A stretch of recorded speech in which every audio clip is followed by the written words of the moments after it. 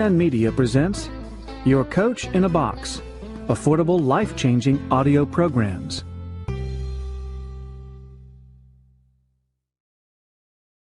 Gildan Audio presents an unabridged recording of Mindset, the New Psychology of Success, How We Can Learn to Fulfill Our Potential, by Carol S. Dweck, Ph.D., read by Marguerite Gavin. This is Carol Dweck. Welcome to the audio of Mindset, the New Psychology of Success.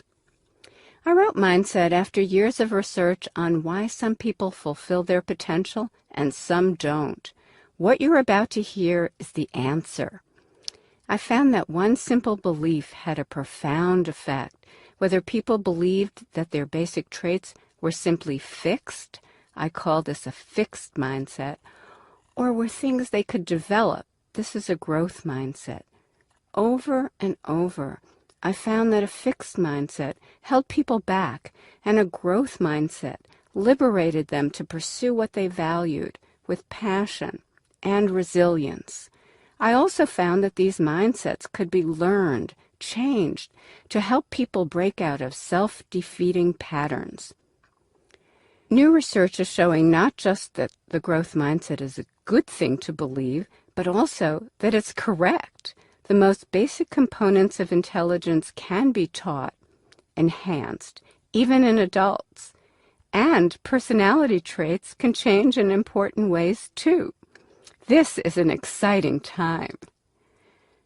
When you write a book, the hope is that it will go out into the world and make contact with, make friends with people all over the globe. I'm happy to report that Mindset is being translated into 17 languages. Also, based on the book and the research in it, I've received awards in social psychology, developmental psychology, and leadership in education.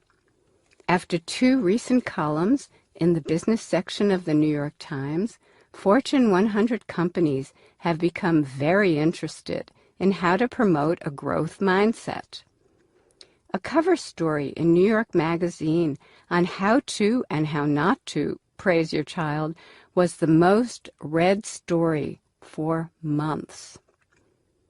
Mindset has spurred changes, innovations in major school systems around the country. Recruiters and coaches from college and professional sports teams, even from the U.S. Olympic Coaching Committee, have said that mindset is revolutionary in its implications for coaching. But the most gratifying thing has been the hundreds of letters from readers who say, "It's working." So many people have said that mindset was the missing link, helping them to see why they or their children or students were struggling and what to do differently. People in business and sports said that instead of just identifying talent, they are seeing results from developing talent. They tell me how this has changed the motivation and performance of coaches and their athletes, of managers, leaders, and their employees. My life's work has been about growth, and it has helped foster my own growth. It is my sincere wish that it will do the same for you, for the people you work with, and the people you live with. Introduction. One day, my students sat me down and ordered me to write this book. They wanted people to be able to use our work to make their lives better. It was something I'd wanted to do for a long time, but it became my #1 priority. My work is part of a tradition in psychology that shows the power of people's beliefs. These may be beliefs we're aware of or unaware of, but they strongly affect what we want and whether we succeed in getting it. This tradition also shows how changing people's beliefs, even the simplest beliefs, can have profound effects. In this book, you'll learn how a simple belief about yourself, a belief we discovered in our research, guides a large part of your life. In fact, it permeates every part of your life. Much of what you think of as your personality actually grows out of this mindset. Much of what may be preventing you from fulfilling your potential grows out of it. No book has ever explained this mindset and shown people how to make use of it in their lives. You'll suddenly understand the greats, in the sciences and arts, in sports, and in business, and the would-have-beens. You'll understand your mate, your boss, your friends, your kids. You'll see how to unleash your potential, and your children's. It is my privilege to share my findings with you. Besides accounts of people from my research, I've filled each chapter with stories both ripped from the headlines and based on my own life and experience, so you can see the mindsets in action. In most cases, names and personal information have been changed to preserve anonymity. In some cases, several people have been condensed into one to make a clearer point. A number of the exchanges are recreated from memory, and I have rendered them to the best of my ability. At the end of each chapter and throughout the last chapter, I show you ways to apply the lessons, ways to recognize the mindset that is guiding your life, to understand how it works, and to change if you wish. Chapter 1. The Mindsets. When I was a young researcher just starting out, something happened that changed my life. I was obsessed with understanding how people cope with failures, and I decided to study it by watching how students grapple with hard problems. So I brought children one at a time to a room in their school, made them feel comfortable, and then gave them a series of puzzles to solve. The first ones were fairly easy, but the next ones were hard. As the students grunted, perspired, and toiled, I watched their strategies and probed what they were thinking and feeling. I expected differences among the children in how they coped with the difficulty, but I saw something I never expected. Confronted with the hard puzzles, one 10-year-old boy pulled up his chair, rubbed his hands together, smacked his lips, and cried out, "I love a challenge!" Another, sweating away on these puzzles, looked up with a pleased expression and said with authority, "You know, I was hoping this would be informative." What's wrong with them? I wondered. I had always thought you coped with failure or you didn't cope with failure. I never thought anyone loved failure. Were these alien children, or were they onto something? Everyone has a role model, someone who pointed the way at a critical moment in their lives. These children were my role models. They obviously knew something I didn't, and I was determined to figure it out, to understand the kind of mindset that could turn a failure into a gift. What did they know? They knew that human qualities, such as intellectual skills, could be cultivated through effort. And that's what they were doing, getting smarter. Not only weren't they discouraged by failure, they didn't even think they were failing. They thought they were learning. I, on the other hand, thought human qualities were carved in stone. You were smart, or you weren't. And failure meant you weren't. It was that simple. If you could arrange successes and avoid failures, at all costs, you could stay smart. Struggles, mistakes, perseverance were just not part of this picture. Whether human qualities are things that can be cultivated or things that are carved in stone is an old issue. What these beliefs mean for you is a new one. What are the consequences of thinking that your intelligence or personality is something you can develop, as opposed to something that is a fixed, deep-seated trait? Let's first look in on the age-old, fiercely waged debate about human nature, and then return to the question of what these beliefs mean for you. Why do people differ? Since the dawn of time, people have thought differently, acted differently, and fared differently from each other. It was guaranteed that someone would ask the question of why people differed, why some people are smarter or more moral, or whether there was something that made them permanently different. Experts lined up on both sides. Some claimed that there was a strong physical basis for these differences, making them unavoidable and unalterable. Through the ages, these alleged physical differences have included bumps on the skull, phrenology, the size and shape of the skull, craniology, and today, genes. Others pointed to the strong differences in people's backgrounds, experiences, training, or ways of learning. It may surprise you to know that a big champion of this view was Alfred Binet, the inventor of the IQ test. Wasn't the IQ test meant to summarize children's unchangeable intelligence? In fact, no. Binet, a Frenchman working in Paris in the early 20th century, designed this test to identify children who were not profiting from the Paris public schools, so that new educational programs could be designed to get them back on track. Without denying individual differences in children's intellects, he believed that education and practice could bring about fundamental changes in intelligence. Here's a quote from one of his major books, Modern Ideas About Children, in which he summarizes his work with hundreds of children with learning difficulties. A few modern philosophers assert that an individual's intelligence is a fixed quantity, a quantity which cannot be increased. We must protest and react against this brutal pessimism. With practice, training, and above all, method, we manage to increase our attention, our memory, our judgment, and literally to become more intelligent than we were before. Who's right? Today, most experts agree that it's not either or. It's not nature or nurture, genes or environment. From conception on, there's a constant give and take between the two. In fact, as Gilbert Gottlieb, an eminent neuroscientist, put it, not only do genes and environment cooperate as we develop, but genes require input from the environment to work properly. At the same time, scientists are learning that people have more capacity for lifelong learning and brain development than they ever thought. Of course, each person has a unique genetic endowment. People may start with different temperaments and different aptitudes, but it is clear that experience, training, and personal effort take them the rest of the way. Robert Sternberg, the present-day guru of intelligence, writes that the major factor in whether people achieve expertise is not some fixed prior ability, but purposeful engagement. Or, as his forerunner Binet recognized, it's not always the people who start out the smartest who end up the smartest. What does all this mean for you? The two mindsets. It's one thing to have pundits spouting their opinions about scientific issues. It's another thing to understand how these views apply to you.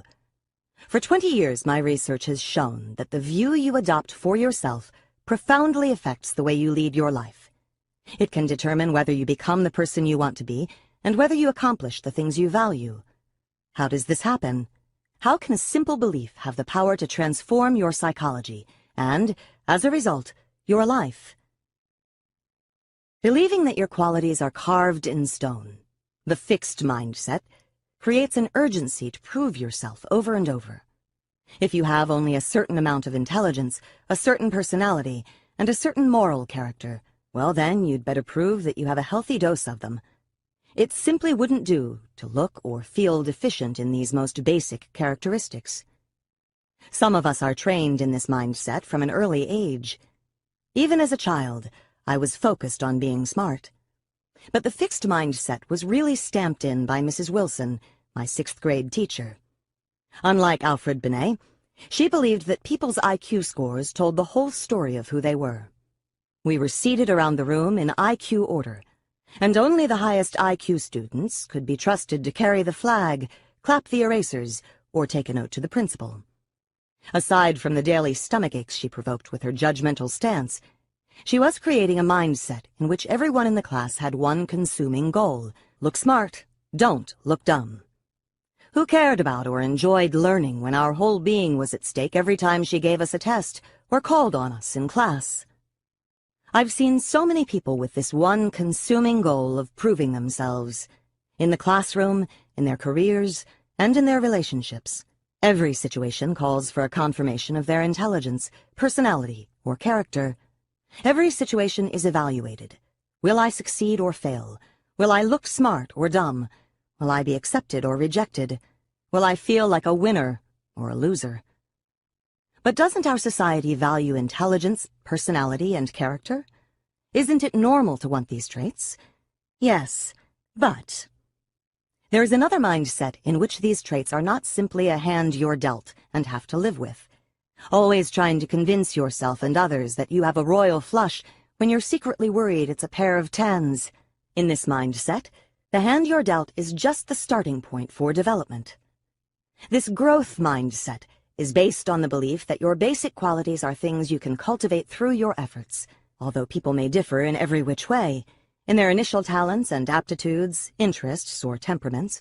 Everyone can change and grow through application and experience. Do people with this mindset believe that anyone can be anything, that anyone with proper motivation or education can become Einstein or Beethoven? No, But they believe that a person's true potential is unknown and unknowable, that it's impossible to foresee what can be accomplished with years of passion, toil, and training. Did you know that Darwin and Tolstoy were considered ordinary children? That Ben Hogan, one of the greatest golfers of all time, was completely uncoordinated and graceless as a child? That the photographer Cindy Sherman, who has been on virtually every list of the most important artists of the 20th century, failed her first photography course?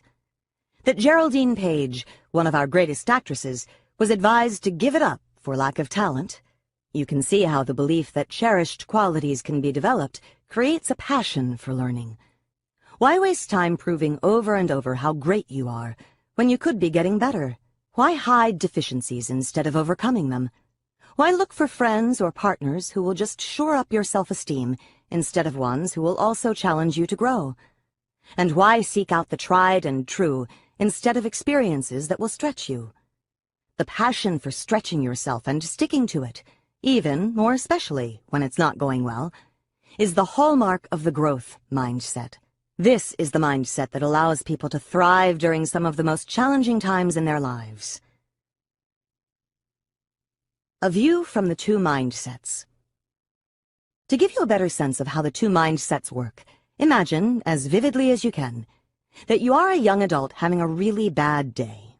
One day you go to a class that is really important to you and that you like a lot. The professor returns the midterm papers to the class. You got a C+. You're very disappointed. That evening, on the way back to your home, you find that you've gotten a parking ticket. Being really frustrated, you call your best friend to share your experience, but are sort of brushed off. What would you think? What would you feel? What would you do? When I asked people with the fixed mindset, this is what they said. I'd feel like a reject. I'm a total failure. I'm an idiot. I'm a loser. I'd feel worthless and dumb. Everyone's better than me. I'm slime. In other words, they'd see what happened as a direct measure of their competence and worth. This is what they'd think about their lives. My life is pitiful. I have no life. Someone upstairs doesn't like me. The world is out to get me. Someone is out to destroy me. Nobody loves me. Everybody hates me. Life is unfair and all efforts are useless. Life stinks. I'm stupid. Nothing good ever happens to me. I'm the most unlucky person on this earth. Excuse me, was there death and destruction, or just a grade, a ticket, and a bad phone call? Are these just people with low self-esteem, or card-carrying pessimists? No. When they aren't coping with failure, they feel just as worthy and optimistic, and bright and attractive, as people with the growth mindset. So how would they cope? I wouldn't bother to put so much time and effort into doing well in anything. In other words, don't let anyone measure you again. Do nothing, stay in bed, get drunk, eat, yell at someone if I get a chance to, eat chocolate, listen to music and pout, go into my closet and sit there, pick a fight with somebody, cry, break something. What is there to do? What is there to do? You know, when I wrote the vignette, I intentionally made the grade a C+, not an F. It was a midterm rather than a final. It was a parking ticket, not a car wreck. They were sort of brushed off, not rejected outright. Nothing catastrophic or irreversible happened.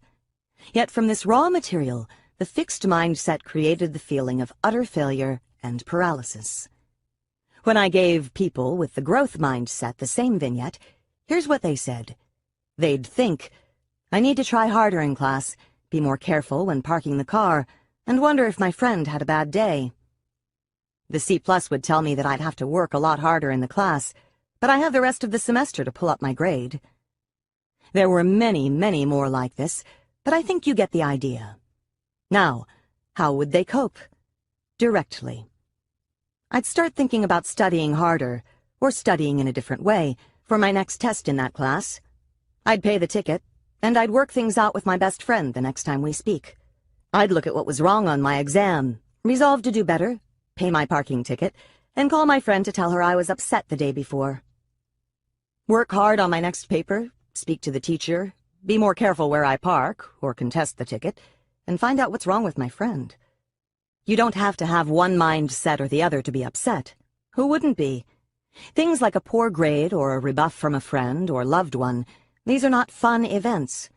No one was smacking their lips with relish.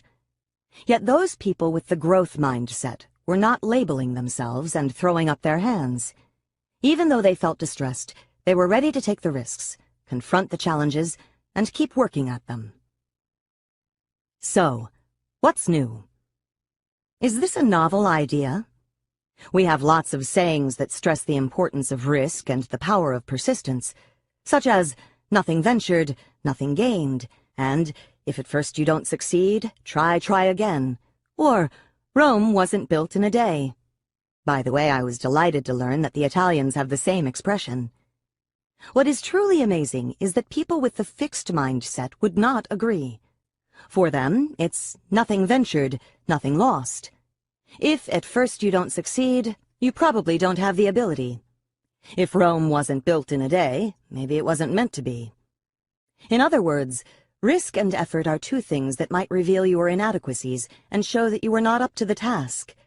In fact, it's startling to see the degree to which people with the fixed mindset do not believe in effort. What's also new is that people's ideas about risk and effort grow out of their more basic mindset. It's not just that some people happen to recognize the value of challenging themselves and the importance of effort. Our research has shown that this comes directly from the growth mindset. When we teach people the growth mindset, with its focus on development, these ideas about challenge and effort follow. Similarly, it's not just that some people happen to dislike challenge and effort.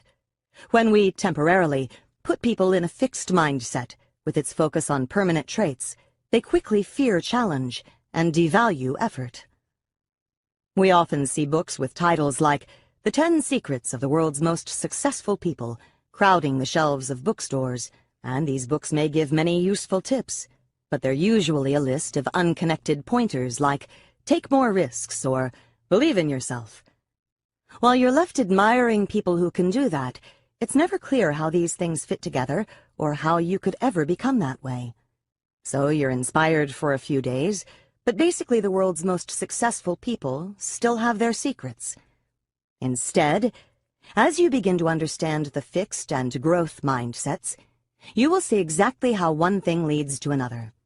How a belief that your qualities are carved in stone leads to a host of thoughts and actions. And how a belief that your qualities can be cultivated leads to a host of different thoughts and actions, taking you down an entirely different road. It's what we psychologists call an aha experience. Not only have I seen this in my research when we teach people a new mindset, but I get letters all the time from people who have read my work. They recognize themselves. As I read your article, I literally found myself saying over and over again, "This is me! This is me!" They see the connections. Your article completely blew me away. I felt I had discovered the secret of the universe. They feel their mindsets reorienting. I can certainly report a kind of personal revolution happening in my own thinking, and this is an exciting feeling. And they can put this new thinking into practice for themselves and others. Your work has allowed me to transform my work with children and see education through a different lens. Or, I just wanted to let you know what an impact, on a personal and practical level, your outstanding research has had for hundreds of students. Self-insight. Who has accurate views of their assets and limitations? Well, maybe the people with the growth mindset don't think they're Einstein or Beethoven, but aren't they more likely to have inflated views of their abilities and try for things they're not capable of? In fact, studies show that people are terrible at estimating their abilities.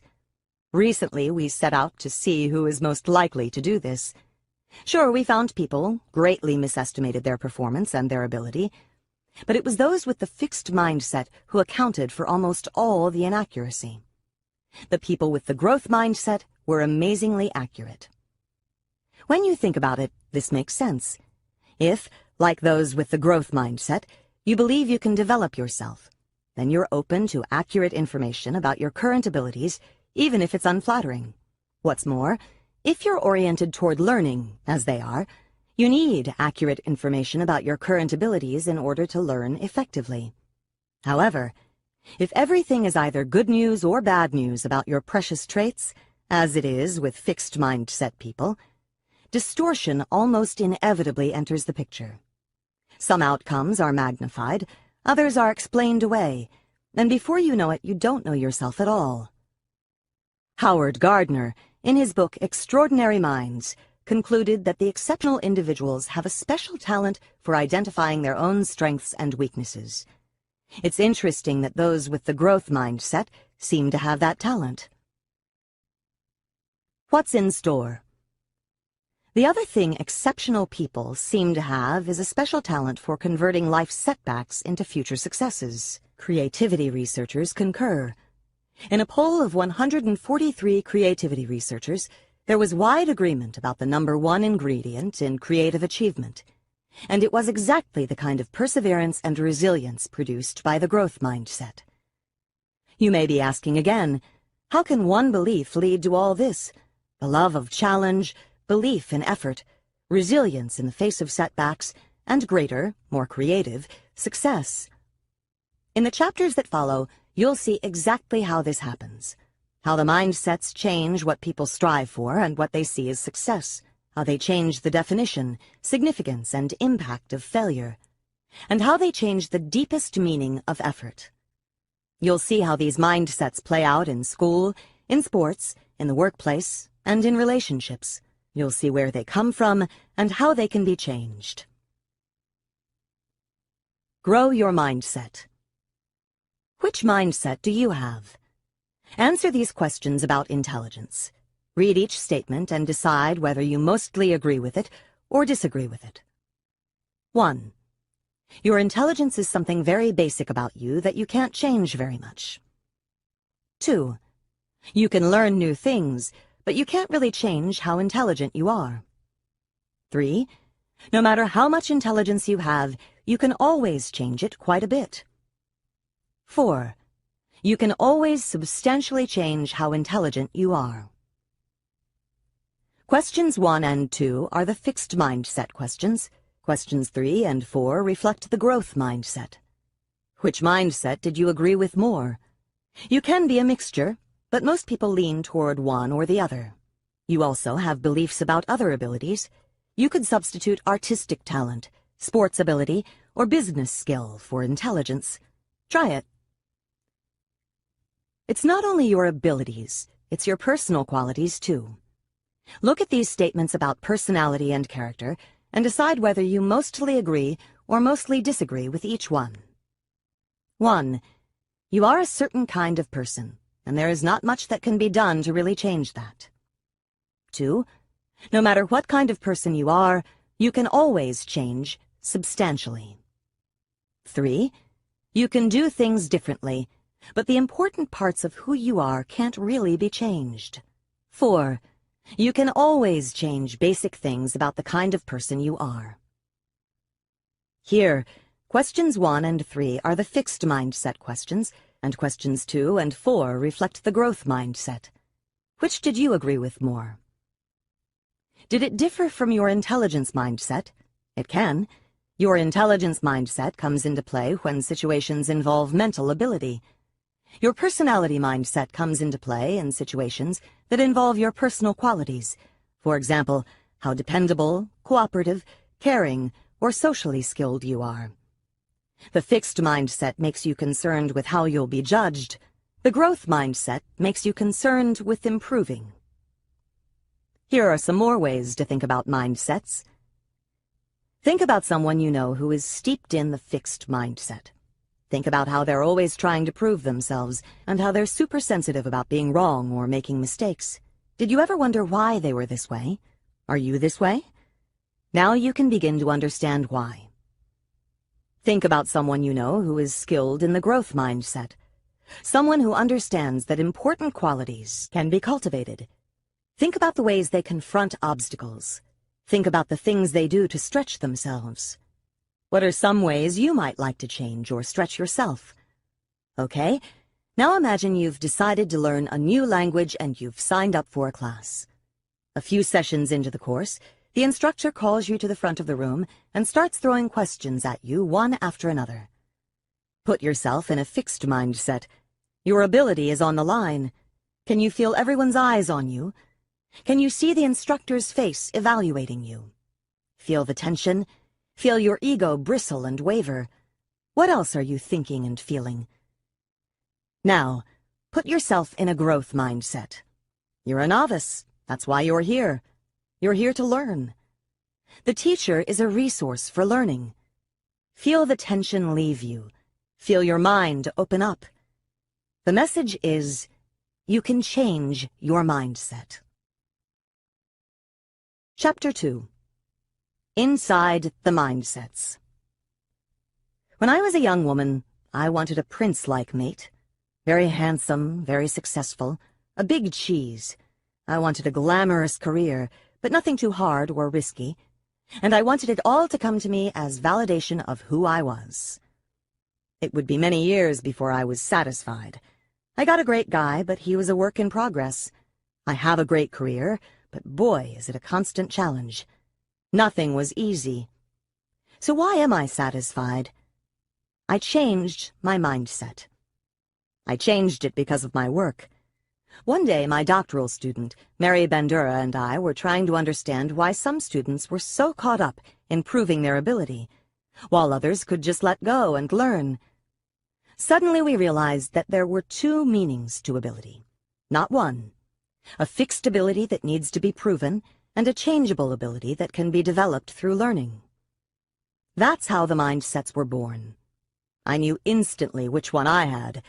I realized why I had always been so concerned about mistakes and failures. And I recognized for the first time that I had a choice. When you enter a mindset, you enter a new world. In one world, the world of fixed traits, success is about proving you're smart or talented, validating yourself. In the other, the world of changing qualities, it's about stretching yourself to learn something new, developing yourself. In one world, failure is about having a setback, getting a bad grade, losing a tournament, getting fired, getting rejected. It means you're not smart or talented.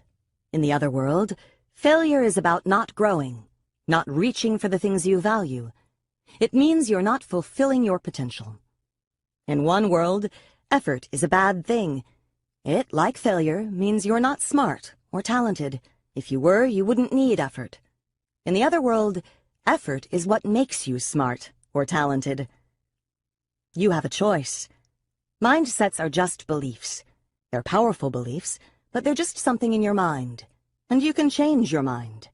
As you read, think about where you'd like to go and which mindset will take you there. Is success about learning or proving you're smart? Benjamin Barber, an eminent sociologist, once said, "I don't divide the world into the weak and the strong, or the successes and the failures. I divide the world into the learners and non-learners." What on earth would make someone a non-learner? Everyone is born with an intense drive to learn. Infants stretch their skills daily, not just ordinary skills, but the most difficult tasks of a lifetime, like learning to walk and talk. They never decide it's too hard or not worth the effort. Babies don't worry about making mistakes or humiliating themselves. They walk, they fall, they get up. They just barge forward. What could put an end to this exuberant learning? The fixed mindset. As soon as children become able to evaluate themselves, some of them become afraid of challenges. They become afraid of not being smart. I have studied thousands of people from preschoolers on, and it's breathtaking how many reject an opportunity to learn. We offered 4-year-olds a choice. They could redo an easy jigsaw puzzle, or they could try a harder one. Even at this tender age, children with the fixed mindset, the ones who believed in fixed traits, stuck with the safe one. Kids who are born smart don't do mistakes, they told us. Children with the growth mindset, the ones who believed you could get smarter, thought it was a strange choice. "Why are you asking me to do this, lady? Why would anyone want to keep doing the same puzzle over and over?" They chose one hard one after another. I'm dying to figure them out, exclaimed one little girl. So children with the fixed mindset want to make sure they succeed. Smart people should always succeed. But for children with the growth mindset, success is about stretching themselves. It's about becoming smarter. One 7th grade girl summed it up. I think intelligence is something you have to work for. It isn't just given to you. Most kids, if they're not sure of an answer, will not raise their hand to answer the question. But what I usually do is raise my hand, because if I'm wrong, then my mistake will be corrected. Or I will raise my hand and say, how would this be solved? Or, I don't get this, can you help me? Just by doing that, I'm increasing my intelligence. Beyond puzzles. It's one thing to pass up a puzzle. It's another to pass up an opportunity that's important to your future. To see if this would happen, we took advantage of an unusual situation. At the University of Hong Kong, everything is in English. Classes are in English, textbooks are in English, and exams are in English. But some students who enter the university are not fluent in English, so it would make sense for them to do something about it in a hurry. As students arrived to register for their freshman year, we knew which ones were not skilled in English, and we asked them a key question. If the faculty offered a course for students who need to improve their English skills, would you take it? We also measured their mindset. We did this by asking them how much they agreed with statements like this: you have a certain amount of intelligence, and you can't really do much to change it. People who agree with this kind of statement have a fixed mindset. Those who have a growth mindset agree that you can always substantially change how intelligent you are. Later, we looked at who said yes to the English course.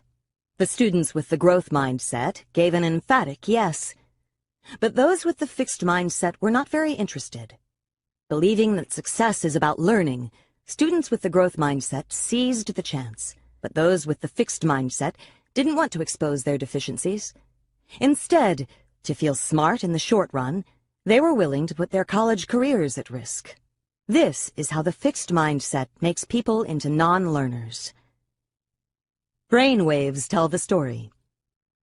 You can even see the difference in people's brain waves. People with both mindsets came into our brainwave lab at Columbia. As they answered hard questions and got feedback, we were curious about when their brain waves would show them to be interested and attentive. People with a fixed mindset were only interested when the feedback reflected on their ability. Their brain waves showed them paying close attention when they were told whether their answers were right or wrong. But when they were presented with information that could help them learn, there was no sign of interest. Even when they'd gotten an answer wrong, they were not interested in learning what the right answer was. Only people with a growth mindset paid close attention to information that could stretch their knowledge. Only for them was learning a priority. What's your priority? If you had to choose, which would it be? Loads of success and validation, or lots of challenge? It's not just on intellectual tasks that people have to make these choices. People also have to decide what kinds of relationships they want. Ones that bolster their egos, or ones that challenge them to grow. Who is your ideal mate? We put this question to young adults, and here's what they told us. People with the fixed mindset said the ideal mate would put them on a pedestal, make them feel perfect, worship them. In other words, the perfect mate would enshrine their fixed qualities. My husband says that he used to feel this way, that he wanted to be the god of a one person, his partner's, religion. Fortunately, he chucked this idea before he met me. People with the growth mindset hoped for a different kind of partner.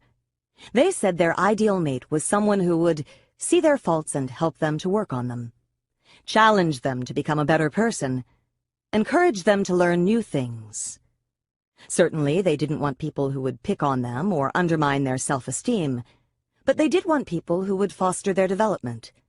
They didn't assume they were fully evolved, flawless beings who had nothing more to learn. Are you already thinking, uh-oh, what if two people with different mindsets get together? A growth mindset woman tells about her marriage to a fixed mindset man. I had barely gotten all the rice out of my hair when I began to realize I made a big mistake. Every time I said something like, "Why don't we try to go out a little more?" or, I'd like it if you consulted me before making decisions. He was devastated. Then, instead of talking about the issue I raised, I'd have to spend literally an hour repairing the damage and making him feel good again.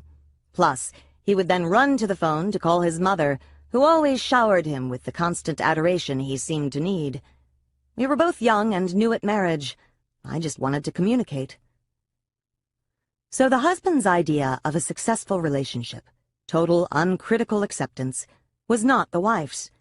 And the wife's idea of a successful relationship, confronting problems, was not the husband's. One person's growth was the other person's nightmare. CEO disease. Speaking of reigning from atop a pedestal and wanting to be seen as perfect, you won't be surprised that this is often called CEO disease. Lee Iacocca had a bad case of it. After his initial success at head of Chrysler Motors, Iacocca looked remarkably like our 4-year-olds with the fixed mindset. He kept bringing out the same car models over and over with only superficial changes. Unfortunately, they were models no one wanted anymore. Meanwhile, Japanese companies were completely rethinking what cars should look like and how they should run. We know how this turned out. The Japanese cars rapidly swept the market. CEOs face this choice all the time. Should they confront their shortcomings, or should they create a world where they have none? Lee Iacocca chose the latter. He surrounded himself with worshippers, exiled the critics, and quickly lost touch with where his field was going. Lee Iacocca became a non-learner. But not everyone catches CEO disease. Many great leaders confront their shortcomings on a regular basis. Darwin Smith, looking back on his extraordinary performance at Kimberly-Clark, declared, "I never stopped trying to be qualified for the job." These men, like the Hong Kong students with the growth mindset, never stopped taking the remedial course. CEOs face another dilemma. They can choose short-term strategies that boost the company's stock and make themselves look like heroes, or they can work for long-term improvement, risking Wall Street's disapproval as they lay the foundation for the health and growth of the company over the longer haul. Albert Dunlap, a self-professed fixed mindsetter, was brought in to turn around Sunbeam. He chose the short-term strategy of looking like a hero to Wall Street. The stock soared, but the company fell apart. Lou Gerstner, an avowed growth mindsetter, was called in to turn around IBM. As he set about the enormous task of overhauling IBM culture and policies, stock prices were stagnant, and Wall Street sneered. They called him a failure. A few years later, however, IBM was leading its field again. Stretching. People in a growth mindset don't just seek challenge. They thrive on it. The bigger the challenge, the more they stretch. And nowhere can it be seen more clearly than in the world of sports. You can just watch people stretch and grow. Mia Hamm, the greatest female soccer star of her time, says it straight out. "All my life I've been playing up, meaning I've challenged myself with players older, bigger, more skillful, more experienced. In short, better than me." First, she played with her older brother. Then, at 10, she joined the 11-year-old boys' team. Then she threw herself into the #1 college team in the United States. Each day I attempted to play up to their level, and I was improving faster than I ever dreamed possible. Patricia Miranda was a chubby, unathletic high school kid who wanted to wrestle. After a bad beating on the mat, she was told, "You're a joke." First she cried, then she felt, "That really set my resolve. I had to keep going and had to know if effort and focus and belief and training could somehow legitimize me as a wrestler." Where did she get this resolve? Miranda was raised in a life devoid of challenge. But when her mother died of an aneurysm at age 40, 10-year-old Miranda came up with a principle. When you're lying on your deathbed, one of the cool things to say is, "I really explored myself." This sense of urgency was instilled when my mom died. If you only go through life doing stuff that's easy, shame on you. So when wrestling presented a challenge, she was ready to take it on. Her effort paid off. At 24, Miranda was having the last laugh. She won the spot for her weight group on the U.S. Olympic team and came home from Athens with a bronze medal. And what was next? Yale Law School. People urged her to stay where she was already on top, but Miranda felt it was more exciting to start at the bottom again and see what she could grow into this time. Stretching beyond the possible. Sometimes people with the growth mindset stretch themselves so far that they do the impossible. In 1995, Christopher Reeve, the actor, was thrown from a horse. His neck was broken, his spinal cord was severed from his brain, and he was completely paralyzed below the neck. Medical science said, "So sorry, come to terms with it." Reeve, however, started a demanding exercise program that involved moving all parts of his paralyzed body with the help of electrical stimulation. Why couldn't he learn to move again? Why couldn't his brain once again give commands that his body would obey? Doctors warned that he was in denial and setting himself up for disappointment. They had seen this before, and it was a bad sign for his adjustment. But really, what else was Reeve doing with his time? Was there a better project? 5 years later, Reeve started to regain movement. First it happened in his hands, then his arms, then legs, and then torso. He was far from cured, but brain scans showed that his brain was once more sending signals to his body that the body was responding to. Not only did Reeve stretch his abilities, he changed the entire way science thinks about the nervous system and its potential for recovery. In doing so, he opened a whole new vista for research and a whole new avenue of hope for people with spinal cord injuries. Thriving on the sure thing. Clearly, people with the growth mindset thrive when they're stretching themselves. When do people with the fixed mindset thrive? When things are safely within their grasp. If things get too challenging, when they're not feeling smart or talented, they lose interest. I watched it happen as we followed pre-med students through their first semester of chemistry.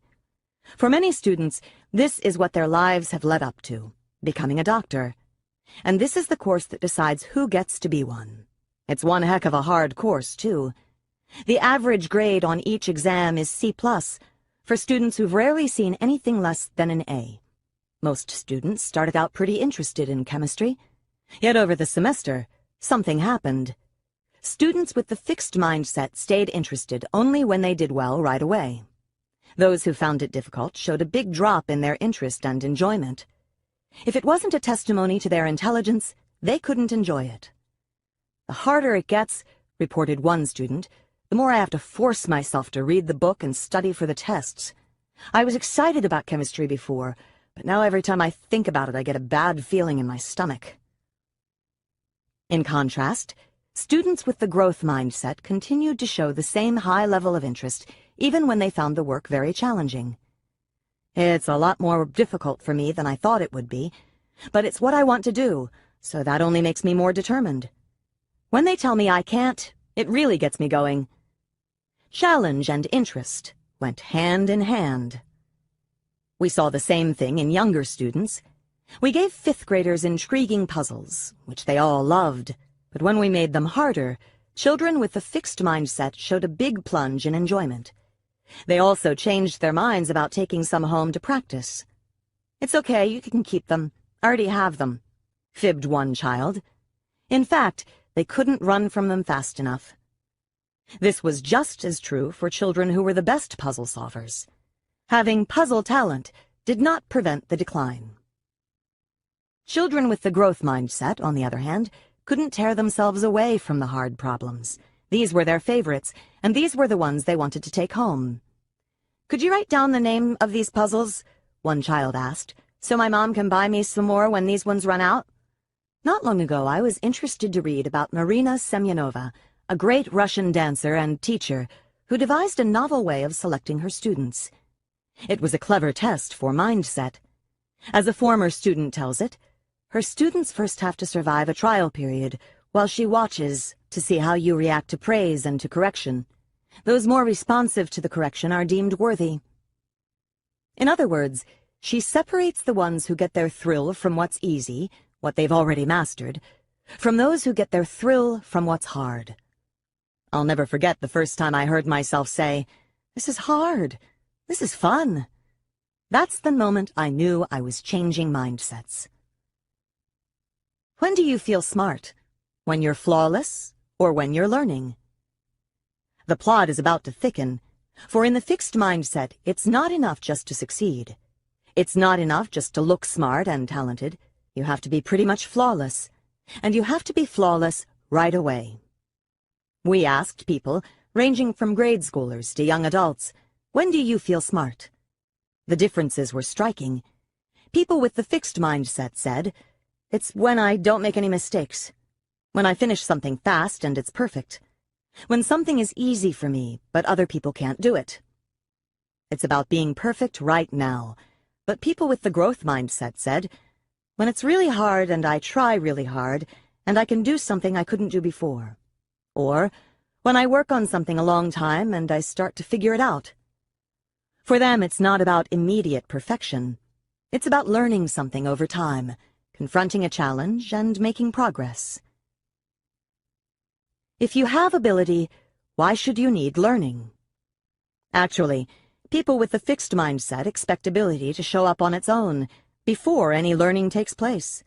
After all, if you have it, you have it, and if you don't, you don't. I see this all the time. Out of all the applicants from all over the world, my department at Columbia admitted 6 new graduate students a year. They all had amazing test scores, nearly perfect grades, and rave recommendations from eminent scholars. Moreover, they'd been courted by the top grad schools. It took one day for some of them to feel like complete imposters. Yesterday they were hotshots, today they're failures. Here's what happens. They look at the faculty with our long list of publications. Oh my God, I can't do that. They look at the advanced students who are submitting articles for publication and writing grant proposals. Oh my God, I can't do that. They know how to take tests and get A's, but they don't know how to do this. Yet. They forget the yet. Isn't that what school is for? To teach.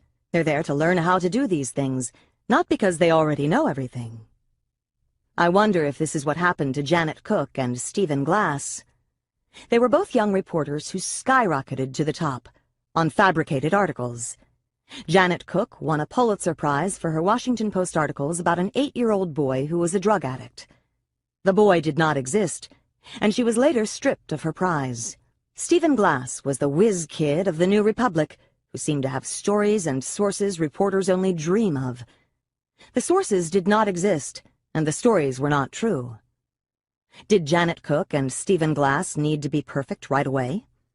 Did they feel that admitting ignorance would discredit them with their colleagues?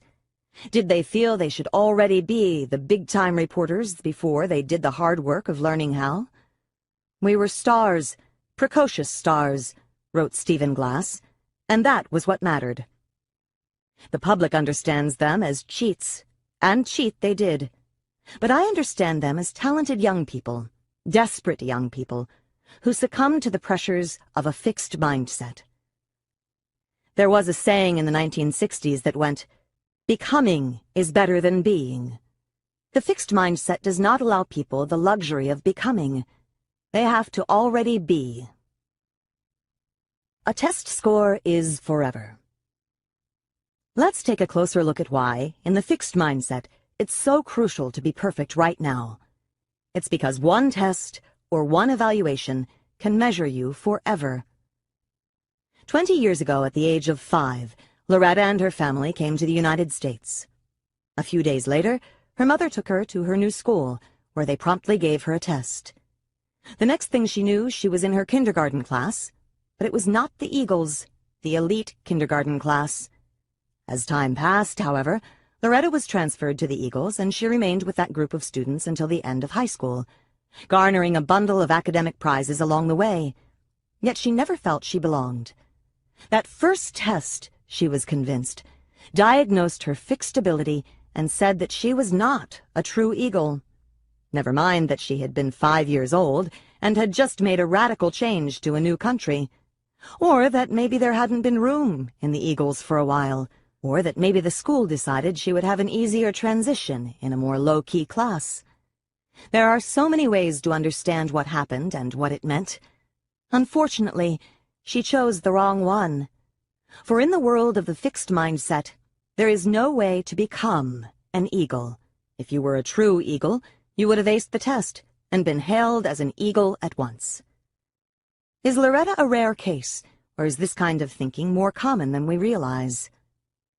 To find out, we showed fifth graders a closed cardboard box and told them it had a test inside. This test, we said, measured an important school ability. We told them nothing more. Then we asked them questions about the test. First, we wanted to make sure that they'd accept our description, so we asked them, "How much do you think this test measures an important school ability?" All of them had taken our word for it. Next, we asked, "Do you think this test measures how smart you are?" And, "Do you think this test measures how smart you'll be when you grow up?" Students with the growth mindset had taken our word that the test measured an important ability, but they didn't think it measured how smart they were, and they certainly didn't think it would tell them how smart they'd be when they grew up. In fact, one of them told us, "No way, ain't no test can do that." But the students with the fixed mindset didn't simply believe the test could measure an important ability. They also believed, just as strongly, that it could measure how smart they were, and how smart they'd be when they grew up.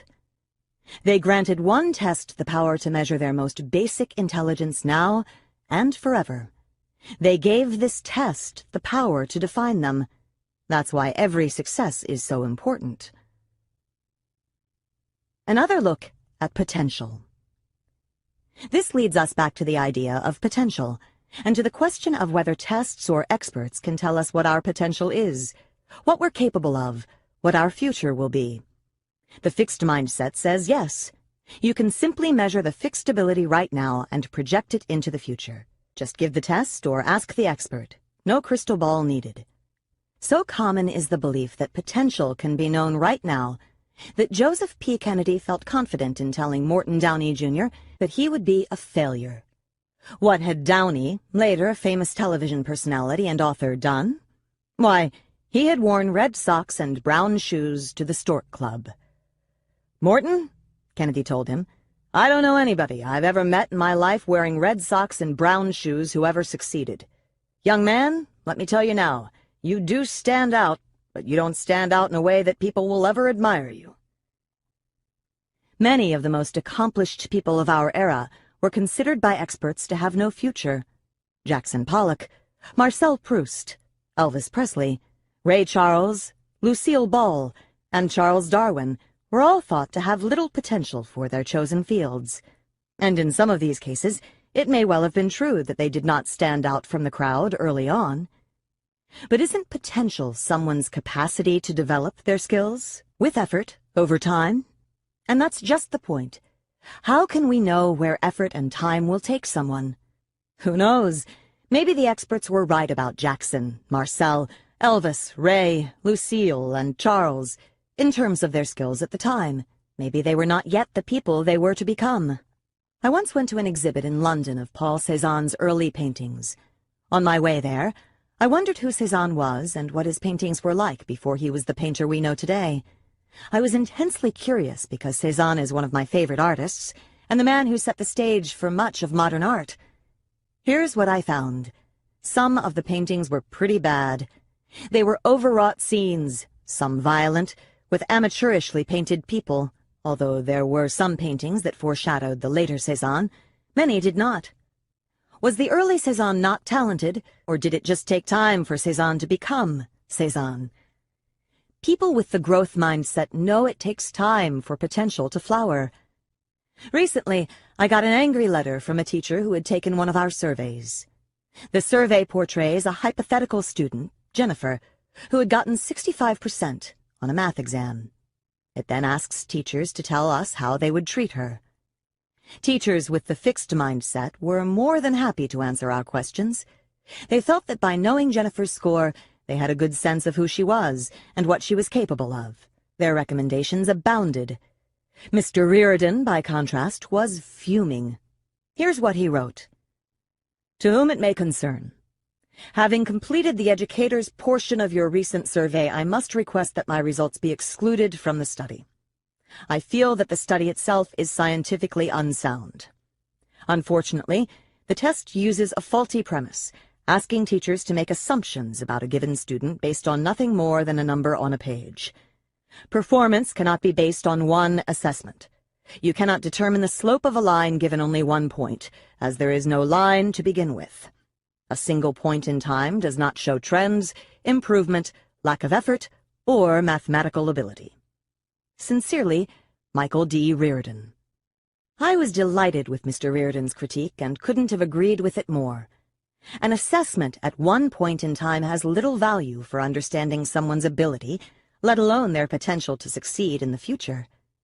It was disturbing how many teachers thought otherwise, and that was the point of our study. The idea that one evaluation can measure you forever is what creates the urgency for those with the fixed mindset. That's why they must succeed perfectly and immediately. Who can afford the luxury of trying to grow when everything is on the line right now? Is there another way to judge potential? NASA thought so. When they were soliciting applications for astronauts, they rejected people with pure histories of success and instead selected people who had had significant failures and bounced back from them. Jack Welch, the celebrated CEO of General Electric, chose executives on the basis of runway, their capacity for growth. And remember Marina Semyonova, the famed ballet teacher, who chose the students who were energized by criticism. They were all rejecting the idea of fixed ability and selecting instead for mindset. Proving you're special. When people with the fixed mindset opt for success over growth, what are they really trying to prove? That they're special, even superior. When we ask them, "When do you feel smart?" so many of them talked about times they felt like a special person, someone who was different from and better than other people. Until I discovered the mindsets and how they work, I too thought of myself as more talented than others, maybe even more worthy than others because of my endowments. The scariest thought, which I rarely entertained, was the possibility of being ordinary. This kind of thinking led me to need constant validation. Every comment, every look was meaningful. It registered on my intelligence scorecard, my attractiveness scorecard, my likability scorecard. If a day went well, I could bask in my high numbers. One bitter cold winter night, I went to the opera. That night, the opera was everything you hope for, and everyone stayed until the very end, not just the end of the opera, but through all the curtain calls. Then we all poured into the street, and we all wanted taxis. I remember it clearly. It was after midnight, it was 7 degrees, there was a strong wind, and as time went on, I became more and more miserable. There I was, part of an undifferentiated crowd. What chance did I have? Suddenly, a taxi pulled up right next to me. The handle of the back door lined up perfectly with my hand, and as I entered, the driver announced, "You were different." I lived for those moments. Not only was I special, it could be detected from a distance. The self-esteem movement encourages this kind of thinking, and has even invented devices to help confirm your superiority. I recently came across an ad for such a product. 2 of my friends send me an illustrated list each year of the top 10 things they didn't get me for Christmas. From January through November, they clip candidate items from catalogs or download them from the internet. In December, they select the winners. One of my all-time favorites is the pocket toilet, which you fold up and return to your pocket after using. This year, my favorite was the "I Love Me" mirror. A mirror with "I love me" in huge capital letters written across the bottom half. By looking into it, you can administer the message to yourself and not wait for the outside world to announce your specialness. Of course, the mirror is harmless enough. The problem is when special begins to mean better than others. A more valuable human being, a superior person, an entitled person. Special, superior, entitled. John McEnroe had a fixed mindset. He believed that talent was all. He did not love to learn. He did not thrive on challenges. When the going got rough, he often folded. As a result, by his own admission, he did not fulfill his potential. But his talent was so great that he was the #1 tennis player in the world for 4 years. Here he tells us what it was like to be #1. McEnroe used sawdust to absorb the sweat on his hands during a match. This time the sawdust was not to his liking, so he went over to the can of sawdust and knocked it over with his racket. His agent, Gary, came dashing over to find out what was wrong. "You call that sawdust?" I said. I was actually screaming at him. The sawdust was ground too fine. "This looks like rat poison. Can't you get anything right?" So Gary ran out, and 20 minutes later came back with a fresh can of coarser sawdust, and $20 less in his pocket. He'd had to pay a union employee to grind up a 2x4. This is what it was like to be number one. He goes on to tell us about how he once threw up all over a dignified Japanese lady who was hosting him. The next day she bowed, apologized to him, and presented him with a gift.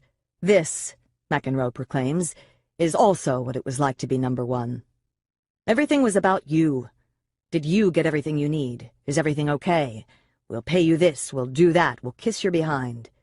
You only have to do what you want. Your reaction to anything else is, get the hell out of here. For a long time I didn't mind it a bit. Would you?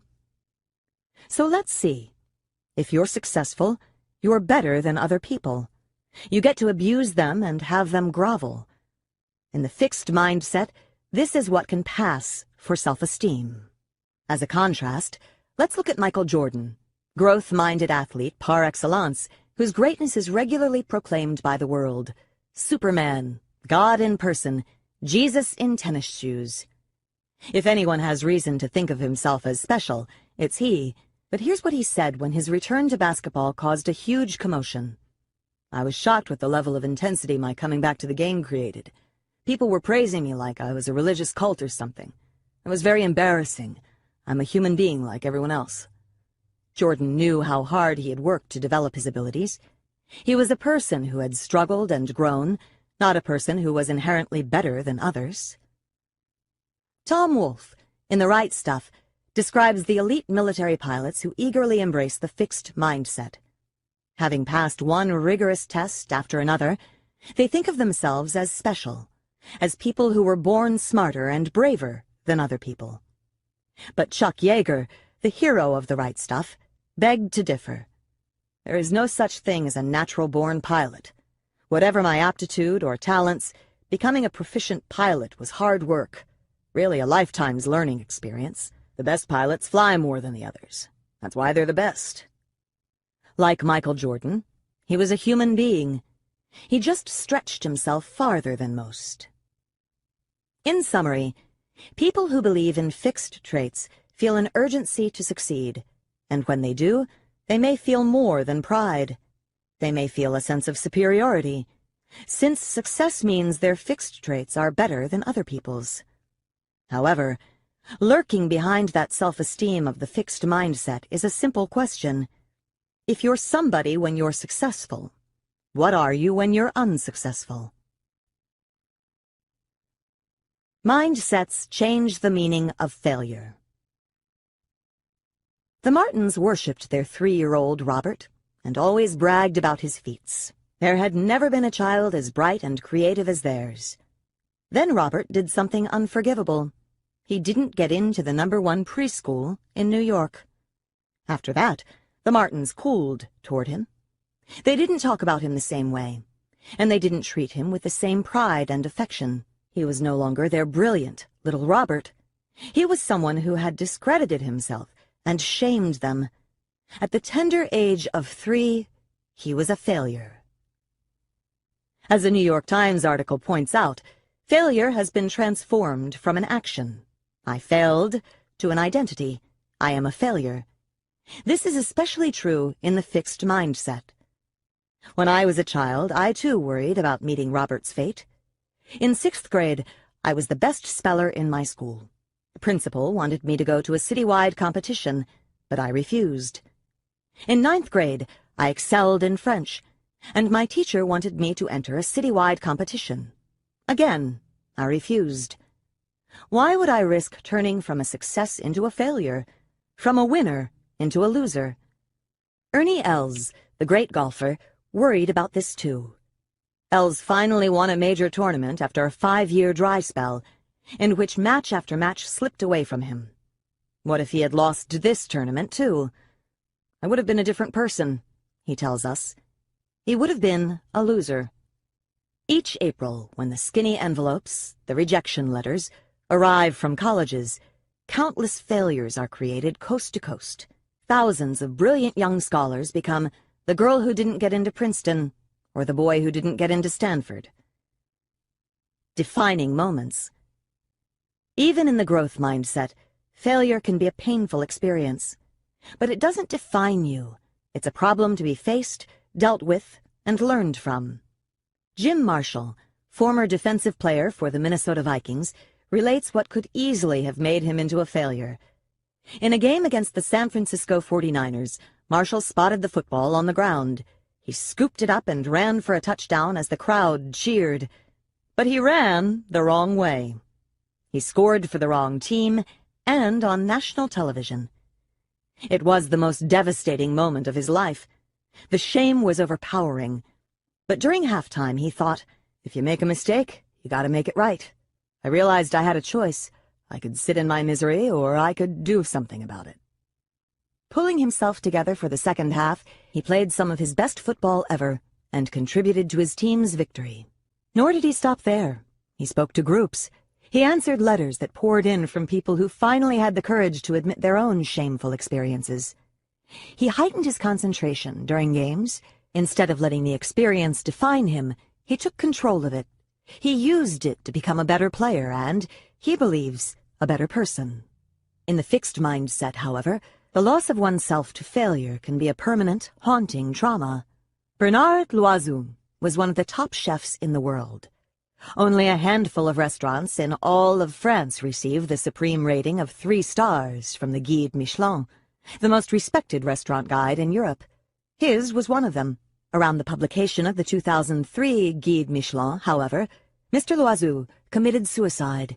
He had lost 2 points in another guide, going from a 19 out of 20 to a 17 in the Gol Milon, and there were rampant rumors that he would lose one of his 3 stars in the new Guide. Although he did not, the idea of failure had possessed him. Loiseau had been a pioneer. He was one of the first to advance the nouveau cuisine, trading the traditional butter and cream sauces of French cooking for the brighter flavors of the foods themselves. A man of tremendous energy, he was also an entrepreneur. Besides his 3-star restaurant in Burgundy, he had created 3 eateries in Paris, numerous cookbooks, and a line of frozen foods. I'm like Yves Saint Laurent, he told people. I do both haute couture and ready-to-wear. A man of such talent and originality could easily have planned for a satisfying future, with or without the 2 points or the 3rd star.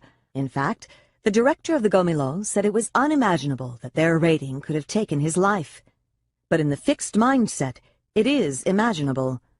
Their lower rating gave him a new definition of himself. Failure. Has been. It's striking what counts as failure in the fixed mindset. So on a lighter note, my success is your failure. Last summer, my husband and I went to a dude ranch, something very novel since neither of us had ever made contact with a horse. One day, we signed up for a lesson in fly fishing. It was taught by a wonderful 80-year-old cowboy-type fisherman who showed us how to cast the fishing line and then turned us loose. We soon realized that he had not taught us how to recognize when the trout bit the lure. They don't tug on the line. You have to watch for a bubble in the water.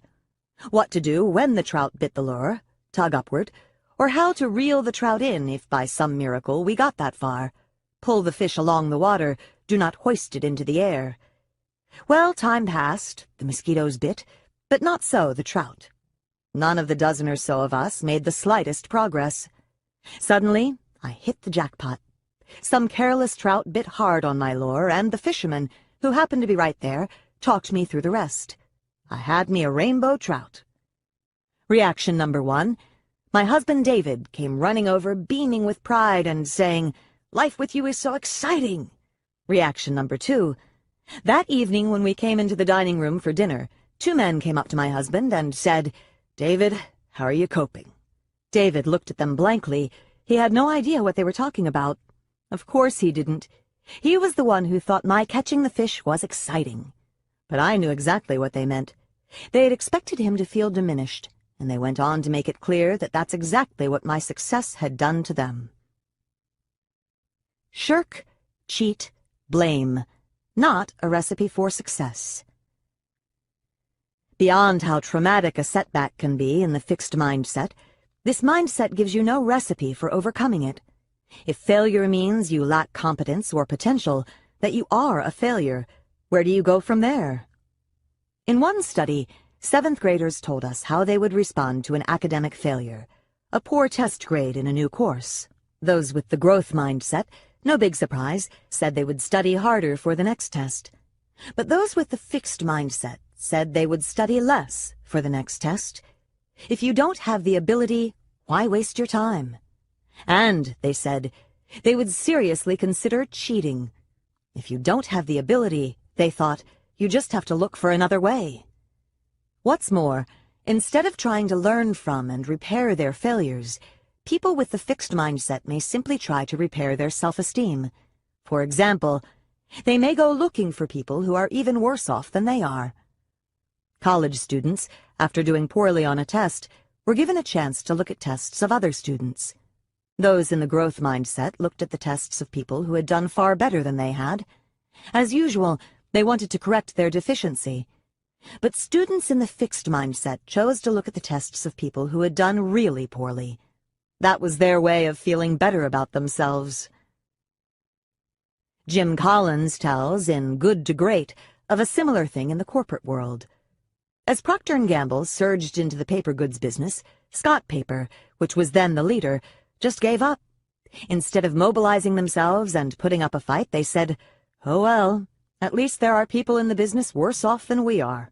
Another way people with the fixed mindset try to repair their self-esteem after a failure is by assigning blame or making excuses.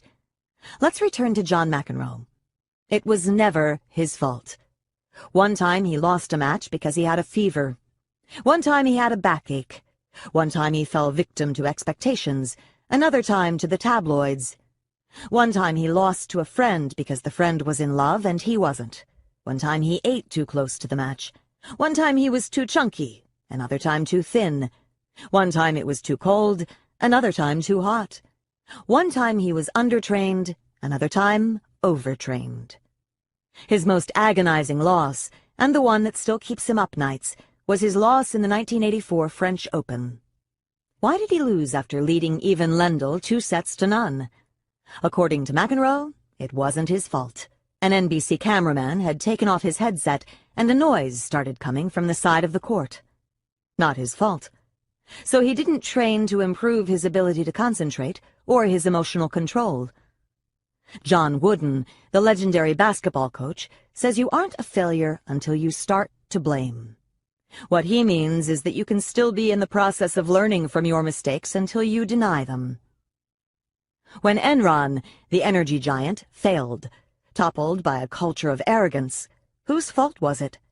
Not mine, insisted Jeffrey Skilling, the CEO and resident genius. It was the world's fault. The world did not appreciate what Enron was trying to do. What about the Justice Department's investigation into massive corporate deception? A witch hunt. Jack Welch, the growth-minded CEO, had a completely different reaction to one of General Electric's fiascos. In 1986, General Electric bought Kidder Peabody, a Wall Street investment banking firm. Soon after the deal closed, Kidder Peabody was hit with a big insider trading scandal. A few years later, calamity struck again in the form of Joseph Jett, a trader who made a bunch of fictitious trades to the tune of hundreds of millions to pump up his bonus. Welch phoned 14 of his top GE colleagues to tell them the bad news and to apologize personally. "I blamed myself for the disaster," Welch said. Mindset and depression. Maybe Bernard Loiseau, the French chef, was just depressed. Were you thinking that? As a psychologist and an educator, I'm vitally interested in depression. It runs wild on college campuses, especially in February and March. The winter is not over, the summer is not in sight, work has piled up, and relationships are often frayed. Yet it's been clear to me for a long time that different students handle depression in dramatically different ways. Some let everything slide. Others, though feeling wretched, hang on. They drag themselves to class, keep up with their work, and take care of themselves, so that when they feel better, their lives are intact. Not long ago, We decided to see whether mindsets play a role in this difference. To find out, we measured students' mindsets and then had them keep an online diary for 3 weeks in February and March. Every day they answered questions about their mood, their activities, and how they were coping with problems. Here's what we discovered. First, the students with the fixed mindset had higher levels of depression. Our analyses showed that this was because they ruminated over their problems and setbacks, essentially tormenting themselves with the idea that the setbacks meant they were incompetent or unworthy. It just kept circulating in my head. You're a dope. I just couldn't let go of the thought that this made me less of a man. Again, failures labeled them and left them no route to success. And the more depressed they felt, the more they let things go, the less they took action to solve their problems. For example, they didn't study what they needed to, they didn't hand in their assignments on time, and they didn't keep up with their chores. Although students with the fixed mindset showed more depression, there were still plenty of people with the growth mindset who felt pretty miserable, this being peak season for depression. And here we saw something really amazing. The more depressed people with the growth mindset felt, the more they took action to confront their problems, the more they made sure to keep up with their schoolwork, and the more they kept up with their lives. The worse they felt, the more determined they became. In fact, from the way they acted, it might have been hard to know how despondent they were. Here is a story a young man told me. I was a freshman, and it was the first time I had been away from home. Everyone was a stranger, the courses were hard, and as the year wore on, I felt more and more depressed. Eventually, it reached a point where I could hardly get out of bed in the morning. But every day, I forced myself to get up, shower, shave, and do whatever it was I needed to do. One day, I really hit a low point, and I decided to ask for help. So I went to the teaching assistant in my psychology course and asked for her advice. "Are you going to your classes?" she asked. "Yes," I replied. "Are you keeping up with your reading?" "Yes." "Are you doing okay on your exams?" "Yes." "Well," she informed me, "then you're not depressed."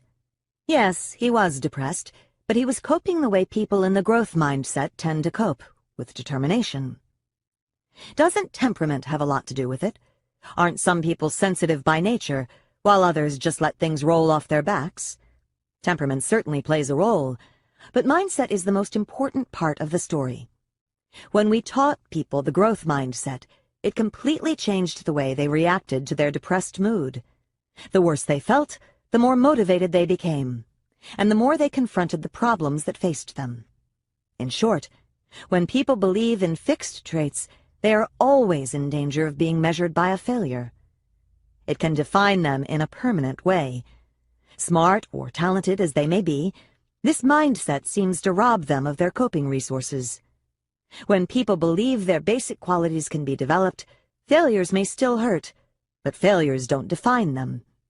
And if abilities can be expanded, if change and growth are possible, then there are still many paths to success. Mindsets change the meaning of effort. As children, we were given a choice between the talented but erratic hare and the plodding but steady tortoise. The lesson was supposed to be that slow and steady wins the race. But really, did any of us ever want to be the tortoise? No, we just wanted to be a less foolish hare. We wanted to be as swift as the wind and a bit more strategic, say not taking quite so many snoozes before the finish line. After all, everyone knows you have to show up in order to win.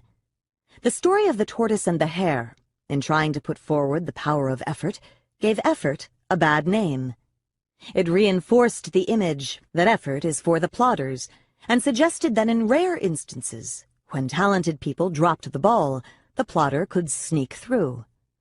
The little engine that could, the saggy-baggy elephant, and the scruffy tugboat, they were cute, they were often overmatched, and we were happy for them when they succeeded. In fact, to this day I remember how fond I was of those little creatures, or machines, but no way did I identify with them. The message was, if you're fortunate enough to be the runt of the litter, if you lack endowment, you don't have to be an utter failure.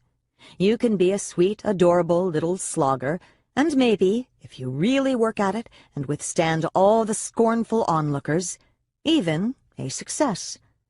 Thank you very much. I'll take the endowment. The problem was that these stories made it into an either-or. Either you have ability, or you expend effort. And this is part of the fixed mindset. Effort is for those who don't have the ability. People with the fixed mindset tell us, if you have to work at something, you must not be good at it. They add, things come easily to people who are true geniuses. I was a young assistant professor in the psychology department at the University of Illinois. Late one night, I was passing the psychology building and noticed that the lights were on in some faculty offices. Some of my colleagues were working late. They must not be as smart as I am, I thought to myself. It never occurred to me that they might be just as smart and more hard-working. For me, it was either or, and it was clear I valued the either over the or. Malcolm Gladwell, the author and New Yorker writer, has suggested that as a society we value natural, effortless accomplishment over achievement through effort. We endow our heroes with superhuman abilities that led them inevitably toward their greatness. It's as if Midori popped out of the womb fiddling, Michael Jordan dribbling, and Picasso doodling. This captures the fixed mindset perfectly, and it's everywhere. A report from researchers at Duke University sounds an alarm about the anxiety and depression among female undergraduates who aspire to effortless perfection. They believe they should display perfect beauty, perfect womanhood, and perfect scholarship, all without trying, or at least without appearing to try. Americans aren't the only people who disdain effort. French executive Pierre Chevalier says, "We are not a nation of effort. After all, if you have savoir-faire, a mixture of know-how and cool, you do things effortlessly." People with the growth mindset, however, believe something very different. For them, even geniuses have to work hard for their achievements. And what's so heroic, they would say, about having a gift? They may appreciate endowment, but they admire effort. For no matter what your ability is, effort is what ignites that ability and turns it into accomplishment. Seabiscuit. Here was a horse who was so broken, he was supposed to be put to sleep. In fact, here was a whole team of people, the jockey, the owner, the trainer, who were damaged in one way or another. Yet through their dogged determination and against all odds, they transformed themselves into winners. A down-and-out nation saw this horse and rider as a symbol of what could be accomplished through grit and spirit. Equally moving is the parallel story about Seabiscuit's author, Laura Hillenbrand. Felled in her college years by severe, recurrent chronic fatigue that never went away, she was often unable to function. Yet something in the story of the horse who could gripped and inspired her, so that she was able to write a heartfelt, magnificent story about the triumph of will. The book was a testament to Seabiscuit's triumph, and her own equally. Seen through the lens of the growth mindset, these are stories about the transformative power of effort. The power of effort to change your ability and to change you as a person. But filtered through the fixed mindset, it's a great story about 3 men and a horse, all with deficiencies, who had to try very hard. High effort, the big risk. From the point of view of the fixed mindset, effort is only for people with deficiencies. And when people already know they're deficient, they have nothing to lose by trying. But if your claim to fame is not having any deficiencies, if you're considered a genius, a talent, or a natural, then you have a lot to lose. Effort can reduce you. Nadia Salerno-Sonnenberg made her violin debut at the age of 10 with the Philadelphia Orchestra. Yet when she arrived at Juilliard to study with Dorothy DeLay, the great violin teacher, she had a repertoire of awful habits. Her fingerings and bowings were awkward, and she held her violin in the wrong position, but she refused to change. After several years, she saw the other students catching up, and even surpassing her, and by her late teens she had a crisis of confidence. I was used to success, to the prodigy label in newspapers, and now I felt like a failure. This prodigy was afraid of trying. Everything I was going through boiled down to fear of trying and failing. If you go to an audition and don't really try, if you're not really prepared, if you didn't work as hard as you could have and you don't win, you have an excuse. Nothing is harder than saying, I gave it my all, and it wasn't good enough.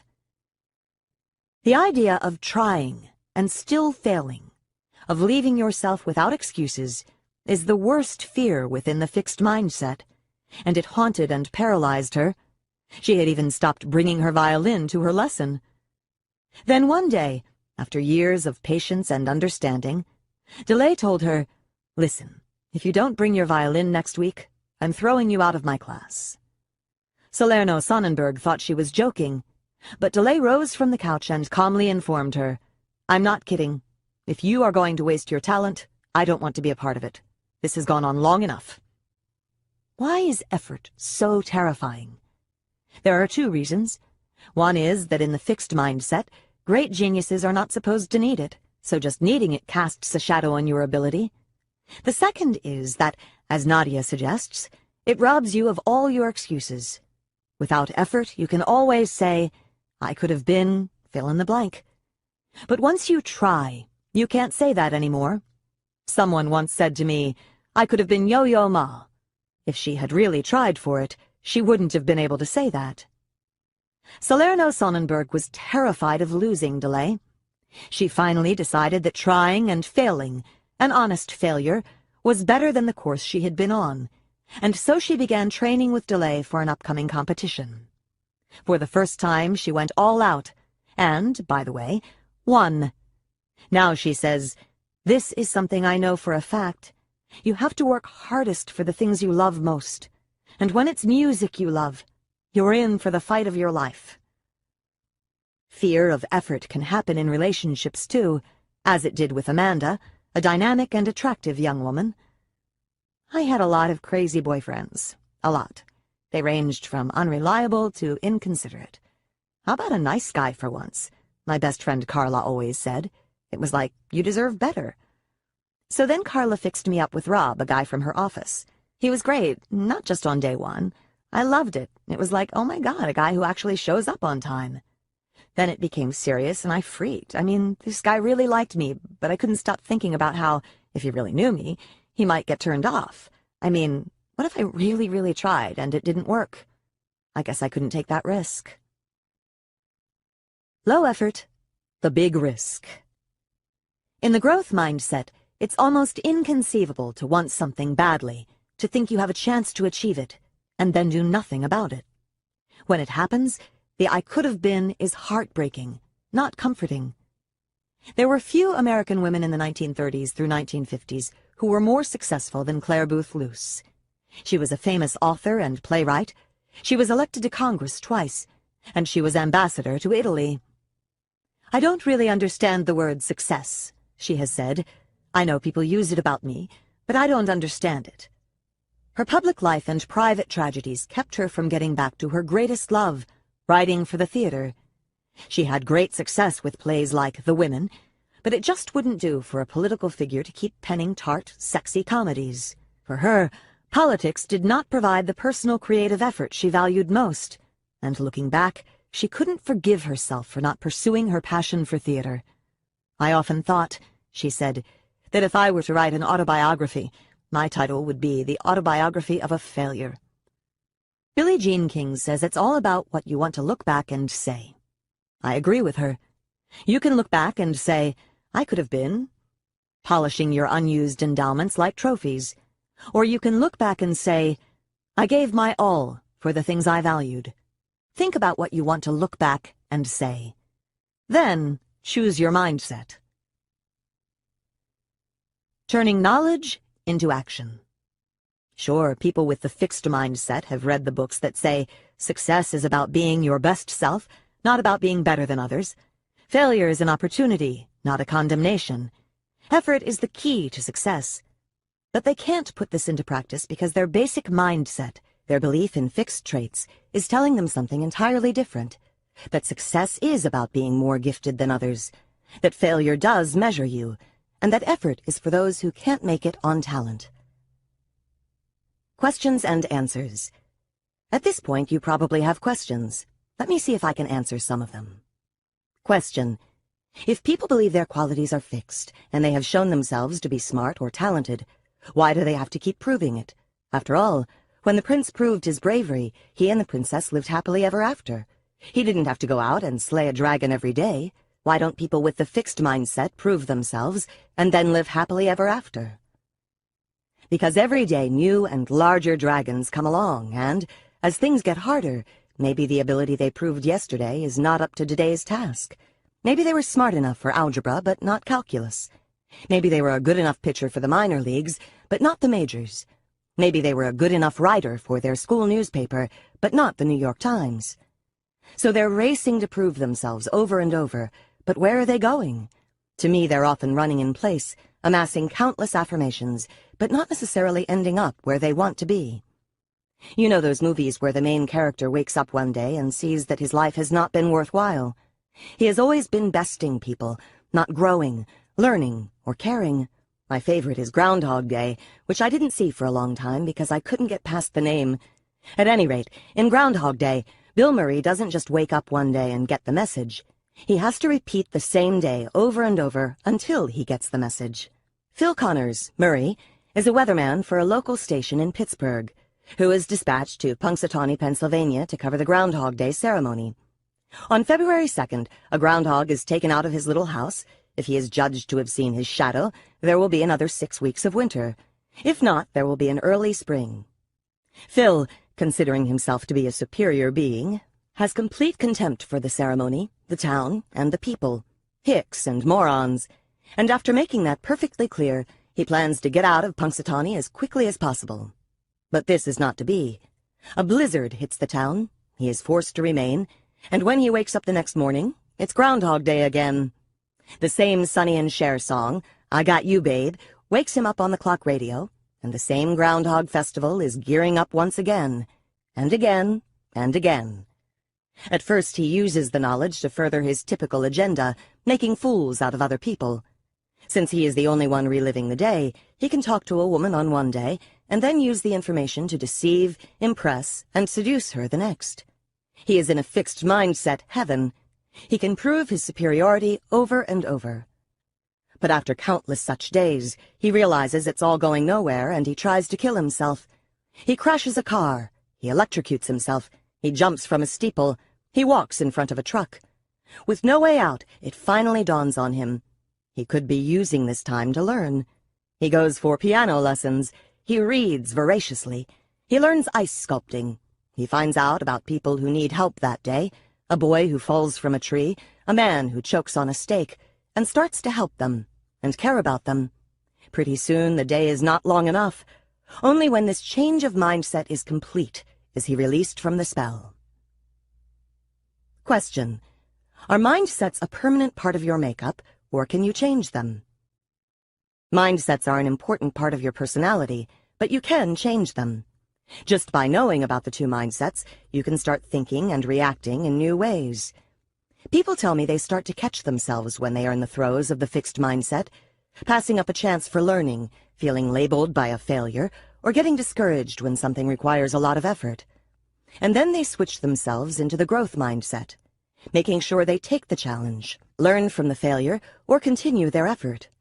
When my graduate students and I first discovered the mindsets, they would catch me in the fixed mindset and scold me. It's also important to realize that even if people have a fixed mindset, they're not always in that mindset. In fact, in many of our studies, we put people into a growth mindset. We tell them that an ability can be learned and that the task will give them a chance to do that. Or we have them read a scientific article that teaches them the growth mindset. The article describes people who did not have natural ability, but who developed exceptional skills. These experiences make our research participants into growth-minded thinkers, at least for the moment, and they act like growth-minded thinkers too. Later, there's a chapter all about change. There I describe people who have changed and programs we've developed to bring about change. Question: can I be half and half? I recognize both mindsets in myself. Many people have elements of both. I'm talking about it as a simple either-or for the sake of simplicity. People can also have different mindsets in different areas.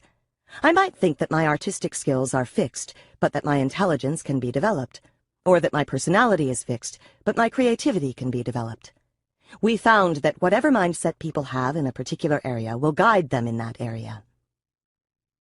Question. With all your belief in effort, are you saying that when people fail, it's always their fault? They didn't try hard enough?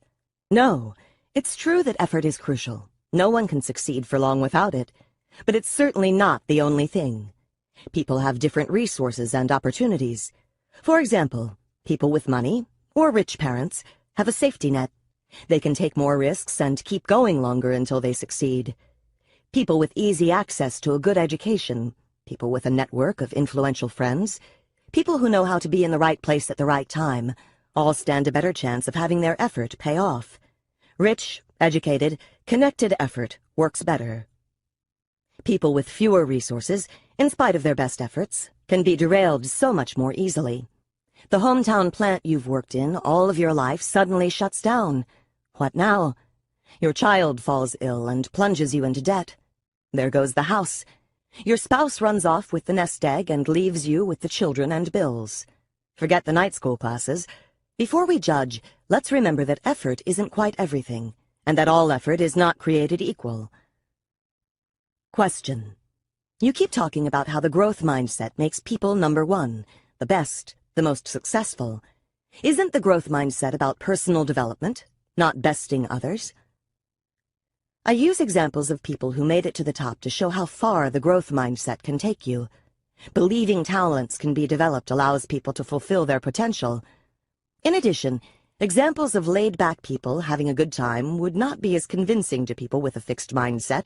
It doesn't provide a compelling alternative for them, because it makes it look like a choice between fun and excellence. However, this point is crucial. The growth mindset does allow people to love what they're doing, and to continue to love it in the face of difficulties. The growth-minded athletes, CEOs, musicians, or scientists all loved what they did, whereas many of the fixed-minded ones did not. Many growth-minded people didn't even plan to go to the top. They got there as a result of doing what they love. It's ironic. The top is where the fixed-mindset people hunger to be, but it's where many growth-minded people arrive as a byproduct of their enthusiasm for what they do. This point is crucial. In the fixed mindset, everything is about the outcome. If you fail, or if you're not the best, it's all been wasted. The growth mindset allows people to value what they're doing regardless of the outcome. They're tackling problems, charting new courses, working on important issues. Maybe they haven't found the cure for cancer, but the search was deeply meaningful. A lawyer spent 7 years fighting the biggest bank in his state on behalf of people who felt they'd been cheated. After he lost, he said, "Who am I to say that just because I spent 7 years on something I am entitled to success? Did I do it for the success, or did I do it because I thought the effort itself was valid? I do not regret it. I had to do it. I would not do it differently." Question. I know a lot of workaholics on the fast track who seem to have a fixed mindset. They're always trying to prove how smart they are, but they do work hard and they do take on challenges. How does this fit with your idea that people with a fixed mindset go in for low effort and easy tasks? On the whole, people with a fixed mindset prefer effortless success, since that's the best way to prove their talent. But you're right. There are also plenty of high-powered people who think their traits are fixed and are looking for constant validation. These may be people whose life goal is to win a Nobel Prize or become the richest person on the planet, and they're willing to do what it takes. We'll meet people like this in the chapter on business and leadership. These people may be free of the belief that high effort equals low ability, but they have the other parts of the fixed mindset. They may constantly put their talent on display. They may feel their talent makes them superior to other people. And they may be intolerant of mistakes, criticism, or setbacks, something that can hamper their progress. Incidentally, people with a growth mindset might also like a Nobel Prize or a lot of money, but they are not seeking it as a validation of their worth or as something that will make them better than others. Question. What if I like my fixed mindset? If I know what my abilities and talents are, I know where I stand, and I know what to expect. Why should I give that up? If you like it, by all means keep it. This book shows people they have a choice by spelling out the two mindsets and the worlds they create. The point is that people can choose which world they want to inhabit. The fixed mindset creates the feeling that you can really know the permanent truth about yourself, and this can be comforting. You don't have to try for such and such because you don't have the talent. You will surely succeed at thus and such because you do have the talent. It's just important to be aware of the drawbacks of this mindset. You may be robbing yourself of an opportunity by underestimating your talent in the first area. Or you may be undermining your chances of success in the second area by assuming that your talent alone will take you there. By the way, having a growth mindset doesn't force you to pursue something. It just tells you that you can develop your skills. It's still up to you whether you want to. Question: can everything about people be changed? And should people try to change everything they can? The growth mindset is the belief that abilities can be cultivated, but it doesn't tell you how much change is possible or how long change will take. And it doesn't mean that everything, like preferences or values, can be changed. I was once in a taxi, and the driver had an opera on the radio. Thinking to start a conversation, I said, "Do you like opera?" "No," he replied. "I hate it. I've always hated it." "I don't mean to pry," I said, "but why are you listening to it?" He then told me how his father had been an opera buff, listening to his vintage records at every opportunity. My cab driver, now well into middle age, had tried for many years to cultivate a rapturous response to opera. He played the discs, he read the scores, all to no avail. "Give yourself a break," I advised him. "There are plenty of cultured and intelligent people who can't stand opera. Why don't you just consider yourself one of them?" The growth mindset also doesn't mean that everything that can be changed should be changed. We all need to accept some of our imperfections, especially the ones that don't really harm our lives or the lives of others. The fixed mindset stands in the way of development and change. The growth mindset is a starting point for change, but people need to decide for themselves where their efforts toward change would be most valuable. Question: are people with the fixed mindset simply lacking in confidence? No. People with the fixed mindset have just as much confidence as people with the growth mindset. Before anything happens, that is. But as you can imagine, their confidence is more fragile, since setbacks and even effort can undermine it. Joseph Martocchio conducted a study of employees who were taking a short computer training course. Half of the employees were put in a fixed mindset. He told them it was all a matter of how much ability they possessed. The other half were put in a growth mindset. He told them that computer skills could be developed through practice. Everyone, steeped in these mindsets, then proceeded with the course.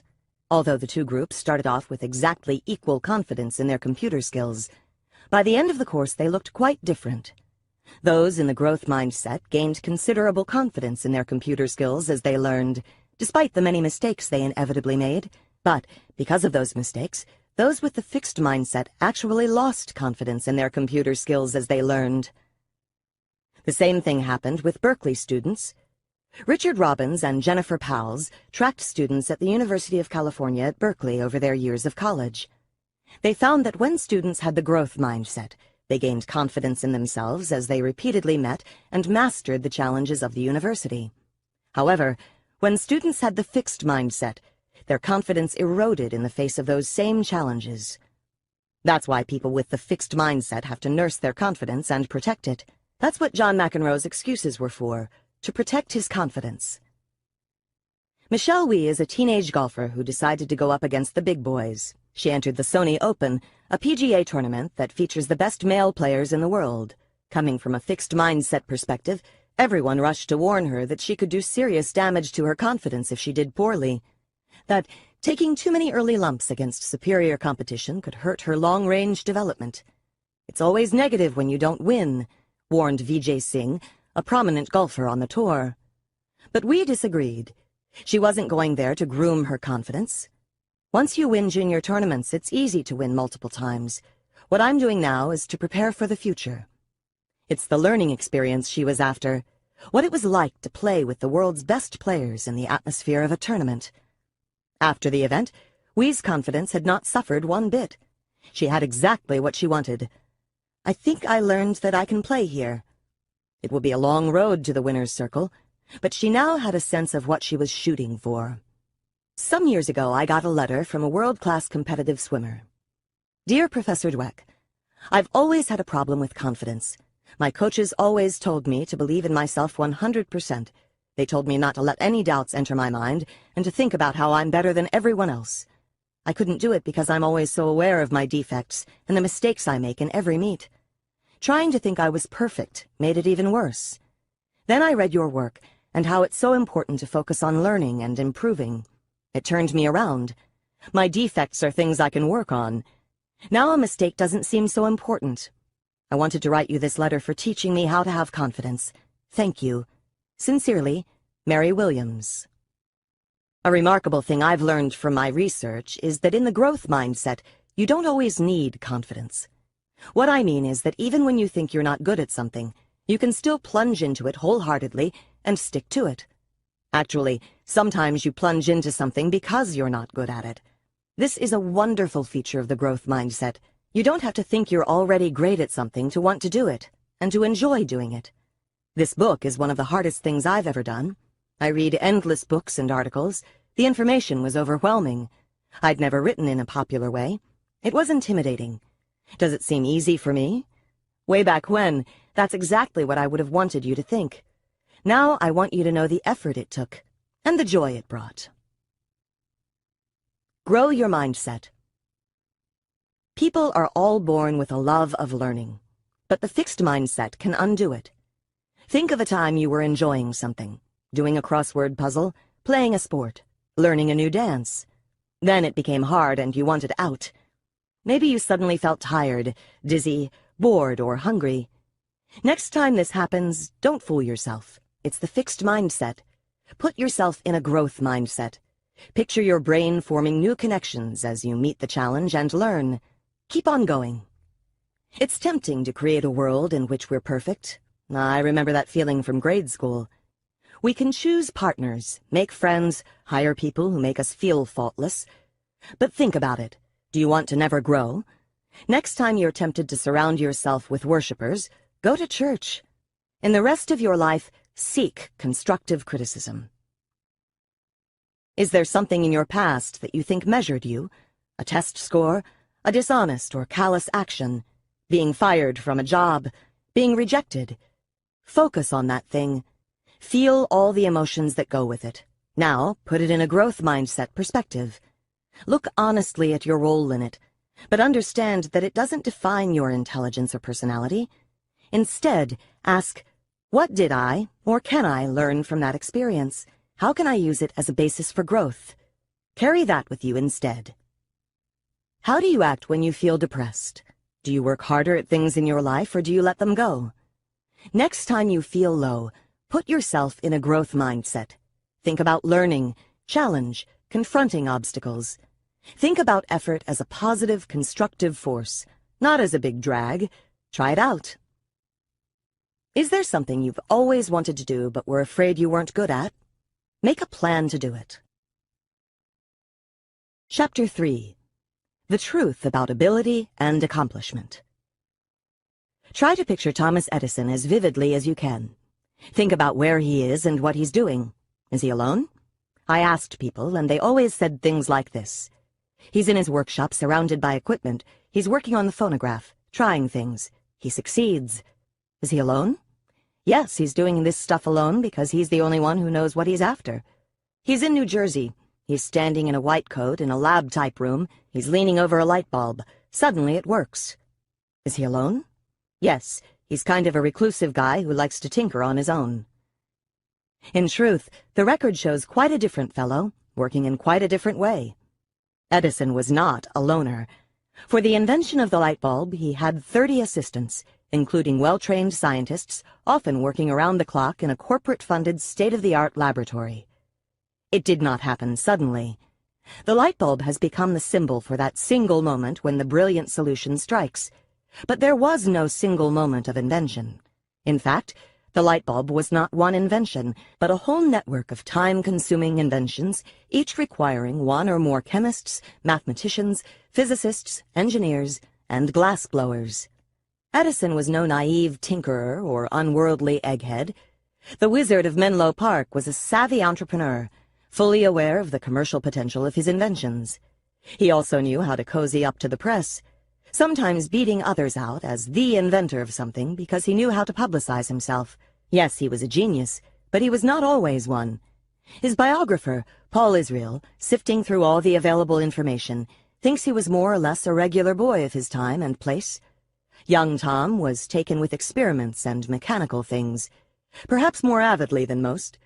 But machines and technology were part of the ordinary Midwestern boy's experience. What eventually set him apart was his mindset and drive. He never stopped being the curious, tinkering boy looking for new challenges. Long after other men had taken up their roles in society, he rode the rails from city to city, learning everything he could about telegraphy and working his way up the ladder of telegraphers through non-stop self-education and invention. And later, much to the disappointment of his wives, his consuming love remained self-improvement and invention, but only in his field. There are many myths about ability and achievement, especially about the lone, brilliant person suddenly producing amazing things. Yet Darwin's masterwork, The Origin of Species, took years of teamwork in the field, hundreds of discussions with colleagues and mentors, several preliminary drafts, and half a lifetime of dedication before it reached fruition. Mozart labored for more than 10 years until he produced any work that we admire today. Before then, his compositions were not that original or interesting. Actually, they were often patched-together chunks taken from other composers. This chapter is about the real ingredients in achievement. It's about why some people achieve less than expected and why some people achieve more. Mindset and school achievement. Let's step down from the celestial realm of Mozart and Darwin and come back to Earth to see how mindsets create achievement in real life. It's funny, but seeing one student blossom under the growth mindset has a greater impact on me than all the stories about Mozart's and Darwin's. Maybe because it's more about you and me, about what's happening to us and why we are where we are now, and about children and their potential. Back on Earth, we measured students' mindsets as they made the transition to junior high school. Did they believe their intelligence was a fixed trait or something they could develop? Then we followed them for the next 2 years. The transition to junior high is a time of great challenge for many students. The work gets much harder, the grading policies toughen up, the teaching becomes less personalized. And all this happens while students are coping with their new adolescent bodies and roles. Grades suffer, but not everyone's grades suffer equally. No, in our study, only the students with the fixed mindset showed the decline. They showed an immediate drop-off in grades, and slowly but surely did worse and worse over the 2 years. The students with the growth mindset showed an increase in their grades over the 2 years. When the two groups had entered junior high, their past records were indistinguishable. In the more benign environment of grade school, they'd earned the same grades and achievement test scores. Only when they hit the challenge of junior high did they begin to pull apart. Here's how students with the fixed mindset explained their poor grades. Many maligned their abilities. I'm the stupidest, or I suck in math. And many covered these feelings by blaming someone else. The math teacher's a fat male slut. And the English teacher's a slob with a pink ass. Because the teacher's on crack? These interesting analyses of the problem hardly provide a roadmap to future success. With the threat of failure looming, students with the growth mindset instead mobilized their resources for learning. They told us that they too sometimes felt overwhelmed, but their response was to dig in and do what it takes. They were like George Danzig. Who? George Danzig was a graduate student in math at Berkeley. One day, as usual, he rushed in late to his math class and quickly copied the 2 homework problems from the blackboard. When he later went to do them, he found them very difficult, and it took him several days of hard work to crack them open and solve them. They turned out not to be homework problems at all. They were 2 famous math problems that had never been solved. The low-effort syndrome. Our students with the fixed mindset who were facing the hard transition saw it as a threat. It threatened to unmask their flaws and turn them from winners into losers. In fact, in the fixed mindset, adolescence is one big test. Am I smart or dumb? Am I good-looking or ugly? Am I cool or nerdy? Am I a winner or a loser? And in the fixed mindset, a loser is forever. It's no wonder that many adolescents mobilize their resources, not for learning, but to protect their egos. And one of the main ways they do this, aside from providing vivid portraits of their teachers, is by not trying. This is when some of the brightest students, just like Nadia Salerno-Sonnenberg, simply stop working. In fact, students with the fixed mindset tell us that their main goal in school, aside from looking smart, is to exert as little effort as possible. They heartily agree with statements like this. In school, my main goal is to do things as easily as possible so I don't have to work very hard. This low-effort syndrome is often seen as a way that adolescents assert their independence from adults. But it is also a way that students with the fixed mindset protect themselves. They view the adults as saying, "Now we will measure you and see what you've got." And they are answering, "No, you won't." John Holt, the great educator, says that these are the games all human beings play when others are sitting in judgment of them. The worst student we had, the worst I ever encountered, was in his life outside the classroom as mature, intelligent, and interesting a person as anyone at the school. What went wrong? Somewhere along the line, his intelligence became disconnected from his schooling. For students with the growth mindset, it doesn't make sense to stop trying. For them, adolescence is a time of opportunity, a time to learn new subjects, a time to find out what they like and what they want to become in the future. Later, I'll describe the project in which we taught junior high students the growth mindset. What I want to tell you now is how teaching them this mindset unleashed their effort. One day, we were introducing the growth mindset to a new group of students. All at once, Jimmy, the most hardcore, turned-off, low-effort kid in the group, looked up with tears in his eyes and said, "You mean I don't have to be dumb?" From that day on, he worked. He started staying up late to do his homework, which he never used to bother with at all. He started handing in assignments early so he could get feedback and revise them. He now believed that working hard was not something that made you vulnerable, but something that made you smarter. Finding your brain. A close friend of mine recently handed me something he'd written, a poem story that reminded me of Jimmy and his unleashed effort. My friend's second-grade teacher, Mrs. Beer, had had each student draw and cut out a paper horse. She then lined up all the horses above the blackboard and delivered her growth mindset message. Your horse is only as fast as your brain. Every time you learn something, your horse will move ahead. My friend wasn't so sure about the brain thing. His father had always told him, "You have too much mouth and too little brains for your own good." Plus, his horse just seemed to sit at the starting gate while everyone else's brain joined the learning chase. Especially the brains of Hank and Billy, the class geniuses, whose horses jumped way ahead of everyone else's. But my friend kept at it. To improve his skills, he kept reading the comics with his mother, and he kept adding up the points when he played gin rummy with his grandmother. And soon my sleek stallion bolted forward like whirlaway, and there was no one who was going to stop him. Over the weeks and months he flew forward, overtaking the others one by one. In the late spring stretch, Hank's and Billy's mounts were ahead by just a few subtraction exercises, and when the last bell of school rang, my horse won by a nose. Then I knew I had a brain. I had the horse to prove it. Paul Wortman. Of course, learning shouldn't really be a race, but this race helped my friend discover his brain and connect it up with his schooling. The college transition. Another transition, another crisis. College is when all the students who were the brains in high school are thrown together. Like our graduate students, yesterday they were king of the hill, but today who are they? Nowhere is the anxiety of being dethroned more palpable than in pre-med classes. In the last chapter, I mentioned our study of tense but hopeful undergraduates taking their first college chemistry course. This is the course that would give them, or deny them, entree into the pre-med curriculum, and it's well known that students will go to almost any lengths to do well in this course.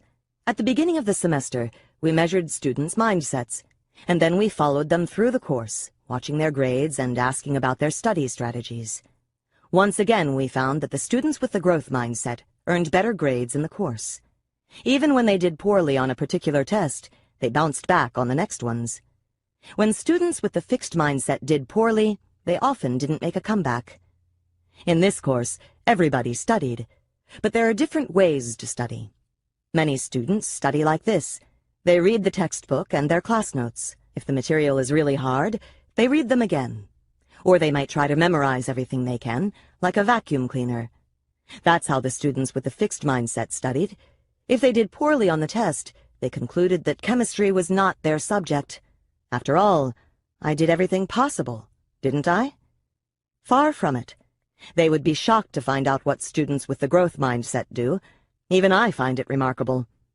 The students with growth mindset completely took charge of their learning and motivation. Instead of plunging into unthinking memorization of the course material, they said, I look for themes and underlying principles across lectures, and I went over mistakes until I was certain I understood them. They were studying to learn, not just to ace the test. And actually, this was why they got higher grades, not because they were smarter or had a better background in science. Instead of losing their motivation when the course got dry or difficult, they said, I maintained my interest in the material. I stayed positive about taking chemistry. I kept myself motivated to study. Even if they thought the textbook was boring or the instructor was stiff, they didn't let their motivation evaporate.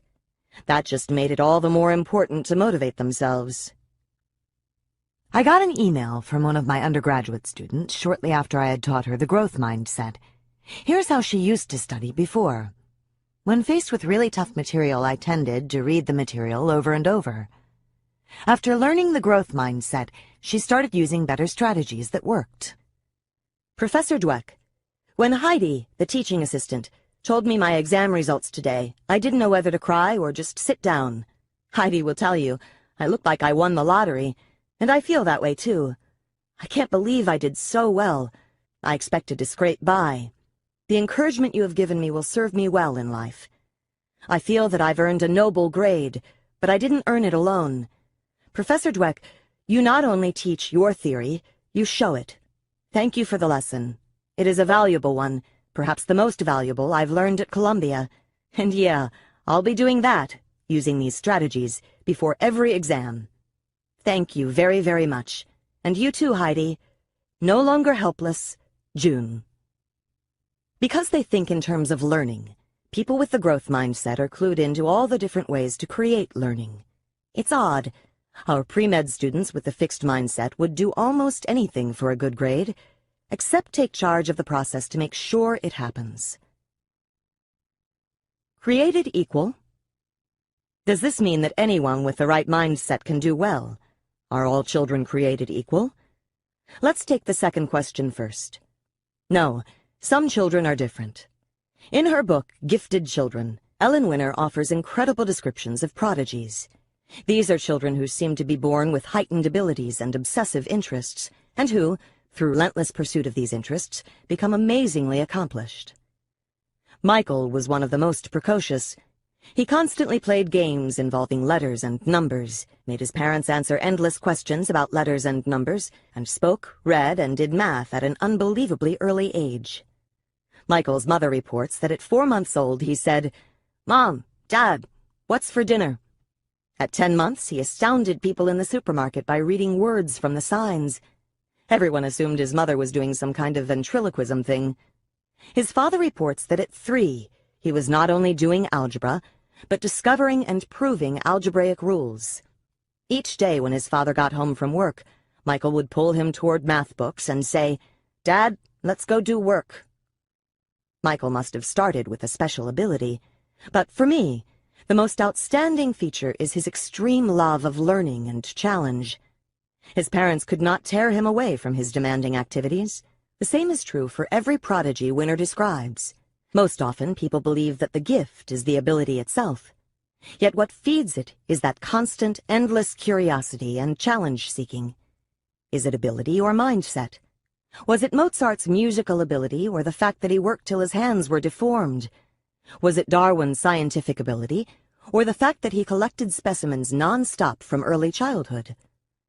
Prodigies or not, we all have interests that can blossom into abilities. As a child, I was fascinated by people, especially adults. I wondered, what makes them tick? In fact, a few years back, one of my cousins reminded me of an episode that took place when we were 5 years old. We were at my grandmother's house, and he'd had a big fight with his mother over when he could eat his candy. Later, we were sitting outside on the front steps, and I said to him, Don't be stupid. Adults like to think they're in charge. Just say yes and then eat your candy when you want to. Were those the words of a budding psychologist? All I know is that my cousin told me this advice served him well. Interestingly, he became a dentist. Can everyone do well? Now back to the first question. Is everyone capable of great things with the right mindset? Could you march into the worst high school in your state and teach the students college calculus? If you could, then one thing would be clear. With the right mindset and the right teaching, people are capable of a lot more than we think. Garfield High School was one of the worst schools in Los Angeles. To say that the students were turned off and the teachers burned out is an understatement. But without thinking twice, Jaime Escalante, of Stand and Deliver fame, taught these inner-city Hispanic students college-level calculus. With his growth mindset, he asked, "How can I teach them?" Not, "Can I teach them?" And, "How will they learn best?" Not, "Can they learn?" But not only did he teach them calculus, he and his colleague, Benjamin Jimenez, took them to the top of the national charts in math. In 1987, only 3 other public schools in the country had more students taking the Advanced Placement Calculus test. Those 3 included Stuyvesant High School and the Bronx High School of Science, both elite math and science-oriented schools in New York. What's more, most of the Garfield students earned test grades that were high enough to gain them college credits. In the whole country that year, only a few hundred Mexican-American students passed the test at this level. This means there's a lot of intelligence out there being wasted by underestimating students' potential to develop. Marva Collins. Most often when kids are behind, say when they're repeating a grade, they're given dumbed-down material on the assumption that they can't handle more. The idea comes from the fixed mindset. These students are dim-witted, so they need the same simple things drummed into them over and over. Well, the results are depressing. Students repeat the whole grade without learning any more than they knew before. Instead, Marva Collins took inner-city Chicago kids who had failed in the public schools and treated them like geniuses. Many of them had been labeled learning disabled, retarded, or emotionally disturbed. Virtually all of them were apathetic, no light in the eyes, no hope in the face. Collins' second-grade public school class started out with the lowest-level reader there was. By June, they reached the middle of the 5th-grade reader, studying Aristotle, Aesop, Tolstoy, Shakespeare, Poe, Frost, and Dickinson along the way. Later, when she started her own school, Chicago Sun-Times columnist Zay Smith dropped in. He saw 4-year-olds writing sentences like, "See the physician," and "Aesop wrote fables," and talking about diphthongs and diacritical marks. He observed second-graders reciting passages from Shakespeare, Longfellow, and Kipling. Shortly before, he had visited a rich suburban high school where many students had never heard of Shakespeare. "Shoot," said one of Collins's students, "you mean those rich high school kids don't know Shakespeare was born in 1564 and died in 1616? Students read huge amounts, even over the summer. One student, who had entered as a retarded 6-year-old, now 4 years later had read 23 books over the summer, including A Tale of Two Cities and Jane Eyre. The students read deeply and thoughtfully. As the 3- and 4-year-olds were reading about Daedalus and Icarus, one 4-year-old exclaimed, "Mrs. Collins, if we do not learn and work hard, we cannot take an Icarian flight to nowhere." Heated discussions of Macbeth were common. Alfred Binet believed you could change the quality of someone's mind.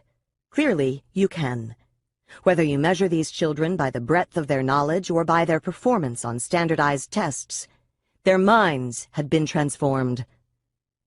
Benjamin Bloom, an eminent educational researcher, studied 120 outstanding achievers. They were concert pianists, sculptors, Olympic swimmers, world-class tennis players, mathematicians, and research neurologists. Most were not that remarkable as children, and didn't show clear talent before their training began in earnest. Even by early adolescence, you usually couldn't predict their future accomplishment from their current ability. Only their continued motivation and commitment, along with their network of support, took them to the top. Bloom concludes, "After 40 years of intensive research on school learning in the United States, as well as abroad, my major conclusion is, what any person in the world can learn, almost all persons can learn, if provided with the appropriate prior and current conditions of learning. He's not counting the 2 to 3% of children who have severe impairments, and he's not counting the top 1 to 2% of children at the other extreme that include children like Michael. He is counting everybody else. Ability levels and tracking. But aren't students sorted into different ability levels for a reason? Haven't their test scores and past achievement shown what their ability is? Remember, test scores and measures of achievement tell you where a student is, but they don't tell you where a student could end up. Falco Reinberg, a researcher in Germany, studied school teachers with different mindsets. Some of the teachers had the fixed mindset. They believed that students entering their class with different achievement levels were deeply and permanently different. According to my experience, students' achievement mostly remains constant in the course of a year. If I know students' intelligence, I can predict their school career quite well. As a teacher, I have no influence on students' intellectual ability. Like my 6th grade teacher, Mrs. Wilson, these teachers preached and practiced the fixed mindset. In their classrooms, the students who started the year in the high ability group ended the year there, and those who started the year in the low ability group ended the year there. But some teachers preached and practiced a growth mindset. They focused on the idea that all children could develop their skills. And in their classrooms, a weird thing happened. It didn't matter whether students started the year in the high or the low ability group. Both groups ended the year way up high. It's a powerful experience to see these findings. The group differences had simply disappeared under the guidance of teachers who taught for improvement, for these teachers had found a way to reach their low-ability students. How teachers put a growth mindset into practice is the topic of a later chapter. But here's a preview of how Marva Collins, the renowned teacher, did it. On the first day of class, she approached Freddie, a left-back 2nd grader who wanted no part of school. "Come on, Peach," she said to him, cupping his face in her hands. "We have work to do. You can't just sit in a seat and grow smart. I promise you are going to do, and you are going to produce. I am not going to let you fail." Summary. The fixed mindset limits achievement. It fills people's minds with interfering thoughts. It makes effort disagreeable, and it leads to inferior learning strategies. What's more, it makes other people into judges instead of allies. Whether we're talking about Darwin or college students, important achievements require a clear focus, all-out effort, and a bottomless trunk full of strategies. Plus allies in learning. This is what the growth mindset gives people, and that's why it helps their abilities grow and bear fruit. Is artistic ability a gift? Despite the widespread belief that intelligence is born, not made, when we really think about it, it's not so hard to imagine that people can develop their intellectual abilities. The intellect is so multifaceted. You can develop verbal skills or mathematical scientific skills or logical thinking skills and so on. But when it comes to artistic ability, it seems more like a God-given gift. For example, people seem to naturally draw well or poorly. Even I believed this. While some of my friends seemed to draw beautifully with no effort and no training, my drawing ability was arrested in early grade school. Try as I might, my attempts were primitive and disappointing. I was artistic in other ways. I can design, I'm great with colors, I have a subtle sense of composition. Plus, I have really good eye-hand coordination. Why couldn't I draw? I must not have the gift. I have to admit that it didn't bother me all that much. After all, when do you really have to draw? I found out one evening as the dinner guest of a fascinating man. He was an older man, a psychiatrist, who had escaped from the Holocaust. As a 10-year-old child in Czechoslovakia, he and his younger brother came home from school one day to find their parents gone. They had been taken. Knowing there was an uncle in England, the two boys walked to London and found him. A few years later, lying about his age, my host joined the Royal Air Force and fought for Britain in the war. When he was wounded, he married his nurse, went to medical school, and established a thriving practice in America. Over the years, he developed a great interest in owls. He thought of them as embodying characteristics he admired, and he liked to think of himself as owlish. Besides the many owl statuettes that adorned his house, He had an owl-related guest book. It turned out that whenever he took a shine to someone, he asked them to draw an owl and write something to him in his book. As he extended this book to me and explained its significance, I felt both honored and horrified, mostly horrified. All the more because my creation was not to be buried somewhere in the middle of the book, but was to adorn its very last page. I won't dwell on the intensity of my discomfort or the poor quality of my artwork, although both were painfully clear. I tell this story as a prelude to the astonishment and joy I felt when I read Drawing on the Right Side of the Brain. Looking at the before and after self-portraits of people who took a short course in drawing from the author, Betty Edwards, is amazing. At the beginning, these people didn't look as though they had much artistic ability. Most of their pictures reminded me of my owl. But only a few days later, everybody could really draw. And Edwards swears that this is a typical group. It seems impossible. Edwards agrees that most people view drawing as a magical ability that only a select few possess, and that only a select few will ever possess. But this is because people don't understand the components, the learnable components of drawing. Actually, she informs us, they are not drawing skills at all, but seeing skills. They are the ability to perceive edges, spaces, relationships, lights and shadows, and the whole. Drawing requires us to learn each component skill, and then combine them into one process. Some people simply pick up these skills in the natural course of their lives, whereas others have to work to learn them and put them together. But as we can see from the after self-portraits, everyone can do it. Here's what this means. Just because some people can do something with little or no training, it doesn't mean that others can't do it, and sometimes do it even better, with training. This is so important, because many people with the fixed mindset think that someone's early performance tells you all you need to know about their talent and their future. Jackson Pollock. It would have been a real shame if people discouraged Jackson Pollock for that reason. Experts agree that Pollock had little native talent for art, and when you look at his early products, it showed. They also agree that he became one of the greatest American painters of the 20th century, and that he revolutionized modern art. How did he go from point A to point B? Twyla Tharp, the world-famous choreographer and dancer, wrote a book called The Creative Habit. As you can guess from the title, she argues that creativity is not a magical act of inspiration. It's the result of hard work and dedication, even for Mozart. Remember the movie Amadeus? Remember how it showed Mozart easily churning out one masterpiece after another, while Salieri, his rival, is dying of envy? Well, Tharp worked on that movie, and she says, hogwash, nonsense. There are no natural geniuses. Dedication is how Jackson Pollock got from point A to point B. Pollock was wildly in love with the idea of being an artist. He thought about art all the time, and he did it all the time.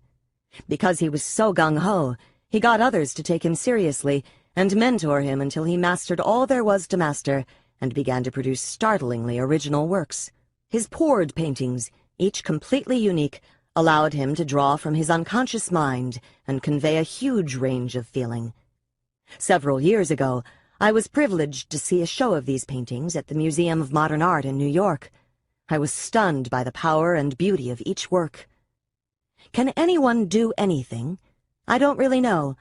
However, I think we can now agree that people can do a lot more than first meets the eye. The danger of praise and positive labels. If people have such potential to achieve, how can they gain faith in their potential? How can we give them the confidence they need to go for it? How about praising their ability in order to convey that they have what it takes? In fact, more than 80% of parents told us it was necessary to praise children's ability so as to foster their confidence and achievement. You know, it makes a lot of sense. But then we began to worry. We thought about how people with the fixed mindset already focus too much on their ability. Is it high enough? Will it look good? Wouldn't praising people's ability focus them on it even more? Wouldn't it be telling them that that's what we value, and even worse, that we can read their deep underlying ability from their performance? Isn't that teaching them the fixed mindset? Adam Guettel has been called the crown prince and savior of musical theater. He is the grandson of Richard Rodgers, the man who wrote the music to such classics as Oklahoma and Carousel. Gettel's mother gushes about her son's genius. So does everyone else. The talent is there and it's major, raved a review in the New York Times. The question is whether this kind of praise encourages people. What's great about research is that you can ask these kinds of questions and then go get the answers. So we conducted studies with hundreds of students, mostly early adolescents. We first gave each student a set of 10 fairly difficult problems from a nonverbal IQ test. They mostly did pretty well on these, and when they finished, we praised them. We praised some of the students for their ability. They were told, "Wow, you got, say, 8 right. That's a really good score. You must be smart at this." They were in the Adam Gettel, "you're so talented" position. We praised other students for their effort. "Wow, you got, say, 8 right. That's a really good score. You must have worked really hard." They were not made to feel that they had some special gift. They were praised for doing what it takes to succeed. Both groups were exactly equal to begin with, but right after the praise, they began to differ. As we feared, the ability praise pushed the students right into the fixed mindset, and they showed all the signs of it, too. When we gave them a choice, they rejected a challenging new task that they could learn from. They didn't want to do anything that could expose their flaws and call into question their talent. When Gettel was 13, he was all set to star in a Metropolitan Opera broadcast and TV movie of Amal and the Night Visitors. He bowed out, saying that his voice had broken. "I kind of faked that my voice was changing. I didn't want to handle the pressure." In contrast, when students were praised for effort, 90% of them wanted the challenging new task that they could learn from. Then we gave students some hard new problems, which they didn't do so well on. The ability kids now thought they were not smart after all. If success had meant they were intelligent, then less than success meant they were deficient. Gettel echoes this. "In my family, to be good is to fail. To be very good is to fail. The only thing not a failure is to be great." The effort kids simply thought the difficulty meant apply more effort. They didn't see it as a failure, and they didn't think it reflected on their intellect. What about the students' enjoyment of the problems? After the success, everyone loved the problems, but after the difficult problems, the ability students said it wasn't fun anymore. It can't be fun when your claim to fame, your special talent, is in jeopardy. Here's Adam Gettel. "I wish I could just have fun and relax and not have the responsibility of that potential to be some kind of great man." As with the kids in our study, the burden of talent was killing his enjoyment. The effort-praised students still loved the problems, and many of them said that the hard problems were the most fun. We then looked at the students' performance. After the experience with difficulty, the performance of the ability-praised students plummeted, even when we gave them some more of the easier problems. Losing faith in their ability, they were doing worse than when they started. The effort kids showed better and better performance. They had used the hard problems to sharpen their skills, so that when they returned to the easier ones, they were way ahead. Since this was a kind of IQ test, you might say that praising ability lowered the students' IQs, and that praising their effort raised them. Gettel was not thriving. He was riddled with obsessive-compulsive tics and bitten, bleeding fingers. Spend a minute with him. It takes only one, and a picture of the terror behind the tics starts to emerge, says an interviewer. Gettel has also fought serious, recurrent drug problems. Rather than empowering him, the gift has filled him with fear and doubt. Rather than fulfilling his talent, this brilliant composer has spent most of his life running from it. One thing is hopeful: his recognition that he has his own life course to follow, that is not dictated by other people and their view of his talent. One night he had a dream about his grandfather. I was walking him to an elevator. I asked him if I was any good. He said rather kindly, "You have your own voice." Is that voice finally emerging? For the score of The Light in the Piazza, an intensely romantic musical, Gettel won the 2005 Tony Award. Will he take it as praise for talent or praise for effort? I hope it's the latter. There was one more finding in our study that was striking and depressing at the same time. We said to each student, you know, we're going to go to other schools, and I bet the kids in those schools would like to know about the problems. So we gave students a page to write out their thoughts, but we also left a space for them to write the scores they had received on the problems. Would you believe that almost 40% of the ability-praised students lied about their scores? And always in one direction. In the fixed mindset, imperfections are shameful, especially if you're talented, so they lied them away. What's so alarming is that we took ordinary children and made them into liars, simply by telling them they were smart. Right after I wrote these paragraphs, I met with a young man who tutors students for their college board exams.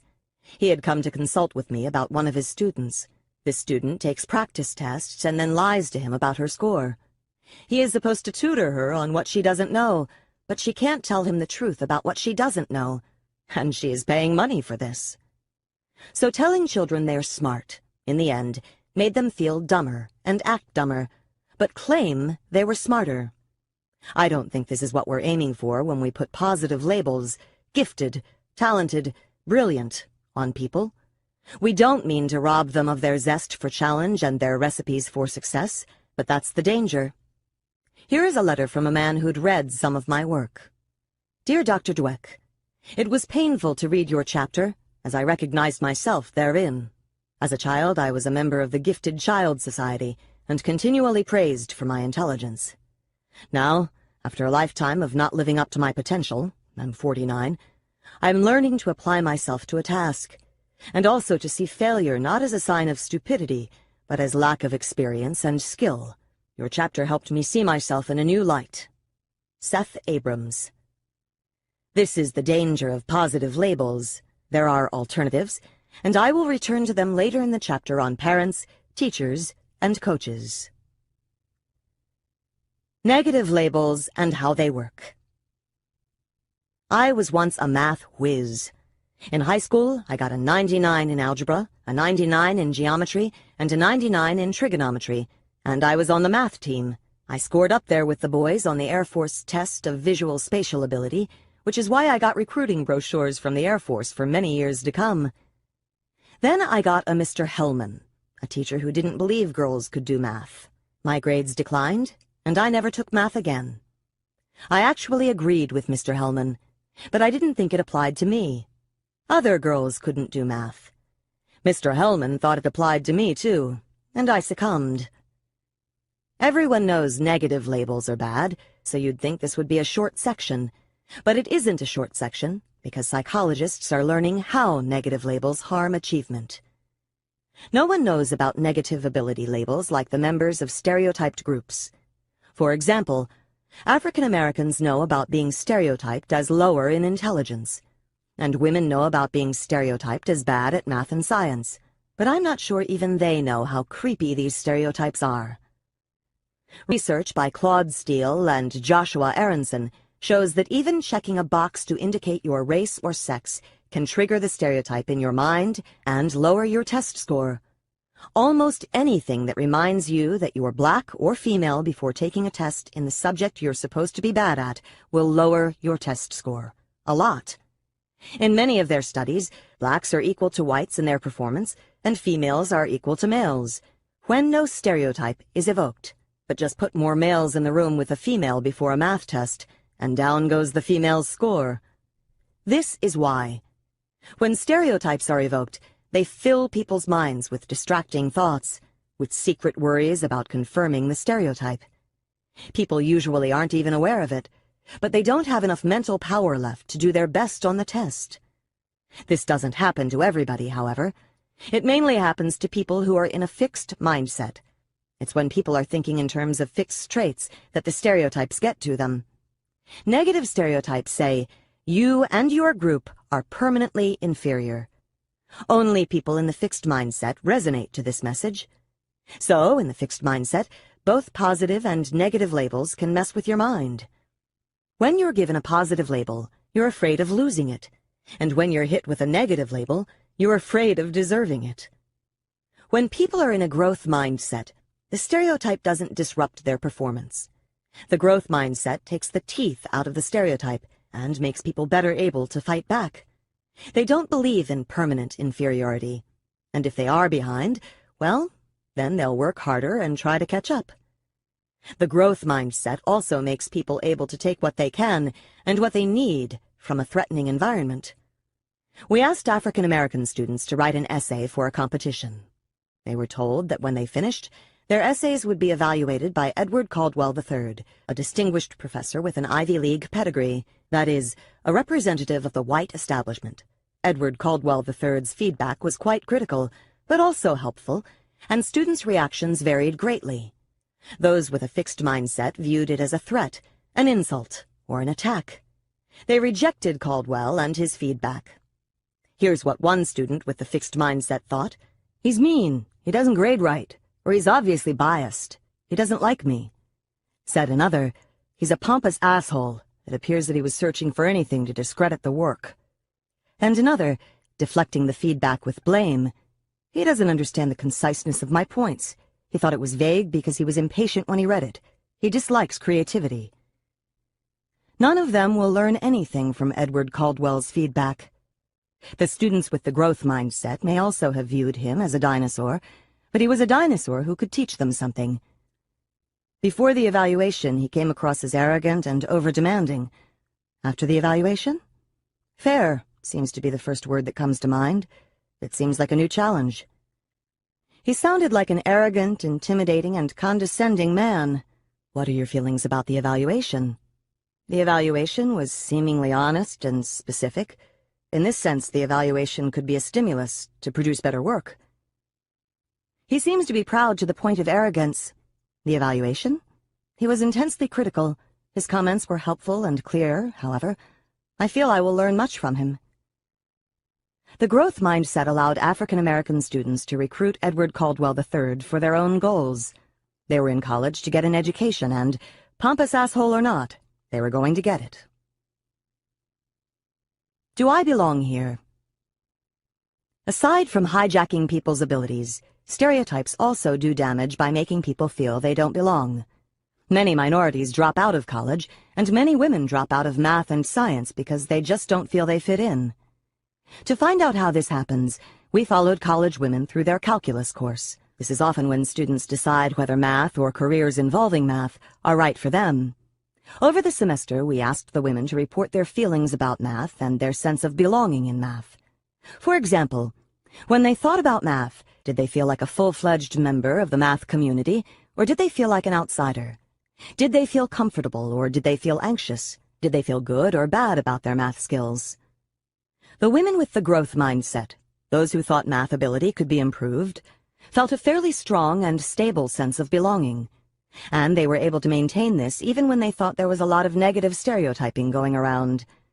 One student described it this way: "In a math class, female students were told they were wrong when they were not. They were, in fact, doing things in novel ways. It was absurd and reflected poorly on the instructor not to see the students' good reasoning. It was all right because we were working in groups and we were able to give and receive support among students. We discussed our interesting ideas among ourselves." The stereotyping was disturbing to them, as it should be, but they could still feel comfortable with themselves and confident about themselves in a math setting. They could fight back. But women with the fixed mindset, as the semester wore on, felt a shrinking sense of belonging, and the more they felt the presence of stereotyping in their class, the more their comfort with math withered. One student said that her sense of belonging fell because I was disrespected by the professor with his comment, "That was a good guess," whenever I made a correct answer in class.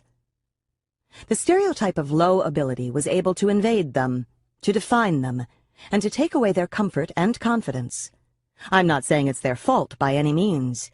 Prejudice is a deeply ingrained societal problem, and I do not want to blame the victims of it.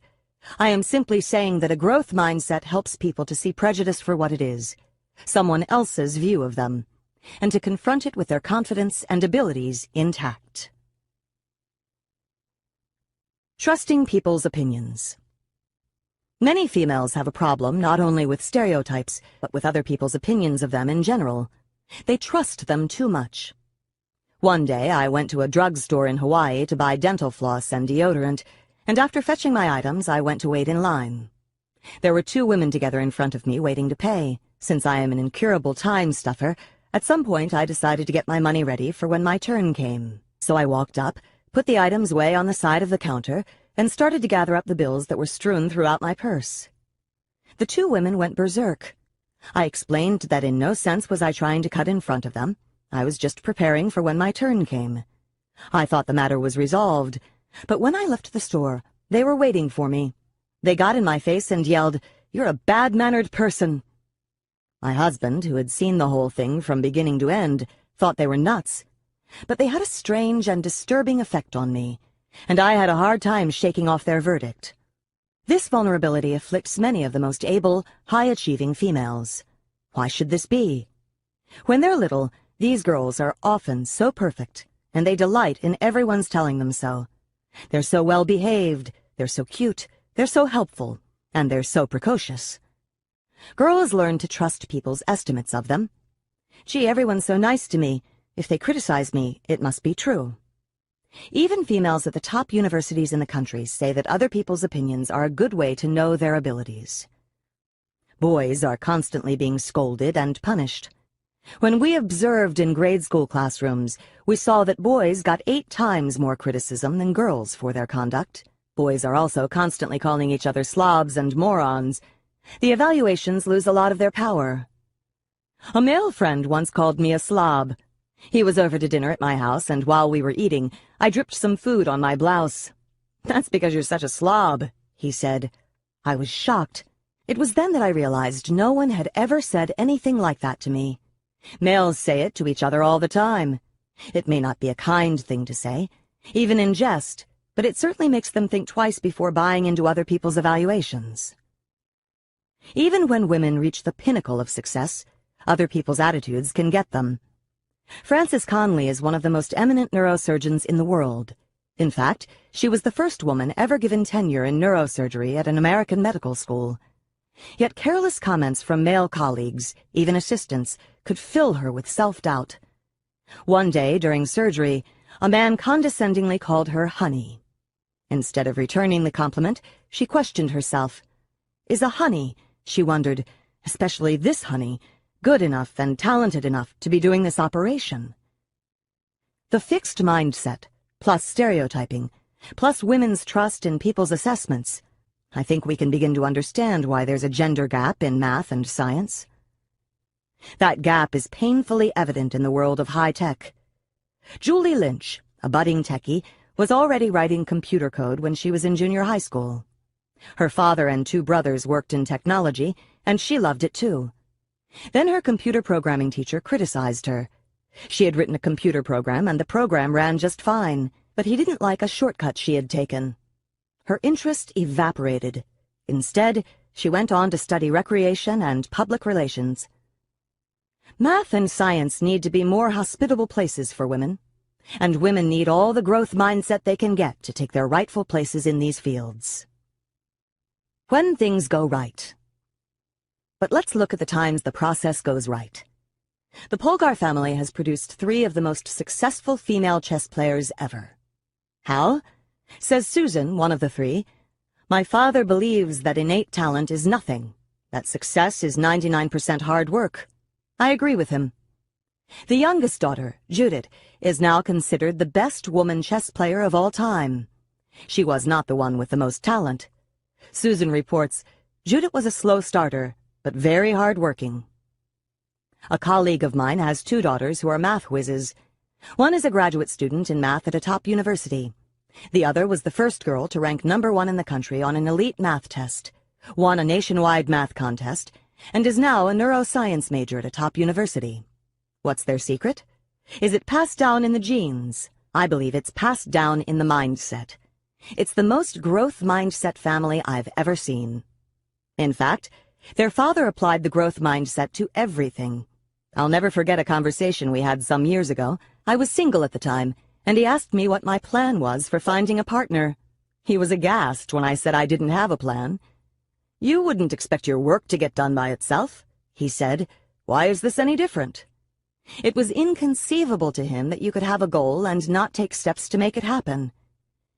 In short, the growth mindset lets people, even those who are targets of negative labels, use and develop their minds fully. Their heads are not filled with limiting thoughts, a fragile sense of belonging, and belief that other people can define them. Grow your mindset. Think about your hero. Do you think of this person as someone with extraordinary abilities who achieved with little effort? Now go find out the truth.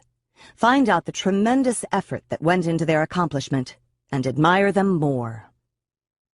Think of times other people outdid you, and you just assumed they were smarter or more talented. Now consider the idea that they just used better strategies, taught themselves more, practiced harder, and worked their way through obstacles. You can do that too, if you want to. Are there situations where you get stupid, where you disengage your intelligence? Next time you're in one of those situations, get yourself into a growth mindset. Think about learning and improvement, not judgment, and hook it back up. Do you label your kids? This one is the artist and that one is the scientist. Next time, remember that you're not helping them, even though you may be praising them. Remember our study where praising kids' ability lowered their IQ scores. Find a growth mindset way to complement them. More than half of our society belongs to a negatively stereotyped group. First, you have all the women, and then you have all the other groups who are not supposed to be good at something or other. Give them the gift of the growth mindset. Create an environment that teaches the growth mindset to the adults and children in your life, especially the ones who are targets of negative stereotypes. Even when the negative label comes along, they'll remain in charge of their learning. Chapter 4. Sports, the mindset of a champion. In sports, everybody believes in talent, even or especially the experts. In fact, sports is where the idea of a natural comes from. Someone who looks like an athlete, moves like an athlete, and is an athlete, all without trying. So great is the belief in natural talent that many scouts and coaches search only for naturals, and teams will vie with each other to pay exorbitant amounts to recruit them. Billy Beane was a natural. Everyone agreed he was the next Babe Ruth.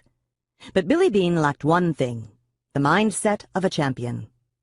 As Michael Lewis tells us in Moneyball, by the time Beane was a sophomore in high school, he was the highest scorer on the basketball team, the quarterback of the football team, and the best hitter on the baseball team, batting .500 in one of the toughest leagues in the country. His talent was real enough. But the minute things went wrong, Beane searched for something to break. It wasn't merely that he didn't like to fail, it was as if he didn't know how to fail. As he moved up in baseball from the minor leagues to the majors, things got worse and worse. Each at-bat became a nightmare, another opportunity for humiliation. And with every botched at-bat, he went to pieces. As one scout said, Billy was of the opinion that he should never make an out. Sound familiar?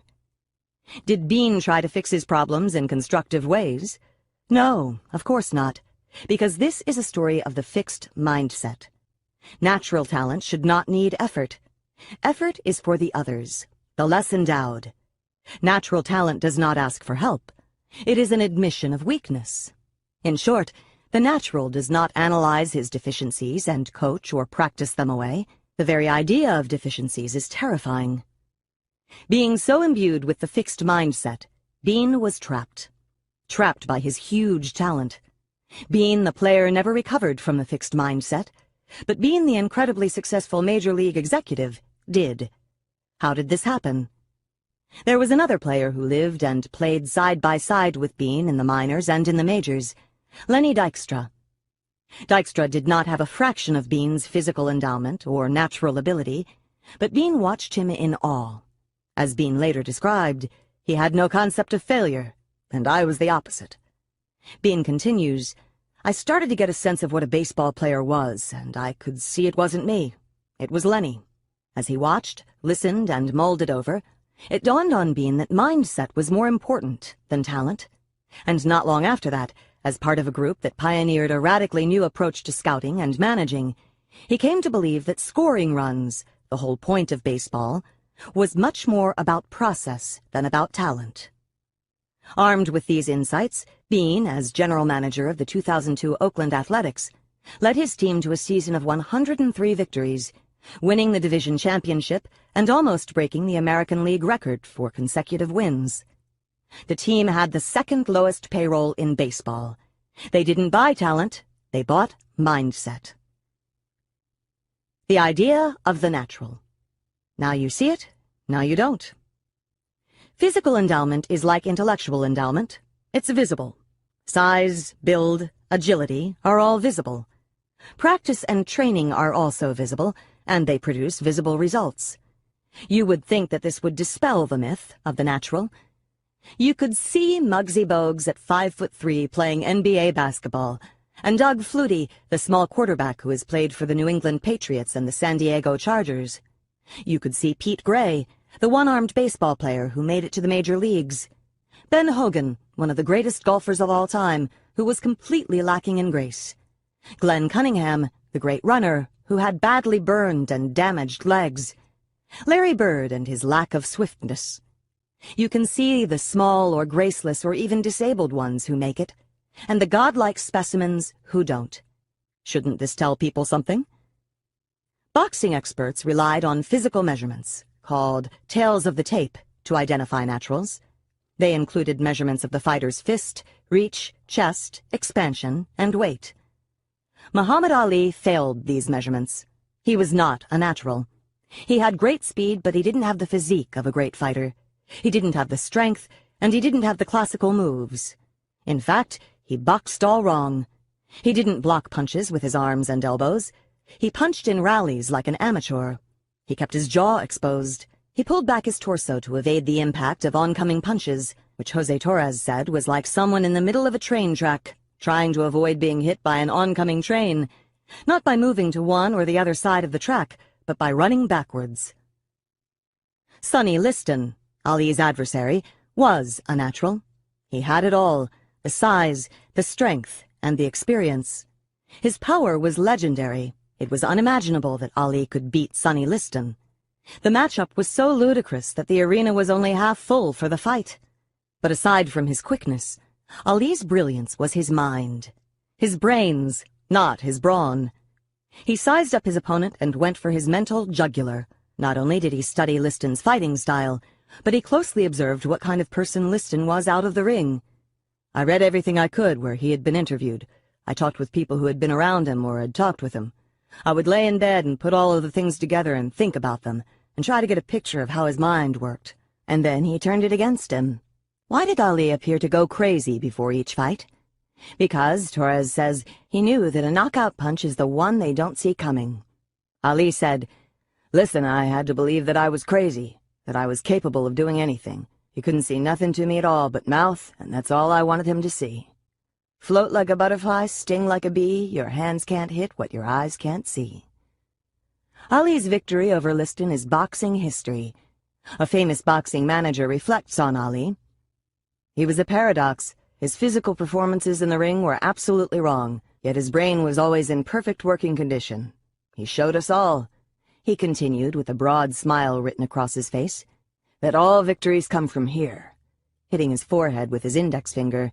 Then he raised a pair of fists, saying, "Not from here." This didn't change people's minds about physical endowment. No, we just look back at Ali now with our hindsight and see the body of a great boxer.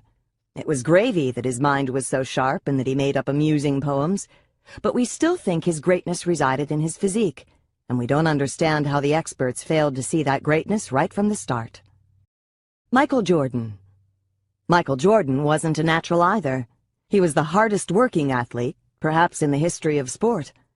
It is well known that Michael Jordan was cut from the high school varsity team. We laugh at the coach who cut him. He wasn't recruited by the college he wanted to play for, North Carolina State. Well, weren't they foolish? He wasn't drafted by the first 2 NBA teams that could have chosen him. What a blooper. Because now we know he was the greatest basketball player ever, and we think it should have been obvious from the start. When we look at him, we see Michael Jordan, but at that point he was only Michael Jordan. When Jordan was cut from the varsity team, he was devastated. His mother says, "I told him to go back and discipline himself." Boy, did he listen. He used to leave the house at 6 in the morning to go practice before school.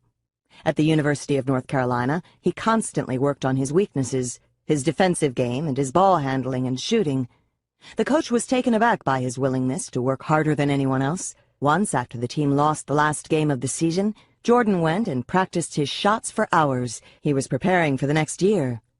Even at the height of his success and fame, after he had made himself into an athletic genius, his dogged practice remained legendary. Former Bulls assistant coach John Bach called him a genius who constantly wants to upgrade his genius. For Jordan, success stems from the mind. The mental toughness and the heart are a lot stronger than some of the physical advantages you might have. I've always said that, and I've always believed that. But other people don't. They look at Michael Jordan, and they see the physical perfection that led inevitably to his greatness. The Babe. What about Babe Ruth?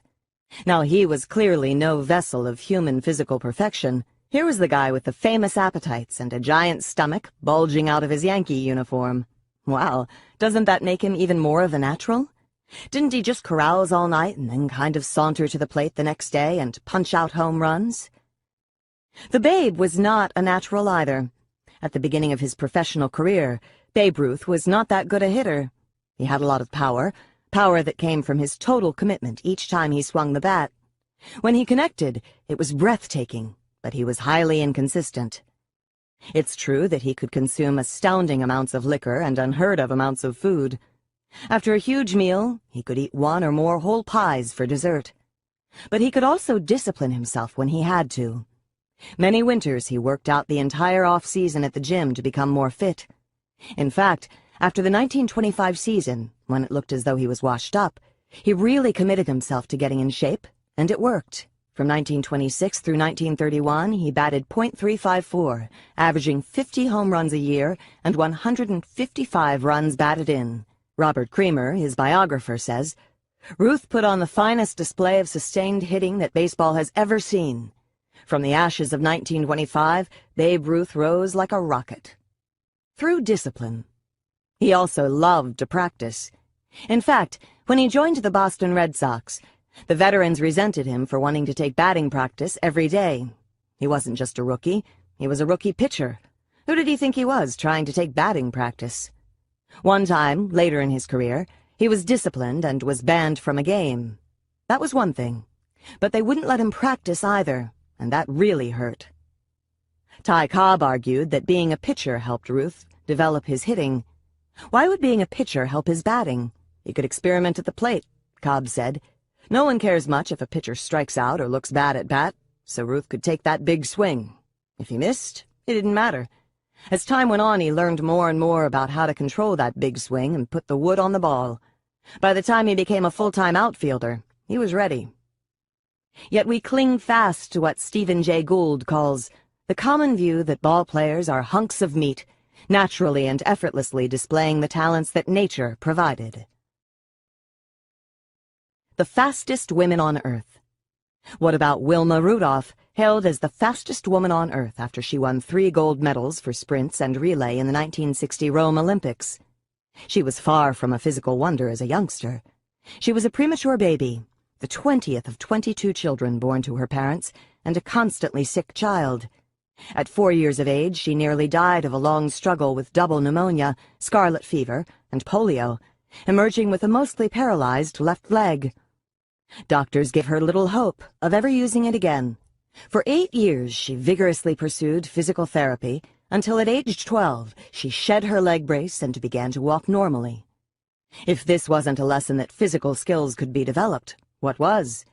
She immediately went and applied that lesson to basketball and track, although she lost every race she entered in her first official track meet. After her incredible career, she said, "I just want to be remembered as a hard-working lady." What about Jackie Joyner-Kersee, hailed as the greatest female athlete of all time? Between 1985 and the beginning of 1996, she won every heptathlon she competed in.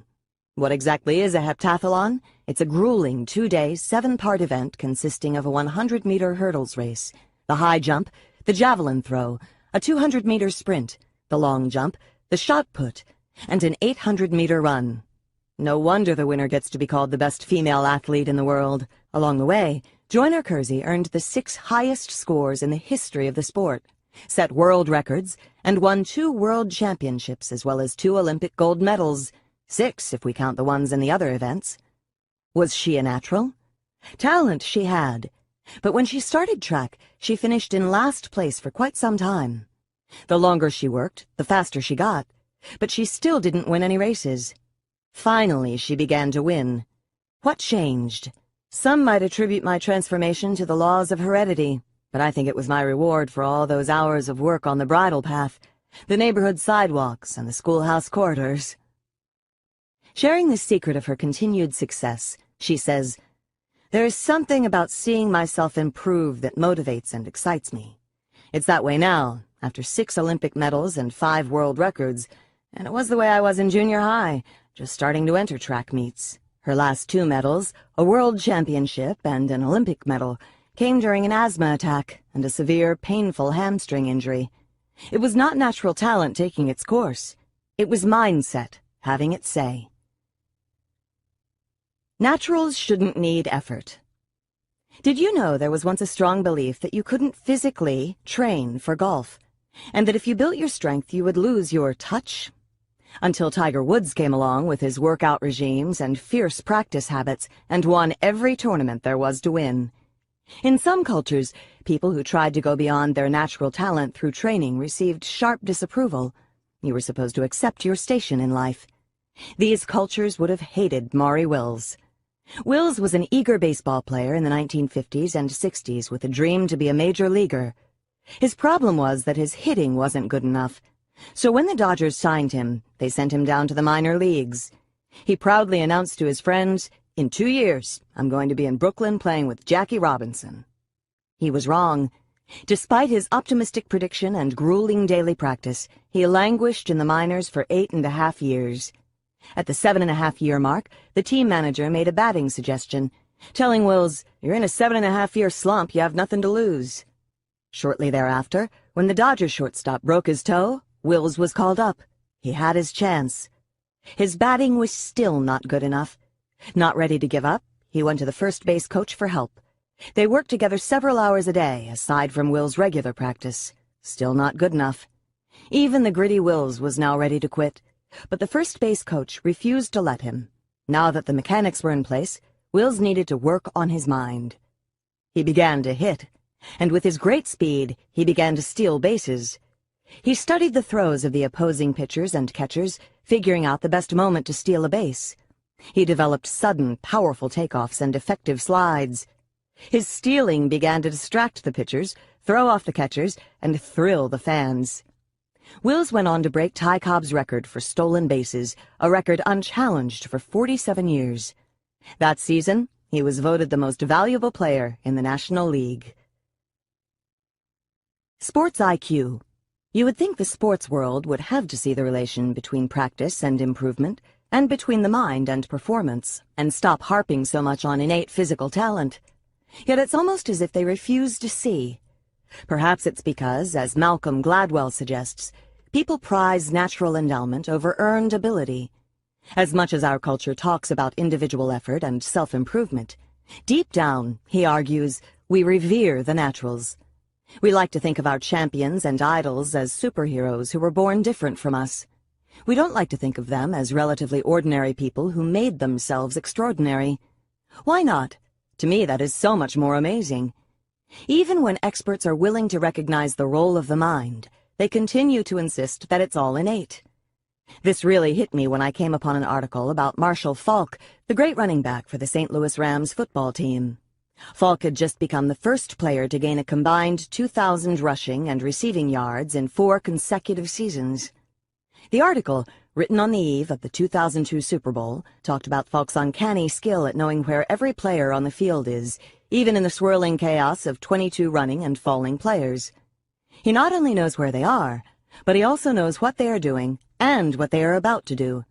According to his teammates, he's never wrong. Incredible. How does he do it? As Faulk tells it, he spent years and years watching football. In high school, he even got a job as a ballpark vendor, which he hated, in order to watch pro football. As he watched, he was always asking the question, why? Why are we running this play? Why are we attacking this way? Why are they doing that? Why are they doing this? That question, Falk says, basically got me involved in football in a more in-depth way. As a pro, he never stopped asking why and probing deeper into the workings of the game. Clearly, Falk himself sees his skills as the product of his insatiable curiosity and study. How do players and coaches see it? As a gift. Marshall has the highest football IQ of any position player I've ever played with, says a veteran teammate. Other teammates describe his ability to recognize defensive alignments flawlessly as a savant's gift. In awe of his array of skills, one coach explained, "It takes a very innate football intelligence to do all that." Character. But aren't there some naturals, athletes who really seem to have it from the start? Yes, and as it was for Billy Beane and John McEnroe, sometimes it's a curse. With all the praise for their talent and with how little they've needed to work or stretch themselves, they can easily fall into a fixed mindset. Bruce Jenner, 1976 Olympic gold medalist in the decathlon, says, "If I wasn't dyslexic, I probably wouldn't have won the games. If I had been a better reader, then that would have come easily. Sports would have come easily. And I never would have realized that the way you get ahead in life is hard work." The naturals, carried away with their superiority, don't learn how to work hard or how to cope with setbacks. This is the story of Pedro Martinez, the brilliant pitcher then with the Boston Red Sox, who self-destructed when they needed him most. But it's an even larger story, too. A story about character. A group of sports writers from the New York Times and the Boston Globe were on the Delta shuttle to Boston. So was I. They were headed to Game 3 of the 2003 American League playoff series between the New York Yankees and the Boston Red Sox. They were talking about character, and they all agreed, the Boston writers reluctantly, that the Yankees had it. Among other things, they remembered what the Yankees had done for New York 2 years before. It was October 2001, and New Yorkers had just lived through September 11th. I was there, and we were devastated. We needed some hope. The city needed the Yankees to go for it, to go for the World Series. But the Yankees had lived through it too, and they were injured and exhausted. They seemed to have nothing left. I don't know where they got it from, but they dug down deep and they polished off one team after another, each win bringing us a little bit back to life, each one giving us a little more hope for the future. Fueled by our need, they became the American League East champs, then the American League champs, and then they were in the World Series, where they made a valiant run and almost pulled it off. Everyone hates the Yankees. It's the team the whole country roots against. I grew up hating the Yankees too, but after that I had to love them. This is what the sports writers meant by character. Character, the sports writers said. They know it when they see it. It's the ability to dig down and find the strength even when things are going against you. The very next day, Pedro Martinez, the dazzling but over-pampered Boston pitcher, showed what character meant by showing what it isn't. No one could have wanted this American League championship more than the Boston Red Sox. They hadn't won a World Series in 85 years, ever since the curse of the Bambino, that is, ever since Sox owner Harry Frazee sold Babe Ruth to the Yankees for money to finance a Broadway show. It was bad enough that he was selling the best left-handed pitcher in baseball, which Ruth was at the time, but he was selling him to the despised enemy. The Yankees went on to dominate baseball, winning, it seemed, endless World Series. Meanwhile, Boston made it to 4 World Series and several playoffs, but they always lost. And they always lost in the most tragic way possible, by coming achingly near to victory and then having a meltdown. Here, finally, was another chance to fight off the curse and defeat their arch-rivals. If they won, they would make that trip to the World Series and the Yankees would stay home. Pedro Martinez was their hope. In fact, earlier in the season, he had cursed the curse. Yet after pitching a beautiful game, Martinez was losing his lead and falling behind. What did he do then? He hit a batter with the ball. Karim Garcia threatened to bean another, Jorge Posada, and hurled a 72-year-old man to the ground, Yankee coach Don Zimmer. As New York Times writer Jack Curry wrote, "We knew we were going to have Pedro versus Roger, Clemens, on a memorable afternoon at Fenway Park. But no one expected to watch Pedro against Garcia, Pedro against Posada, Pedro against Zimmer. Even the Boston writers were aghast. Dan Shaughnessy of the Globe asked, "Which one would you rather have now, Red Sox fans? Roger Clemens, who kept his composure and behaved like a professional Saturday night, winning the game for his team despite his obvious anger?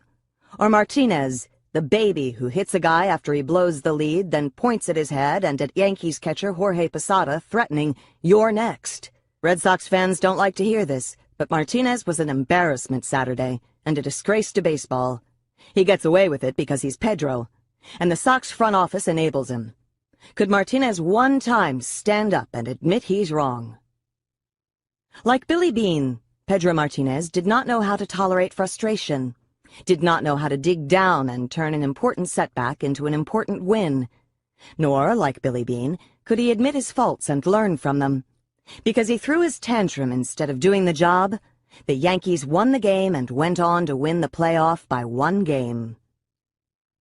The sports writers on the plane agreed that character is all, but they confessed that they didn't understand where it comes from. Yet I think by now we're getting the idea that character grows out of mindset. We now know that there's a mindset in which people are enmeshed in the idea of their own talent and specialness. When things go wrong, they lose their focus and their ability, putting everything they want, and in this case, everything the team and the fans so desperately want, in jeopardy. We also know that there is a mindset that helps people cope well with setbacks, points them to good strategies, and leads them to act in their best interest. Wait, the story's not over. 1 year later, the Sox and the Yankees went head-to-head again. Whoever won 4 games out of the 7 would be the American League champions and would take that trip to the World Series. The Yankees won the first 3 games, and Boston's humiliating fate seemed sealed once again. But that year, Boston had put their prima donnas on notice. They traded one, tried to trade another, no one wanted him, and sent out the message, "This is a team, not a bunch of stars. We work hard for each other." 4 games later, the Boston Red Sox were the American League champions, and then the world champions. It was the first time since 1904 that Boston had beaten the Yankees in a championship series, showing 2 things. First, that the curse was over, and second, that character can be learned. More about character. Let's take it from the top with Pete Sampras and the growth mindset. In 2000, Sampras was at the Wimbledon, trying for his 13th Grand Slam tennis victory. If he won, he would break Roy Emerson's record of 12 wins in top tournaments. Although Sampras managed to make it to the finals, he had not played that well in the tournament and was not optimistic about his chances against the young, powerful Patrick Rafter. Sampras lost the first set and was about to lose the second set. He was down 4-1 in the tiebreaker. Even he said, "I really felt like it was slipping away." What would McEnroe have done? What would Pedro Martinez have done? What did Sampras do? As William Roden puts it, he searched for a frame of reference that could carry him through. Sampras says, when you're sitting on the changeover, you think of past matches that you've lost the first set, came back and won the next 3. There's time. You reflect on your past experiences, being able to get through it. Suddenly, Sampras had a 5-point run, then 2 more. He had won the second set, and he was alive. Last night, Roden says, Sampras displayed all the qualities of the hero. The loss in the first set, vulnerability near defeat, then a comeback and a final triumph. Jackie Joyner-Kersee talked herself through an asthma attack during her last World Championship. She was in the 800-meter race, the last event of the heptathlon, when she felt the attack coming on. "Just keep pumping your arms," she instructed herself. "It's not that bad, so keep going. You can make it. You're not going to have a full-blown attack. You have enough air. You got this thing won. Just run as hard as you can in this last 200 meters, Jackie." She instructed herself all the way to victory. "I have to say this is my greatest triumph, considering the competition and the ups and downs I was going through. If I really wanted it, I had to pull it together." In her last Olympics, the dreaded thing happened. A serious hamstring injury forced her to drop out of the heptathlon. She was devastated. She was no longer a contender in her signature event. But would she be a contender in the long jump a few days later? Her first 5 jumps said no. They were nowhere near medal level.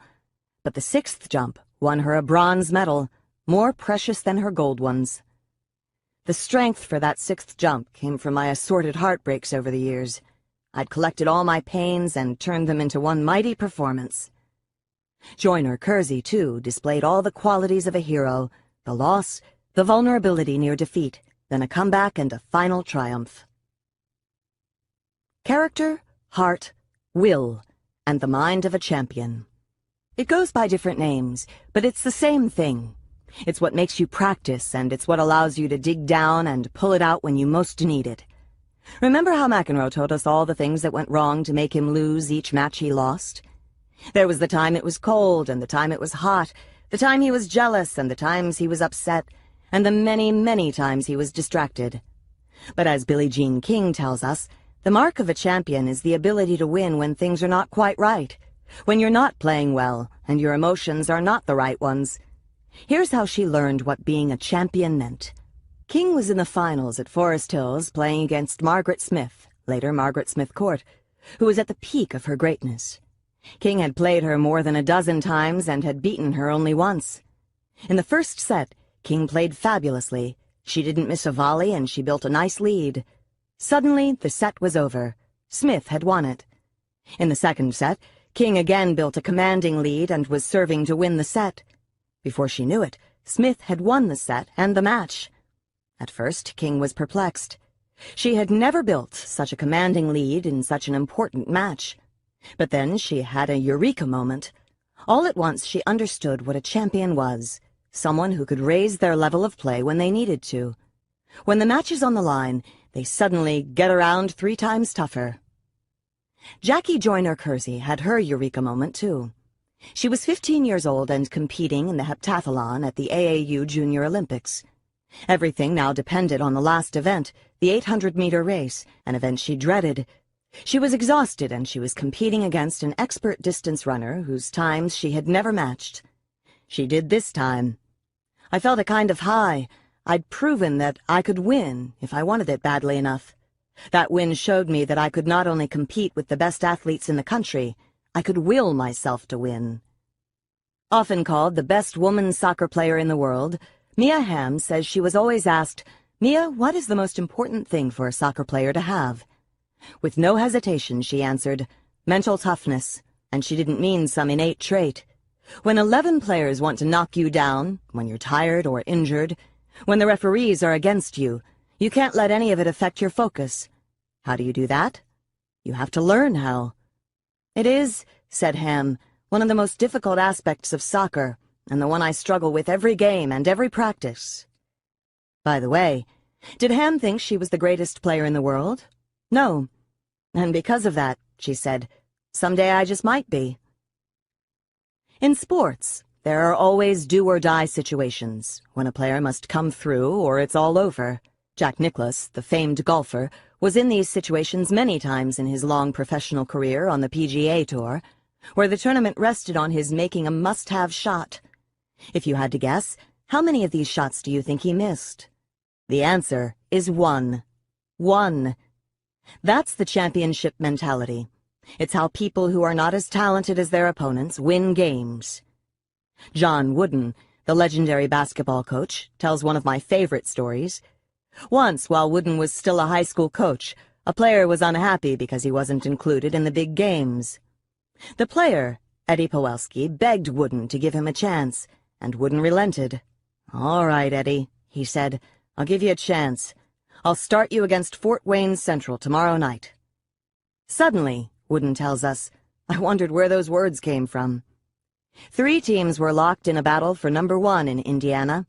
One was his team and another was Fort Wayne Central, tomorrow night's team. The next night, Wooden started Eddie. He figured that Eddie would last at most a minute or 2, especially since he was up against Fort Wayne's Armstrong, the toughest player in the state. Eddie literally took him apart, Wooden reports. Armstrong got the lowest point total of his career. Eddie scored 12, and our team showed the best balance of all season. But in addition to his scoring, his defense, rebounding, and playmaking were excellent. Eddie never sat out again and was named Most Valuable Player for the next 2 years. All of these people had character. None of them thought they were special people, born with the right to win. They were people who worked hard, who learned how to keep their focus under pressure, and who stretched beyond their ordinary abilities when they had to. Staying on top. Character is what allows you to reach the top and stay there. Darryl Strawberry, Mike Tyson, and Martina Hingis reached the top, but they didn't stay there. Isn't that because they had all kinds of personal problems and injuries? Yes, but so have many other champions. Ben Hogan was hit by a bus and was physically destroyed, but he made it back to the top. I believe ability can get you to the top, says Coach John Wooden, but it takes character to keep you there. It's so easy to begin thinking you can just turn it on automatically, without proper preparation. It takes real character to keep working as hard or even harder once you're there. When you read about an athlete or team that wins over and over and over, remind yourself, more than ability, they have character. Let's take an even deeper look at what character means and how the growth mindset creates it. Stuart Biddle and his colleagues measured adolescents and young adults' mindset about athletic ability. Those with the fixed mindset were the people who believed that you have a certain level of ability in sports and you cannot really do much to change that level. To be good at sports, you need to be naturally gifted. In contrast, the people with the growth mindset agreed that how good you are at sports will always improve if you work harder at it. To be successful in sports, you need to learn technique and skills and practice them regularly. Those with the growth mindset were the ones who showed the most character or heart. They were the ones who had the minds of champions. What do I mean? Let's look at the findings from these sports researchers and see. What is success? Finding number 1.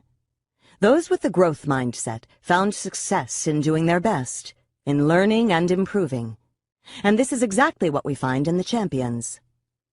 For me, the joy of athletics has never resided in winning, Jackie Joyner-Kersee tells us. I derive just as much happiness from the process as from the results. I don't mind losing as long as I see improvement or I feel I've done as well as I possibly could. If I lose, I just go back to the track and work some more. This idea that personal success is when you work your hardest to become your best was central to John Wooden's life. In fact, he says, there were many, many games that gave me as much pleasure as any of the 10 national championship games we won, simply because we prepared fully and played near our highest level of ability. Tiger Woods and Mia Hamm are 2 of the fiercest competitors who ever lived. They loved to win, but what counted most for them is the effort they made even when they didn't win. They could be proud of that. McEnroe and Bean could not. After the '98 Masters tournament, Woods was disappointed that he did not repeat his win of the previous year, but he felt good about his top 10 finish. I squeezed the towel dry this week. I'm very proud of the way I hung in there. Or after a British Open, where he finished 3rd. Sometimes you get even more satisfaction out of creating a score when things aren't completely perfect, when you're not feeling so well about your swing. Tiger is a hugely ambitious man. He wants to be the best, even the best ever. But the best me, that's a little more important.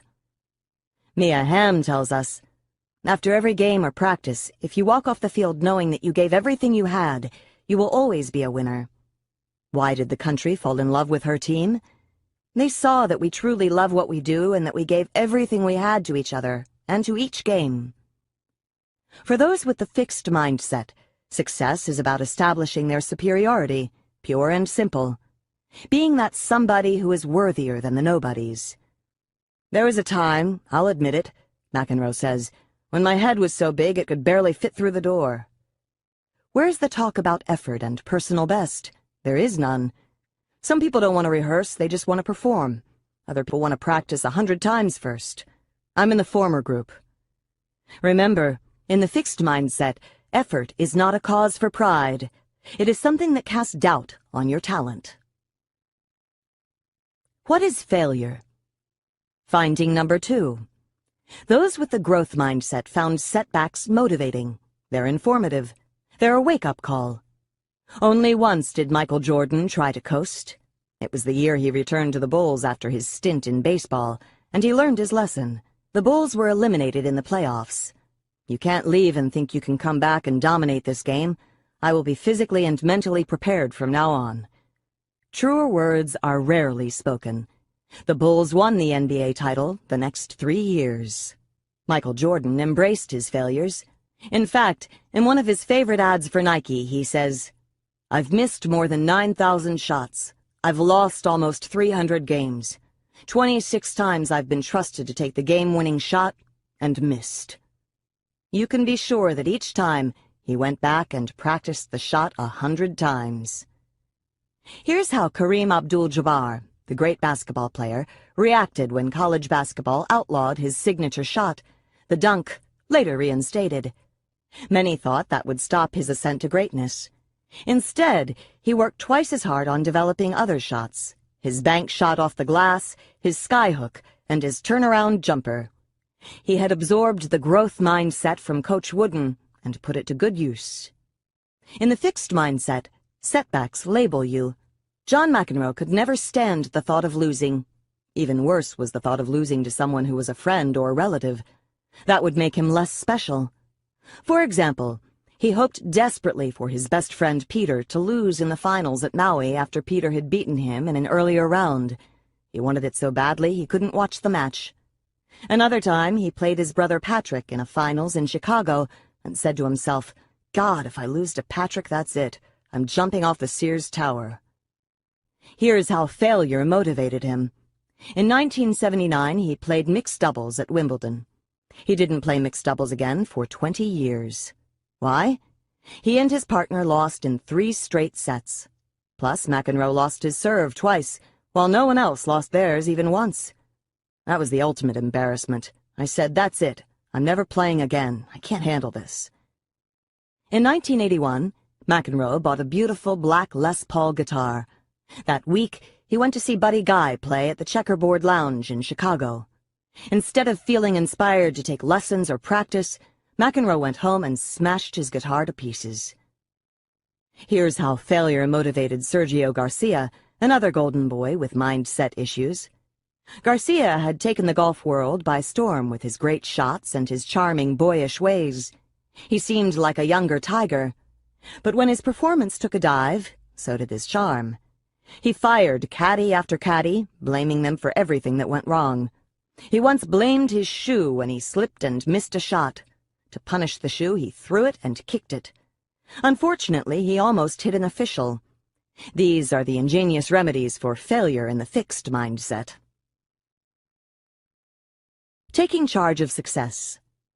Finding number 3. People with the growth mindset in sports, as in pre-med chemistry, took charge of the processes that bring success and that maintain it. How come Michael Jordan's skill didn't seem to decline with age? He did lose some stamina and agility with age, but to compensate, he worked even harder on conditioning and on his moves, like the turnaround jump shot and his celebrated fall-away jumper.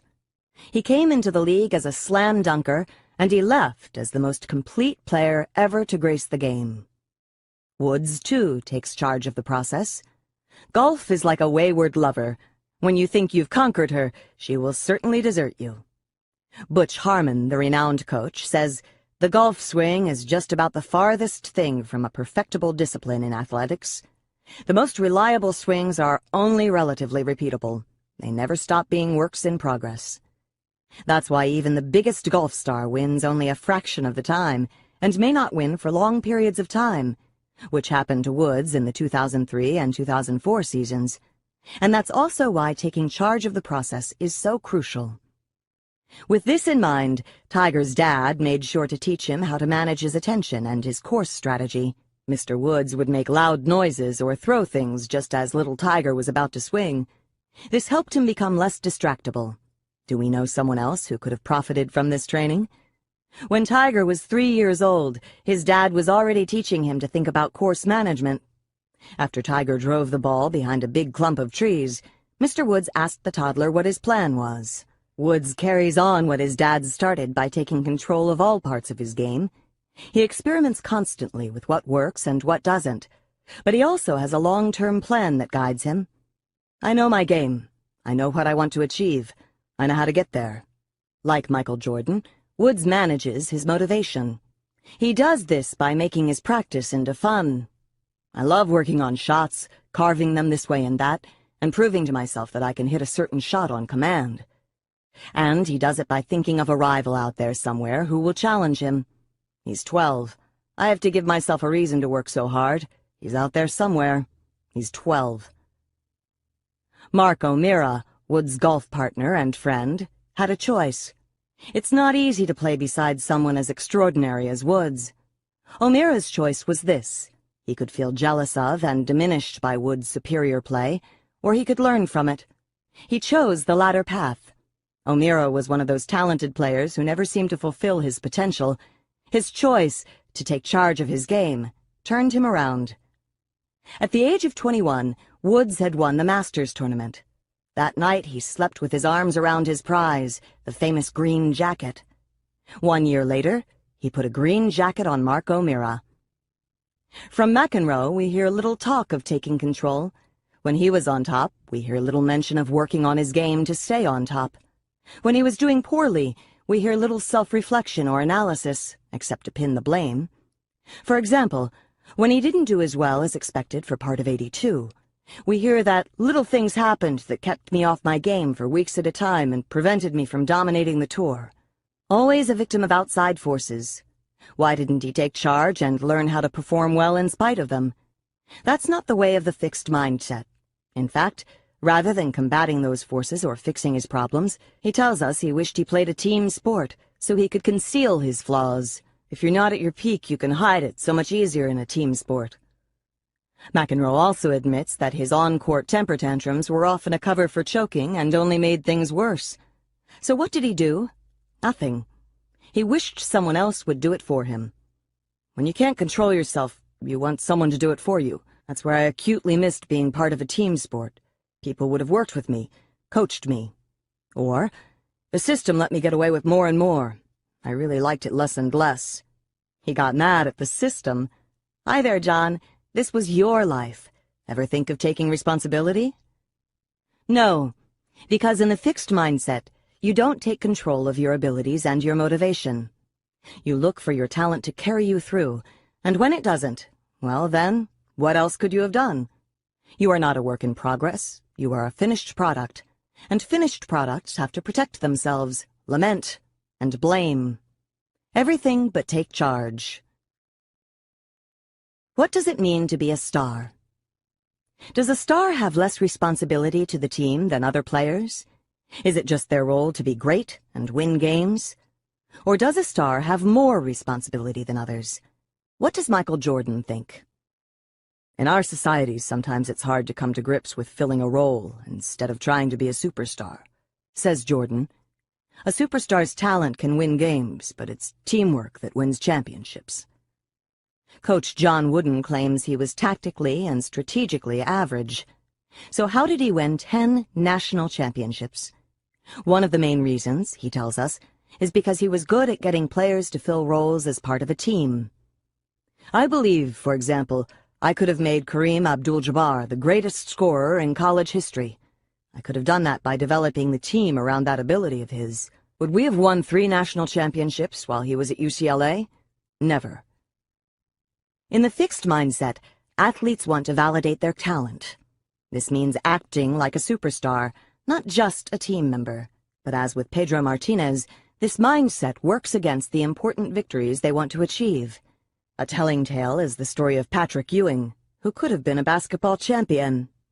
The year Ewing was a draft pick, by far the most exciting pick of the year. The Knicks won the lottery and to their joy got to select Ewing for their team. They now had twin towers, the 7-foot Ewing and the 7-foot Bill Cartwright, their high-scoring center. They had a chance to do it all. They just needed Ewing to be the power forward. He wasn't happy with that. Center is the star position, and maybe he wasn't sure he could hit the outside shots that a power forward has to hit. What if he had really given his all to learn that position? Alex Rodriguez, the best shortstop in baseball, agreed to play third base when he joined the Yankees. He had to retrain himself, and, for a while, he wasn't all he had been. Instead, Cartwright was sent to the Bulls, and Ewing's Knicks never won a championship. Then there is the tale of the football player Keyshawn Johnson, another immensely talented player who was devoted to validating his own greatness. When asked before a game how he compared to a star player on the opposing team, he replied, "You're trying to compare a flashlight to a star. Flashlights only last so long. A star is in the sky forever." Was he a team player? I am a team player, but I'm an individual first. I have to be the #1 guy with the football, not #2 or #3. If I'm not the #1 guy, I'm no good to you. I can't really help you. What does that mean? For his definition of team player, Johnson was traded by the Jets, and after that, deactivated by the Tampa Bay Buccaneers. I've noticed an interesting thing. When some star players are interviewed after a game, they say we. They are part of the team, and they think of themselves that way. When others are interviewed, they say I, and they refer to their teammates as something apart from themselves, as people who are privileged to participate in their greatness. Every sport is a team sport. You know, just about every sport is in some sense a team sport. No one does it alone. Even in individual sports like tennis or golf, great athletes have a team: coaches, trainers, caddies, managers, mentors. This really hit me when I read about Diana Nyad, the woman who holds the world's record for open water swimming. What could be more of a lone sport than swimming? All right, maybe you need a little rowboat to follow you and make sure you're okay. When Nyad hatched her plan, the open water swimming record for both men and women was 60 miles. She wanted to swim 100. After months of arduous training, she was ready. But with her went a team of guides for measuring the winds and the current and watching for obstacles, divers looking for sharks, NASA experts for guidance on nutrition and endurance. She needed 1,100 calories per hour, and she lost 29 pounds on the trip. And trainers who talked her through uncontrollable shivers, nausea, hallucinations, and despair. Her new record, 102.5 miles, stands to this day. It is her name in the record books, but it took 51 other people to do it. Hearing the mindsets. You can already hear the mindsets in young athletes. Listen for them. It's 2004. Isis Telis is a college basketball star, a 6'5" forward for the Duke University women's basketball team. She has a picture of her father, James Quick Telis, taped to her locker as a motivator. But the picture is not a tribute, says sports writer Viv Bernstein. It is a reminder of all Telis hopes she will never be. Quick Telis was a contender in the 1980s. In 1981, he boxed for the world heavyweight title. In 1985, he was in the movie The Color Purple as a boxer, and in 1986, he was the first boxer to go the distance, 10 rounds, with Mike Tyson. But he never made it to the top. Isis Telis, who is a senior, says, "This is the year to win a national championship. I just feel like I'd be such a failure. I'd feel like I'm regressing back and I'm going to end up like my dad, a nobody." Uh-oh. It's the somebody-nobody syndrome. If I win, I'll be somebody. If I lose, I'll be nobody. Telis's anger at her father may be justified. He abandoned her as a child. But this thinking is getting in her way. Perhaps nobody else has that combination of size, skill, quickness, and vision in the women's college game, says Bernstein. Yet few would rate Telis ahead of the top 2 players in the country, Connecticut's Diana Taurasi and Duke's Alana Beard. Telis's performance often fails to match her ability. She's frustrated that people have high expectations for her and want her to play better. "I feel like I have to come out and have a triple-double, double digits in points scored, rebounds, and assists. Dunk the ball over the head 360, leave your feet, turn completely around, in the air, and slam the ball into the basket. And maybe people will be like, oh, she's not that bad." I don't think people want the impossible. I think they just want to see her use her wonderful talent to the utmost. I think they want her to develop the skills she needs to reach her goals. Worrying about being a nobody is not the mindset that motivates and sustains champions. Hard as it is, perhaps Telis should admire the fact that her father went for it, instead of being contemptuous that he didn't quite make it. Somebodies are not determined by whether they won or lost. Somebodies are people who go for it with all they have. If you go for it with all you have, Isis Telis, Not just in the games, but in practice too. You will already be somebody. Here's another mindset. It's 6'3" Candace Parker, then a 17-year-old senior at Naperville Central High near Chicago, who was going to Tennessee to play for the Lady Vols and their great coach, Pat Summitt. Candace has a very different father from Isis, a dad who is teaching her a different lesson. If you work hard at something, you get out what you put in. Several years before, when he was coach of her team, her dad lost his cool with her during a tournament game. She was not going for the rebounds. She was shooting lazy shots from the outside instead of using her height near the basket, and she was not exerting herself on defense. Now let's go out and try harder. So what happened? She went out and scored 20 points in the second half and had 10 rebounds. They blew the other team away. He lit a fire under me, and I knew he was right.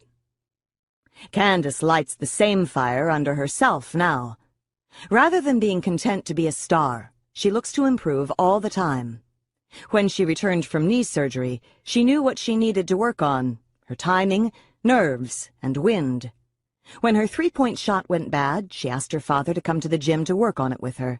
Whether it be in basketball or everyday life, she says, nothing is promised.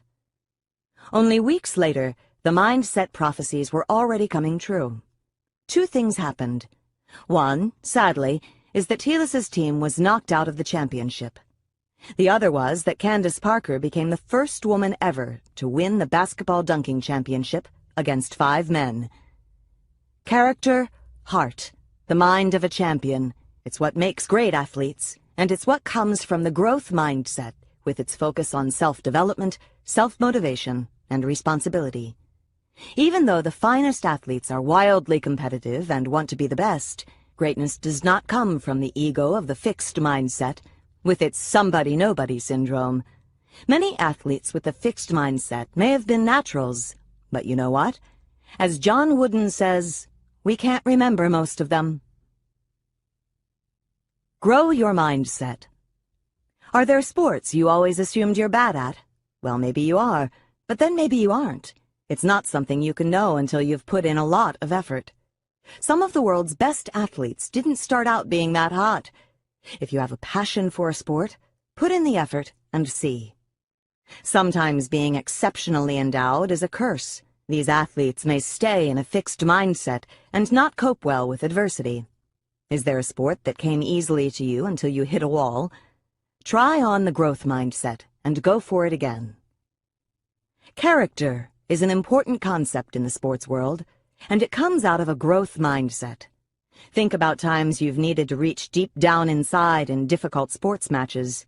Think about the growth mindset champions from this chapter and how they do it. What could you do next time to make sure you're in a growth mindset in the pinch? Athletes with a growth mindset find success in learning and improving, not just winning. The more you can do this, the more rewarding sports will be for you and for those who play them with you. Chapter 5. Business, Mindset and Leadership. Enron and the Talent Mindset.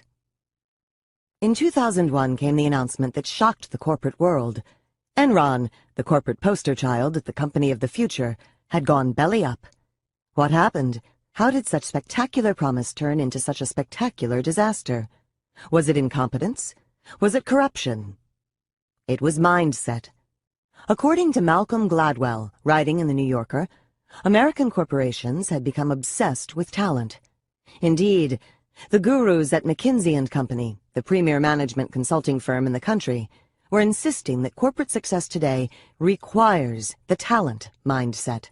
Just as there are naturals in sport, they maintained there are naturals in business. Just as sports teams write huge checks to sign outsized talent, so too should corporations spare no expense in recruiting talent, for this is the secret weapon, the key to beating the competition.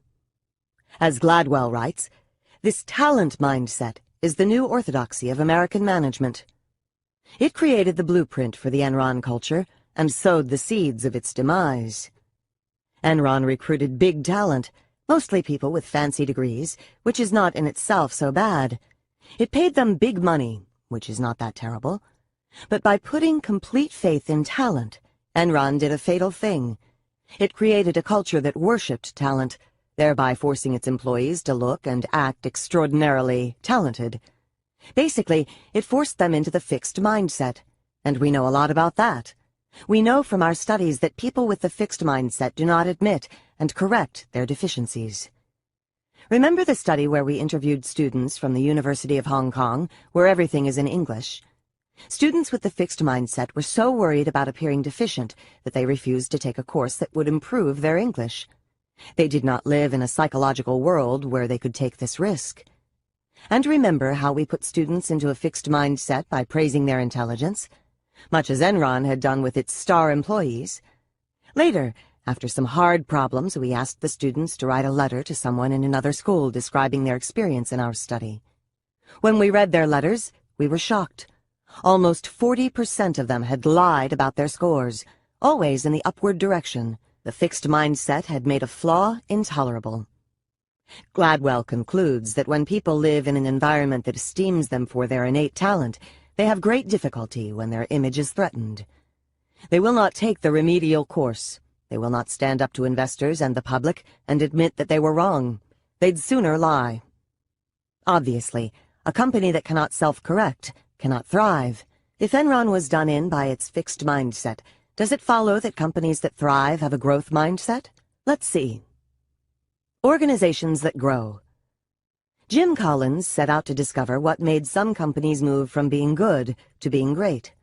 What was it that allowed them to make the leap to greatness and stay there, while other comparable companies just held steady at good? To answer this question, he and his research team embarked on a 5-year study.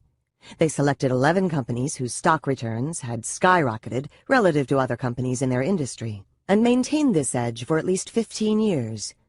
They matched each company to another one in the same industry that had similar resources, but did not make the leap. He also studied a third group of companies, ones that had made a leap from good to great, but did not sustain it. What distinguished the thriving companies from the others? There were several important factors, as Collins reports in his book, Good to Great. But one that was absolutely key was the type of leader who in every case led the company into greatness.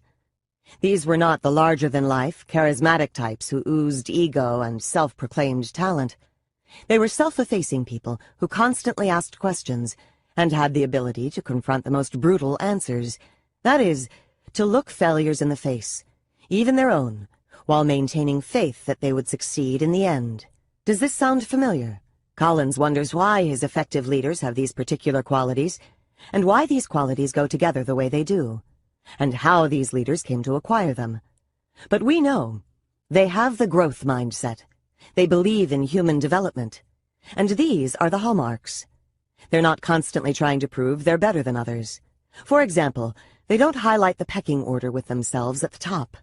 They don't claim credit for other people's contributions, and they don't undermine others to feel powerful. Instead, they are constantly trying to improve. They surround themselves with the most able people they can find. They look squarely at their own mistakes and deficiencies, and they ask frankly what skills they and the company will need in the future. And because of this, they can move forward with confidence that's grounded in the facts, not built on fantasies about their talent. Collins reports that Alan Wurtzel, the CEO of the giant electronics chain Circuit City, held debates in his boardroom. Rather than simply trying to impress his board of directors, he used them to learn. With his executive team as well, he questioned, debated, prodded until he slowly gained a clearer picture of where the company was and where it needed to go. They used to call me the prosecutor because I would hone in on a question, Wurtzel told Collins. You know, like a bulldog. I wouldn't let go until I understood. Why? Wurtzel considered himself a plow horse, a hard-working, no-nonsense, normal kind of guy. But he took a company that was close to bankruptcy and over the next 15 years turned it into one that delivered the highest total return to its stockholders of any firm on the New York Stock Exchange. A study of mindset and management decisions. Robert Wood and Albert Bandura did a fascinating study with graduate students in business, many of whom had management experience. In their study, they created Enron-type managers and Wurtzel-type managers by putting people into different mindsets. Wood and Bandura gave these budding business leaders a complex management task in which they had to run a simulated organization, a furniture company. In this computerized task, they had to place employees in the right jobs and decide how best to guide and motivate these workers. To discover the best ways, they had to keep revising their decisions based on the feedback they got about employee productivity. The researchers divided the business students into two groups. One group was given a fixed mindset. They were told that the task measured their basic underlying capabilities. The higher their capacity, the better their performance. The other group was given a growth mindset. They were told that management skills were developed through practice, and that the task would give them an opportunity to cultivate these skills. The task was hard because students were given high production standards to meet, and especially in their early attempts, they fell short. As at Enron, those with the fixed mindset did not profit from their mistakes. But those with the growth mindset kept on learning. Not worried about measuring or protecting their fixed abilities, they looked directly at their mistakes, used the feedback, and altered their strategies accordingly. They became better and better at understanding how to deploy and motivate their workers, and their productivity kept pace. In fact, they ended up way more productive than those with the fixed mindset. What's more, through this rather grueling task, they maintained a healthy sense of confidence. They operated like Alan Wurtzel. Leadership and the fixed mindset. In contrast to Alan Wurtzel, the leaders of Collins's comparison companies had every symptom of the fixed mindset writ large. Fixed mindset leaders, like fixed mindset people in general, live in a world where some people are superior and some are inferior. They must repeatedly affirm that they are superior, and the company is simply a platform for this. Collins's comparison leaders were typically concerned with their reputation for personal greatness, so much so that they often set the company up to fail when their regime ended. As Collins puts it, after all, what better testament to your own personal greatness than that the place falls apart after you leave? In more than 2/3 of these leaders, the researchers saw a gargantuan personal ego that either hastened the demise of the company or kept it second-rate. One such leader was Lee Iacocca, head of Chrysler, who achieved a miraculous turnaround for his company, then spent so much time grooming his fame that in the second half of his tenure, the company plunged back into mediocrity. Many of these comparison companies operated on what Collins calls a genius with 1,000 helpers model.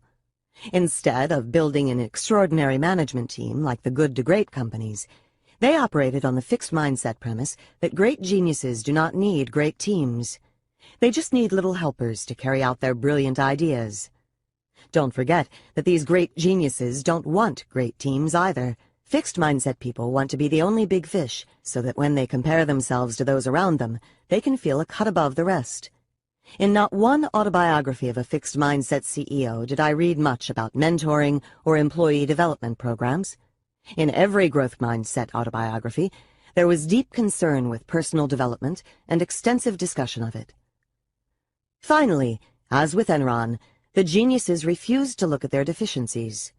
Says Collins, the good-to-great Kroger grocery chain looked bravely at the danger signs in the 1970s, signs that the old-fashioned grocery store was becoming extinct. Meanwhile, its counterpart, A&P, once the largest retailing organization in the world, shut its eyes. For example, when A&P opened a new kind of store, a superstore, and it seemed to be more successful than the old kind, they closed it down. It was not what they wanted to hear.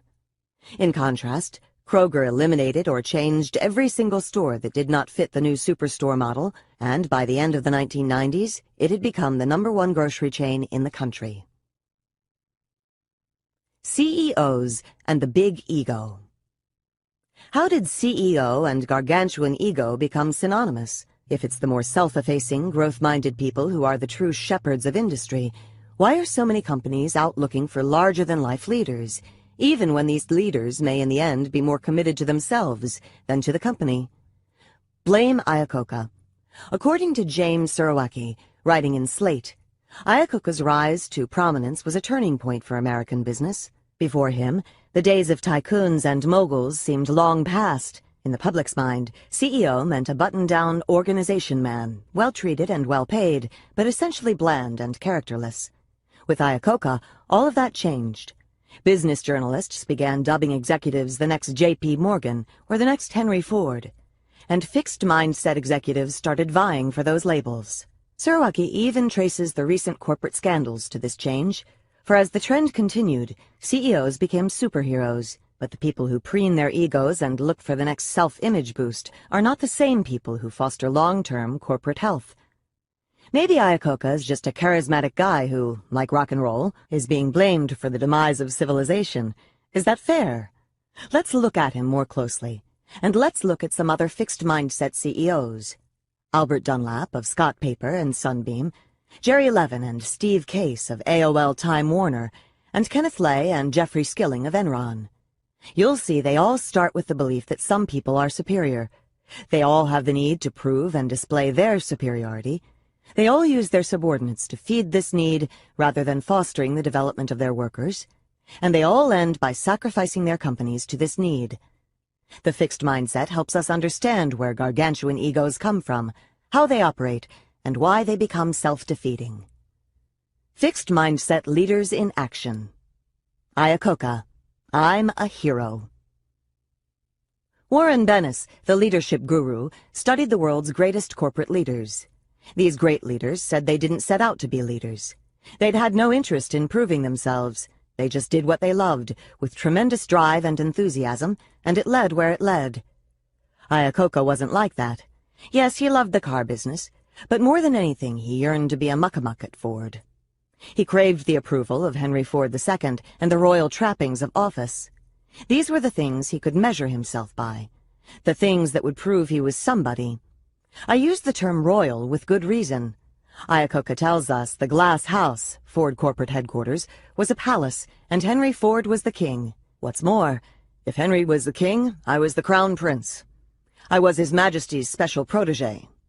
All of us lived the good life in the royal court. We were part of something beyond first class, royal class. White-coated waiters were on call throughout the day, and we all ate lunch together in the executive dining room. Dover sole was flown over from England on a daily basis. Iacocca achieved great things at Ford, like nurturing and promoting the Ford Mustang, and he dreamed of succeeding Henry Ford as the CEO of the company. But Henry Ford had other ideas, and much to Iacocca's shock and rage, he eventually forced Iacocca out. It's interesting that Iacocca was shocked and that he harbored an enduring rage against Henry Ford. After all, he had seen Henry Ford fire top people, and he, Iacocca, had used the axe quite liberally on others. He knew the corporate game.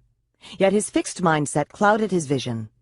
I'd always clung to the idea that I was different, that somehow I was smarter or luckier than the rest. I didn't think it would ever happen to me. His belief in his inherent superiority had blinded him. Now the other side of the fixed mindset kicked in. He wondered whether Henry Ford had detected a flaw in him. Maybe he wasn't superior after all. And that's why he couldn't let go. Years later, his second wife told him to get over it. You don't realize what a favor Henry Ford did for you. Getting fired from Ford brought you to greatness. You're richer, more famous, and more influential because of Henry Ford. Thank him. Shortly thereafter, he divorced her. So the king who had defined him as competent and worthy now rejected him as flawed. With ferocious energy, Iacocca applied himself to the monumental task of saving face and, in the process, Chrysler Motors. Chrysler, the once thriving Ford rival, was on the brink of death. But Iacocca, as its new CEO, acted quickly to hire the right people, bring out new models, and lobby the government for bailout loans. Just a few years after his humiliating exit from Ford, he was able to write a triumphant autobiography and in it declare, "Today, I'm a hero." Within a short time, however, Chrysler was in trouble again. Iacocca's fixed mindset would not stay put. He needed to prove his greatness, to himself, to Henry Ford, to the world, on a larger and larger scale. He spent his company time on things that would enhance his public image, and he spent the company's money on things that would impress Wall Street and hike up Chrysler's stock prices. But he did this instead of investing in new car designs or manufacturing improvements that would keep the company profitable in the long run. He also looked to history, to how he would be judged and remembered, but he did not address this concern by building the company. Quite the contrary. According to one of his biographers, he worried that his underlings might get credit for successful new designs, so he balked at approving them. He worried, as Chrysler faltered, that his underlings might be seen as the new saviors, so he tried to get rid of them. He worried that he would be written out of Chrysler history, so he desperately hung on as CEO long after he had lost his effectiveness. Iacocca had a golden opportunity to make a difference, to leave a great legacy. The American auto industry was facing its biggest challenge ever. Japanese imports were taking over the American market. It was simple. They looked better and they ran better. Iacocca's own people had done a detailed study of Honda and made excellent suggestions to him. But rather than take up the challenge and delivering better cars, Iacocca, mired in his fixed mindset, delivered blame and excuses. He went on the rampage, spewing angry diatribes against the Japanese and demanding that the American government impose tariffs and quotas that would stop them. In an editorial against Iacocca, the New York Times scolded, "The solution lies in making better cars in this country, not in angrier excuses about Japan." Nor was Iacocca growing as a leader of his workforce. In fact, he was shrinking inside the insulated, petty, and punitive tyrant he had accused Henry Ford of being. Not only was he firing people who were critical of him, he'd done little to reward the workers who had sacrificed so much to save the company. Even when the money was rolling in, he seemed to have little interest in sharing it with them. Their pay remained low and their working conditions remained poor. Yet even when Chrysler was in trouble again, he maintained a regal lifestyle. $2 million were spent renovating his corporate suite at the Waldorf in New York. Finally, while there was still time to save Chrysler, the board of directors eased Iacocca out. They gave him a grand pension, showered him with stock options, and continued many of his corporate perks. But he was beside himself with rage, especially since his successors seemed to be managing the company quite nicely. So in a bid to regain the throne, he joined a hostile takeover attempt, one that placed the future of Chrysler at risk. It failed, but for many, the suspicion that he put his ego before the welfare of the company was confirmed. Iacocca lived the fixed mindset. Although he started out loving the car business and having breakthrough ideas, his need to prove his superiority started to dominate, eventually killing his enjoyment and stifling his creativity. As time went on and he became less and less responsive to challenges from competitors, he resorted to the key weapons of the fixed mindset: blame, excuses, and the stifling of critics and rivals. And is so often the case with the fixed mindset, because of these very things, Iacocca lost the validation he craved. When students fail tests or athletes lose games, it tells them that they've dropped the ball. But the power that CEOs wield allows them to create a world that caters night and day to their need for validation. It allows them to surround themselves only with the good news of their perfection and the company's success, no matter what the warning signs may be. This, as you may recall, is CEO disease and a peril of the fixed mindset. You know, lately I've wondered whether Iacocca has recuperated from CEO disease. He's raising money, and giving a lot of his own, for innovative diabetes research. He's working for the development of environment-friendly vehicles. Maybe, released from the task of trying to prove himself, he's now going for things he deeply values. Albert Dunlap. I'm a superstar. Albert Dunlap saved dying companies, although I'm not sure saved is the right word. He didn't get them ready to thrive in the future. He got them ready to sell for a profit. For example, by firing thousands of workers. And profit he did. He got $100 million from the turnaround and sale of Scott Paper. $100 million for little more than a year and a half of work. Did I earn it? Damn right I did. I'm a superstar in my field, much like Michael Jordan in basketball and Bruce Springsteen in rock and roll.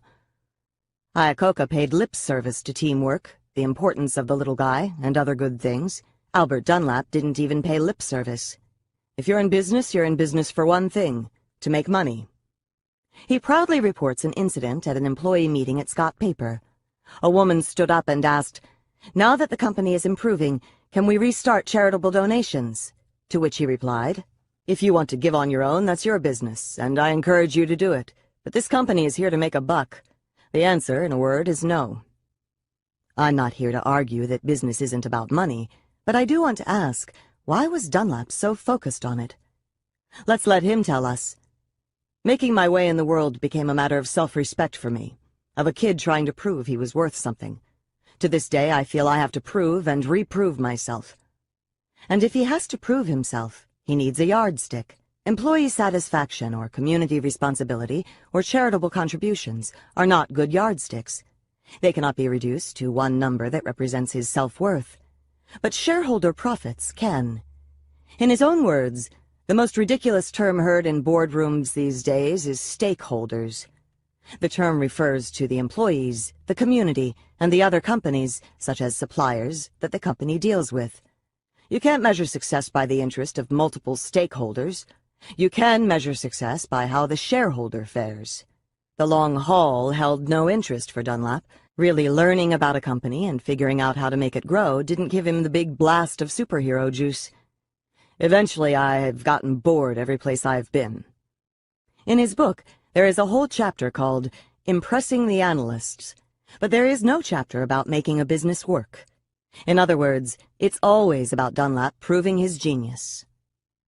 Then, in 1996, Dunlap took over Sunbeam. In his typical Chainsaw Al style, he closed or sold 2/3 of Sunbeam's plants and fired half of the 12,000 employees. Ironically, the Sunbeam stock rose so high, it ruined his plan to sell the company. It was too expensive to buy. Uh-oh, now he had to run the company. Now he had to keep it profitable, or at least looking profitable. But instead of turning to his staff or learning what to do, he inflated revenues, fired people who questioned him, and covered up the increasingly dire straits his company was in.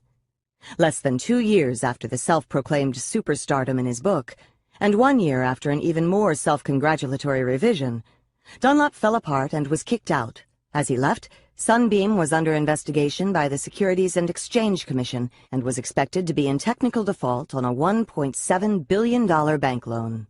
Dunlap deeply misunderstood Michael Jordan and Bruce Springsteen. Both of these superstars reached the pinnacle and stayed there a long time because they constantly dug down, faced challenges, and kept growing.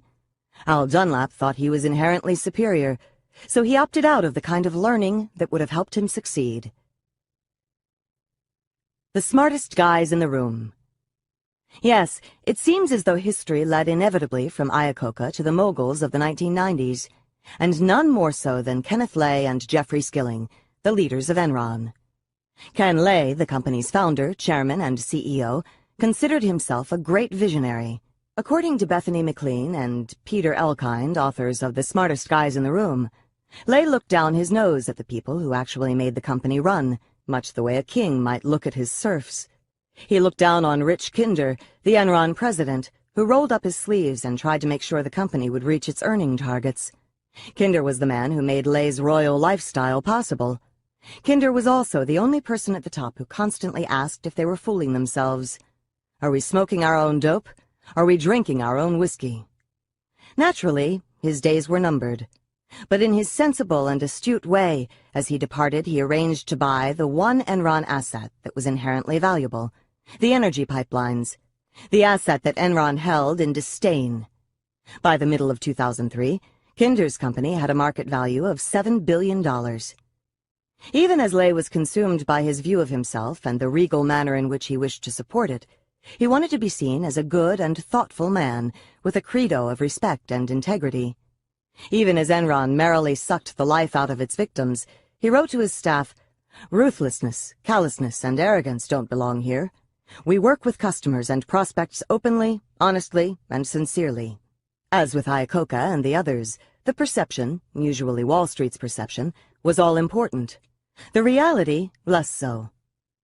Right there with Lay was Jeff Skilling, successor to Rich Kinder as president and chief operating officer, and later the CEO. Skilling was not just smart, he was said to be the smartest person I ever met, and incandescently brilliant. He used his brain power, however, not to learn but to intimidate. When he thought he was smarter than others, which was almost always, he treated them harshly. And anyone who disagreed with him was just not bright enough to get it. When a co-CEO with superb management skills was brought in to help Skilling during a hard time in his life, Skilling was contemptuous of him. "Ron doesn't get it." When financial analysts or Wall Street traders tried to press Skilling to go beyond his pat explanations, he treated them as though they were stupid. "Well, it's obvious. How can you not get it?" In most cases, the Wall Street guys, ever concerned about their own intellect, made believe they got it. As resident genius, Skilling had unlimited faith in his ideas. He had so much regard for his ideas that he believed Enron should be able to proclaim profits as soon as he or his people had the idea that might lead to profits. This is a radical extension of the fixed mindset. My genius not only defines and validates me, it defines and validates the company. It is what creates value. My genius is profit. Wow. And in fact, this is how Enron came to operate. As McLean and Elkind report, Enron recorded millions of dollars in profits on a business before it had generated a penny in actual revenues. Of course, after the creative act, no one cared about follow-through. That was beneath them. So often as not, the profit never occurred. If genius equaled profit, it didn't matter that Enron people sometimes wasted millions competing against each other. Said Amanda Martin, an Enron executive, "To put one over on one of your own was a sign of creativity and greatness." Skilling not only thought he was smarter than everyone else, but, like Iacocca, also thought he was luckier. According to insiders, he thought he could beat the odds. Why should he feel vulnerable? There was never anything wrong. Skilling still does not admit that there was anything wrong. The world simply didn't get it. Two geniuses collide. Resident geniuses almost brought down AOL and Time Warner, too. Steve Case of AOL and Jerry Levin of Time Warner were two CEOs with the fixed mindset who merged their companies. Can you see it coming? Case and Levin had a lot in common. Both of them cultivated an aura of supreme intelligence. Both tried to intimidate people with their brilliance. And both were known to take more credit than they deserved. As resident geniuses, neither wanted to hear complaints, and both were ready to fire people who weren't team players, meaning people who wouldn't keep up the facade that they had erected. When the merger actually took place, AOL was in such debt that the merged company was on the brink of ruin. You would think that the two CEOs might work together, marshaling their resources to save the company they created. Instead, Levin and Case scrambled for personal power. Levin was the first to fall. But Case was still not trying to make things work. In fact, when the new CEO, Richard Parsons, sent someone down to fix AOL, Case was intensely against it. If someone else fixed AOL, someone else would get the credit. As with Iacocca, better to let the company collapse than let another prince be crowned. When Case was finally counseled to resign, he was furious. Like Iacocca, he denied all responsibility for the company's problems and vowed to get back at those who had turned against him. Because of the resident geniuses, AOL Time Warner ended the year 2002 with a loss of almost $100 billion. It was the largest yearly loss in American history. Invulnerable, invincible, entitled. Iacocca, Dunlap, Lay and Skilling, Case and Levin. They show what can happen when people with the fixed mindset are put in charge of companies. In each case, a brilliant man put his company in jeopardy because measuring himself and his legacy outweighed everything else. They were not evil in the usual sense. They didn't set out to do harm. But at critical decision points, they opted for what would make them feel good and look good over what would serve the longer-term corporate goals. Blame others, cover mistakes, pump up the stock prices, crush rivals and critics, screw the little guy. These were the standard operating procedures. What is fascinating is that as they led their companies toward ruin, all of these leaders felt invulnerable and invincible. In many cases, they were in highly competitive industries, facing onslaughts from fierce rivals. But they lived in a different reality. It was a world of personal greatness and entitlement. Kenneth Lay felt a powerful sense of entitlement. Even as he was getting millions a year in compensation from Enron, he took large personal loans from the company, gave jobs and contracts to his relatives, and used the corporate jets as his family fleet. Even during bad years at Chrysler, Iacocca threw lavish Christmas parties for the company elite. At every party, as king, he presented himself with an expensive gift, which the executives were later billed for. Speaking about AOL executives, a former official said, "You're talking about men who thought they had the right to anything." As these leaders cloaked themselves in the trappings of royalty, surrounded themselves with flatterers who extolled their virtues, and hid from problems, it is no wonder they felt invincible. Their fixed mindset created a magic realm in which the brilliance and perfection of the king were constantly validated. Within that mindset, they were completely fulfilled. Why would they want to step outside that realm to face the uglier reality of warts and failures? As Morgan McCall, in his book High Flyers, points out, unfortunately, people often like the things that work against their growth. People like to use their strengths to achieve quick, dramatic results, even if they aren't developing the new skills they will need later on. People like to believe they are as good as everyone says, and not take their weaknesses as seriously as they might. People don't like to hear bad news or get criticism. There is tremendous risk in leaving what one does well to attempt to master something new.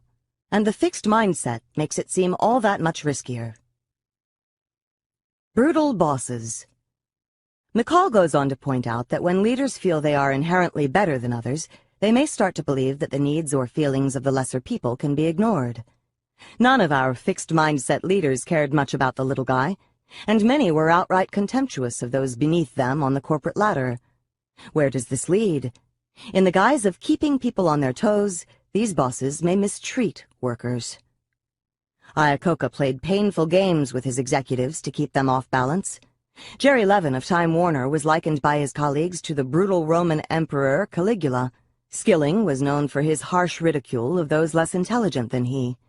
Harvey Hornstein, an expert on corporate leadership, writes in his book Brutal Bosses that this kind of abuse represents the boss's desire to enhance their own feelings of power, competence, and value at the subordinate's expense. Do you remember in our studies how people with the fixed mindset wanted to compare themselves with people who were worse off than they were? The principle is the same, but there is an important difference. These bosses have the power to make people worse off, and when they do, they feel better about themselves. Hornstein describes Paul Kazarian, the former CEO of Sunbeam Oster. He called himself a perfectionist, but that was a euphemism for abuser. He threw things at subordinates when they upset him. One day, the comptroller, after displeasing Mr. Kazarian, saw an orange juice container flying toward him. Sometimes the victims are people the bosses consider to be less talented. This can feed their sense of superiority. But often the victims are the most competent people, because these are the ones who pose the greatest threat to a fixed mindset boss. An engineer at a major aircraft builder, interviewed by Hornstein, talked about his boss. His targets were usually those of us who were most competent. I mean, if you're really concerned about our performance, you don't pick on those who are performing best. But if you're really concerned about your competence, you do. When bosses mete out humiliation, a change comes over the place. Everything starts revolving around pleasing the boss. In Good to Great, Collins notes that in many of his comparison companies, the ones that didn't go from good to great, or that went there and declined again, the leader became the main thing people worried about. The minute a leader allows himself to be the primary reality people worry about, rather than reality being the primary reality, you have a recipe for mediocrity or worse. In the 1960s and 70s, the Chase Manhattan Bank was ruled by David Rockefeller, an excessively controlling leader. According to Collins and Porras in Built to Last, his managers lived day to day in fear of his disapproval. At the end of each day, they breathed a sigh of relief. Whew, one more day gone and I'm not in trouble. Even long past his heyday, senior managers refused to venture a new idea because David might not like it. Ray McDonald of Burroughs, Collins and Porras report, publicly ridiculed managers for mistakes to the point where he inhibited them from innovating. As a result, even though Burroughs was ahead of IBM in the early stages of the computer industry, the company lost out. The same thing happened at Texas Instruments, another leader in the exciting early days of the computer. If they didn't like a presentation, Mark Shepard and Fred Busey would yell, bang on tables, insult the speaker, and hurl things. No wonder their people lost their enterprising spirit. When bosses become controlling and abusive, they put everyone into a fixed mindset. This means that instead of learning, growing, and moving the company forward, everyone starts worrying about being judged. It starts with the boss's worry about being judged, but it winds up being everybody's fear about being judged. It's hard for courage and innovation to survive a company-wide fixed mindset. Growth mindset leaders in action. Andrew Carnegie once said, "I wish to have as my epitaph, Here lies a man who was wise enough to bring into his service men who knew more than he. Okay, let's open the windows and let some air in. The fixed mindset feels so stifling.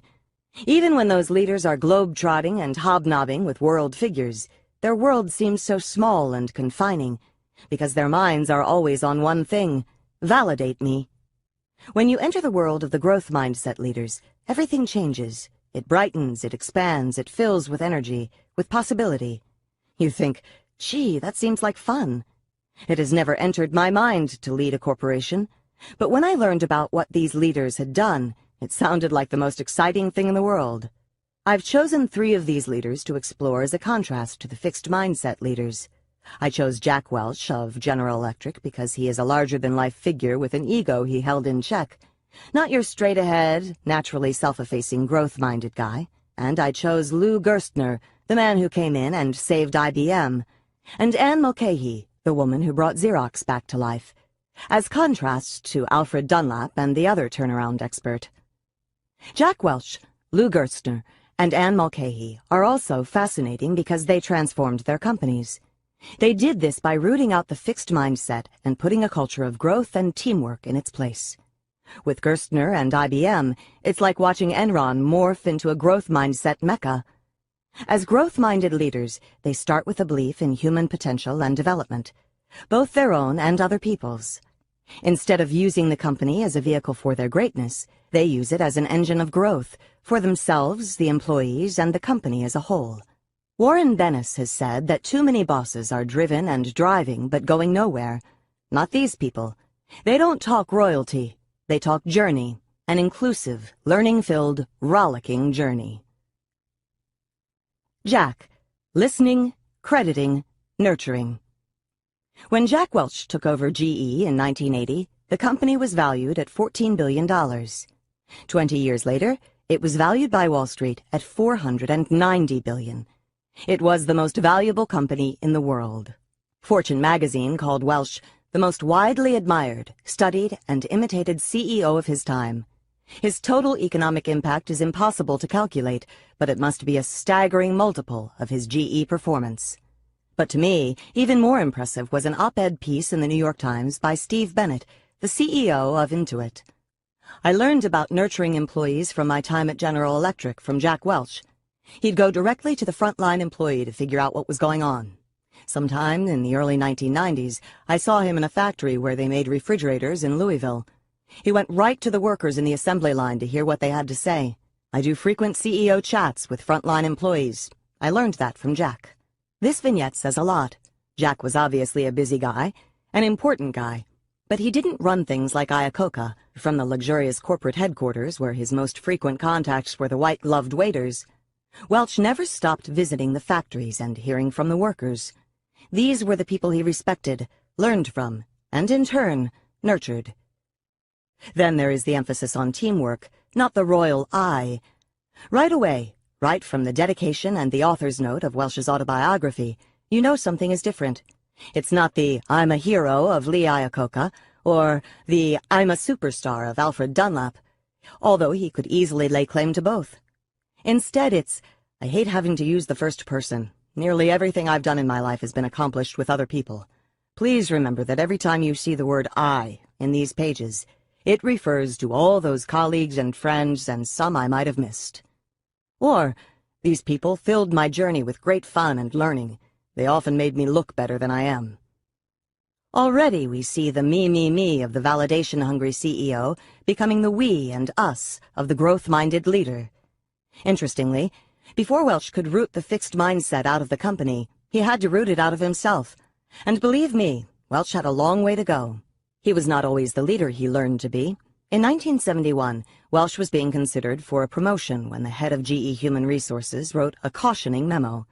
He noted that despite Welch's many strengths, the appointment carries with it more than the usual degree of risk.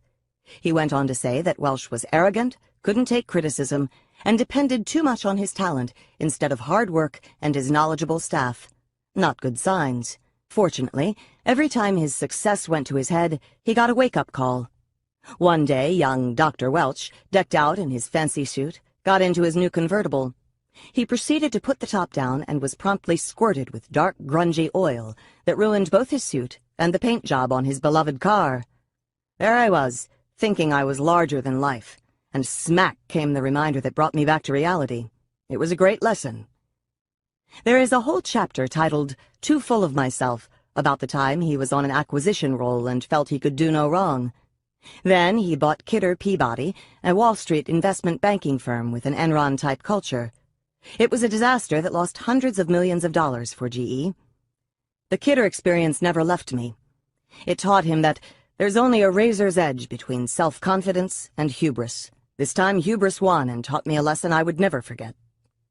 What he learned was this: true self-confidence is the courage to be open, to welcome change and new ideas regardless of their source. Real self-confidence is not reflected in a title, an expensive suit, a fancy car, or a series of acquisitions. It is reflected in your mindset, your readiness to grow. Well, humility is a start, but what about the management skills? From his experiences, Welch learned more and more about the kind of manager he wanted to be. A growth-minded manager, a guide, not a judge.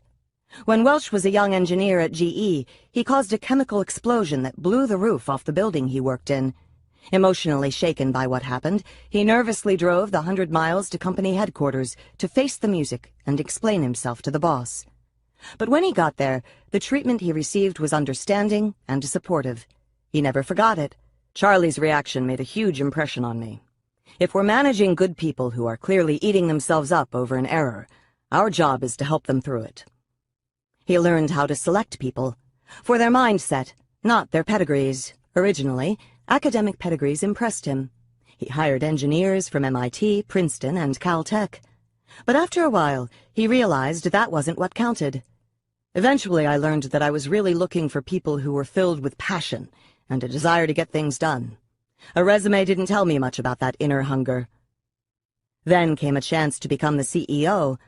Each of the 3 candidates had to convince the reigning CEO he was best for the job. Welch made the pitch on the basis of his capacity to grow. He didn't claim that he was a genius or that he was the greatest leader who ever lived. He promised to develop. He got the job and made good on his promise. Immediately, he opened up dialogue and the channels for honest feedback. He quickly set to work asking executives what they liked and disliked about the company and what they thought needed changing. Boy, were they surprised. In fact, they'd been so used to kissing up to the bosses that they couldn't even get their minds around these questions. Then he spread the word. This company is about growth, not self-importance. He shut down elitism, quite the opposite of our fixed-mindset leaders. One evening, Welch addressed an elite executive club at GE that was the place for movers and shakers to see and be seen. To their shock, he did not tell them how wonderful they were. He told them, "I can't find any value in what you're doing." Instead, he asked them to think of a role that made more sense for them and for the company.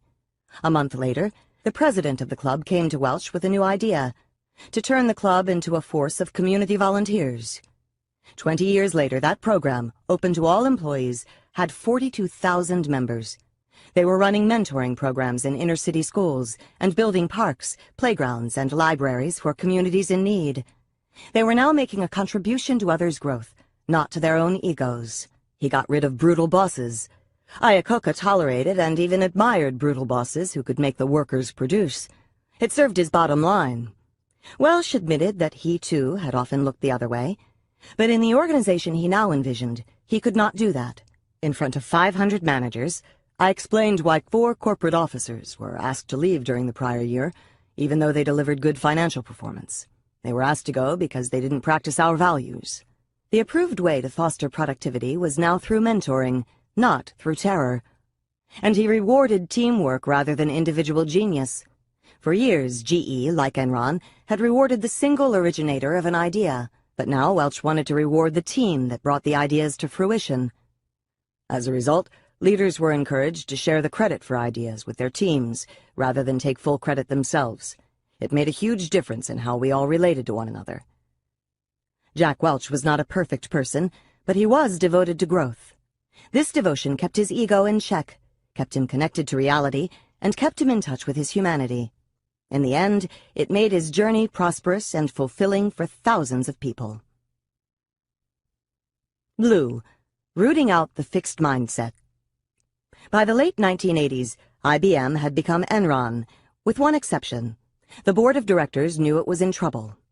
It had a culture of smugness and elitism.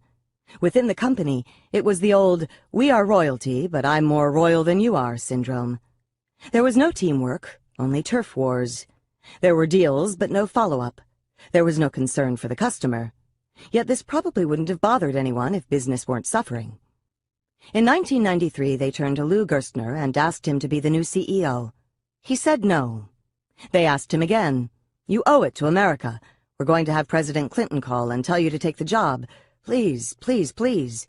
We want exactly the kind of strategy and culture change you created at American Express and RJR." In the end, he caved, although he can't remember why. But IBM now had a leader who believed in personal growth and in creating a corporate culture that would foster it. How did he produce it at IBM? First, as Welch had done, he opened the channels of communication up and down the company. 6 days after he arrived, he sent a memo to every IBM worker telling them, "Over the next few months, I plan to visit as many of our operations and offices as I can. And whenever possible, I plan to meet with many of you to talk about how together we can strengthen the company." He dedicated his book to them. This book is dedicated to the thousands of IBMers who never gave up on their company, their colleagues, and themselves. They are the real heroes of the reinvention of IBM. As Welch had done, he attacked the elitism. Like Enron, the whole culture was about grappling for personal status within the company. Gerstner disbanded the management committee, the ultimate power role for IBM executives, and often went outside the upper echelons for expertise. From a growth mindset, it's not only the select few that have something to offer. Hierarchy means very little to me. Let's put together in meetings the people who can help solve a problem, regardless of position. Then came teamwork. Gerstner fired politicians, those who indulged in internal intrigue and instead rewarded people who helped their colleagues. He stopped IBM sales divisions from putting each other down to clients to win business for themselves. He started basing executives' bonuses more on IBM's overall performance and less on the performance of their individual units. The message? We're not looking to crown a few princes. We need to work as a team. As at Enron, the deal was the glamorous thing. The rest was pedestrian. Gerstner was appalled by the endless failure to follow through on deals and decisions, and the company's unlimited tolerance of it. He demanded and inspired better execution. Message? Genius is not enough. We need to get the job done. Finally, Gerstner focused on the customer. IBM customers felt betrayed and angry. IBM was so into itself that it was no longer serving their computer needs. They were upset about pricing. They were frustrated by the bureaucracy at IBM. They were irritated that IBM was not helping them to integrate their systems. At a meeting of 175 chief information officers of the largest U.S. companies, Gerstner announced that IBM would now put the customer first, and backed it up by announcing a drastic cut in their mainframe computer prices. Message? We are not hereditary royalty. We serve at the pleasure of our clients. At the end of his first 3 arduous months, Gerstner received his report card from Wall Street. IBM stock has done nothing, because he has done nothing. Ticked off but undaunted, Gerstner continued his anti-royalty campaign and brought IBM back from its near-death experience. This was the sprint. This is when Dunlap would have taken his money and run. What lay ahead was the even harder task of maintaining his policies until IBM regained industry leadership. That was the marathon. By the time he gave IBM back to the IBMers in March 2002, the stock had increased in value by 800%, and IBM was #1 in the world in IT services, hardware, enterprise software, excluding PCs, and custom-designed high-performance computer chips. What's more, IBM was once again defining the future direction of the industry. Anne. Learning, toughness, and compassion. Take IBM, plunge it into debt to the tune of $17 billion, destroy its credit rating, make it the target of SEC investigations, and drop its stock from $63.69 to $4.43 a share. What do you get? Xerox. That was the Xerox Anne Mulcahy took over in 2000. Not only had the company failed to diversify, it could no longer even sell its copy machines. But 3 years later, Xerox had had 4 straight profitable quarters, and in 2004, Fortune named Mulcahy the hottest turnaround act since Lou Gerstner. How did she do it? She went into an incredible learning mode, making herself into the CEO Xerox needed to survive. She and her top people, like Ursula Burns, learned the nitty-gritty of every part of the business. For example, as Fortune writer Betsy Morris explains, Mulcahy took Balance Sheet 101. She learned about debt, inventory, taxes, and currency, so she could predict how each decision she made would play out on the balance sheet. Every weekend she took home large binders and pored over them, as though her final exam was on Monday. When she took the helm, people at Xerox units couldn't give her simple answers about what they had, what they sold, or who was in charge. She became a CEO who knew those answers, or knew where to get them. She was tough. She told everyone the cold, hard truth they didn't want to know, like how the Xerox business model was not viable, or how close the company was to running out of money. She cut the employee rolls by 30%, but she was no chainsaw Al. Instead, she bore the emotional brunt of her decisions, roaming the halls, hanging out with the employees, and saying, "I'm sorry." She was tough but compassionate. In fact, she'd wake up in the middle of the night worrying about what would happen to the remaining employees and retirees if the company folded. She worried constantly about the morale and development of her people, so that even with the cuts, she refused to sacrifice the unique and wonderful parts of the Xerox culture. Xerox was known throughout the industry as the company that gave retirement parties and hosted retiree reunions. As the employees struggled side by side with her, she refused to abolish their raises and, in a morale-boosting gesture, gave them all their birthdays off. She wanted to save the company in body and spirit, and not for herself or her ego, but for all her people who were stretching themselves to the limit for the company. After slaving away for 2 years, Mulcahy opened Time magazine only to see a picture of herself grouped with the notorious heads of Tyco and WorldCom, men responsible for 2 of the biggest corporate management disasters of our time. But a year later, she knew her hard work was finally paying off when one of her board members, the former CEO of Procter & Gamble, told her, "I never thought I would be proud to have my name associated with this company again." I was wrong. Mulcahy was winning the sprint. Next came the marathon. Could Xerox win that too? Maybe it had rested on its laurels too long, resisting change and letting too many chances go by. Or maybe the growth mindset, Mulcahy's mission to transform herself and her company, would help save another American institution. Jack, Lou, and Anne, all believing in growth, all brimming with passion, and all believing that leadership is about growth and passion, not about brilliance. The fixed-mindset leaders were, in the end, full of bitterness, but the growth-minded leaders were full of gratitude. They looked up with gratitude to their workers who had made their amazing journey possible. They called them the real heroes. Are CEO and male synonymous? When you look at the books written by and about CEOs, you would think so. Jim Collins's Good to Great Leaders and his comparison Not So Great Leaders were all men. Perhaps that's because men are the ones who've been at the top for a long while. A few years ago, you'd have been hard-pressed to think of women at the top of big companies. In fact, many women who've run big companies had to create them, like Mary Kay Ash, the cosmetics tycoon, Martha Stewart, or Oprah Winfrey, or inherit them, like Katharine Graham, the former head of the Washington Post. Things are beginning to change. Women now hold more key positions in big business. They've been the CEOs not only of Xerox, but also eBay, Hewlett-Packard, Viacom's MTV Networks, Time Warner's Time, Incorporated, Lucent Technologies, and Rite Aid. Women have been the presidents or chief financial officers of Citigroup, PepsiCo, and Verizon. In fact, Fortune magazine called Meg Whitman of eBay maybe the best CEO in America, of the world's hottest company. I wonder whether, in a few years, I'll be able to write this whole chapter with women as the main characters. On the other hand, I hope not. I hope that in a few years it will be hard to find fixed-mindset leaders, men or women, at the top of our most important companies. A study of group processes. Researcher Robert Wood and his colleagues did another great study. This time they created management groups, 30 groups with 3 people each. Half of the groups had 3 people with a fixed mindset, and half had 3 people with a growth mindset. Those with the fixed mindset believed that people have a certain fixed amount of management ability, and they cannot do much to change it. In contrast, those with the growth mindset believed people can always substantially change their basic skills for managing other people.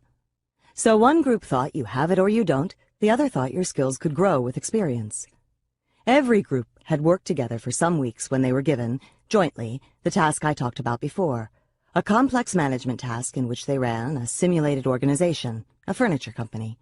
If you remember, on this task people had to figure out how to match workers with jobs and how to motivate them for maximum productivity.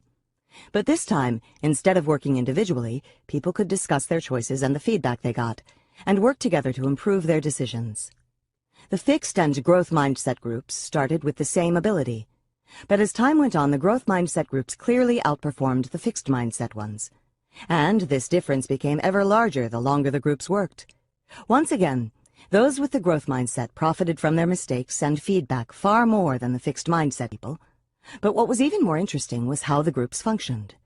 The members of the growth mindset groups were much more likely to state their honest opinions and openly express their disagreements as they communicated about their management decisions. Everyone was part of the learning process. For the fixed mindset groups, with their concern about who was smart or dumb, or their anxiety about disapproval for their ideas, that open, productive discussion did not happen.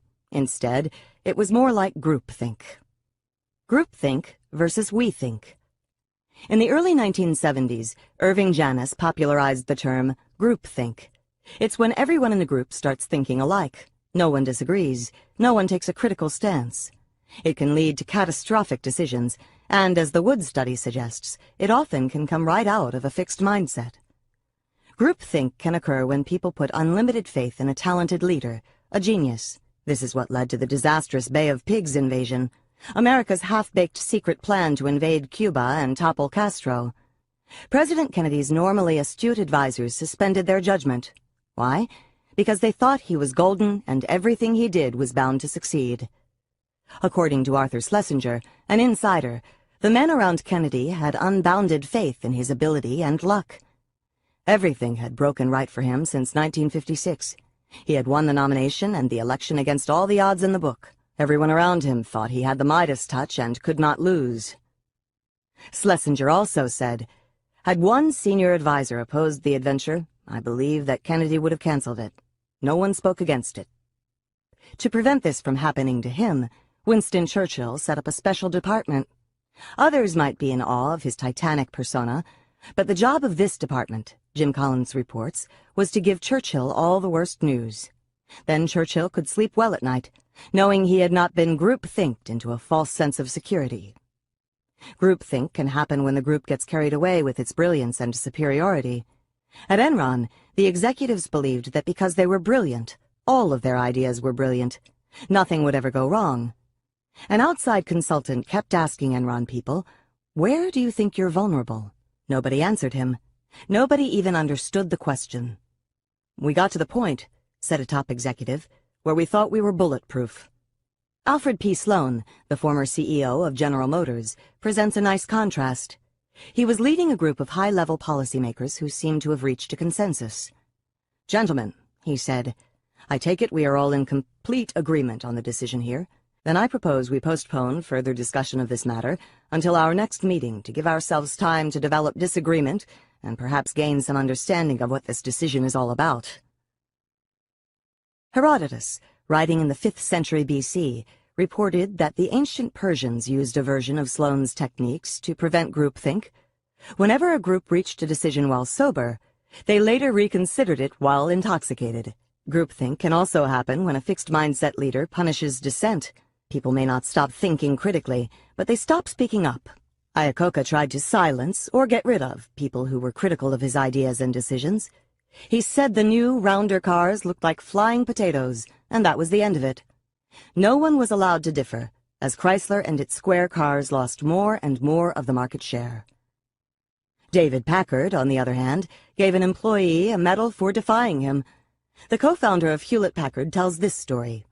Years ago at a Hewlett-Packard lab, they told a young engineer to give up work on a display monitor he was developing.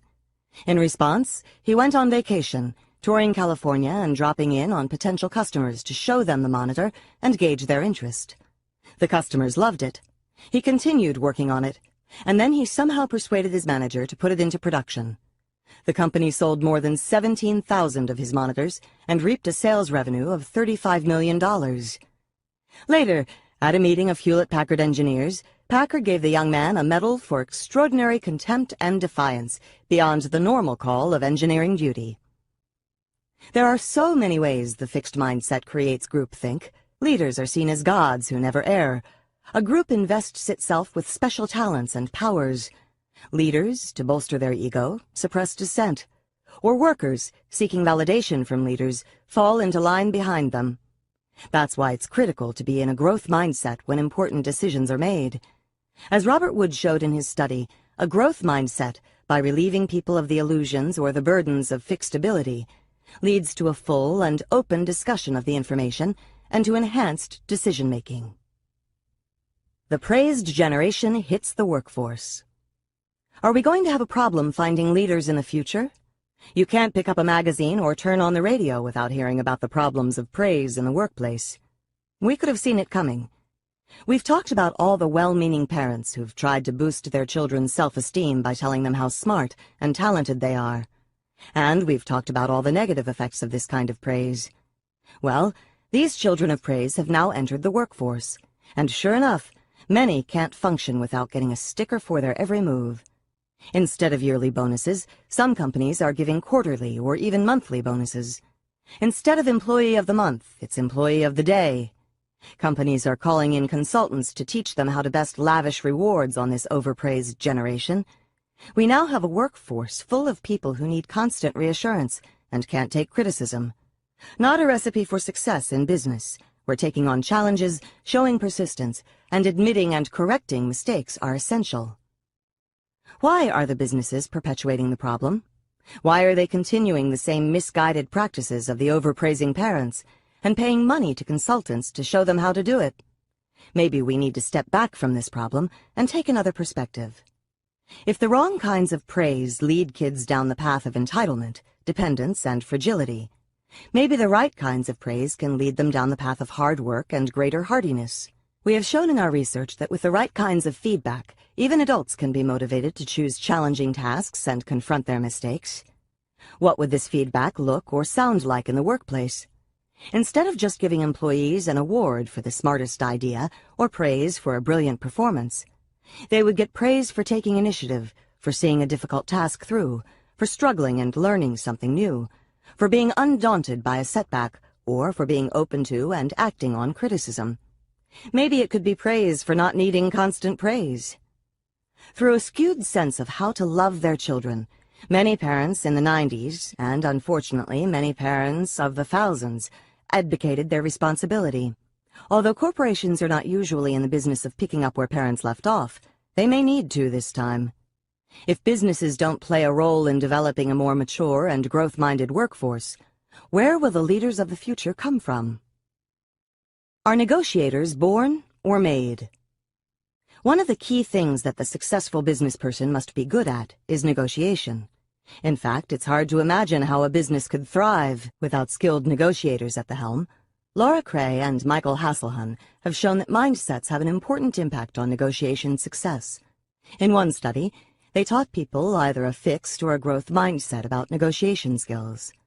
Half of the participants read an article called Negotiation Ability, Like Plaster, is Pretty Stable Over Time. The other half read one called Negotiation Ability is Changeable and Can Be Developed.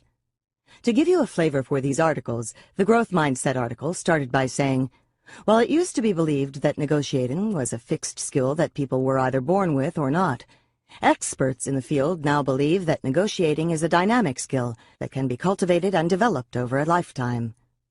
The participants were then asked to select the kind of negotiation task they wanted. They could choose one that showed off their negotiation skills, although they would not learn anything new, or they could choose one in which they might make mistakes and get confused, but they would learn some useful negotiation skills. About half, 47%, of the people who were taught the fixed mindset about negotiation skills chose the task that simply showed off their skills. But only 12% of those who were taught the growth mindset cared to pursue this show-offy task. This means that 88% of the people who learned a growth mindset wanted to dig into the task that would improve their negotiation skills. In their next study, Cray and Hasselhun monitored people as they engaged in negotiations. Again, half of the people were given a fixed mindset about negotiation skills, and the other half were given a growth mindset. The people, 2 at a time, engaged in an employment negotiation. In each pair, one person was the job candidate, and the other was the recruiter, and they negotiated on 8 issues, including salary, vacation, time, and benefits. By the end of the negotiation, those with the growth mindset were the clear winners, doing almost twice as well as those with the fixed mindset. The people who had learned the growth mindset persevered through the rough spots and stalemates to gain more favorable outcomes. In 3 final studies, the researchers looked at MBA students enrolled in a course on negotiation. Here they measured the mindsets the MBA students already had, asking them how much they agreed with fixed mindset statements. The kind of negotiator someone is very basic and it can't be changed very much. Good negotiators are born that way. And growth mindset statements. All people can change even their most basic negotiation qualities. In negotiations, experience is a great teacher. Similar to before, they found that the more of a growth mindset the student had, the better he or she did on the negotiation task. But does a growth mindset make people good just at getting their own way? Often negotiations require people to understand and to try to serve the other person's interest as well. Ideally, at the end of a negotiation, both parties feel their needs have been met. In a study with a more challenging negotiation task, those with a growth mindset were able to get beyond initial failures by constructing a deal that addressed both parties' underlying interests. So, not only do those with a growth mindset gain more lucrative outcomes for themselves, but more important, they also come up with more creative solutions that confer benefits all around. Finally, a growth mindset promoted greater learning. Those MBA students who endorsed a growth mindset on the first day of the negotiation course earned higher final grades in the course weeks later. This grade was based on performance on written assignments, in-class discussions, and during class presentations, and reflected a deeper comprehension of negotiation theory and practice. Corporate training. Are managers born or made? Millions of dollars and thousands of hours are spent each year trying to teach leaders and managers how to coach their employees and give them effective feedback. Yet much of this training is ineffective, and many leaders and managers remain poor coaches. Is that because this can't be trained? No, that's not the reason. Research sheds light on why corporate training often fails. Studies by Peter Heslin, Don Vandeval, and Gary Latham showed that many managers do not believe in personal change. These fixed mindset managers simply look for existing talent. They judge employees as competent or incompetent at the start, and that's that. They do relatively little developmental coaching, and when employees do improve, they may fail to take notice, remaining stuck in their initial impression. What's more, like managers at Enron, they are far less likely to seek or accept critical feedback from their employees. Why bother to coach employees if they can't change, and why get feedback from them if you can't change? Managers with a growth mindset think it's nice to have talent, but that's just the starting point. These managers are more committed to their employees' development and to their own. They give a great deal more developmental coaching, they notice improvement in employees' performance, and they welcome critiques from their employees. Most exciting, the growth mindset can be taught to managers. Heslin and his colleagues conducted a brief workshop based on well-established psychological principles. By the way, with a few changes, it could just as easily be used to promote a growth mindset in teachers or coaches. The workshop starts off with a video and a scientific article about how the brain changes with learning. As with our Brainology workshop, described in Chapter 8, it's always compelling for people to understand how dynamic the brain is and how it changes with learning. The article goes on to talk about how change is possible throughout life and how people can develop their abilities at most tasks with coaching and practice. Although managers, of course, want to find the right person for a job, the exactly right person doesn't always come along. However, training and experience can often draw out and develop the qualities required for successful performance. The workshop then takes managers through a series of exercises in which A, they consider why it's important to understand that people can develop their abilities. B, they think of areas in which they once had low ability but now perform well. C, they write to a struggling protege about how his or her abilities can be developed. And D, they recall times they have seen people learn to do things they never thought these people could do. In each case, they reflect upon why and how change takes place. After the workshop, there is a rapid change in how readily the participating managers detected improvement in employee performance, in how willing they were to coach a poor performer, and in the quantity and quality of their coaching suggestions. What's more, these changes persisted over the 6-week period in which they were followed up. What does that mean? First, it means that our best bet is not simply to hire the most talented managers we can find and turn them loose, but to look for managers who also embody a growth mindset, a zest for teaching and learning, an openness to giving and receiving feedback, and an ability to confront and surmount obstacles.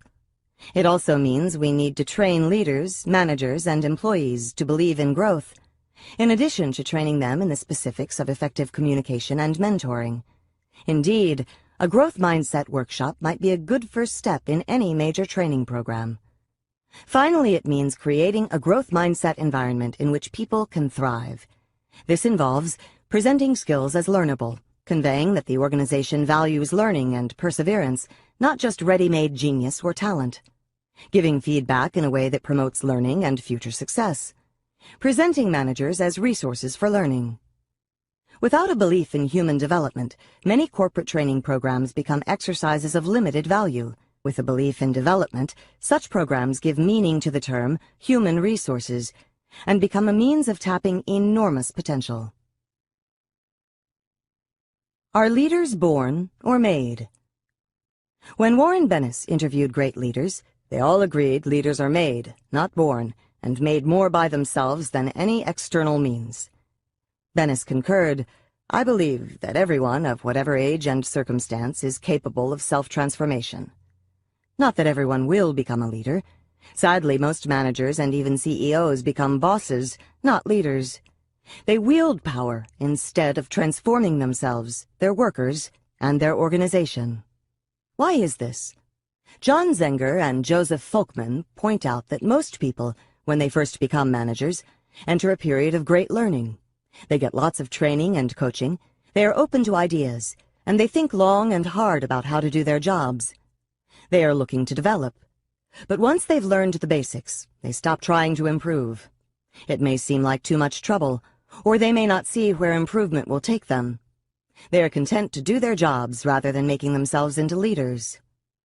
Or, as Morgan McCall argues, many organizations believe in natural talent and don't look for people with the potential to develop. Not only are these organizations missing out on a big pool of possible leaders, but their belief in natural talent might actually squash the very people they think are the naturals, making them into arrogant, defensive, non-learners. The lesson is, create an organization that prizes the development of ability and watch the leaders emerge. Grow your mindset. Are you in a fixed mindset or growth mindset workplace? Do you feel people are just judging you, or are they helping you develop? Maybe you could try making it a more growth mindset place, starting with yourself. Are there ways you could be less defensive about your mistakes? Could you profit more from the feedback you get? Are there ways you can create more learning experiences for yourself? How do you act toward others in your workplace? Are you a fixed mindset boss, focused on your power more than on your employees' well-being?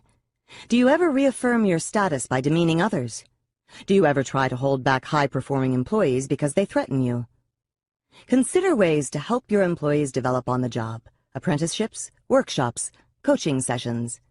Think about how you can start seeing and treating your employees as your collaborators, as a team. Make a list of strategies and try them out. Do this even if you already think of yourself as a growth mindset boss. Well-placed support and growth-promoting feedback never hurt. If you run a company, look at it from a mindset perspective. Does it need you to do a Lou Gerstner on it? Think seriously about how to root out elitism and create a culture of self-examination, open communication, and teamwork. Read Gerstner's excellent book, Who Says Elephants Can't Dance? to see how it's done. Is your workplace set up to promote groupthink? If so, the whole decision-making process is in trouble. Create ways to foster alternative views and constructive criticism. Assign people to play the devil's advocate, taking opposing viewpoints so you can see the holes in your position. Get people to wage debates that argue different sides of the issue. Have an anonymous suggestion box that employees must contribute to as part of the decision-making process. Remember, people can be independent thinkers and team players at the same time. Help them fill both roles. Chapter 6. Relationships. Mindsets in love or not? What was that about the course of true love never running smooth? Well, the course to true love isn't so smooth either. That path is often strewn with disappointments and heartaches. Some people let these experiences scar them and prevent them from forming satisfying relationships in the future. Others are able to heal and move on. What separates them? To find out, we recruited more than 100 people and asked them to tell us about a terrible rejection. When I first got to New York, I was incredibly lonely. I didn't know a soul, and I totally felt like I didn't belong there. After about a year of misery, I met Jack. It's almost an understatement to say that we clicked instantly. We felt like we had known each other forever. It wasn't long before we were living together and doing everything together. I thought I would spend my whole life with him, and he said he felt the same way. 2 really happy years passed. Then one day I came home and found a note. He said he had to leave. Don't try to find him. He didn't even sign it love. I never heard from him again. Sometimes when the phone rings, I still think maybe it's him. We heard a variation of that story over and over again. People with both mindsets told stories like this. Almost everyone at one time or another had been in love and had been hurt. What differed, and differed dramatically, was how they dealt with it. After they told their stories, we asked them follow-up questions. What did this mean to you? How did you handle it? What were you hoping for? When people had the fixed mindset, they felt judged and labeled by the rejection, permanently labeled. It was as though a verdict had been handed down and branded on their foreheads, unlovable, and they lashed out. Because the fixed mindset gives them no recipe for healing their wound, all they could do was hope to wound the person who inflicted it. Lydia, the woman in the story above, told us that she had lasting, intense feelings of bitterness. I would get back at him, hurt him any way I could if I got the chance. He deserves it.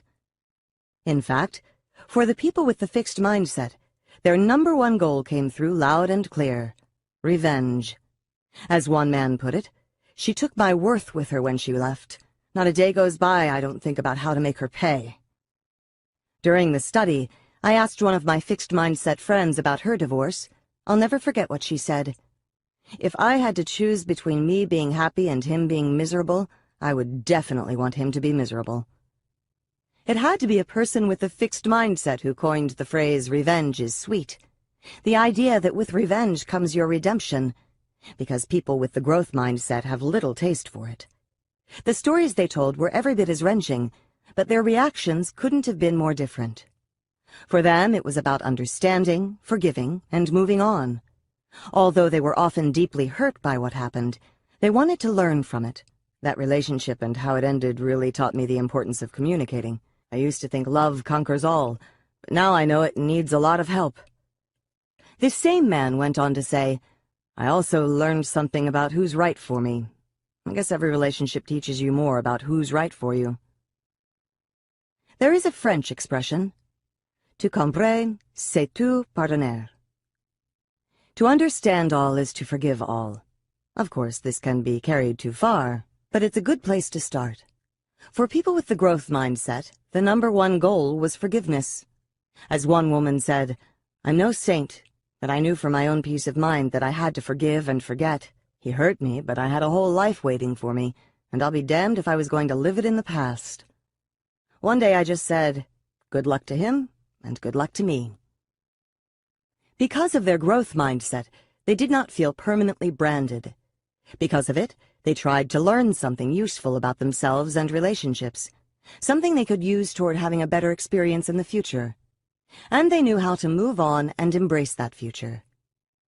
My cousin Kathy embodies the growth mindset. Several years ago, after 23 years of marriage, her husband left her. Then, to add insult to injury, she was in an accident and hurt her leg. There she sat, home alone one Saturday night, when she said to herself, "I'll be damned if I'm going to sit here and feel sorry for myself." Perhaps this phrase should be the mantra of the growth mindset. Out she went to a dance, leg and all, where she met her future husband. The Contos family had pulled out all the stops. Nicole Contos, in her exquisite wedding dress, arrived at the church in a Rolls-Royce. The Archbishop was inside waiting to perform the ceremony, and hundreds of friends and relatives from all over the world were in attendance. Everything was perfect until the best man went over to Nicole and told her the news. The groom would not be coming. Can you imagine the shock, the pain? The family, thinking of the hundreds of guests, decided to go through with the reception and dinner. Then, rallying around Nicole, they asked her what she wanted to do. In an act of great courage, she changed into a little black dress, went to the party, and danced solo to "I Will Survive." It was not the dance she had anticipated, but it was one that made her an icon of gutsiness in the national press the next day. Nicole was like the football player who ran the wrong way. Here was an event that could have defined and diminished her. Instead, it was one that enlarged her. It's interesting. Nicole spoke repeatedly about the pain and trauma of being stood up at her wedding, but she never used the word humiliated. If she had judged herself, felt flawed and unworthy, humiliated, she would have run and hidden. Instead, her good, clean pain made her able to surround herself with the love of her friends and relatives and begin the healing process. What, by the way, had happened to the groom? As it turned out, he had gone on the honeymoon, flying off to Tahiti on his own. What happened to Nicole? A couple of years later, in the same wedding dress and the same church, she married a great guy. Was she scared? No, she says. I knew he was going to be there. When you think about how rejection wounds and inflames people with the fixed mindset, it will come as no surprise that kids with the fixed mindset are the ones who react to taunting and bullying with thoughts of violent retaliation. I'll return to this later. Relationships are different. In his study of gifted people, Benjamin Bloom included concert pianists, sculptors, Olympic swimmers, tennis players, mathematicians, and research neurologists. But not people who were gifted in interpersonal relationships. He planned to. After all, there are so many professions in which interpersonal skills play a key role: teacher, psychologists, administrators, diplomats. But no matter how hard Bloom tried, he couldn't find any agreed-upon way of measuring social ability. Sometimes we're not even sure it's an ability. When we see people with outstanding interpersonal skills, we don't really think of them as gifted. We think of them as cool people or charming people. When we see a great marriage relationship, we don't say these people are brilliant relationship makers. We say they're fine people, or they have chemistry. Meaning what? Meaning that, as a society, we don't understand relationship skills.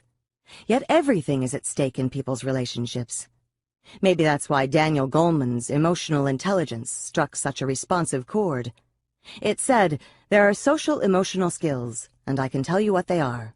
Mindsets add another dimension. They help us understand even more about why people often don't learn the skills they need or use the skills they have. Why people throw themselves so hopefully into new relationships only to undermine themselves. Why love often turns into a battlefield where the carnage is staggering. And, most important, they help us understand why some people are able to build lasting and satisfying relationships. Mindsets falling in love. So far, having a fixed mindset has meant believing your personal traits are fixed. But in relationships, two more things enter the picture: your partner and the relationship itself. Now, you can have a fixed mindset about three things. You can believe that your qualities are fixed, your partner's qualities are fixed, and the relationship's qualities are fixed. That it's inherently good or bad, meant to be or not meant to be. Now, all of these things are up for judgment. The growth mindset says all of these things can be developed. All, you, your partner, and the relationship are capable of growth and change. In the fixed mindset, the ideal is instant, perfect, and perpetual compatibility, like it was meant to be, like riding off into the sunset, like they lived happily ever after. Many people want to feel their relationship is special and just not some chance occurrence. That seems okay. So what's the problem with the fixed mindset? There are two. 1. If you work at it, it wasn't meant to be. One problem is that people with the fixed mindset expect everything good to happen automatically. It's not that the partners will work to help each other solve their problems or gain skills. It's that this will magically occur through their love, sort of the way it happened to Sleeping Beauty, whose coma was cured by her prince's kiss, or to Cinderella, whose miserable life was suddenly transformed by her prince. Charlene's friends told her about Max, the new musician in town. He had come to play cello with the symphony orchestra. The next night, Charlene and her friends went to see the orchestra's performance, and when they went backstage afterward, Max took Charlene's hand and said, "Next time, let's make it longer." She was taken with his intense romantic air, and he was taken with her charming manner and exotic looks. As they went out, the intensity grew. They seemed to understand each other deeply. They enjoyed the same things: food, analyzing people, travel. They both thought, "Where have you been all my life?" Over time, though, Max became moody. Actually, that's how he was. It just didn't show at first. When he was in a bad mood, he wanted to be left alone. Charlene wanted to talk about what was bothering him, but that irritated him. "Just leave me alone," he would insist, more and more forcefully. Charlene, however, would feel shut out. Plus, his moods didn't always happen at convenient times. Sometimes the couple was scheduled to go out. Sometimes they had planned a special dinner alone. Either he didn't want to do it, or she would endure his sullen silence throughout the evening. If she tried to make light conversation, he would be disappointed in her. "I thought you understood me." Friends, seeing how much they cared about each other, urged them to work on this problem. But they both felt, with great sorrow, that if the relationship were the right one, they wouldn't have to work so hard.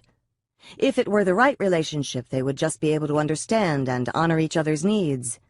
So they grew apart and eventually broke up. In the growth mindset, there may still be that exciting initial combustion, but people in this mindset don't expect magic.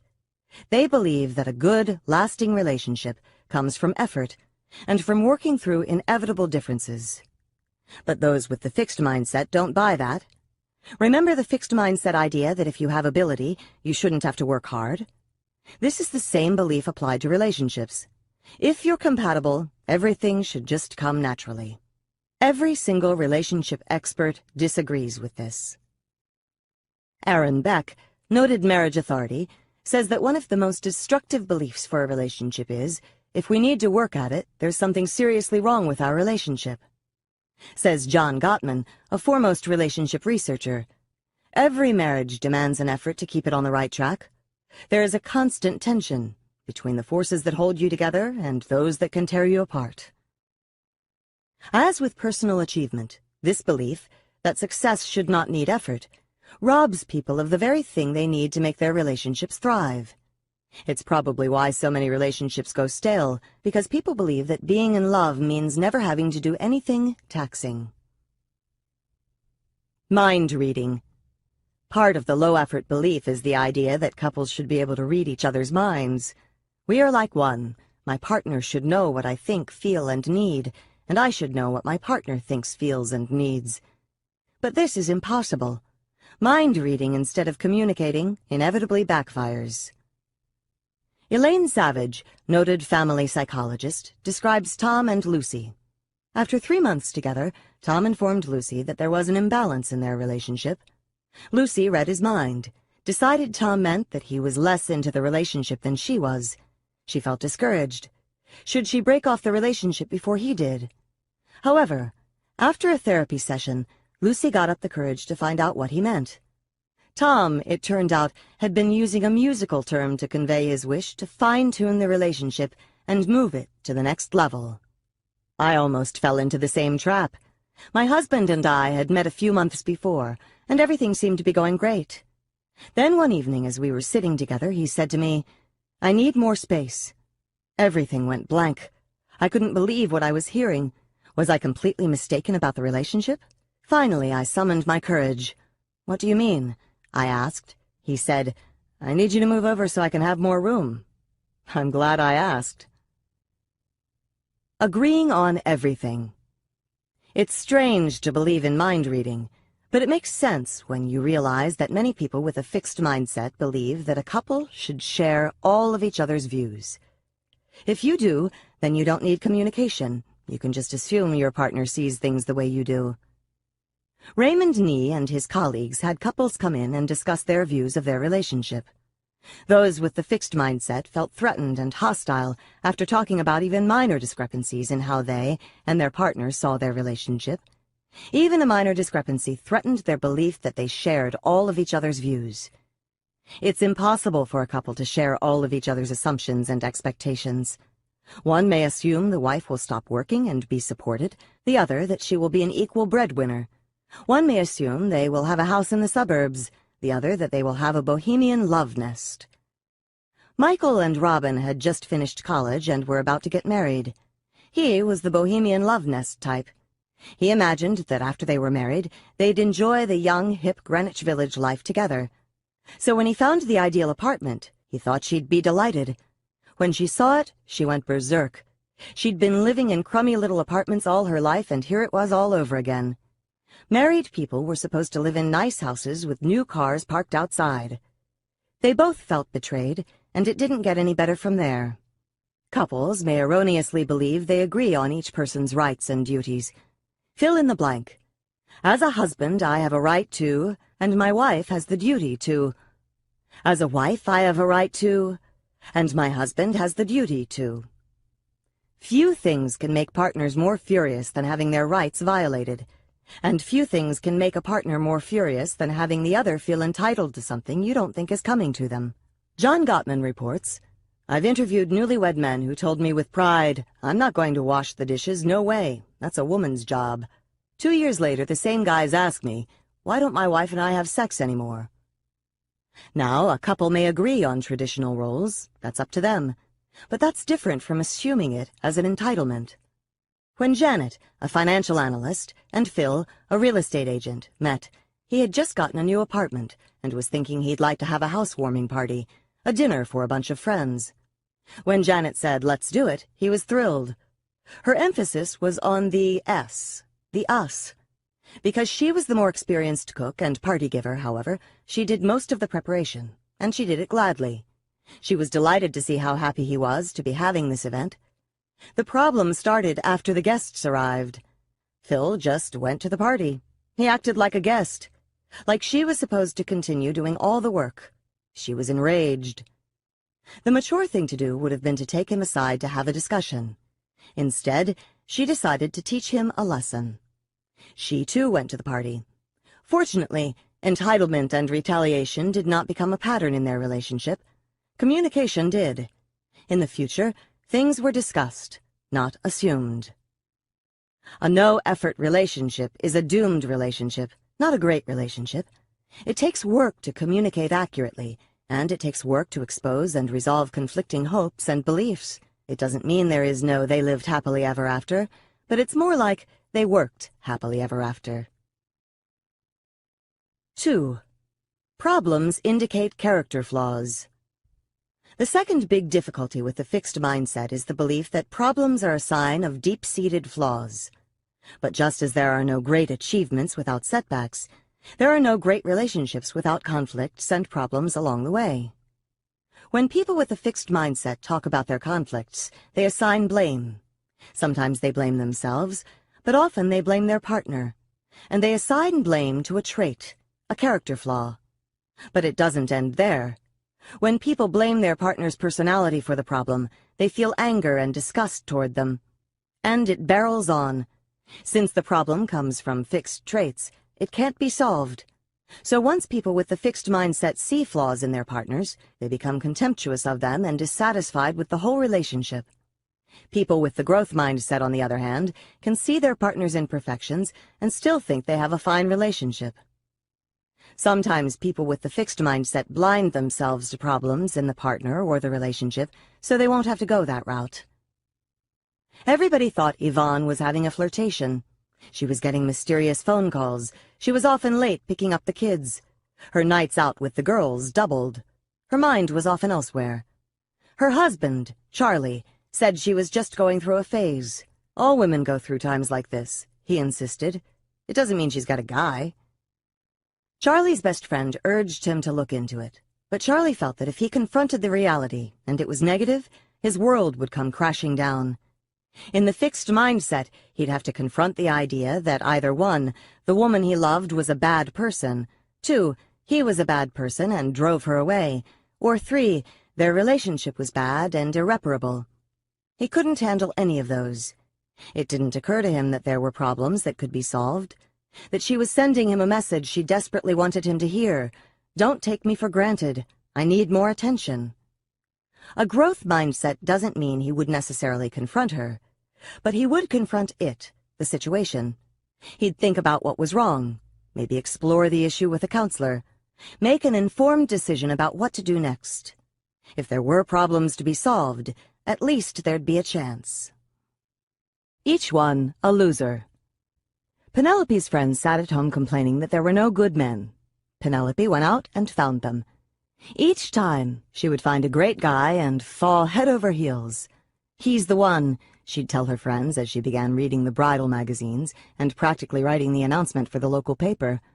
They'd believe her because he was always a guy with a lot going for him. But then something would happen. It was over for one of them when he got her a tacky birthday present. Another put ketchup on his food and sometimes wore white shoes. Another had bad electronic habits. His cell phone etiquette was poor, and he watched too much TV. And this is only a partial list. Assuming traits were fixed, Penelope would decide that she couldn't live with these flaws. But most of these were not deep or serious character problems that couldn't be addressed with a little communication. My husband and I had been together almost a year, and as my birthday approached, I sent a clear message. I'm not mercenary, but I like a good present. He said, "Isn't it the thought that counts?" I replied, "That's what people say when they don't want to have to put thought into it." Once a year, I continued, we each have our day. I love you and I plan to put time and effort into choosing a present for you. I would like you to do that for me, too. He's never let me down. Penelope assumed that somewhere out there was someone who was already perfect. Relationship expert Daniel Wiles says that choosing a partner is choosing a set of problems. There are no problem-free candidates. The trick is to acknowledge each other's limitations and build from there. The flaws fly. Brenda and Jack were clients of Daniel Weil, and he tells this tale. Brenda came home from work and told Jack a long, detailed story with no apparent point. Jack was bored to tears but tried to hide it to be polite. Brenda, however, could sense his true feelings, so, hoping to be more amusing, she launched into another endless story, also about a project at work. Jack was ready to burst. They were both mentally hurling traits right and left.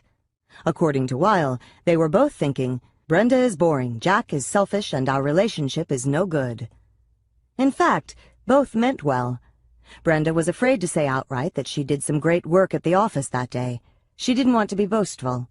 So instead, she talked about the tiny details of her project.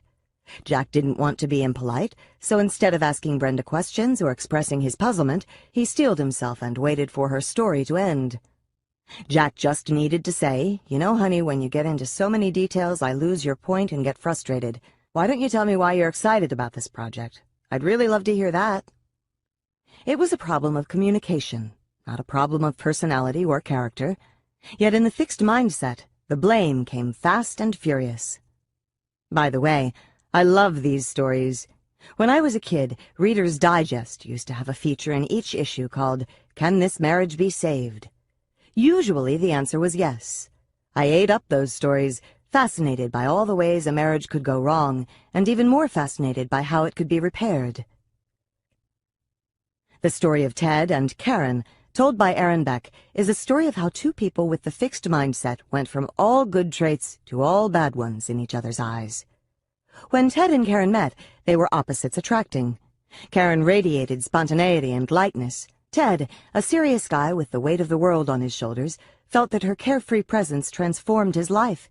"Everything she says and does is charming," he effused. In turn, Ted represented the rock-like father figure she had never had. He was just the kind of stable, reliable guy who could give her a sense of security. But a few short years later, Ted saw Karen as an irresponsible airhead. She never takes anything seriously. I can't depend on her. And Karen saw Ted as a judgmental tyrant, dissecting her every move. In the end, this marriage was saved, only because the couple learned to respond to each other not with angry labels, but with helpful actions. One day, when Karen was swamped with work, Ted came home to a messy house. He was angry and wanted to scold her, but drawing on what he'd learned from Beck, he instead said to himself, "What is the mature thing to do?" He answered his own question by starting to clean things up. He was offering Karen support rather than judgment. Can this marriage be saved? Aaron Beck tells couples in counseling never to think these fixed mindset thoughts. My partner is incapable of change. Nothing can improve in our relationship. These ideas, he says, are almost always wrong. Sometimes it's hard not to think those thoughts, as in the case of Bill and Hillary Clinton. When he was president, Clinton lied to the nation and to his wife about his relationship with Monica Lewinsky. Hillary defended him. "My husband may have his faults, but he has never lied to me." The truth came out, as it has its way of doing, especially when helped by a special prosecutor. Hillary, betrayed and furious, now had to decide whether Bill was a permanently bad and untrustworthy husband, or a man who needed a lot of help. This is a good time to bring up an important point. The belief that partners have the potential for change should not be confused with the belief that the partner will change. The partner has to want to change, commit to change, and take concrete actions toward change. The Clintons went into counseling, spending one full day a week for a year in the process. Through counseling, Bill came to understand how, as the child of alcoholic parents, he had learned to lead a dual life. On the one hand, he'd learned to shoulder excessive responsibility at an early age. For example, as a boy sternly forbidding his stepfather to strike his mother. On the other hand, he had another part of his life where he took little responsibility, where he made believe everything was okay no matter what was going on. That's how he could appear on TV and earnestly vow that he was not involved with Lewinsky. He was in that no responsibility and high denial space. People were urging Hillary to forgive him. One evening, Stevie Wonder called the White House to ask if he could come over. He had written a song for her on the power of forgiveness and played it to her that night. Yet Hillary could not have forgiven a person she saw as a liar and a cheat. She could only forgive a man she thought was earnestly struggling with his problems and trying to grow. The partner as enemy. With the fixed mindset, one moment your partner is the light of your life, the next they're your adversary. Why would people want to transform the loved one into an enemy? When you fail at other tasks, it's hard to keep blaming someone else. But when something goes wrong in a relationship, it's easy to blame someone else. In fact, in the fixed mindset, you have a limited set of choices. One is to blame your own permanent qualities, and one is to blame your partner's. You can see how tempting it is to foist the blame onto the other guy. As a legacy of my fixed mindset, I still have an irresistible urge to defend myself and assign blame when something in a relationship goes wrong. It's not my fault. To deal with this bad habit, my husband and I invented a third party, an imaginary man named Morris. Whenever I start in on who's to blame, we invoke poor Morris and pin it on him. Remember how hard it is for people with the fixed mindset to forgive.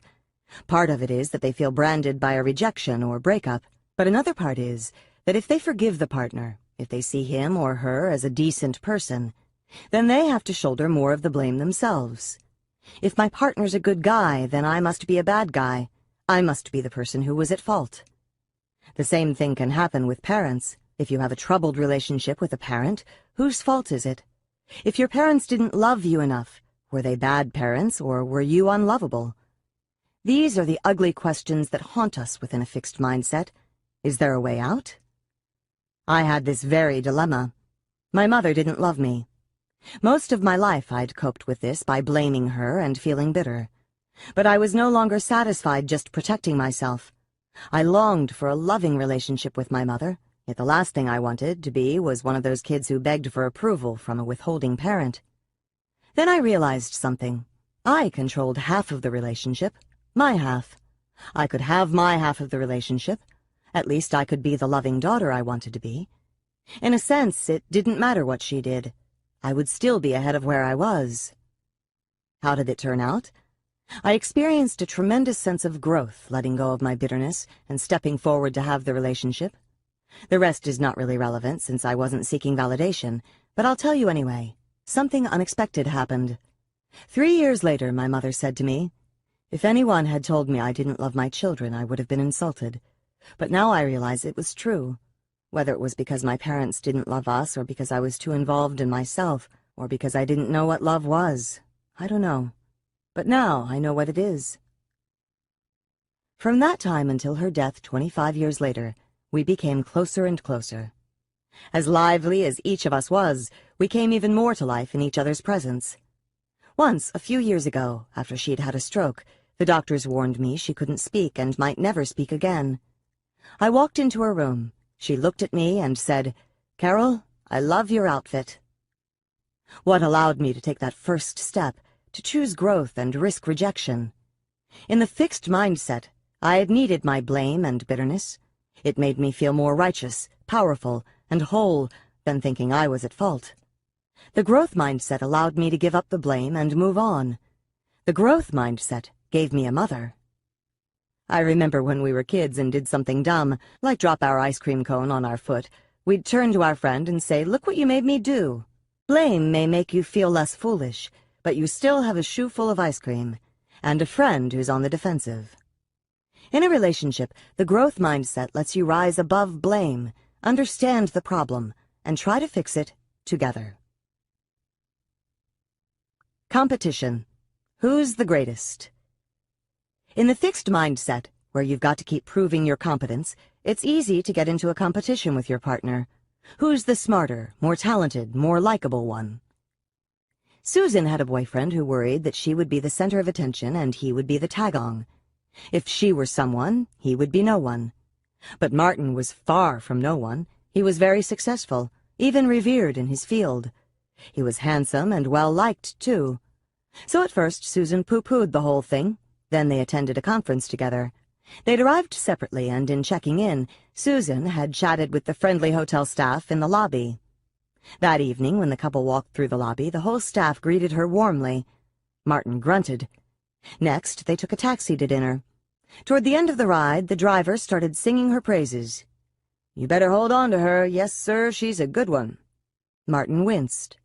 The whole weekend continued in this vein, and by the time they got home from the conference, their relationship was very strained. Martin wasn't actively competitive. He didn't try to outdo Susan. He just lamented her seemingly greater popularity. But some partners throw their hats right into the ring. Cynthia, a scientist, was amazing at almost everything she did. So much so that she left her partners in the dust. That might have been all right if she didn't always venture into their territory. She married an actor, and then started writing plays and acting in them superbly. She said she was just trying to share his life and his interests, but her part-time hobby outshone his career. He felt he had to escape from the relationship to find himself again. Next, she married a musician who was a great cook, and in no time flat she was tickling the ivories and inventing unbelievable recipes. Once again, the depressed husband eventually fled. Cynthia left her partners no room for their own identity. She needed to equal or surpass them in every skill they arrived with. There are many good ways to support our partners or show interest in their lives. This is not one of them. Developing in relationships. When people embark on a relationship, they encounter a partner who is different from them, and they haven't learned how to deal with the differences. In a good relationship, people develop these skills, and, as they do, both partners grow and the relationship deepens. But for this to happen, people need to feel they're on the same side. Laura was lucky. She could be self-centered and defensive. She could yell and pout. But James never took it personally and always felt that she was there for him when he needed her. So when she lashed out, he calmed her down and made her talk things through with him. Over time, she learned to skip the yelling and pouting. As an atmosphere of trust developed, they became vitally interested in each other's development. James was forming a corporation, and Laura spent hours with him discussing his plans and some of the problems he was encountering. Laura had always dreamed of writing children's books. James got her to spell out her ideas and write a first draft. He urged her to contact someone they knew who was an illustrator. In the context of this relationship, each partner was helping the other to do the things they wanted to do and become the person they wanted to be. Not long ago, I was talking to a friend about the view some people hold of child-rearing, that parents make little difference. In explaining that view, she likened it to a marriage relationship. It's like partners in a marriage. Each comes to the relationship fully formed, and you don't expect to influence who the partner is. "Oh, no," I replied. "To me, the whole point of marriage is to encourage your partner's development and have them encourage yours. By that, I didn't mean a My Fair Lady kind of thing where you attempt an extreme makeover on partners, who then feel they aren't good enough as they are.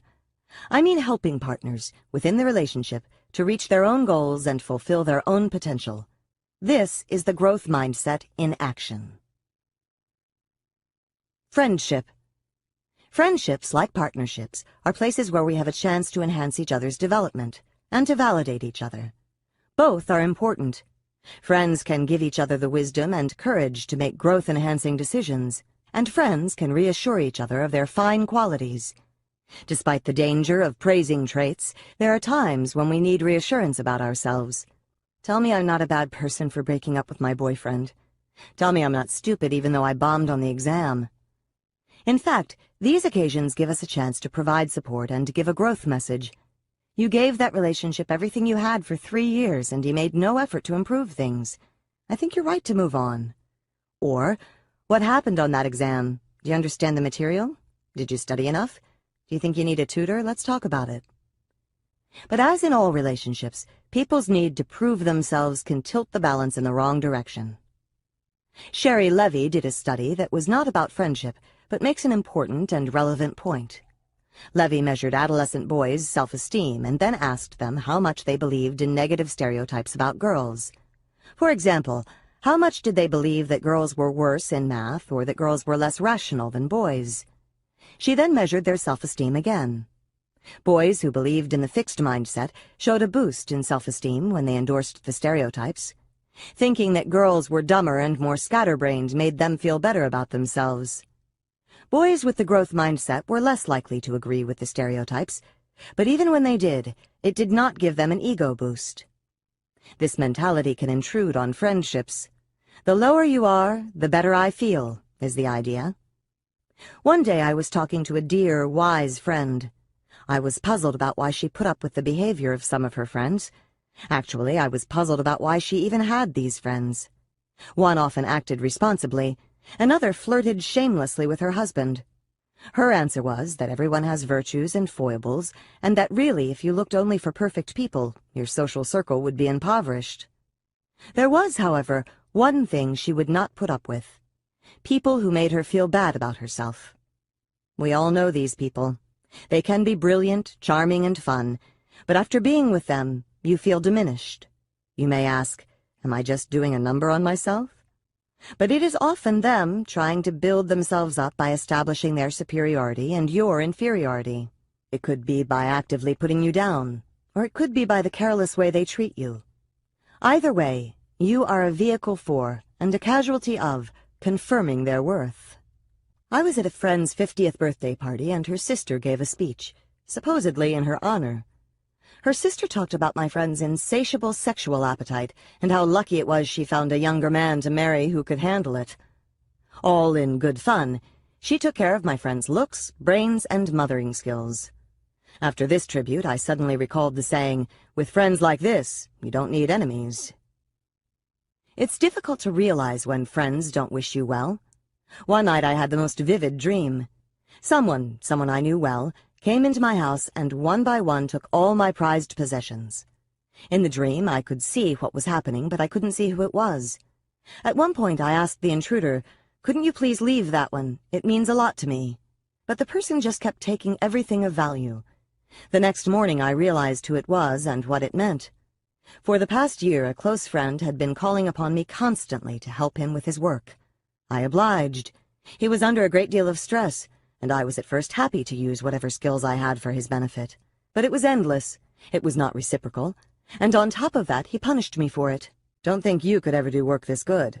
You can help me polish my work, but you could never be this creative. He needed to reduce me so he wouldn't feel one down. My dream told me it was time to draw the line. I'm afraid that in the fixed mindset, I was also a culprit. I don't think I put people down, but when you need validation, you use people for it. One time, when I was a graduate student, I was taking the train to New York and sat next to a very nice businessman. In my opinion, we chatted back and forth pleasantly through the hour-and-a-half journey. But at the end, he said to me, "Thank you for telling me about yourself." It really hit me. He was the dream validator, handsome, intelligent, successful, and that's what I had used him for. I had shown no interest in him as a person, only in him as a mirror of my excellence. Luckily for me, what he mirrored back was a far more valuable lesson. Conventional wisdom says that you know who your friends are in your times of need. And of course, this view has merit. Who will stand by you day after day when you're in trouble? However, sometimes an even tougher question is, who can you turn to when good things happen? When you find a wonderful partner, when you get a great job offer or promotion, when your child does well, who will be glad to hear it? Your failures and misfortunes don't threaten other people's self-esteem. Ego-wise, it's easy to be sympathetic to someone in need.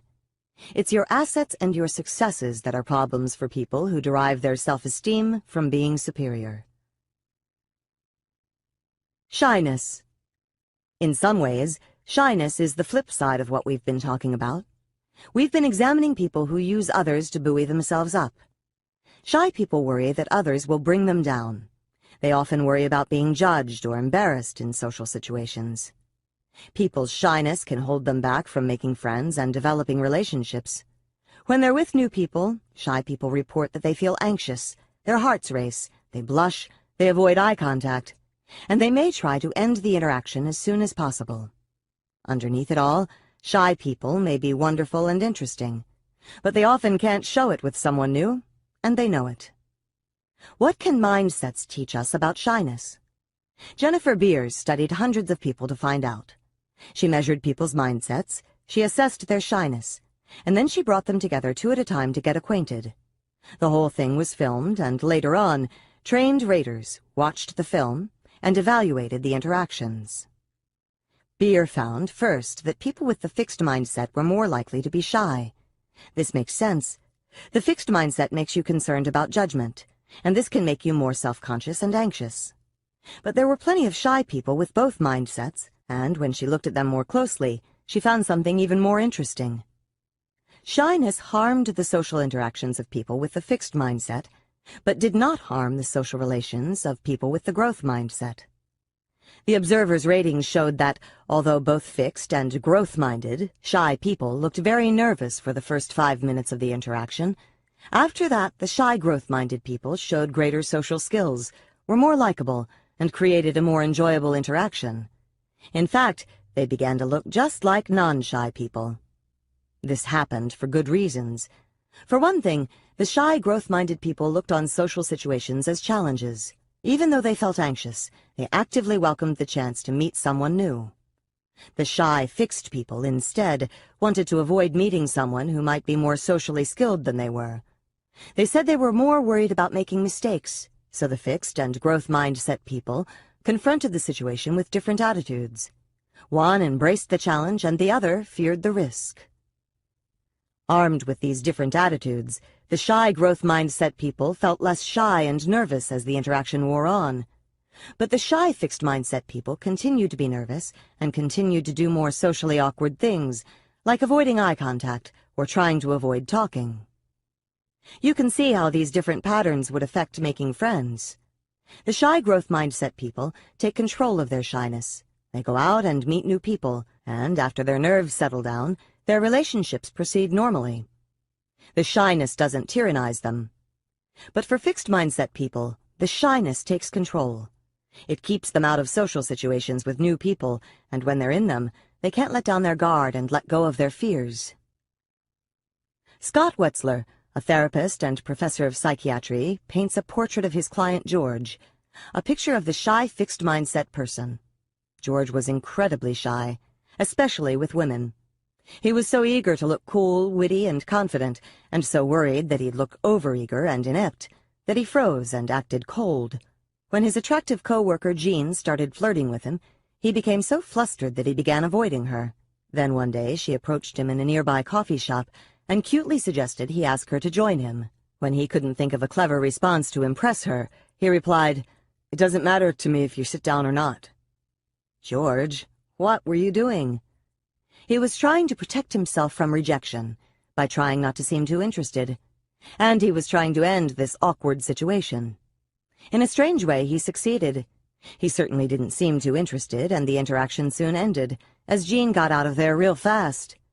He was just like the people in Jennifer Beer's study, controlled by his fear of social judgment and prevented from making contact. Wetzler slowly helped George get over his exclusive focus on being judged. Jean, he came to see, was not out to judge and humiliate him, but was trying to get to know him.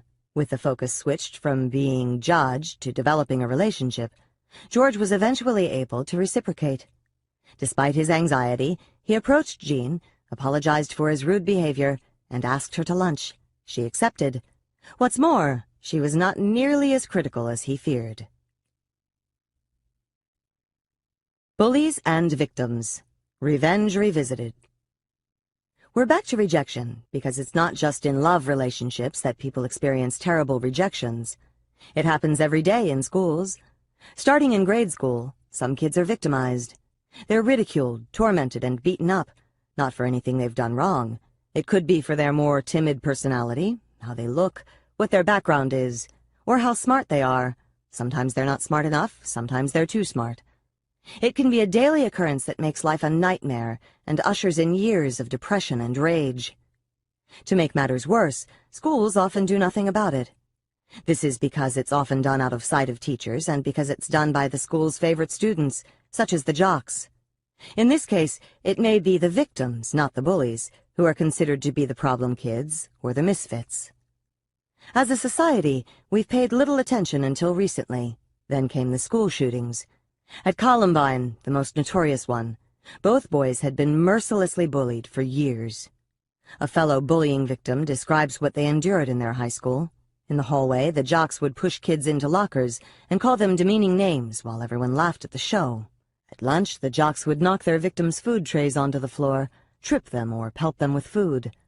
While the victims were eating, they would be pushed down onto the table from behind. Then, in the locker rooms, before gym class, the bullies would beat the kids up because the teachers weren't around. Who are the bullies? Bullying is about judging. It's about establishing who is more worthy or important. The more powerful kids judge the less powerful kids. They judge them to be less valuable human beings, and they rub their faces in it on a daily basis. And it's clear what the bullies get out of it. Like the boys in Sherry Levy's study, they get a boost in self-esteem. It's not that bullies are low in self-esteem, but judging and demeaning others can give them a self-esteem rush. Bullies also gain social status from their actions. Others may look up to them and judge them to be cool, powerful, or funny, or may fear them. Either way, they've upped their standing. There's a big dose of fixed mindset thinking in the bullies. Some people are superior and some are inferior, and the bullies are the judges. Eric Harris, one of the Columbine shooters, was their perfect target. He had a chest deformity, he was short, he was a computer geek, and he was an outsider, not from Colorado. They judged him mercilessly. Victims and revenge. The fixed mindset may also play a role in how the victim reacts to bullying. When people feel deeply judged by a rejection, their impulse is to feel bad about themselves and to lash out in bitterness. They've been cruelly reduced and wish to reduce in turn. In our studies, we have seen perfectly normal people, children and adults, respond to rejection with violent fantasies of revenge. Highly educated, well-functioning adults, after telling us about a serious rejection or betrayal, say and mean, "I wanted him dead," or "I could have easily strangled her." When we hear about acts of school violence, we usually think it's only bad kids from bad homes who could ever take matters into their own hands. But it's startling how quickly average, everyday kids with a fixed mindset think about violent revenge. We gave 8th grade students in one of our favorite schools a scenario about bullying to read. We asked them to imagine it was happening to them. It is a new school year and things seem to be going pretty well. Suddenly, some popular kids start teasing you and calling you names. At first, you brush it off. These things happen. But it continues. Every day they follow you. They taunt you. They make fun of what you're wearing. They make fun of what you look like. They tell you you're a loser in front of everybody. Every day. We then ask them to write about what they would think and what they would do or want to do. First, the students with the fixed mindset took the incident more personally. They said, "I would think I was a nobody and that nobody likes me," or, "I would think I was stupid and weird and a misfit." Then they wanted violent revenge, saying they'd explode with rage at them, punch their faces in, or run them over. They strongly agreed with the statement, "My #1 goal would be to get revenge." They had been judged and they wanted to judge back. That's what Eric Harris and Dylan Klebold, the Columbine shooters, did. They judged back. For a few long, terrible hours, they decided who would live and who would die. In our study, the students with the growth mindset were not as prone to see the bullying as a reflection of who they were. Instead, they saw it as a psychological problem of the bullies, a way for the bullies to gain status or charge their self-esteem. I'd think that the reason he is bothering me is probably because he has problems at home or at school with his grades. Or, they need to get a life, not just feel good if they make me feel bad. Their plan was often designed to educate the bullies. I would really actually talk to them. I would ask them questions. Why are they saying all these things, and why are they doing all of this to me? Or, confront the person and discuss the issue. I would feel like trying to help them see they are not funny.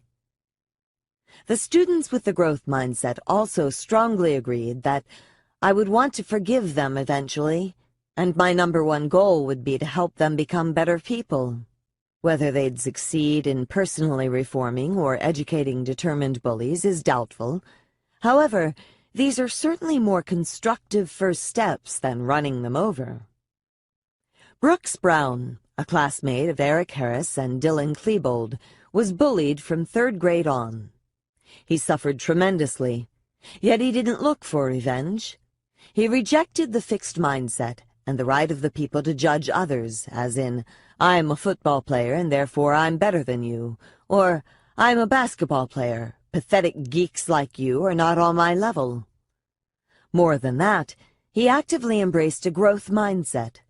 In his own words, people do have the potential to change. Even maybe Eric Harris, the more depressed, hostile leader of the shootings. Brown had had a very serious run-in with Eric Harris several years before. But in their senior year of high school, Brown offered a truce. "I told him that I had changed a lot since that year, and that I hoped he felt the same way about himself."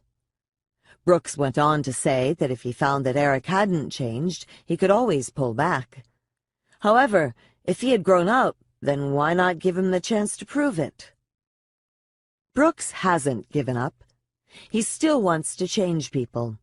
He wants to wake up the world to the problem of bullying, and he wants to reach victims and turn them off their violent fantasies. So he's worked for the filmmaker Michael Moore in Bowling for Columbine, and he's set up an innovative website where bullied kids can communicate with each other and learn that the answer isn't to kill. It's to use your mind and make things better. Brooks, like me, does not see the shooters as people who are a world apart from everyone else. His friend, Dylan Klebold, he says, was once a regular kid from a fine home with loving, involved parents. In fact, he warns, we can just sit back and call the shooters sick monsters, completely different from us. Or we can accept that there are more Erics and Dylans out there who are slowly being driven down the same path. Even if a victim doesn't have a fixed mindset to begin with, prolonged bullying can instill it. Especially if others stand by and do nothing, or even join in. Victims say that when they're taunted and meaned, and no one comes to their defense, they start to believe they deserve it. They start to judge themselves and to think that they are inferior. Bullies judge, victims take it in.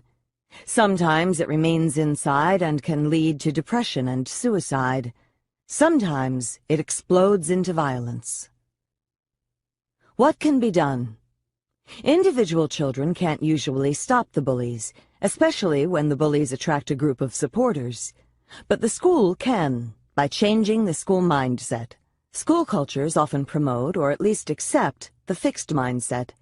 They accept that some kids feel superior to others and feel entitled to pick on them. They also consider some kids to be misfits, whom they can do little to help. But some schools have created a dramatic reduction in bullying by fighting the atmosphere of judgment and creating one of collaboration and self-improvement. Stan Davis, a therapist, school counselor, and consultant, has developed an anti-bullying program that works. Building on the work of Dan Olweus, a researcher in Norway, Davis's program helps bullies change, supports victims, and empowers bystanders to come to a victim's aid. Within a few years, physical bullying in his school was down 93%, and teasing was down 53%. Darla, a third grader, was overweight, awkward, and a crybaby. She was such a prime target that half of the class bullied her, hitting her and calling her names on a daily basis, and winning others' approval for it. Several years later, because of Davis's program, the bullying stopped. Darla had learned better social skills and even had friends. Then Darla went to middle school, and after a year, came back to report what had happened. Her classmates from elementary school had seen her through. They'd helped her make friends and protected her from her new peers when they wanted to harass her. Davis also gets the bullies changing. In fact, some of the kids who rushed to Darla's support in middle school were the same ones who had bullied her earlier. What Davis does is this. First, while enforcing consistent discipline, he doesn't judge the bully as a person. No criticism is directed at traits. Instead, he makes them feel liked and welcomed at school every day. Then he praises every step in the right direction. But again, he does not praise the person. He praises their effort. I notice that you have been staying out of fights. That tells me you are working on getting along with people. You can see that Davis is leading students directly to the growth mindset. He is helping them see their actions as part of an effort to improve. Even if the change was not intentional on the part of the bullies, they may now try to make it so. Stan Davis has incorporated our work on praise, criticism, and mindsets into his program, and it has worked. This is a letter I got from him. Dear Dr. Dweck, your research has radically changed the way I work with students. I am already seeing positive results from my own different use of language to give feedback to young people. Next year, our whole school is embarking on an initiative to build student motivation based on growth feedback. Yours, Stan Davis. Haim Ginnett, the renowned child psychologist, also shows how teachers can point bullies away from judgment and toward improvement and compassion. Here is a letter from a teacher to an 8-year-old bully in her class. Notice that she doesn't imply he's a bad person, and she shows respect by referring to his leadership, by using big words, and by asking for his advice. Dear Jay, Andy's mother has told me that her son has been made very unhappy this year. Name-calling and ostracism have left him sad and lonely. I feel concerned about the situation. Your experience as a leader in your class makes you a likely person for me to turn to for advice. I value your ability to sympathize with those who suffer. Please write me your suggestions about how we can help Andy. Sincerely, your teacher. In a New York Times article on bullying, Eric Harris and Dylan Klebold are referred to as two misfit teenagers. It's true, they didn't fit in. But you never hear the bullies referred to as misfits, because they weren't. They fit right in. In fact, they defined and ruled the school culture.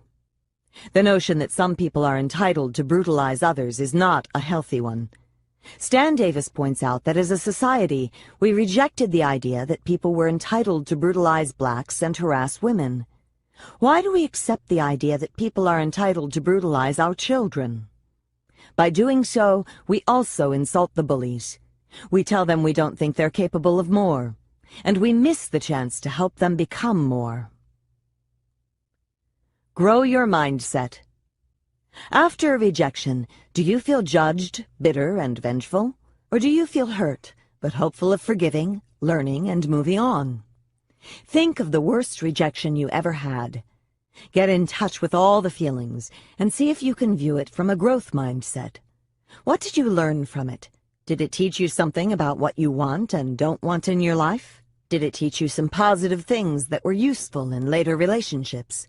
Can you forgive that person and wish them well? Can you let go of the bitterness? Picture your ideal love relationship. Does it involve perfect compatibility?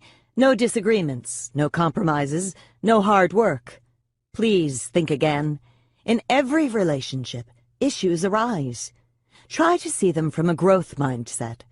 Problems can be a vehicle for developing greater understanding and intimacy. Allow your partner to air his or her differences. Listen carefully and discuss them in a patient and caring manner. You may be surprised at the closeness this creates. Are you a blamer, like me?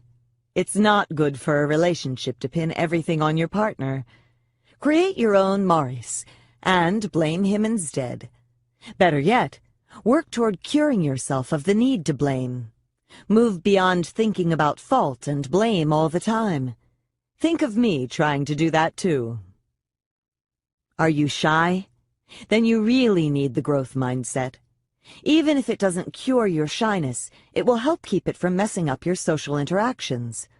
Next time you're venturing into a social situation, think about these things. How social skills are things you can improve, and how social interactions are for learning and enjoyment, not judgment.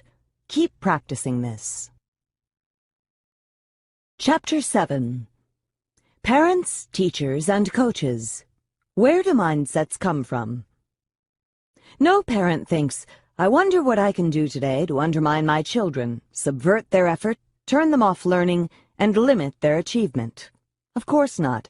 They think, I would do anything, give anything, to make my children successful. Yet many of the things they do boomerang.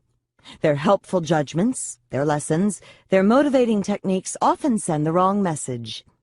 In fact, every word and action can send a message. It tells children, or students, or athletes how to think about themselves.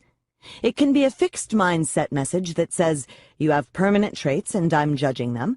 Or it can be a growth mindset message that says, you are a developing person and I'm interested in your development.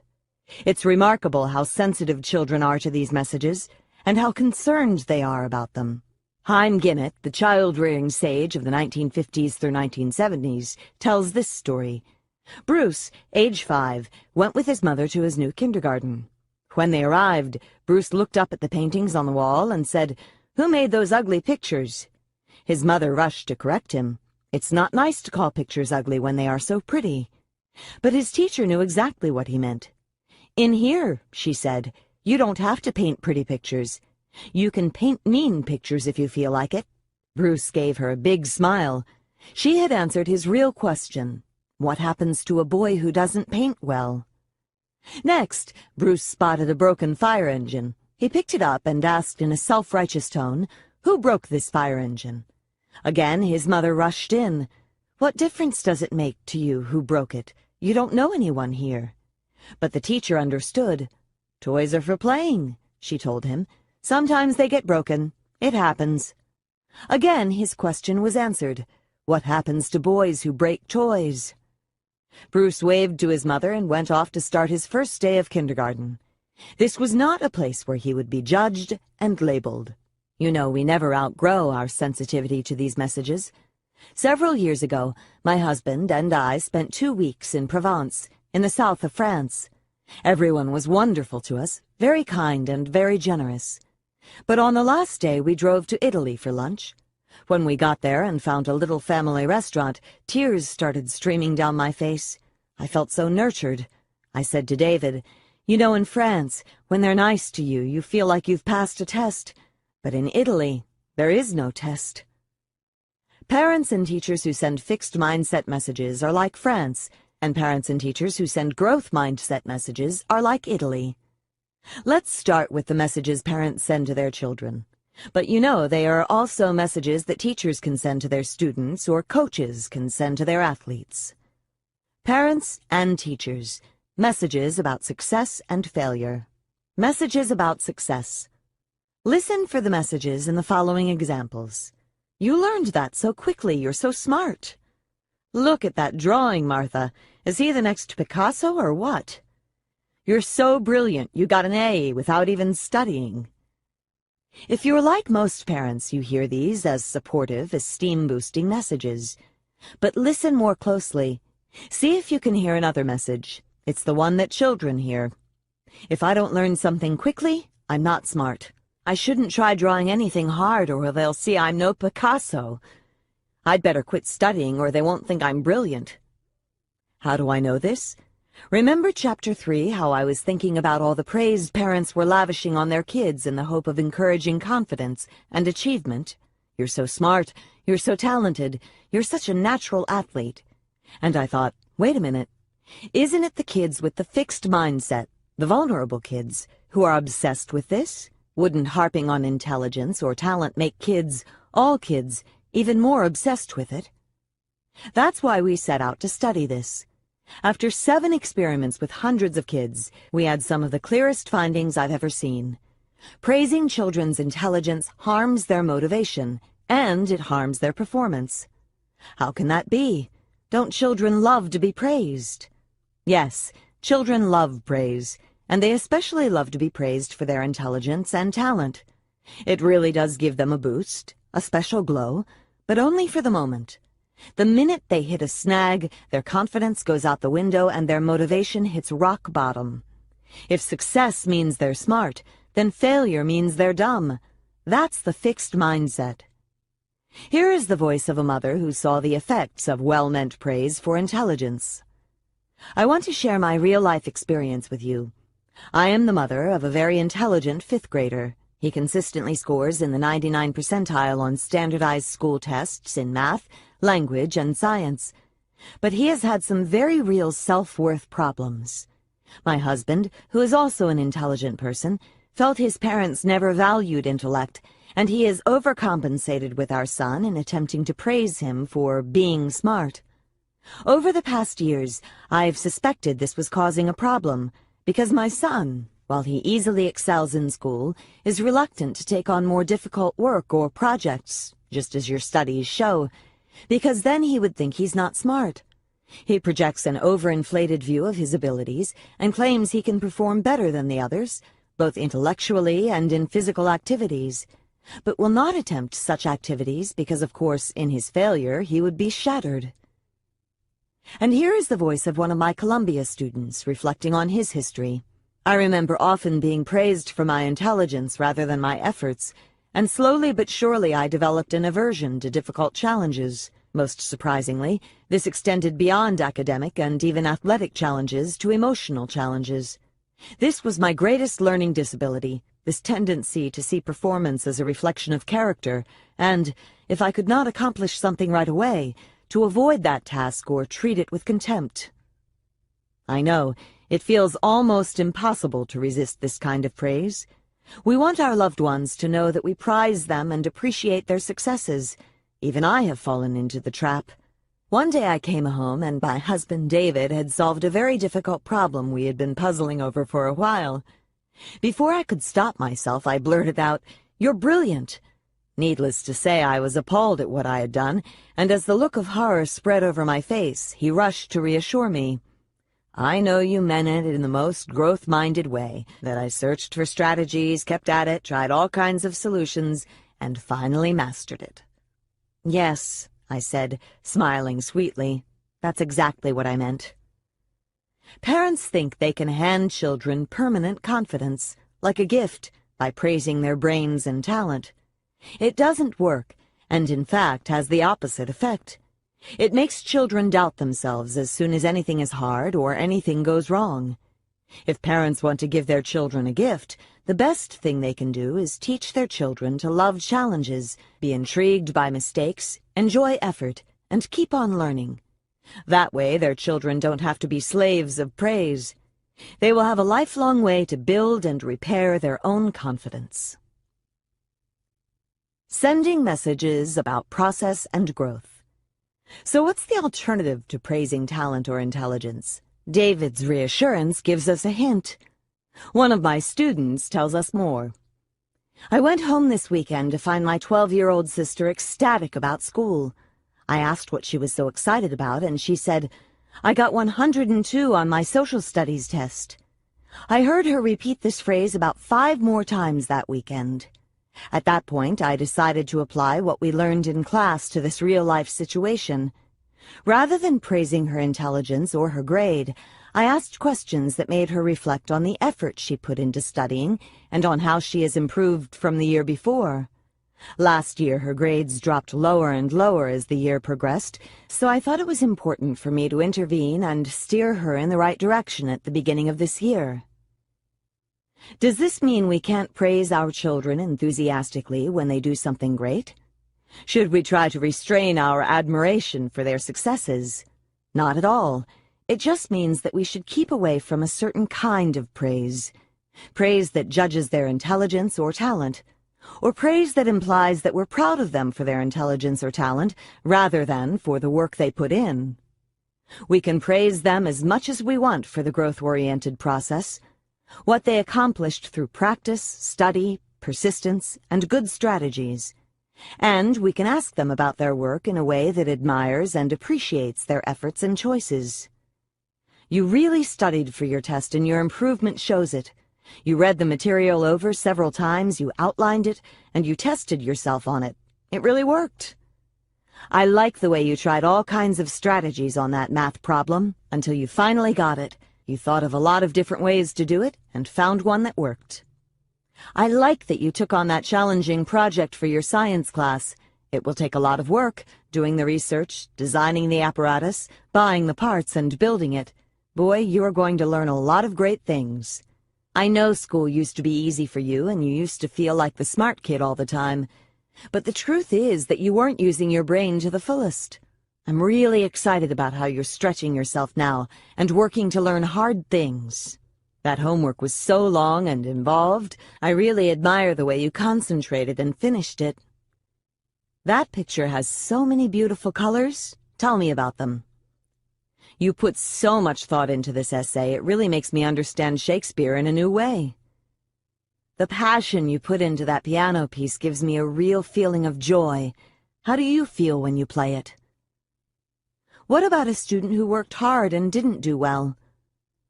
I liked the effort you put in, but let's work together some more and figure out what it is you don't understand. We all have different learning curves. It may take more time for you to catch on to this and be comfortable with this material, but if you keep at it like this, you will. Everyone learns a different way. Let's keep trying to find the way that works for you. This may be especially important for children with learning disabilities. Often for them it is not sheer effort that works, but finding the right strategy. I was excited to learn recently that Chaim Gennett, through his lifelong work with children, came to the same conclusion. Praise should deal not with the child's personality attributes, but with his efforts and achievements. Sometimes people are careful to use growth-oriented praise with their children, but then they ruin it by the way they talk about others.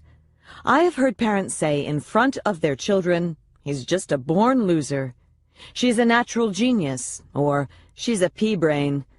When children hear their parents level fixed judgments at others, it communicates a fixed mindset, and they have to wonder, am I next? This caveat applies to teachers, too. In one study, we taught students a math lesson spiced up with some math history, namely stories about great mathematicians. For half of the students, we talked about the mathematicians as geniuses who easily came up with their math discoveries. This alone propelled students into a fixed mindset. It sent the message, there are some people who are born smart in math and everything is easy for them. Then there are the rest of you. For the other half of the students, we talked about the mathematicians as people who became passionate about math and ended up making great discoveries. This brought students into a growth mindset. The message was, skills and achievement come through commitment and effort. It's amazing how kids sniff out these messages from our innocent remarks. One more thing about praise. When we say to children, "Wow, you did that so quickly," or, "Look, you didn't make any mistakes," what message are we sending? We are telling them that what we prize are speed and perfection. Speed and perfection are the enemy of difficult learning. If you think I'm smart when I'm fast and perfect, I'd better not take on anything challenging. So what should we say when children complete a task, say math problems, quickly and perfectly? Should we deny them the praise they've earned? Yes. When this happens, I say, "Whoops, I guess that was too easy. I apologize for wasting your time. Let's do something you can really learn from." Reassuring children. How do you make a child feel secure before a test or performance? The same principle applies. Reassuring children about their intelligence or talent backfires. They'll only be more afraid to show a deficiency. Christina was a really bright high school student who, much to her shame, did terribly on tests. She always studied, she always knew the material, but every time it came to the test, she got so wound up that her mind went blank. Her grades suffered. She disappointed her teachers. She let her parents down. And it was only going to get worse as she faced the college board tests that the schools she longed to attend prized so highly. The night before each test, her parents, seeing how distraught she was, tried to build her confidence. "Look, you know how smart you are, and we know how smart you are. You've got this nailed. Now stop worrying." They were as supportive as they knew how to be, but they were raising the stakes even higher. What could they have said instead? "It must be a terrible thing to feel that everyone is evaluating you and you can't show what you know. We want you to know that we are not evaluating you. We care about your learning, and we know that you've learned your stuff. We're proud that you've stuck to it and kept learning." Messages about failure. Praising success should be the least of our problems, right? Failure seems like a much more delicate matter. Children may already feel discouraged and vulnerable. Let's tune in again, this time to the message parents can send in times of failure. 9-year-old Elizabeth was on her way to her first gymnastics meet. Lanky, flexible, and energetic, she was just right for gymnastics, and she loved it. Of course, she was a little nervous about competing, but she was good at gymnastics and felt confident of doing well. She had even thought about the perfect place in her room to hang the ribbon she would win. In the first event, the floor exercises, Elizabeth went first. Although she did a nice job, the scoring changed after the first few girls, and she lost. Elizabeth also did well in the other events, but not well enough to win. By the end of the evening, she had received no ribbons and was devastated. What would you do if you were Elizabeth's parents? 1. Tell Elizabeth you thought she was the best. 2. Tell her she was robbed of a ribbon that was rightfully hers. Reassure her that gymnastics is not that important. Tell her she has the ability and will surely win next time. Tell her she didn't deserve to win. There is a strong message in our society about how to boost children's self-esteem, and a main part of that message is protect them from failure. While this may help with the immediate problem of a child's disappointment, it can be harmful in the long run. Why? Let's look at the 5 possible reactions from a mindset point of view and listen to the messages. The first, "You thought she was the best," is basically insincere. She was not the best. You know it, and she does too. This offers her no recipe for how to recover or how to improve. The second, "She was robbed," places blame on others, when in fact the problem was mostly with her performance, not the judges. Do you want her to grow up blaming others for her deficiencies? The third, reassure her that gymnastics doesn't really matter. Teaches her to devalue something if she doesn't do well in it right away. Is this really the message you want to send? The fourth, she has the ability, may be the most dangerous message of all. Does ability automatically take you where you want to go? If Elizabeth didn't win this meet, why should she win the next one? The last option, tell her she didn't deserve to win, seems hard-hearted under the circumstances, and of course you wouldn't say it quite that way. But that's pretty much what her growth-minded father told her. Here's what he actually said. Elizabeth, I know how you feel. It's so disappointing to have your hopes up and to perform your best, but not to win. But you know, you haven't really earned it yet. There were many girls there who've been in gymnastics longer than you and who've worked a lot harder than you. If this is something you really want, then it's something you'll really have to work for. He also let Elizabeth know that if she wanted to do gymnastics purely for fun, that was just fine. But if she wanted to excel in the competitions, more was required. Elizabeth took this to heart, spending much more time repeating and perfecting her routines, especially the ones she was weakest in. At the next meet, there were 80 girls from all over the region. Elizabeth won 5 ribbons for the individual events and was the overall champion of the competition, hauling home a giant trophy. By now her room is so covered with awards you can hardly see the walls. In essence, her father not only told her the truth, but also taught her how to learn from her failures and do what it takes to succeed in the future. He sympathized deeply with her disappointment, but he did not give her a phony boost that would only lead to further disappointment. I've met with many coaches and they ask me, what happened to the coachable athletes? Where did they go? Many of the coaches lament that when they give their athletes corrective feedback, the athletes grumble that their confidence is being undermined. Sometimes the athletes phone home and complain to their parents.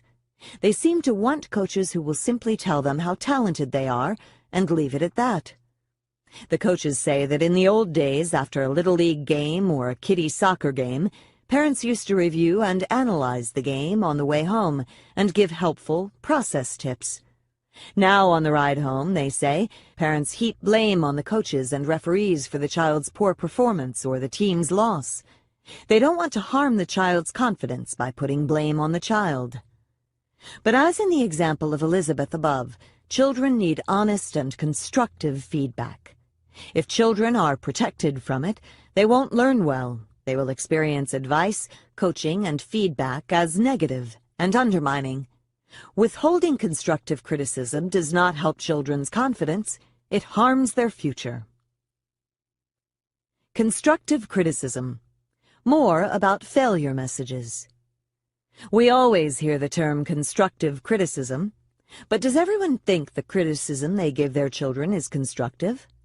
Why would they give it if they didn't think it was helpful? Yet a lot of it is not helpful at all.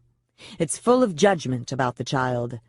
Constructive means helping the child to fix something, build a better product, or do a better job. Billy rushed through his homework, skipping several questions and answering the others in a short, sloppy way. His father hit the roof. "This is your homework? Can't you ever get it right? You're either dense or irresponsible. Which is it?" The feedback managed to question his son's intelligence and character at the same time, and to imply that the defects were permanent. How could the dad have expressed his frustration and disappointment without assassinating his son's attributes? Here are some ways. "Son, it really makes me upset when you don't do a full job. When do you think you can complete this? Son, is there something you didn't understand in the assignment? Would you like me to go over it with you? Son, I feel sad when I see you missing a chance to learn. Can you think of a way to do this that would help you learn more? Son, this looks like a really boring assignment. You have my sympathy. Can you think of a way to make it more interesting? Or, let's try to think of a way to lessen the pain and still do a good job. Do you have any ideas? Son, remember I told you how tedious things help us learn to concentrate? This one is a real challenge. This will really take all your concentration skills. Let's see if you can concentrate through this whole assignment." Sometimes children will judge and label themselves. Ginnett tells of Philip, age 14, who was working on a project with his father and accidentally spilled nails all over the floor. He guiltily looked at his dad and said, "Philip, gee, I'm so clumsy." "Father, that's not what we say when nails spill." "Philip, what do you say?" "Father, you say the nails spilled. I'll pick them up." "Philip, just like that?" "Father, just like that." "Philip, thanks, Dad." Children learn the messages. Kids with the fixed mindset tell us they get constant messages of judgment from their parents. They say they feel as though their traits are being measured all the time. We asked them, suppose your parents offer to help you with your schoolwork. Why would they do this? They said, the real reason is they wanted to see how smart I was at the schoolwork I was working on. We asked, suppose your parents are happy that you got a good grade. Why would that be? They said, they were happy to see I was a smart kid. We asked, suppose your parents discussed your performance with you when you did poorly on something in school. Why would they do this? They said, they might have been worried I wasn't one of the bright kids, and they think bad grades might mean I'm not smart. So every time something happens, these children hear a message of judgment. Maybe all kids think their parents are judging them. Isn't that what parents do? Nag and judge? That's not what students with the growth mindset think. They think their parents are just trying to encourage learning and good study habits. Here's what they say about their parents' motives. Question: suppose your parents offer to help you with your schoolwork. Why would they do this? Answer: they wanted to make sure I learned as much as I could from my schoolwork. Question: suppose your parents are happy that you got a good grade. Answer: they're happy because a good grade means that I really stuck to my work. Question: suppose your parents discussed your performance with you when you did poorly on something in school. Answer: they wanted to teach me ways to study better in the future. Even when it was about their conduct or their relationships, the kids with the fixed mindset felt judged, but the kids with the growth mindset felt helped. Question: imagine that your parents became upset when you didn't do what they asked you to do. Why would they be this way? Fixed mindset child: they were worried I might be a bad kid. Growth mindset child: they wanted to help me learn ways of doing it better next time. All kids misbehave. Research shows that normal young children misbehave every 3 minutes. Does it become an occasion for judgment of their character or an occasion for teaching?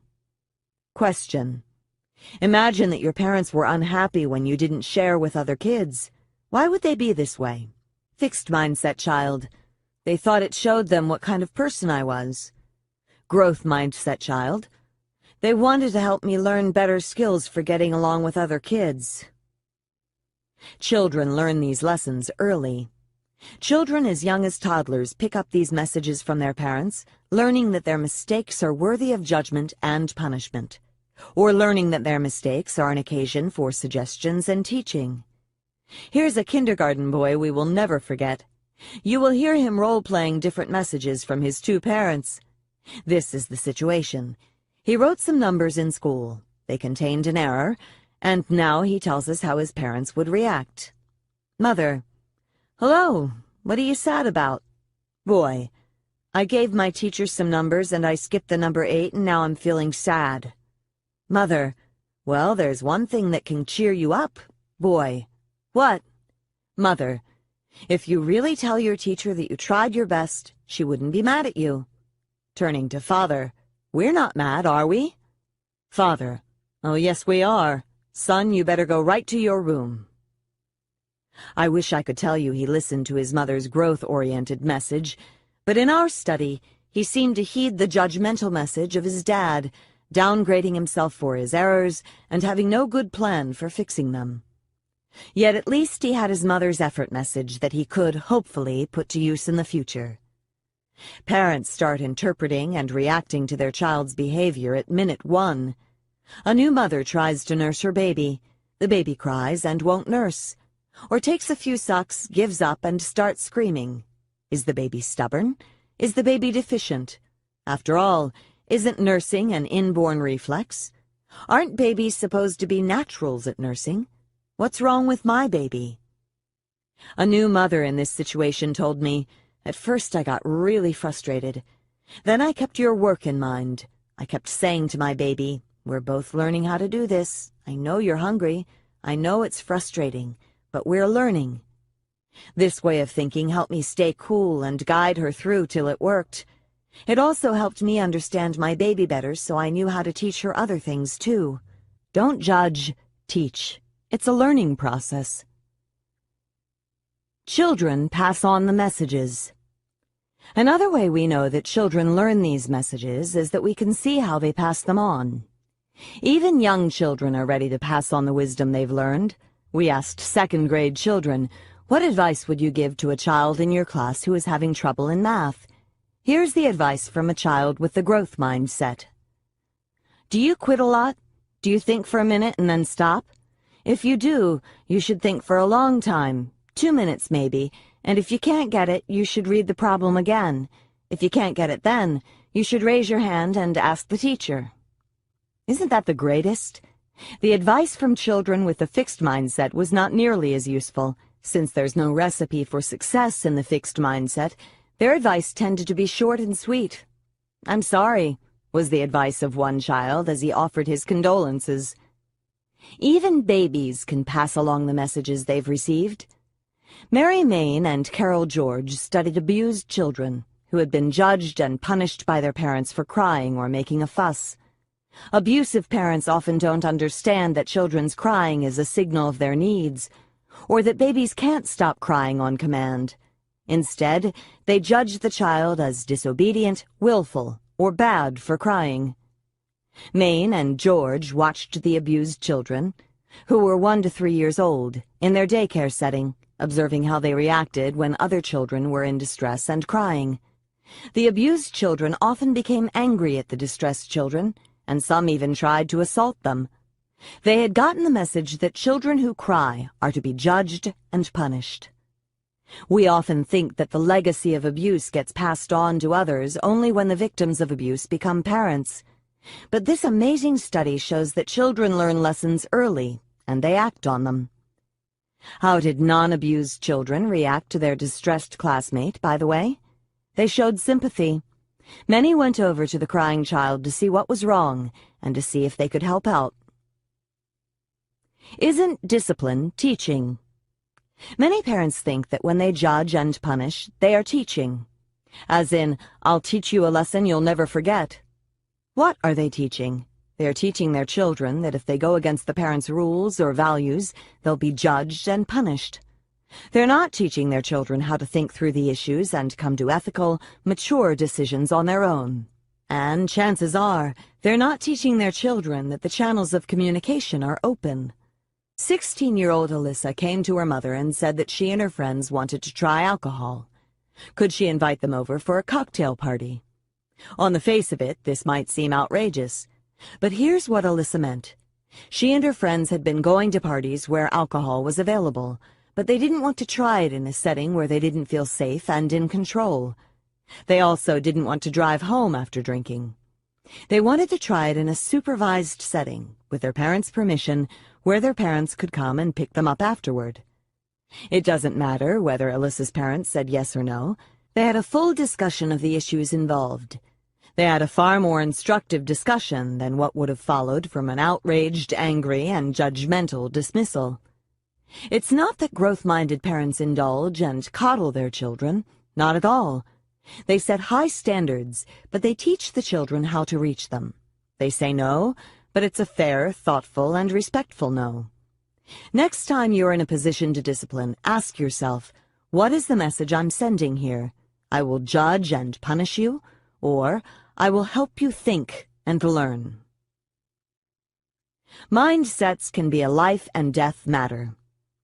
Of course parents want the best for their children, but sometimes parents put their children in danger. As the director of undergraduate studies for my department at Columbia, I saw a lot of students in trouble. Here is the story of a great kid who almost didn't make it. Sandy showed up in my office at Columbia 1 week before graduation. She wanted to change her major to psychology. This is basically a wacky request, but I sensed her desperation and listened carefully to her story. When I looked over her record, it was filled with A+s and Fs. What was going on? Sandy had been groomed by her parents to go to Harvard.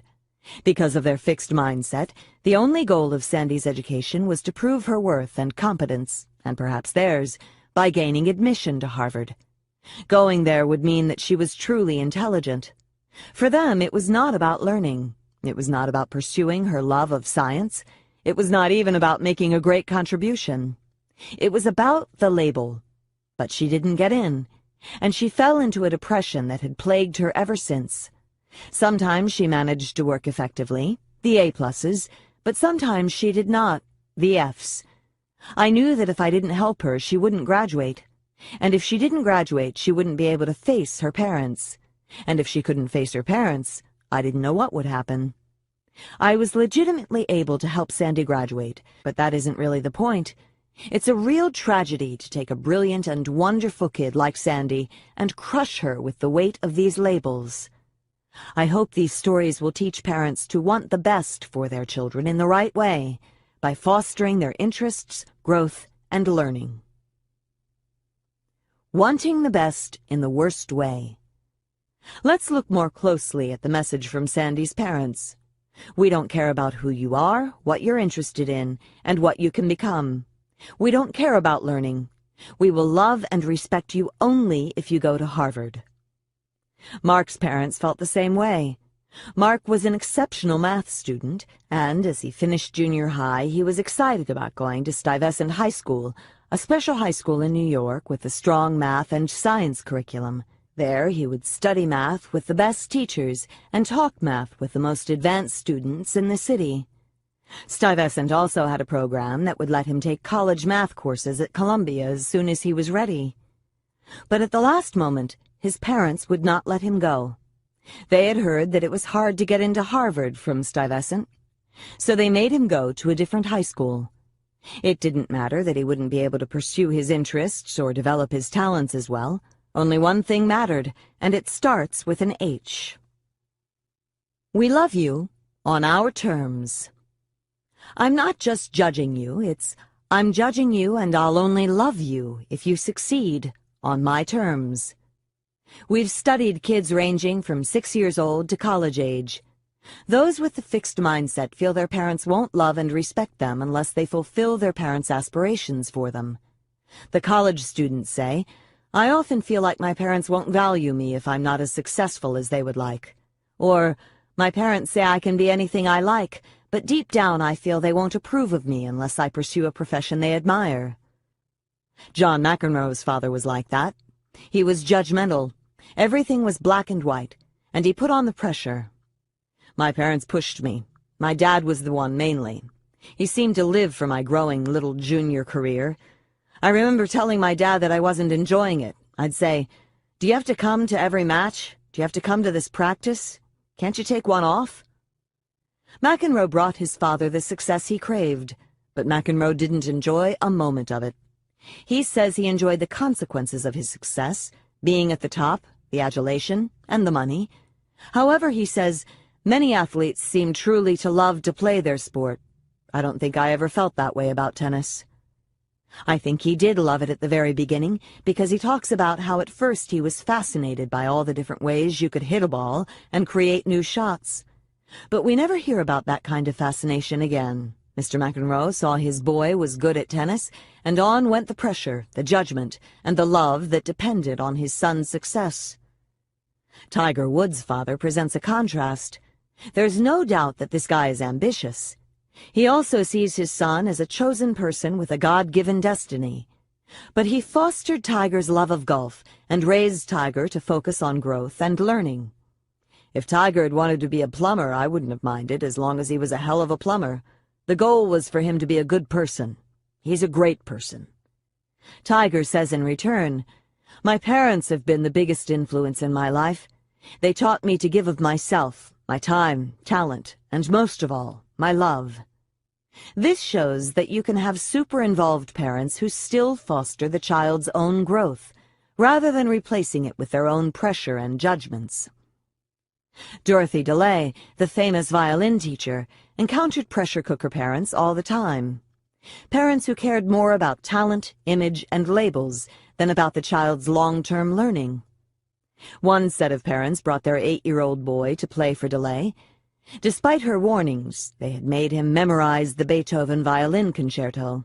He was note perfect, but he played like a frightened robot. They had, in fact, ruined his playing to suit their idea of talent, as in, "My 8-year-old can play the Beethoven violin concerto. What can yours do?" DeLay spent countless hours with a mother who insisted it was time for her son to be signed by a fancy talent agency. But had she followed DeLay's advice? No. For quite a while, DeLay had been warning her that her son didn't have a large enough repertoire. Rather than heeding the expert advice and fostering her son's development, however, the mother refused to believe that anyone could turn down a talent like this for such a slight reason. In sharp contrast was Yura Lee's mother. Mrs. Lee always sat serenely during Yura's lesson, without the tension and frantic note-taking of some of the other parents. She smiled, she swayed to the music, she enjoyed herself. As a result, Yura did not develop the anxieties and insecurities that children with over-invested, judgmental parents do. Says Yura, "I'm always happy when I play." Ideals. Isn't it natural for parents to set goals and have ideals for their children? Yes, but some ideals are helpful and others are not. We asked college students to describe their ideal of a successful student, and we asked them to tell us how they thought they measured up to that ideal. Students with the fixed mindset described ideals that could not be worked toward. You had it or you didn't. The ideal successful student is one who comes in with innate talent. Genius, physically fit, and good at sports. They got there based on natural ability. Did they think they measured up to their ideal? Mostly not. Instead, they said these ideals disrupted their thinking, made them procrastinate, made them give up, and made them stressed out. They were demoralized by the ideal they could never hope to be. Students with the growth mindset described ideals like these. A successful student is one whose primary goal is to expand their knowledge and their ways of thinking and investigating the world. They do not see grades as an end in themselves, but as a means to continue to grow. Or, the ideal student values knowledge for its own sake, as well as for its instrumental uses. He or she hopes to make a contribution to society at large. Were they similar to their ideal? They were working toward it. As similar as I can be, hey, it takes effort. Or, I believed for many years that grades, tests were the most important thing, but I'm trying to move beyond that. Their ideals were inspiring to them. When parents give their children a fixed mindset ideal, they are asking them to fit the mold of the brilliant, talented child, or be deemed unworthy. There is no room for error, and there is no room for the children's individuality. Their interests, their quirks, their desires and values. I can hardly count the times fixed-mindset parents have wrung their hands and told me how their children were rebelling or dropping out. Haim Ginnett describes Nicholas, age 17. In my father's mind there is a picture of an ideal son. When he compares him to me, he is deeply disappointed. I don't live up to my father's dream. Since early childhood I sensed his disappointment. He tried to hide it, but it came out in 100 little ways. In his tone, in his words, in his silence. He tried hard to make me a carbon copy of his dreams. When he failed, he gave up on me. But he left a deep scar, a permanent feeling of failure. When parents help their children construct growth-minded ideals, they are giving them something they can strive for. They are also giving their children growing room. Room to grow into full human beings who will make their contribution to society in a way that excites them. I have rarely heard a growth-minded parent say, "I am disappointed in my child." Instead, with a beaming smile, they say, "I am amazed at the incredible person my child has become." Everything I've said about parents applies to teachers, too. But teachers have additional concerns. They face large classes of students with differing skills, whose past learning they've had no part in. What's the best way to educate these students? Teachers and parents. What makes a great teacher or parent? Many educators think that lowering their standards will give students success experiences, boost their self-esteem, and raise their achievement. It comes from the same philosophy as the overpraising of students' intelligence. Well, it doesn't work. Lowering standards just leads to poorly educated students who feel entitled to easy work and lavish praise. For 35 years, Sheila Schwartz taught aspiring English teachers. She tried to set high standards, especially since they were going to pass on their knowledge to generations of children. But they became indignant. One student, whose writing was full of grammatical mistakes and misspellings, she says, marched into my office with her husband from West Point, in a dress uniform, his chest covered with ribbons, because her feelings had been hurt by my insistence on correct spelling. Another student was asked to summarize the theme of To Kill a Mockingbird, Harper Lee's novel about a Southern lawyer fighting prejudice and, unsuccessfully, defending a black man accused of murder. The student insisted the theme was that all people are basically nice. When Schwartz questioned that conclusion, the student left the class and reported her to the dean. Schwartz was reprimanded for having standards that were too high. Why, Schwartz asks, should the low standards of these future teachers be honored above the needs of the children they will one day teach? On the other hand, simply raising standards in our schools without giving students the means of reaching them is a recipe for disaster. It just pushes the poorly prepared or poorly motivated students into failure and out of school. Is there a way to set standards high and have students reach them? In Chapter 3, we saw in the work of Falco Rainberg that teachers with the growth mindset brought many low achievers up into the high-achieving range. We saw in the growth-minded teaching of Jaime Escalante that inner-city high school students could learn college calculus, and in the growth-minded teaching of Marva Collins that inner-city grade school children could read Shakespeare. In this chapter, we'll see more. We'll see how growth-oriented teaching unleashes children's minds. I'll focus on 3 great teachers, 2 who worked with students who are considered disadvantaged, and 1 who worked with students considered super talented. What do these great teachers have in common? Great teachers. The great teachers believe in the growth of the intellect and talent, and they are fascinated with the process of learning. Marva Collins taught Chicago children who had been judged and discarded. For many, her classroom was their last stop. One boy had been in and out of 13 schools in 4 years. One stabbed children with pencils and had been thrown out of a mental health center. One 8-year-old would remove the blade from the pencil sharpener and cut up his classmates' coats, hats, gloves, and scarves. One child referred to killing himself in almost every sentence. One hit another student with a hammer on his first day. These children hadn't learned much in school, but everyone knew it was their own fault. Everyone but Collins. When 60 Minutes did a segment on Collins's classroom, Morley Safer tried his best to get a child to say he didn't like the school. "It's so hard here. There's no recess, there's no gym, they work you all day. You have only 40 minutes for lunch. Why do you like it? It's just too hard." But the student replied, "That's why I like it, because it makes your brains bigger." Chicago Sun-Times writer Zay Smith interviewed one of the children. "We do hard things here. They fill your brain." As Collins looks back on how she got started, she says, "I have always been fascinated with learning, with the process of discovering something new, and it was exciting to share in the discoveries made by my students." On the first day of school, she always promised her students, all students, that they would learn. She forged a contract with them. "I know most of you can't spell your name. You don't know the alphabet. You don't know how to read. You don't know homonyms or how to syllabicate. I promise you that you will. None of you has ever failed. School may have failed you. Well, goodbye to failure, children. Welcome to success. You will read hard books in here and understand what you read. You will write every day, but you must help me to help you. If you don't give anything, Don't expect anything. Success is not coming to you. You must come to it. Her joy in her students' learning was enormous.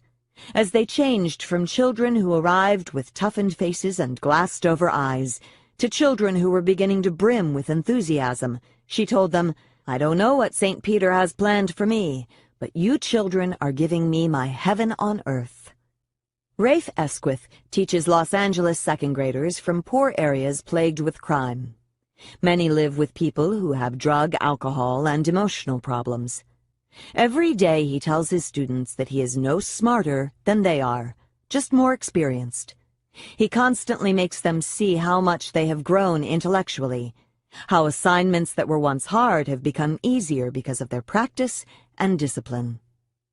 Unlike Collins's school or Esquith's school, the Juilliard School of Music accepts only the most talented students in the world. You would think the idea would be, you're all talented, now let's get down to learning.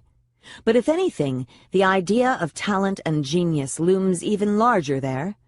In fact, many teachers mentally weeded out the students they weren't going to bother with, except for Dorothy DeLay, the wondrous violin teacher of Itzhak Perlman, Midori, and Sarah Chang. DeLay's husband always teased her about her Midwestern belief that anything is possible. Here is the empty prairie. Let's build a city. That's exactly why she loved teaching. For her, teaching was about watching something grow before her very eyes. And the challenge was to figure out how to make it happen. If students didn't play in tune, it was because they hadn't learned how.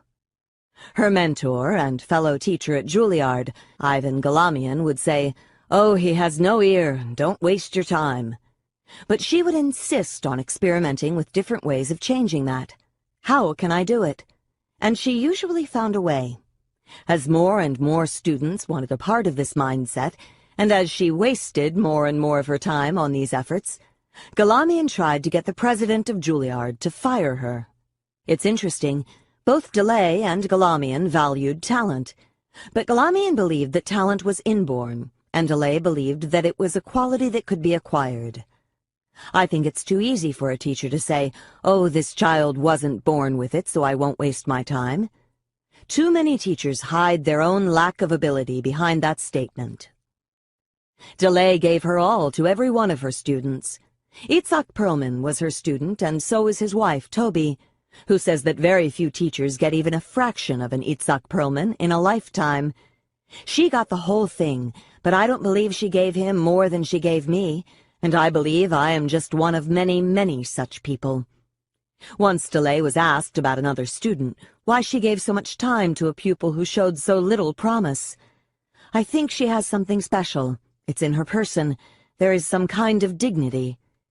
If DeLay could get her to put it into her playing, that student would be a special violinist. High standards and a nurturing atmosphere. Great teachers set high standards for all their students, not just the ones who are already achieving. Marva Collins set extremely high standards right from the start. She introduced words and concepts that were, at first, way above what her students could grasp. Yet she established on day one an atmosphere of genuine affection and concern, as she promised students they would produce. "I'm going to love you, I love you already, and I'm going to love you even when you don't love yourself," she said to the boy who wouldn't try. Do teachers have to love all of their students? No, but they have to care about every single student. Teachers with the fixed mindset create an atmosphere of judging. These teachers look at students' beginning performance and decide who's smart and who's dumb. Then they give up on the dumb ones. They're not my responsibility. These teachers don't believe in improvement, so they don't try to create it. Remember the fixed mindset teachers in Chapter 3 who said, "According to my experience, students' achievement mostly remains constant in the course of a year." As a teacher, I have no influence on a student's intellectual ability. This is how stereotypes work. Stereotypes tell teachers which groups are bright and which groups are not. So teachers with the fixed mindset know which students to give up on before they've even met them. More on high standards and a nurturing atmosphere. When Benjamin Bloom studied his 120 world-class concert pianists, sculptors, swimmers, tennis players, mathematicians, and research neurologists, he found something fascinating. For most of them, their first teachers were incredibly warm and accepting. Not that they set low standards, not at all, but they created an atmosphere of trust, not judgment. It was, "I'm going to teach you," not, "I'm going to judge your talent." As you look at what Collins and Esquith demanded of their students, all their students, it's almost shocking. When Collins expanded her school to include young children, she required that every 4-year-old who started in September be reading by Christmas. And they all were. The 3- and 4-year-olds used a vocabulary book titled Vocabulary for the High School Student. The 7-year-olds were reading the Wall Street Journal. For older children, a discussion of Plato's Republic led to a discussion of de Tocqueville's Democracy in America, Orwell's Animal Farm, Machiavelli, and the Chicago City Council. Her reading list for the late grade school children included the complete plays of Anton Chekhov, Physics Through Experiment, and the Canterbury Tales. Oh, and always Shakespeare. Even the boys who picked their teeth with switchblades, she says, loved Shakespeare and always begged for more. Yet Collins maintained an extremely nurturing atmosphere, a very strict and disciplined one, but a loving one. Realizing that her students were coming from teachers who made a career of telling them what was wrong with them, she quickly made known her complete commitment to them as her students and as people. Esquith bemoans the lowering of standards. Recently, he tells us, his school celebrated reading scores that were 20 points below the national average. Why? Because they were a point or two higher than the year before. Maybe it's important to look for the good and be optimistic, he says, but delusion is not the answer. Those who celebrate failure will not be around to help today's students celebrate their jobs flipping burgers. Someone has to tell children if they are behind and lay out a plan of attack to help them catch up. All of his 5th graders master a reading list that includes Of Mice and Men, Native Son, Bury My Heart at Wounded Knee, The Joy Luck Club, The Diary of Anne Frank, To Kill a Mockingbird, and A Separate Piece. Every one of his 6th graders passes an algebra final that would reduce most 8th and 9th graders to tears. But again, all is achieved in an atmosphere of affection and deep personal commitment to every student. Challenge and nurture describes DeLay's approach, too. One of her former students expresses it this way: "That is part of Miss DeLay's genius, to put people in the frame of mind where they can do their best. Very few teachers can actually get you to your ultimate potential. Miss DeLay has that gift. She challenges you at the same time that you feel you are being nurtured." Hard work and more hard work. But are challenge and love enough? Not quite. All great teachers teach students how to reach the high standards. Collins and Esquith didn't hand their students a reading list and wish them bon voyage. Collins's students read and discussed every line of Macbeth in class. Esquith spent hours planning what chapters they would read in class. I know which child will handle the challenge of the most difficult paragraphs and carefully plan a passage for the shy youngster, who will begin his journey as a good reader. Nothing is left to chance. It takes enormous energy. But to be in a room with young minds who hang on every word of a classic book and beg for more if I stop makes all the planning worthwhile. What are they teaching the students en route?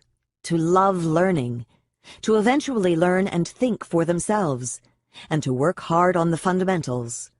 Esquith's class often met before school, after school, and on school vacations to master the fundamentals of English and math, especially as the work got harder. His motto, "There are no shortcuts." Collins echoes that idea as she tells her class, "There is no magic here.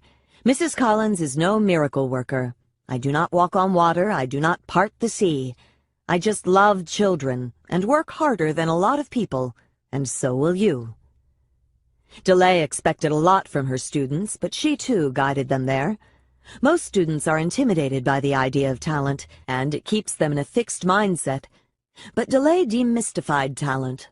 One student was sure he couldn't play a piece as fast as Itzhak Perlman, so she didn't let him see the metronome until he had achieved it. I know so surely that if he had been handling that metronome, as he approached that number, he would have said to himself, "I can never do this as fast as Itzhak Perlman," and he would have stopped himself. Another student was intimidated by the beautiful sound made by talented violinists.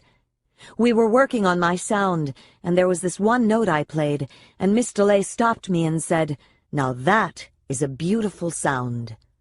She then explained how every note has to have a beautiful beginning, middle, and end, leading into the next note, and he thought, "Wow, if I can do it there, I can do it everywhere."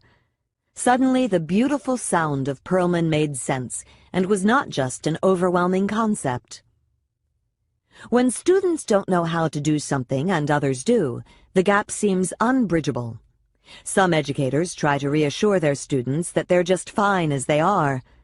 Growth-minded teachers tell students the truth and then give them the tools to close the gap. As Marva Collins said to a boy who was clowning around in class, "You are in 6th grade and your reading score is 1.1. I don't hide your scores in a folder. I tell them to you so you know what you have to do. Now your clowning days are over." Then they got down to work. Students who don't care. What about the students who won't work, who don't care to learn? Here is a shortened version of an interaction between Collins and Gary, a student who refused to work, ripped up his homework assignments, and would not participate in class. Collins is trying to get him to go to the blackboard to do some problems. Collins: "Sweetheart, what are you going to do? Use your life or throw it away." Gary: "I'm not going to do any damn work." Collins: "I am not going to give up on you. I am not going to let you give up on yourself. If you sit there leaning against this wall all day, you are going to end up leaning on something or someone all your life. And all that brilliance bottled up inside you will go to waste." At that, Gary agreed to go to the board, but then refused to address the work there. After a while, Collins said, "If you do not want to participate, go to the telephone and tell your mother, 'Mother, in this school we have to learn, and Mrs. Collins says I can't fool around, so will you please pick me up?'" Gary started writing. Eventually, Gary became an eager participant and an avid writer. Later that year, the class was discussing Macbeth and how his misguided thinking led him to commit murder. "It's sort of like Socrates says, isn't it, Miss Collins?" Gary piped up. Macbeth should have known that straight thinking leads to straight living. For a class assignment, he wrote, "Somnus, god of sleep, please awaken us. While we sleep, ignorance takes over the world. Take your spell off us. We don't have long before ignorance makes a coup d'etat of the world."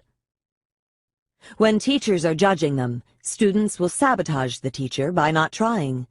But when students understand that school is for them, a way for them to grow their minds, they do not insist on sabotaging themselves. In my work, I have seen tough guys shed tears when they realize they can become smarter. It's common for students to turn off to school and adopt an air of indifference, but we make a mistake if we think any student stops caring. Growth-minded teachers. Who are these people? How can growth-minded teachers be so selfless, devoting untold hours to the worst students? Are they just saints? Is it reasonable to expect that everyone can become a saint? The answer is that they're not entirely selfless. They love to learn, and teaching is a wonderful way to learn, about people and how they tick, about what you teach, about yourself, and about life.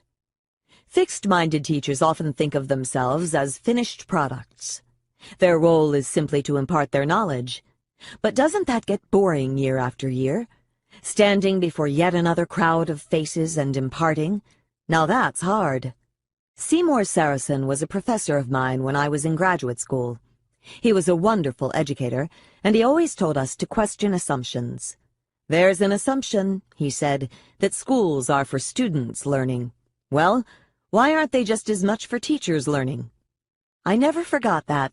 In all of my teaching, I think about what I find fascinating and what I would love to learn more about. I use my teaching to grow, and that makes me, even after all these years, a fresh and eager teacher. One of Marva Collins's first mentors taught her the same thing, that above all, a good teacher is one who continues to learn along with the students. And she lets her students know that right up front. Sometimes I don't like other grown-ups very much because they think they know everything. I don't know everything. I can learn all the time. It's been said that Dorothy DeLay was an extraordinary teacher because she was not interested in teaching. She was interested in learning. So are great teachers born or made? Can anyone be a Collins, Esquith, or DeLay? It starts with the growth mindset about yourself and about children. Not just lip service to the idea that all children can learn, but a deep desire to reach in and ignite the mind of every child. Michael Lewis in the New York Times tells of a coach who did this for him.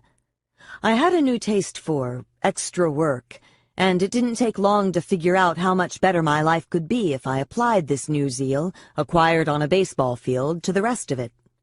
It was as if this baseball coach had reached inside me, found a rusty switch marked "Turn On" before attempting to use, and flipped it.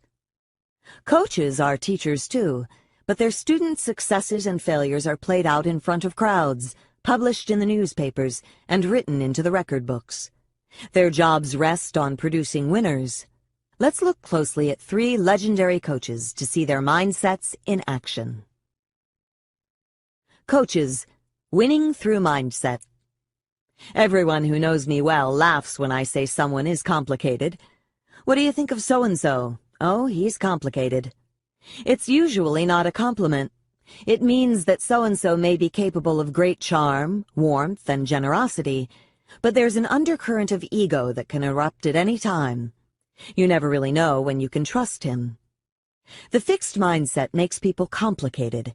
It makes them worried about their fixed traits and creates the need to document them, sometimes at your expense. And it makes them judgmental. The fixed mindset coach in action. Bobby Knight, the famous and controversial college basketball coach, is complicated. He could be unbelievably kind. One time he passed up an important and lucrative opportunity to be a sportscaster because a former player of his had been in a bad accident. Knight rushed to his side and saw him through the ordeal. He could be extremely gracious. After the basketball team he coached won the Olympic gold medal, he insisted that the team pay homage first and foremost to Coach Henry Iba. Iba had never been given proper respect for his Olympic accomplishments, and in whatever way he could, Knight wanted to make up for it. He had the team carry Coach Iba around the floor on their shoulders.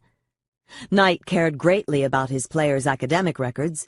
He wanted them to get an education, and he had a firm rule against missing classes or tutoring sessions. But he could also be cruel, and this cruelty came from the fixed mindset. John Feinstein, author of Season on the Brink, a book about Knight and his team, tells us, Knight was incapable of accepting failure. Every defeat was personal. His team lost, a team he had selected and coached. Failure on any level all but destroyed him, especially failure in coaching, because it was coaching that gave him his identity, made him special, set him apart. A loss made him a failure, obliterated his identity. So when he was your coach, when your wins and losses measured him, he was mercilessly judgmental. His demeaning of players who let him down was, hopefully, without parallel. In Darrell Thomas, Feinstein says, Knight saw a player of huge potential. Thomas had what coaches call a $1 million body. He was big and strong, but also fast. He could shoot the ball with his left hand or his right hand. Knight couldn't live with the thought that Thomas and his $1 million body weren't bringing the team success. You know what you are, Darrell? You are the worst pussy I've ever seen play basketball at this school. The absolute worst pussy ever. You have more goddamn ability than 95% of the players we've had here, but you are a pussy from the top of your head to the bottom of your feet. An absolute effing pussy. That's my assessment of you after 3 years. To make a similar point, Knight once put a Tampax into a player's locker. Thomas was a sensitive guy. An assistant coach had given this advice. When he's calling you an asshole, don't listen. But when he starts telling you why you're an asshole, listen. That way you'll get better. Thomas couldn't follow that advice. He heard everything, and after the tirade, he broke down right there on the basketball court. The axe of judgment came down on players who had the audacity to lose a game. Often Knight did not let the guilty parties ride back home with the rest of the team. They were no longer worthy of respectful treatment. One time, after his team reached the semifinals of a national tournament, but not the national tournament, he was asked by an interviewer what he liked best about the team. "What I like best about this team right now," Knight answered, "is the fact that I only have to watch it play one more time." Some players could take it better than others. Steve Alford, who went on to have a professional career, had come to Indiana with clear goals in mind and was able to maintain a strong growth focus much of the time. He was able to hear and use Knight's wisdom and, for the most part, ignore the obscene or demeaning parts of the tirades. But even he describes how the team broke down under the yoke of Knight's judgments, and how he himself became so personally unhappy at some points that he lost his zest for the sport. "The atmosphere was poisonous. When I had been playing well, I had always stayed upbeat, no matter how much Coach yelled. But now his negativism, piled on top of my own, was drowning me. Mom and Dad were concerned. They could see the love of the game was going out of me." The Holy Grail.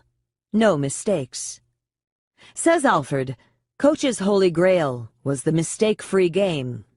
Uh-oh. We know which mindset makes mistakes intolerable. And Knight's explosions were legendary. There was the time he threw the chair across the court. There was the time he yanked his player off the court by his jersey. There was the time he grabbed his player by the neck. He often tried to justify his behavior by saying he was toughening the team up, preparing them to play under pressure. But the truth is, he couldn't control himself. Was the chair a teaching exercise? Was the chokehold educational? He motivated his players, not through respect for them, but through intimidation, through fear. They feared his judgments and explosions. Did it work? Sometimes it worked. He had 3 championship teams. In the season on the brink, described by John Feinstein, the team did not have size, experience, or quickness, but they were contenders. They won 21 games, thanks to Knight's great basketball knowledge and coaching skills. But other times it didn't work. Individual players or the team as a whole broke down. In the season on the brink, they collapsed at the end of the season. The year before, too, the team had collapsed under Knight's pressure. Over the years, some players had escaped by transferring to other schools, by breaking rules, like cutting classes or skipping tutoring sessions, or by going early to the pros, like Isaiah Thomas. On a world tour, the players often sat around fantasizing about where they should have gone to school if they hadn't made the mistake of choosing Indiana. It's not that Knight had a fixed mindset about his players' ability. He firmly believed in their capacity to develop. But he had a fixed mindset about himself and his coaching ability. The team was his product, and they had to prove his ability every time out. They were not allowed to lose games, make mistakes, or question him in any way, because that would reflect on his competence. Nor did he seem to analyze his motivational strategies when they weren't working. Maybe Darryl Thomas needed another kind of incentive aside from ridicule or humiliation. What are we to make of this complicated man as a mentor to young players? His biggest star, Isaiah Thomas, expresses his profound ambivalence about Knight. "You know, there were times when if I had a gun, I think I would have shot him. And there were other times when I wanted to put my arms around him, hug him, and tell him I loved him. I would not consider myself an unqualified success if my best student had considered shooting me."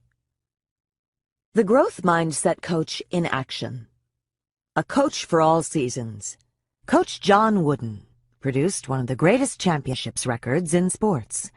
He led the UCLA basketball team to the NCAA championship in 1964, 1965, 1967, 1968, 1969, 1970, 1971, 1972, 1973, and 1975.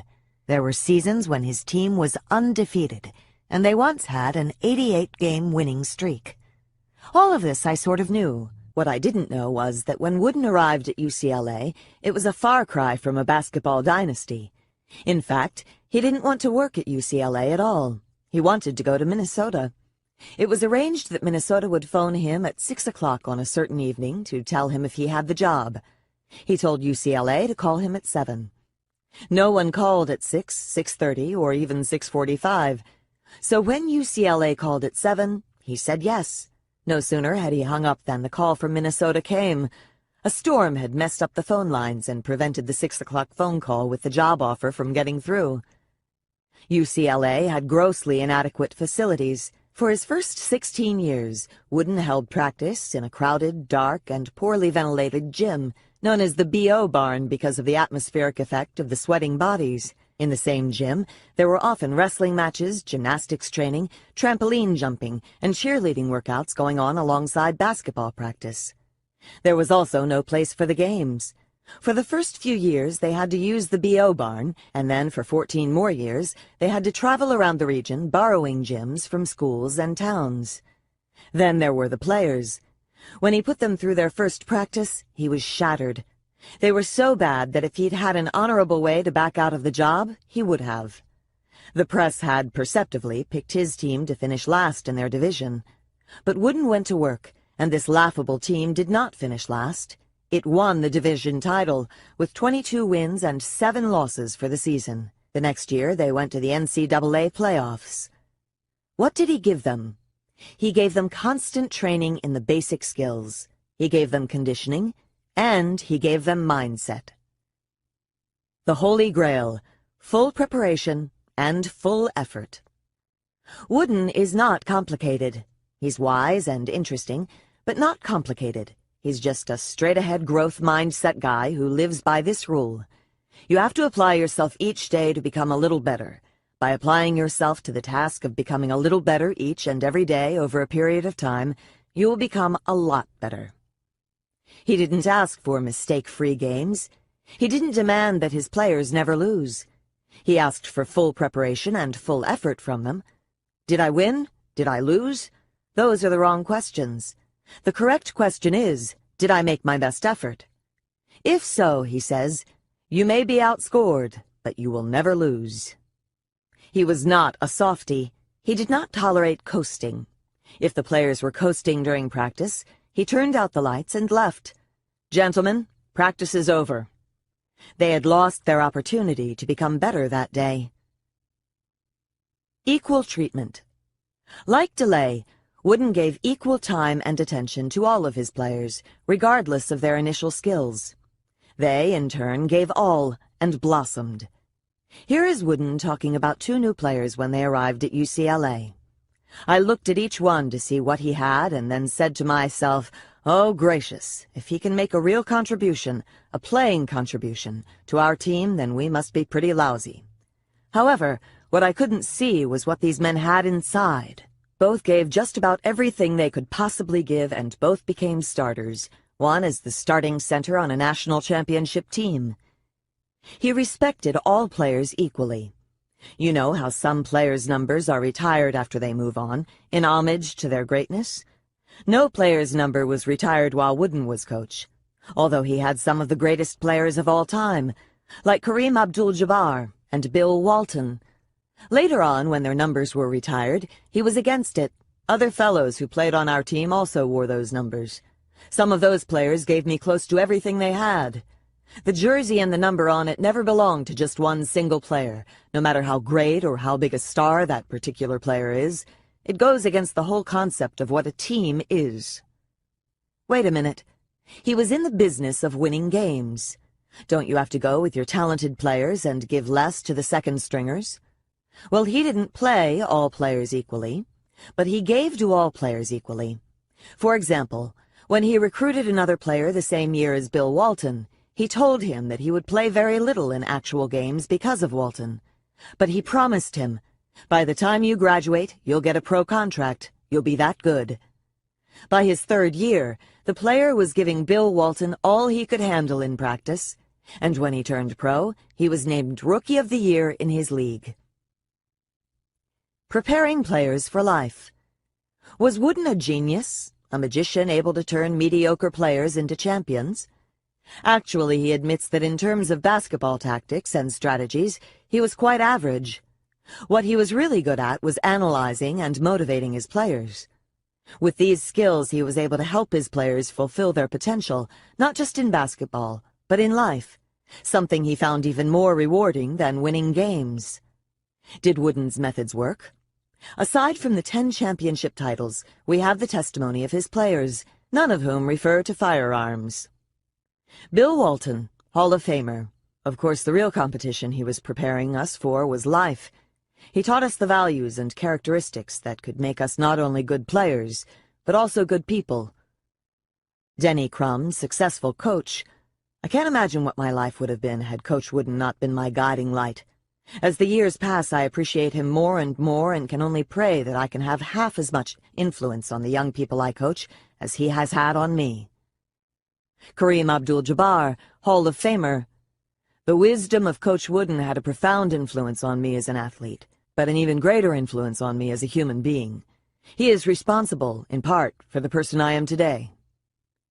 Listen to this story. It was the moment of victory.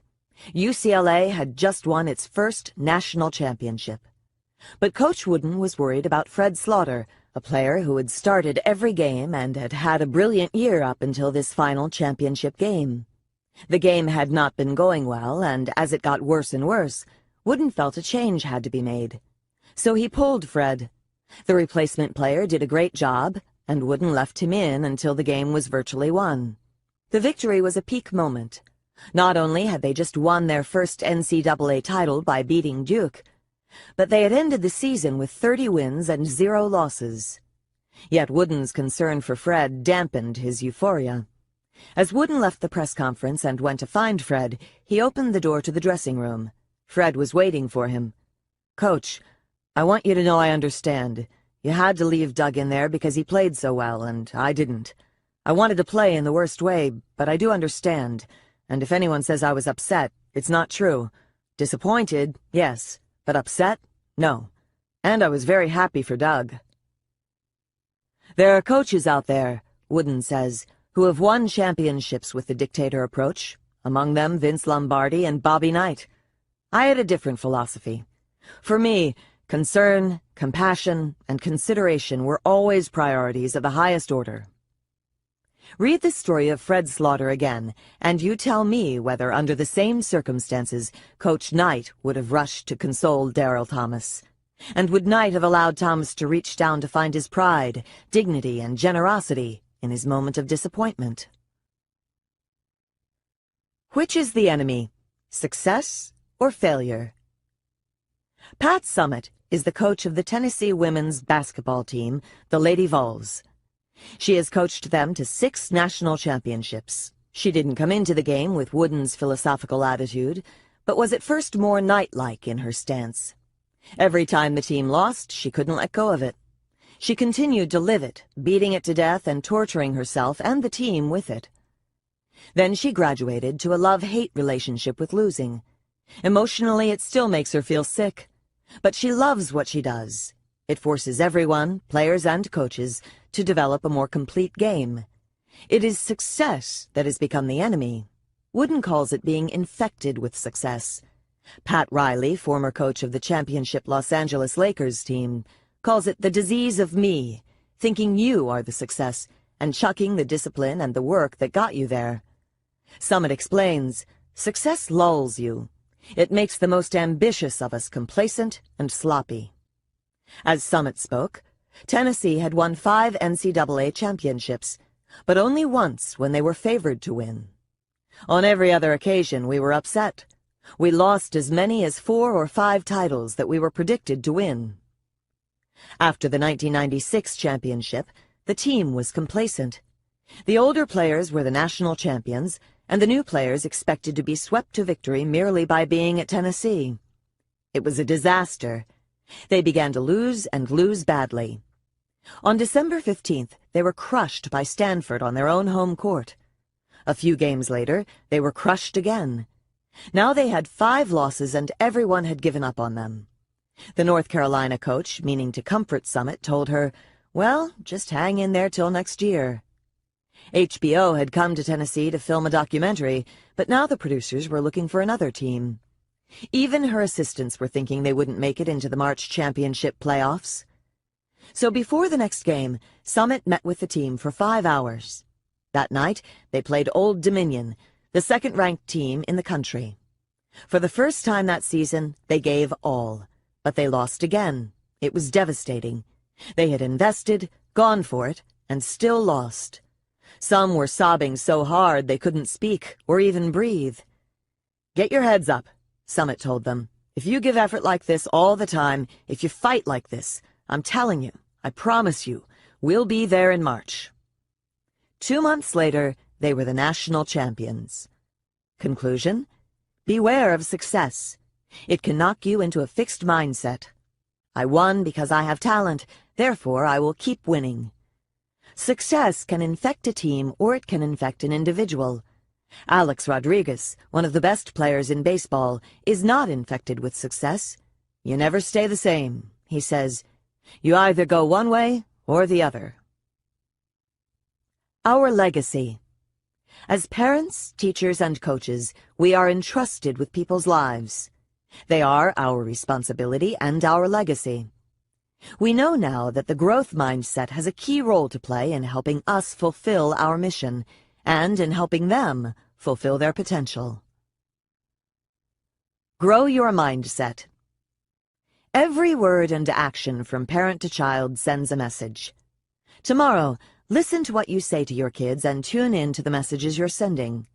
Are they messages that say, "You have permanent traits and I'm judging them"? Or are they messages that say, "You're a developing person and I'm interested in your development"? How do you use praise? Remember that praising children's intelligence or talent, tempting as it is, sends a fixed mindset message. It makes their confidence and motivation more fragile. Instead, try to focus on the processes they used, their strategies, effort, or choices. Practice working the process praise into your interactions with your children. Watch and listen to yourself carefully when your child messes up. Remember that constructive criticism is feedback that helps the child understand how to fix something. It's not feedback that labels or simply excuses the child. At the end of each day, write down the constructive criticism and the process praise you've given your kids. Parents often set goals their children can work toward. Remember that having an innate talent is not a goal. Expanding skills and knowledge is.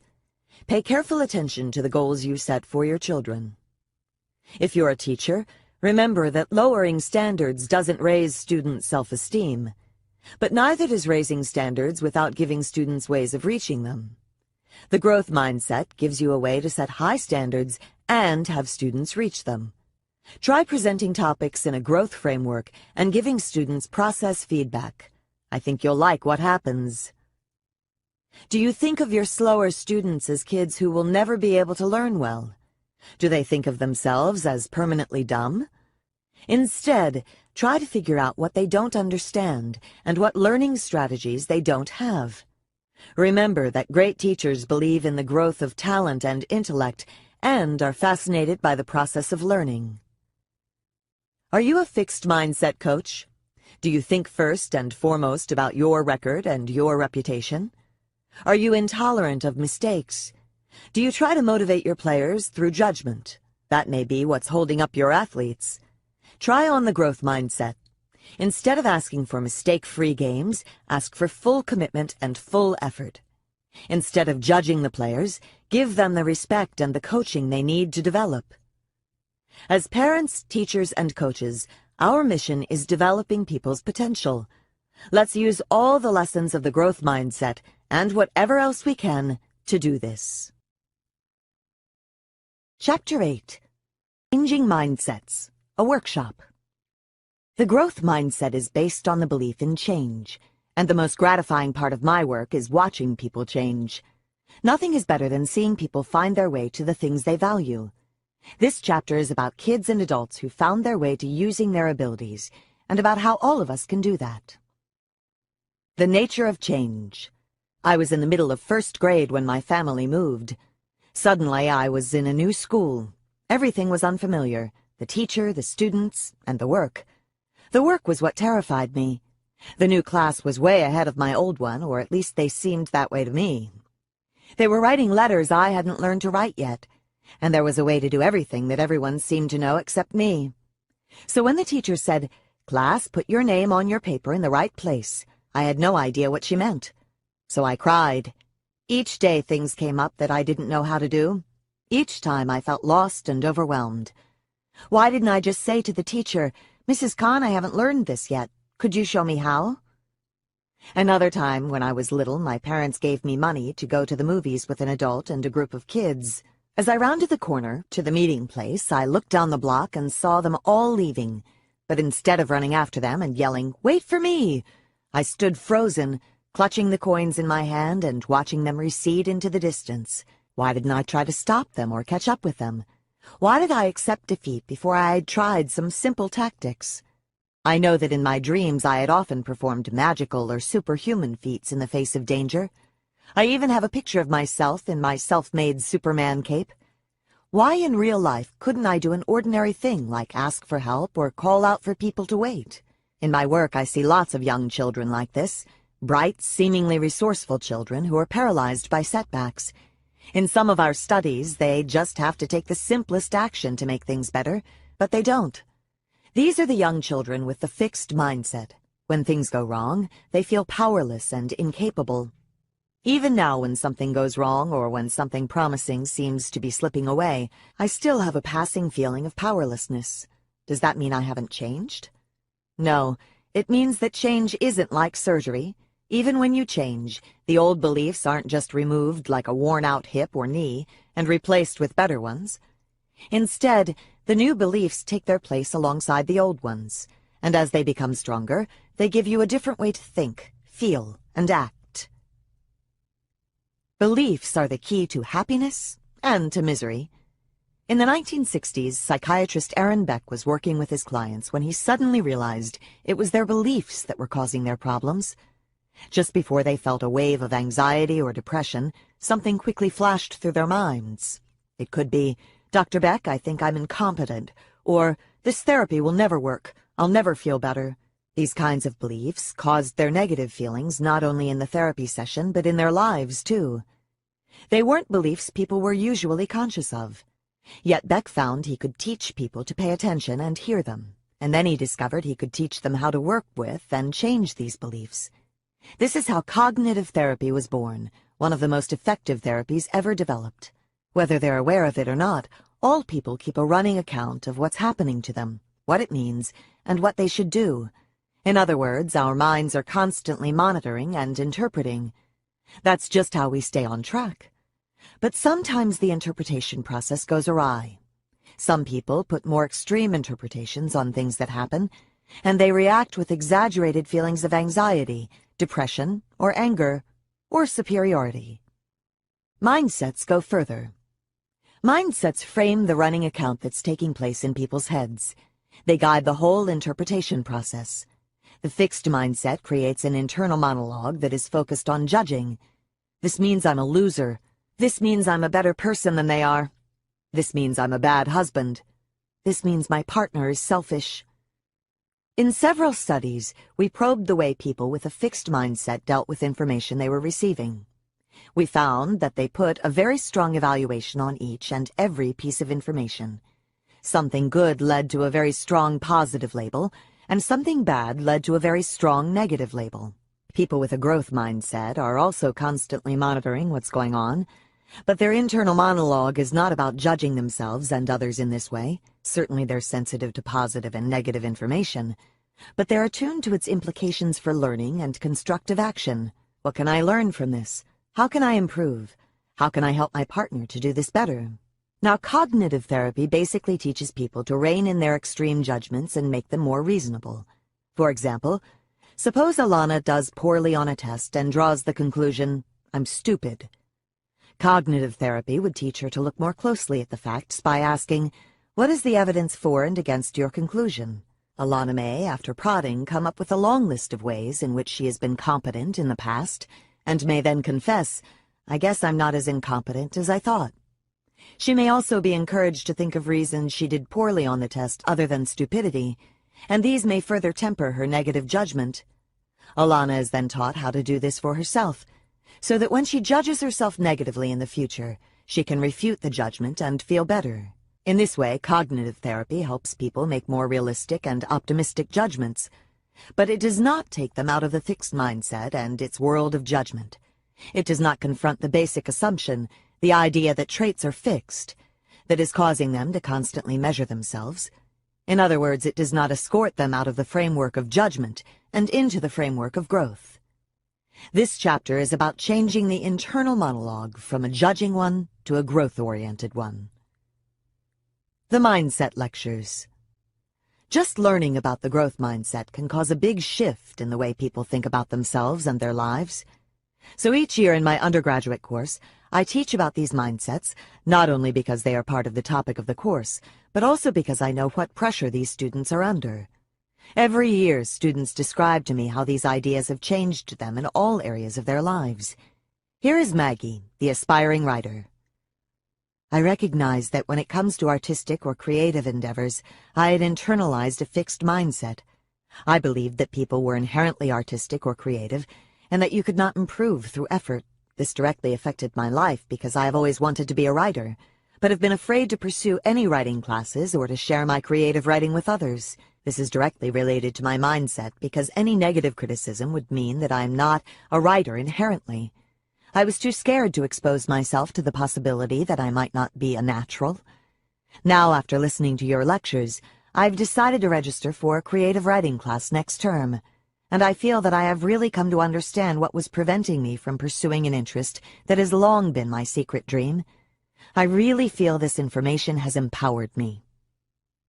Maggie's internal monologue used to say, "Don't do it. Don't take a writing class. Don't share your writing with others. It's not worth the risk. Your dream could be destroyed. Protect it."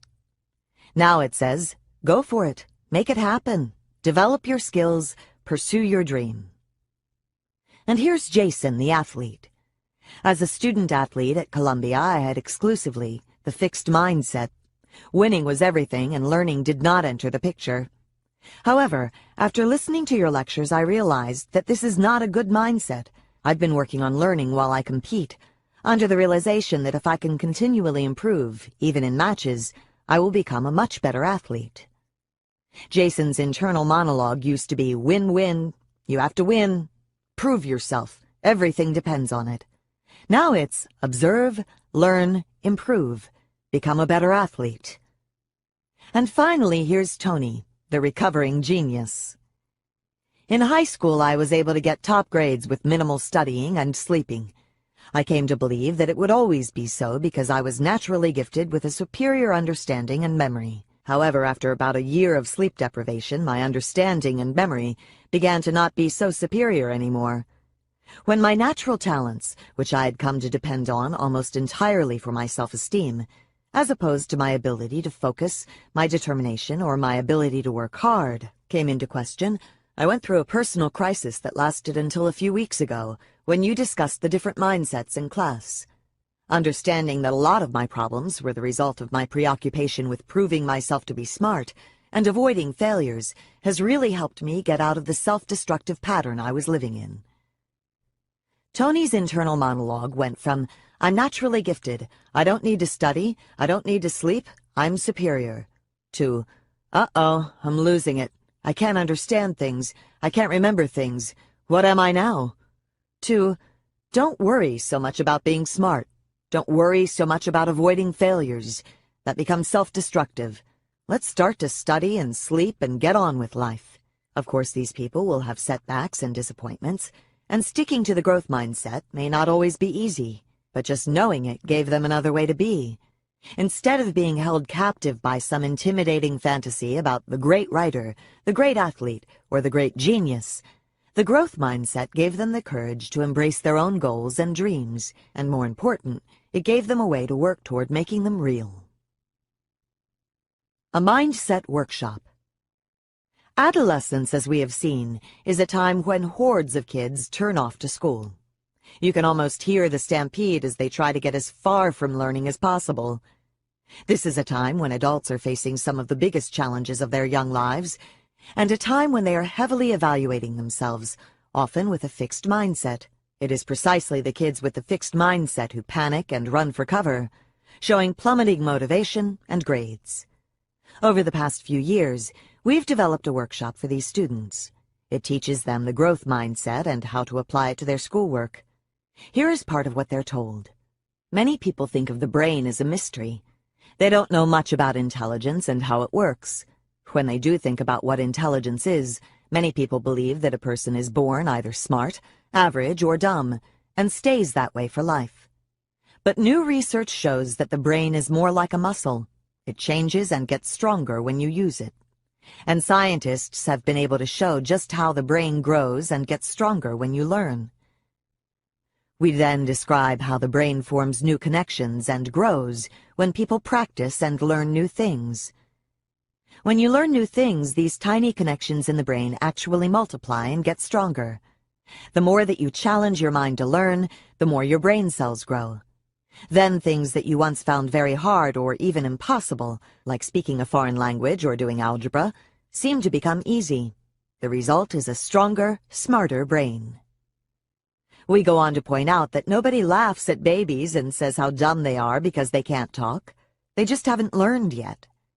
We show students a picture of how the density of brain connections changes during the first years of life as babies pay attention, study their world, and learn how to do things.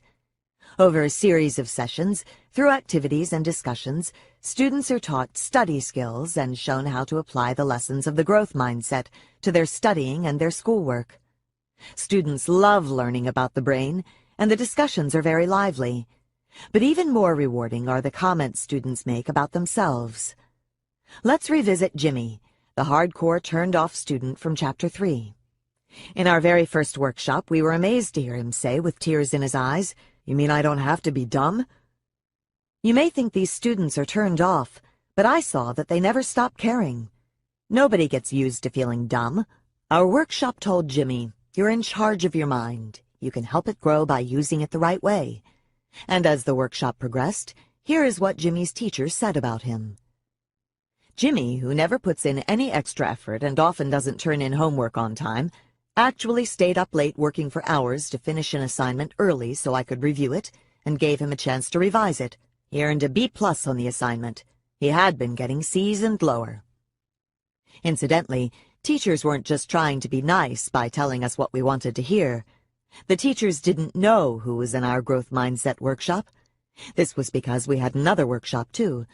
This workshop met just as many times and taught them even more study skills, and students got just as much personal attention from supportive tutors. But they didn't learn the growth mindset and how to apply it. Teachers didn't know which of their students went to which of the workshops, but they still singled out Jimmy and many of the students in the growth mindset workshop to tell us that they'd seen real changes in their motivation to learn and improve. Lately, I've noticed that some students have a greater appreciation for improvement. R was performing below standards. He has learned to appreciate the improvement of his grades from 52, 46, and 49 to his grades of 67 and 71. He valued his growth in learning mathematics. M was far below grade level. During the past several weeks, she has voluntarily asked for extra help from me during her lunch period in order to improve her test-taking performance.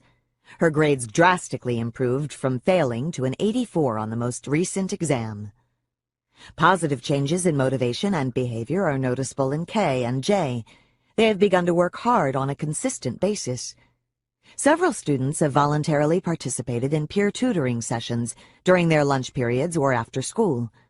Students such as N and S were passing when they requested the extra help and were motivated by the prospect of sheer improvement. We were eager to see whether the workshop affected students' grades, so, with their permission, we looked at students' final marks at the end of the semester. We looked especially at their math grades, since those reflected real learning of challenging new concepts.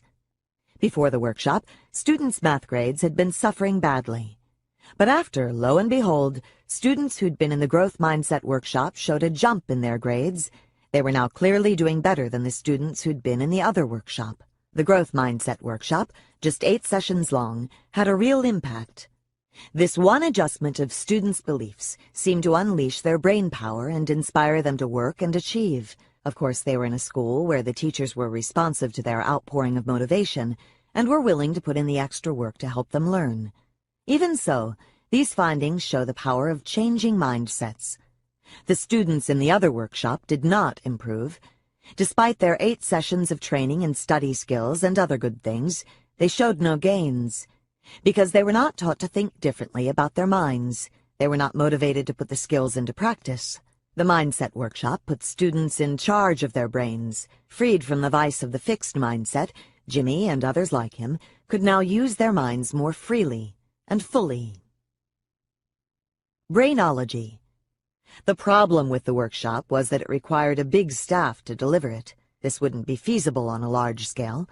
Plus, the teachers weren't directly involved. They could be helpful in helping to sustain the students' gains. So we decided to put our workshop on the interactive computer modules and have teachers guide their classes through the modules. With the advice of educational experts, media experts, and brain experts, we developed the Brainology program. It presents animated figures, Chris and Dahlia, 7th graders who are cool but are having problems with their schoolwork. Dahlia is having trouble with Spanish, and Chris with math. They visit the lab of Dr. Cerebrus, a slightly mad brain scientist, who teaches them all about the brain and the care and feeding of it. He teaches them what to do for maximum performance from the brain, like sleeping enough, eating the right things, and using good study strategies. And he teaches them how the brain grows as they learn. The program all along shows students how Chris and Dahlia apply these lessons to their schoolwork. The interactive portions allow students to do brain experiments, see videos of real students with their problems and study strategies, recommend study plans for Chris and Dahlia, and keep a journal of their own problems and study plans. Here are some of the 7th graders writing about how this program changed them. After Brainology, I now have a new look at things. Now my attitude toward the subjects I have trouble in is I try harder to study and master the skills. I've been using my time more wisely, studying every day and reviewing the notes that I took on that day. I'm really glad that I joined this program because it increased my intelligence about the brain. I did change my mind about how the brain works, and I do things differently. I will try harder because I know that the more you try, the more your brain works. All I can say is that Brainology changed my grades. Bon voyage! The Brainology program kind of made me change the way I work and study and practice for schoolwork now, that I know how my brain works and what happens when I learn. Thank you for making us study more and helping us build up our brain. I actually picture my neurons growing bigger as they make more connections. Teacher told us how formally turned-off students were now talking the Brainology talk. For example, they were taught that when they studied well and learned something, they transferred it from temporary storage, working memory, to the more permanent storage, long-term memory. Now they were saying to each other, "I'll have to put that into my long-term memory. Sorry, that stuff is not in my long-term memory. I guess I was only using my working memory." Teachers said that students were also offered to practice, study, take notes, or pay attention more to make sure that neural connections would be made. As one student said, "Yes, the Brainology program helped a lot. Every time I thought about not doing work, I remembered that my neurons could grow if I did do the work." The teachers also changed. Not only did they say great things about how their students benefited, they also said great things about the insights they themselves had gained. In particular, they said Brainology was essential for understanding that all students can learn, even the ones who struggle with math and with self-control. That I have to be more patient because learning takes a great deal of time and practice. How the brain works. Each learner learns differently. Brainology assisted me in teaching for various learning styles. Our workshop went to children in 20 schools. Some children admitted to being skeptical at first. I used to think it was just free time and a good cartoon, but I started listening to it and started doing what they told me to do. In the end, just about every child reported meaningful benefits. More about change. Is change easy or hard? So far, it sounds easy. Simply learning about the growth mindset seems to mobilize people for meeting challenges and persevering. The other day, one of my former grad students told me a story. But first, some background. In my field, when you submit a research paper for publication, that paper often represents years of work. Some months later, you receive your reviews, 10 or so pages of criticism, single-spaced. If the editor still thinks the paper has potential, you will be invited to revise it and resubmit it, provided you can address every criticism. My student reminded me of the time she had sent her thesis research to the top journal in our field. When the reviews came back, she was devastated. She had been judged, the work was flawed, and by extension, so was she. Time passed, but she couldn't bring herself to go near the reviews again or work on the paper. Then I told her to change her mindset. "Look," I said, "it's not about you. That's their job. Their job is to find every possible flaw. Your job is to learn from the critique and make your paper even better." Within hours, she was revising her paper, which was warmly accepted. She tells me, "I never felt judged again. Never. Every time I get that critique, I tell myself, oh, that's their job, and I get to work immediately on my job." But change is also hard. When people hold on to a fixed mindset, it's often for a reason. At some point in their lives, it served a good purpose for them. It told them who they were or who they wanted to be, a smart, talented child, and it told them how to be that, perform well.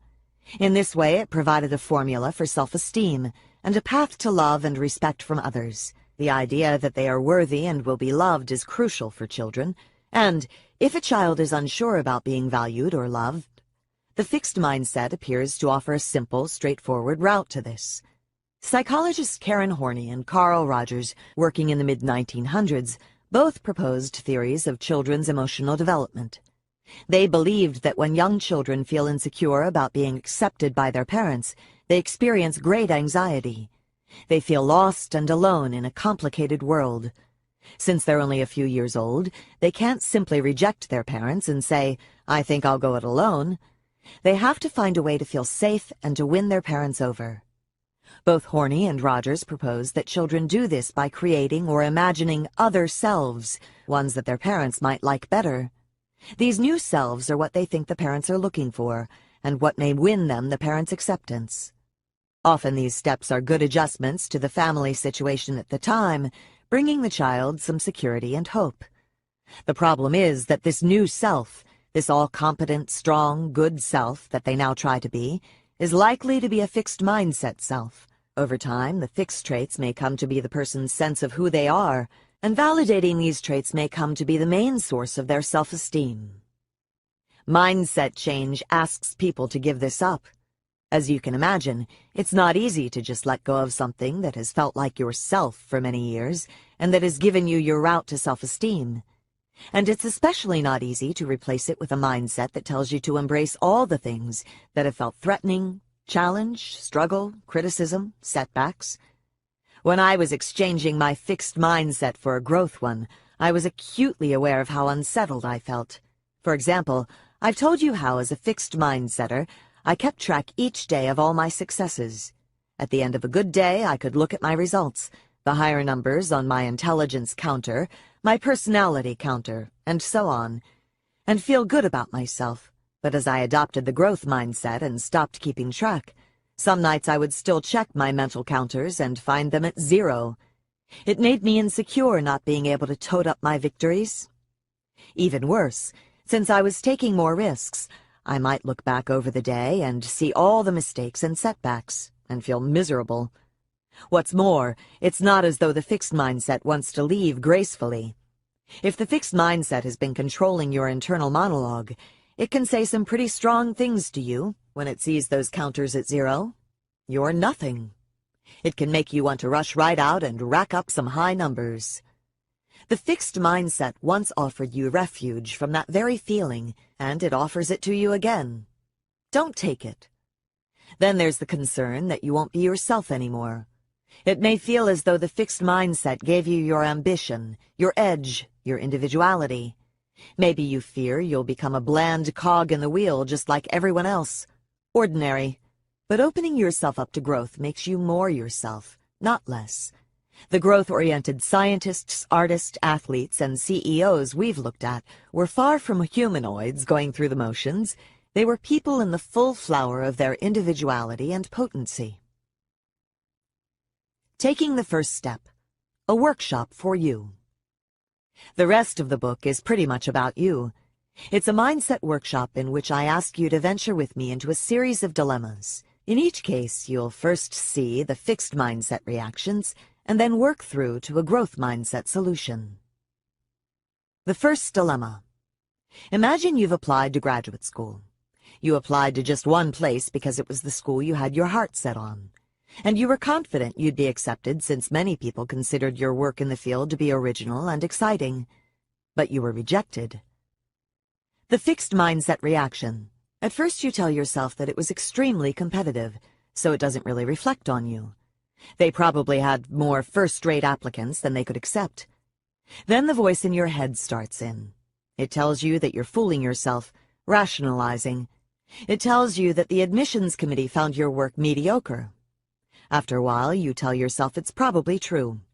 The work is probably ordinary, pedestrian, and they'd seen that. They were experts. The verdict is in, and you're not worthy. With some effort, you talk yourself back into your first reasonable and more flattering conclusion, and you feel better. In the fixed mindset, and in most cognitive therapies, that's the end of it. You've regained your self-esteem, so the job is finished. But in the growth mindset, that's just the first step. All you've done is talk to yourself. Now comes the learning and self-improvement part. The growth mindset step. Think about your goal and think about what you could do to stay on track toward achieving it. What steps could you do to help yourself succeed? What information could you gather? Well, maybe you could apply to more schools next time, or maybe in the meantime you could gather more information about what makes a good application. What are they looking for? What experiences do they value? You could seek out those experiences before the next application. Since this is a true story, I know what step the rejected applicant took. She was given some growth mindset advice, and a few days later she called the school. When she located the relevant person and told him the situation, she said, "I don't want to dispute your decision. I just want to know, if I decide to apply again in the future, how I can improve my application. I would be very grateful if you could give me some feedback along those lines."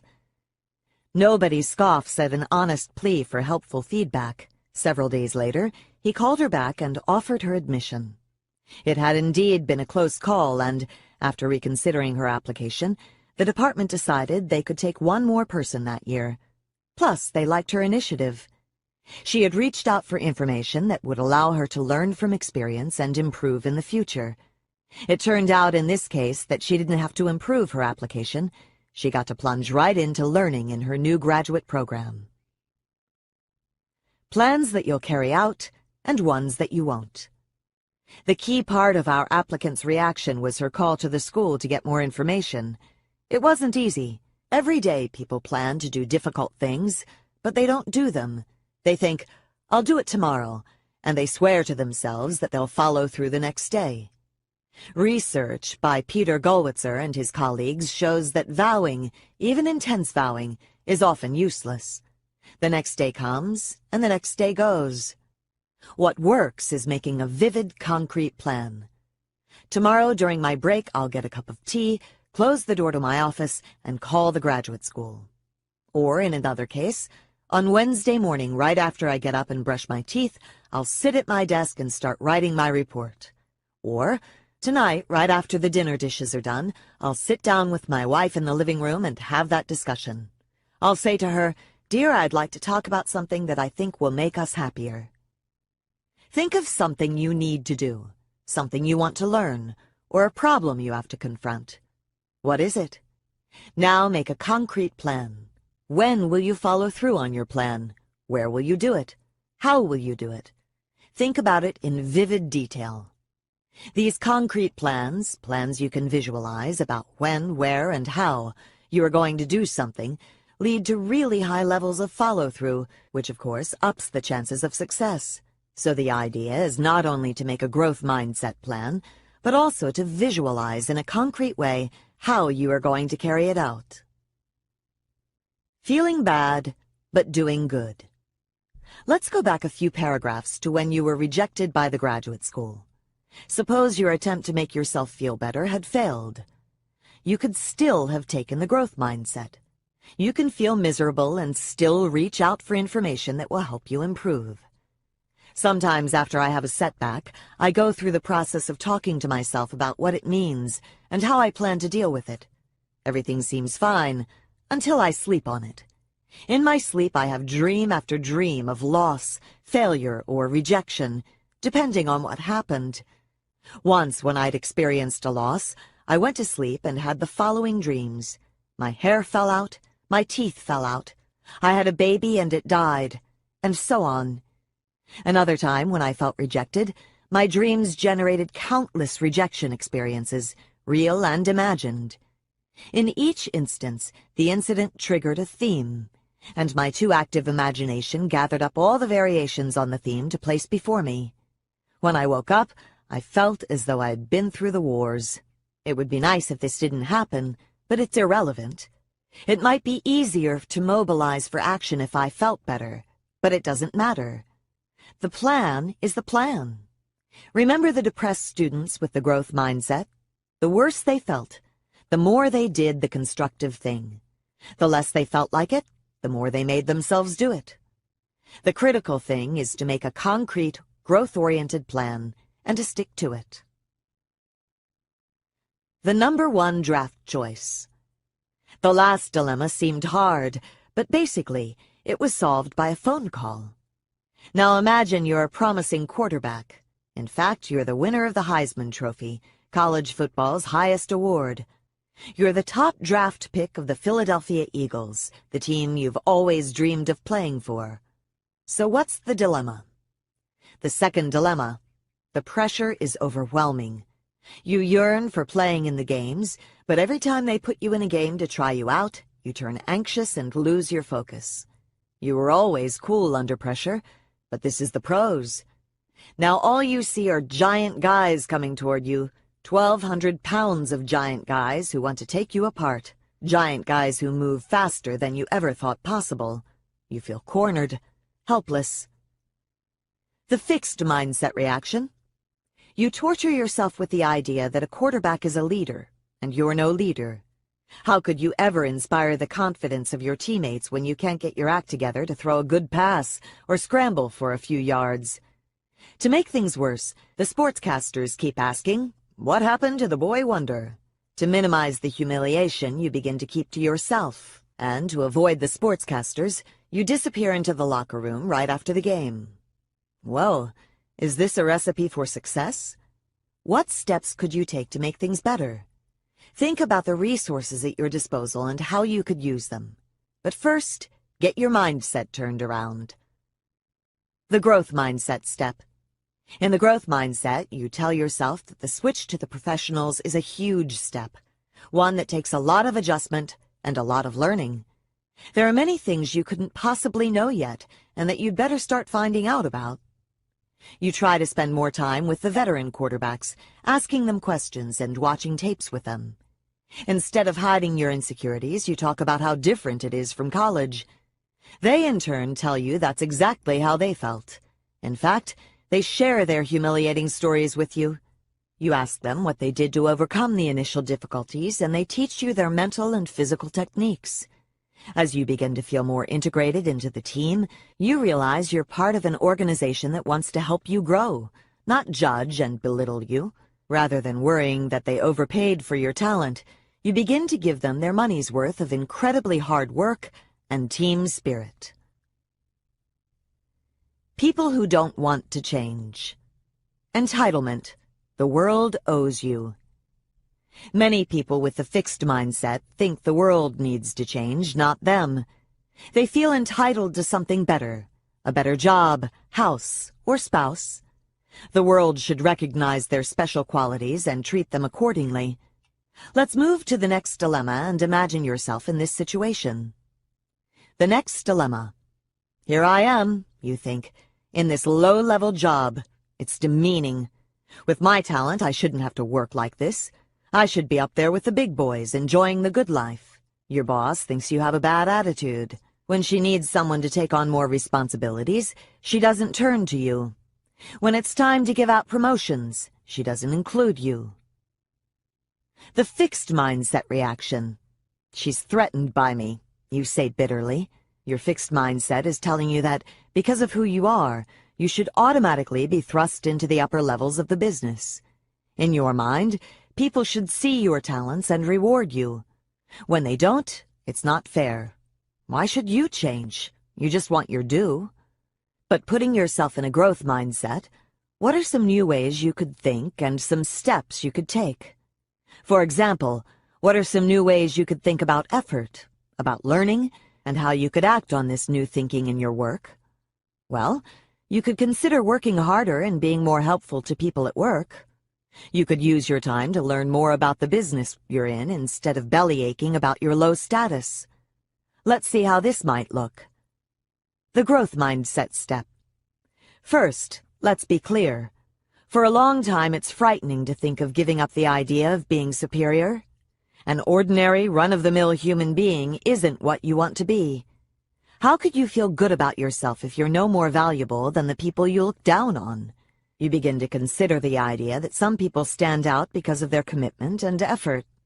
Little by little, you try putting more effort into things and seeing if you get more of the rewards you wanted. You do. Although you can slowly accept the idea that effort might be necessary, you still can't accept that it's no guarantee. It's enough of an indignity to have to work at things, but to work and still not have them turn out the way you want, now that's really not fair. That means you could work hard and somebody else could get the promotion. Outrageous.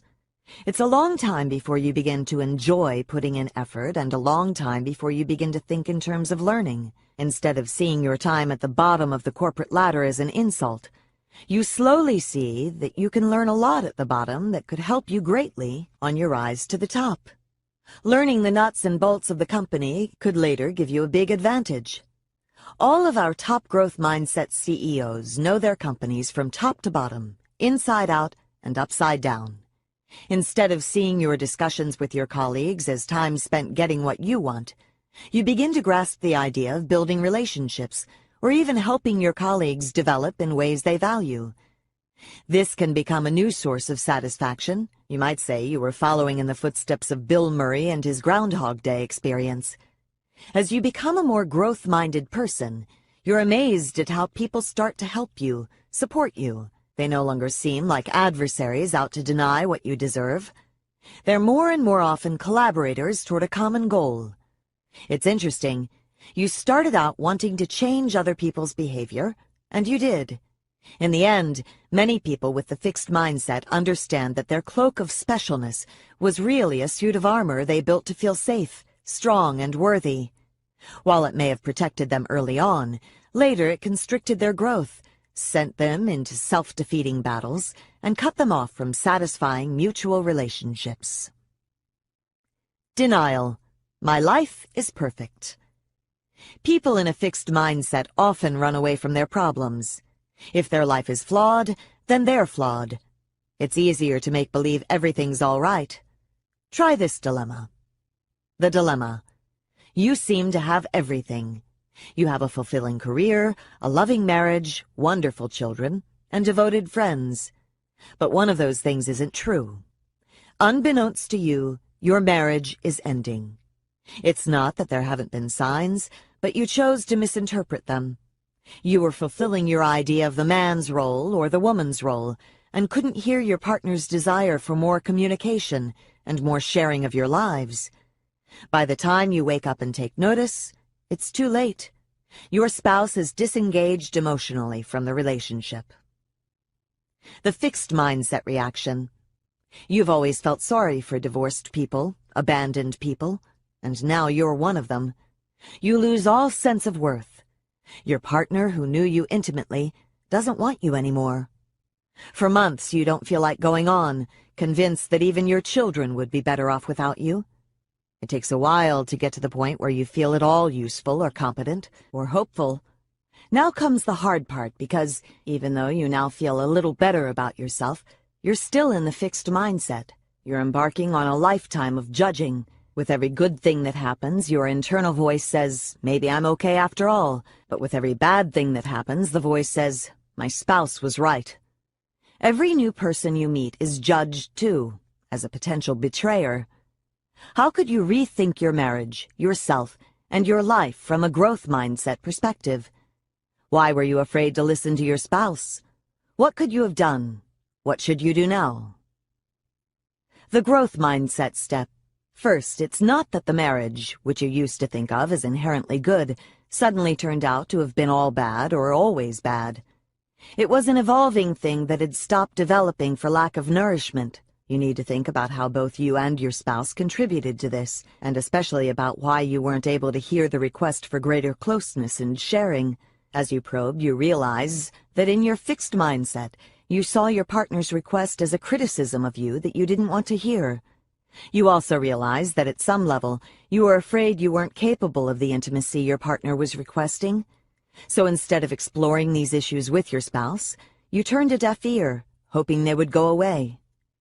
When a relationship goes sour, these are the issues we all need to explore in depth, not to judge ourselves for what went wrong, but to overcome our fears and learn the communication skills we'll need to build and maintain better relationships in the future.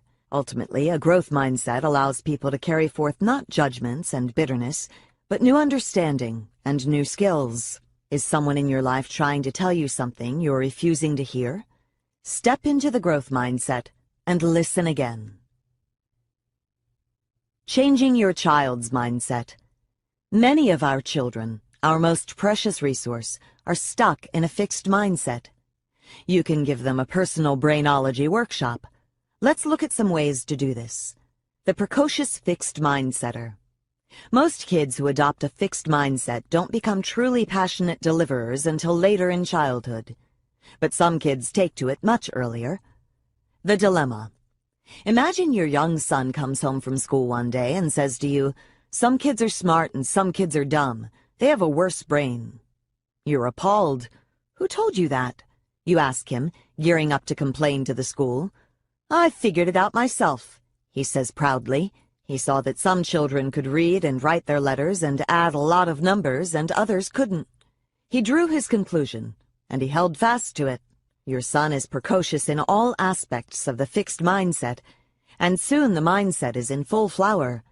He develops a distaste for effort. He wants his smart brain to churn things out quickly for him, and it often does. When he takes to chess very quickly, your spouse, thinking to inspire him, rents the movie Searching for Bobby Fischer, a film about a young chess champion. What your son learns from the film is that you could lose and not be a champion anymore. So he retires. "I'm a chess champion," he announces to one and all, "a champion who won't play." Because he now understands what losing means, he takes further steps to avoid it. He starts cheating at Candyland, Chutes and Ladders, and other games. He talks often about all the things he can do and other children can't. When you and your spouse tell him that other children aren't dumb, they just haven't practiced as much as he has, he refuses to believe it. He watches things carefully at school and then comes home and reports, "Even when the teacher shows us something new, I can do it better than them. I don't have to practice." This boy is invested in his brain, not in making it grow, but in singing its praises. You've already told him that it's about practice and learning, not smart and dumb, but he doesn't buy it. What else can you do? What are the other ways you can get the message across? The growth mindset step. You decide that rather than trying to talk him out of the fixed mindset, you have to live the growth mindset. At the dinner table each evening, you and your partner structure the discussion around the growth mindset, asking each child and each other, "What did you learn today? What mistake did you make that taught you something? What did you try harder at today?" You go around the table with each question, excitedly discussing your own and one another's efforts, strategies, setbacks, and learning. You talk about skills you have today that you didn't have yesterday because of the practice you put in. You dramatize mistakes you made that held the key to the solution, telling it like a mystery story. You describe with relish things you're struggling with and making progress on. Soon the children can't wait each night to tell their stories. "Oh my goodness," you say with wonder, "you certainly did get smarter today." When your fixed mindset son tells stories about doing things better than other children, everyone says, "Yeah, but what did you learn?" When he talks about how easy everything is for him in school, you all say, "Oh, that's too bad. You're not learning. Can you find something harder to do so you could learn more?" When he boasts about being a champ, you say, "Champs are the people who work the hardest. You can become a champ. Tomorrow tell me something you've done to become a champ." Poor kid, it's a conspiracy. In the long run, he doesn't stand a chance. When he does his homework and calls it easy or boring, you teach him to find ways to make it more fun and challenging. If he has to write words like boy, you ask him, "How many words can you think of that rhyme with boy?" Write them on separate paper, and later we can make a sentence that has all the words. When he finishes his homework, you play the game. The boy threw the toy into the soy sauce. The girl with the curl ate a pearl. Eventually, he starts coming up with his own ways to make his homework more challenging. And it's not just school or sports. You encourage the children to talk about ways they learn to make friends, or ways they're learning to understand and help others. You want to communicate that feats of intellect or physical prowess are not all you care about. For a long time, your son remains attracted to the fixed mindset. He loves the idea that he's inherently special, case closed. He doesn't love the idea that he has to work every day for some little gain in skill or knowledge. Stardom shouldn't be so taxing. Yet as the value system in the family shifts toward the growth mindset, he wants to be a player. So at first he talks the talk, squawking. Then he walks the walk, balking. Finally, going all the way, he becomes the mindset watchdog. When anyone in the family slips into fixed mindset thinking, he delights in catching them. "Be careful what you wish for," you joke to your spouse. The fixed mindset is so very tempting. It seems to promise children a lifetime of worth, success, and admiration just for sitting there and being who they are. That's why it can take a lot of work to make the growth mindset flourish, where the fixed mindset has taken root. Effort gone awry. Sometimes the problem with a child isn't too little effort, it's too much. And for the wrong cause. We've all heard about school children who stay up past midnight every night studying, or children who are sent to tutors so they can outstrip their classmates. These children are working hard, but they're typically not in a growth mindset. They're not focused on love of learning. They're usually trying to prove themselves to their parents. And in some cases, the parents may like what comes out of this high effort, the grades, the awards, the admission to top schools. Let's see how you would handle this one. The dilemma. You're proud of your daughter. She's at the top of her class and bringing home straight A's. She's a flute player studying with the best teacher in the country. And you're confident she'll get into the top private high school in the city. But every morning before school, she gets an upset stomach, and some days she throws up. You keep feeding her a blander and blander diet to soothe her sensitive stomach, but it doesn't help. It never occurs to you that she's a nervous wreck. When your daughter is diagnosed with an ulcer, it should be a wake-up call, but you and your spouse remain asleep. You continue to see it as a gastrointestinal issue. The doctor, however, insists that you consult a family counselor. He tells you it's a mandatory part of your daughter's treatment and hands you a card with the counselor's name and number. The fixed mindset reactions. The counselor tells you to ease up on your daughter. Let her know it's okay not to work so hard. Make sure she gets more sleep.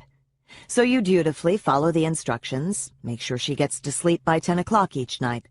But this only makes things worse. She now has less time to accomplish all the things that are expected of her.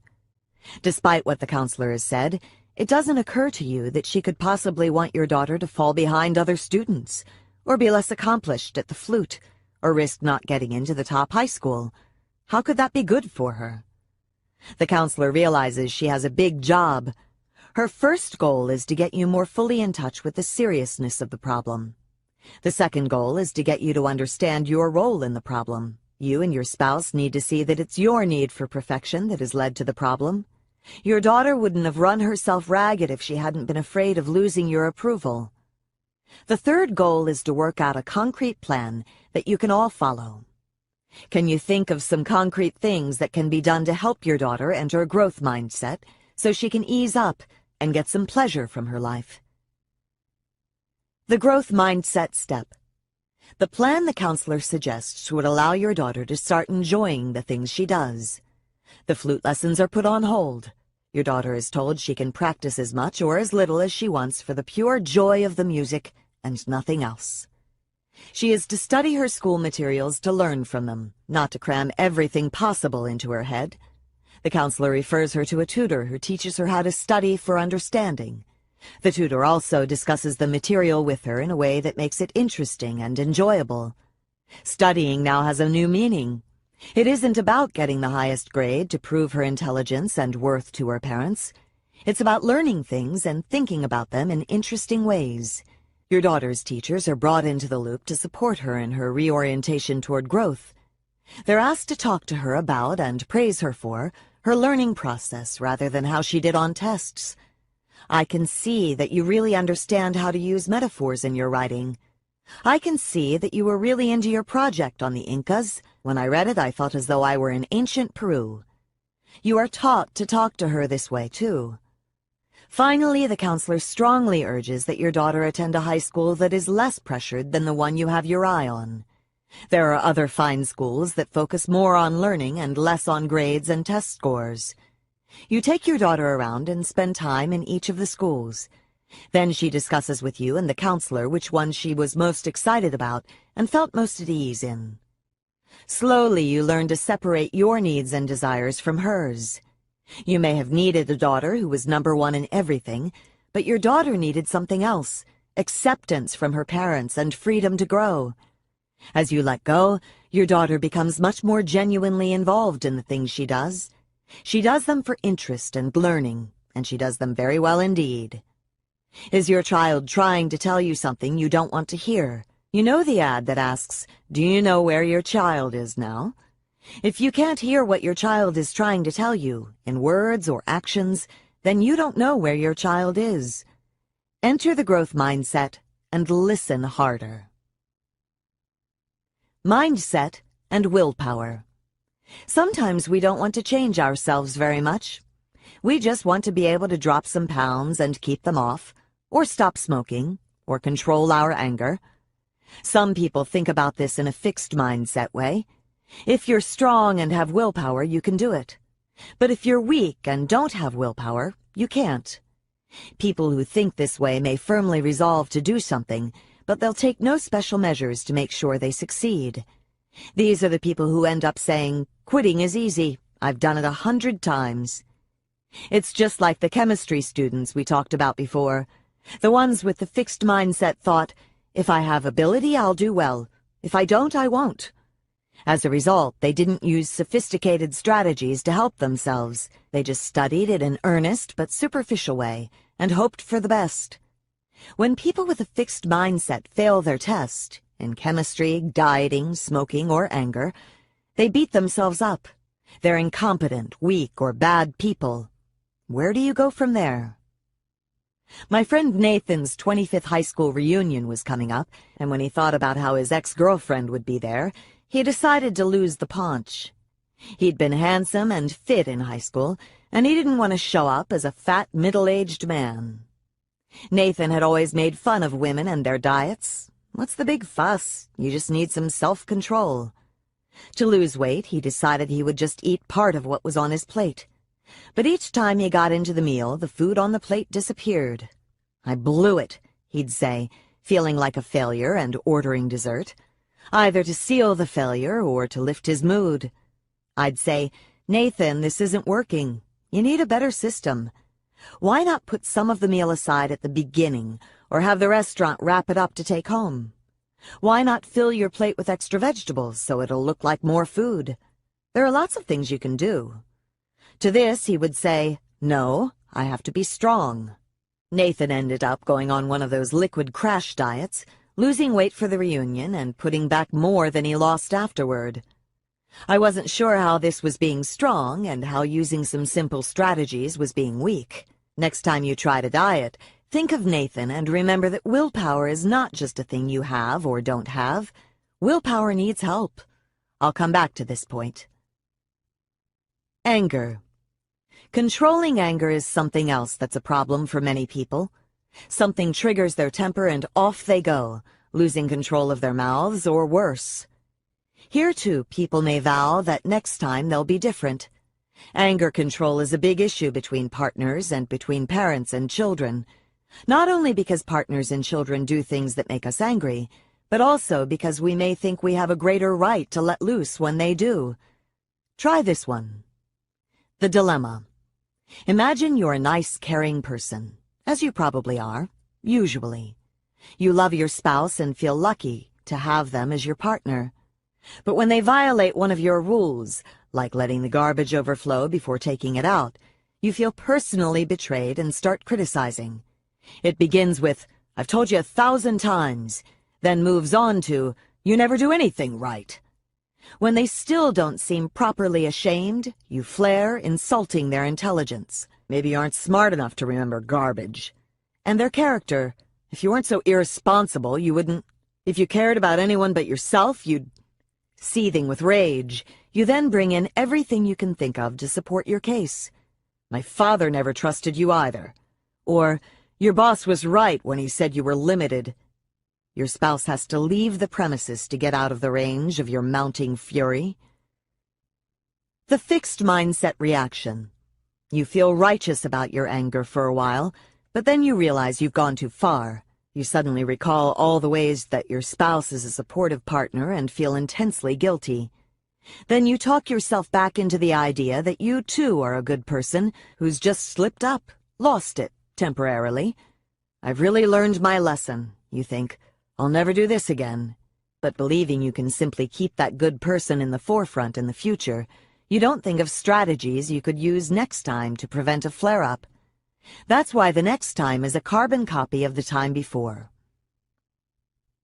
The growth mindset and self-control. Some people think about losing weight or controlling their anger in a growth mindset way. They realize that to succeed, they'll need to learn and practice strategies that work for them. It's like the growth mindset chemistry students. They used better study techniques, carefully planned their study time, and kept up their motivation. In other words, they used every strategy possible to make sure they succeeded.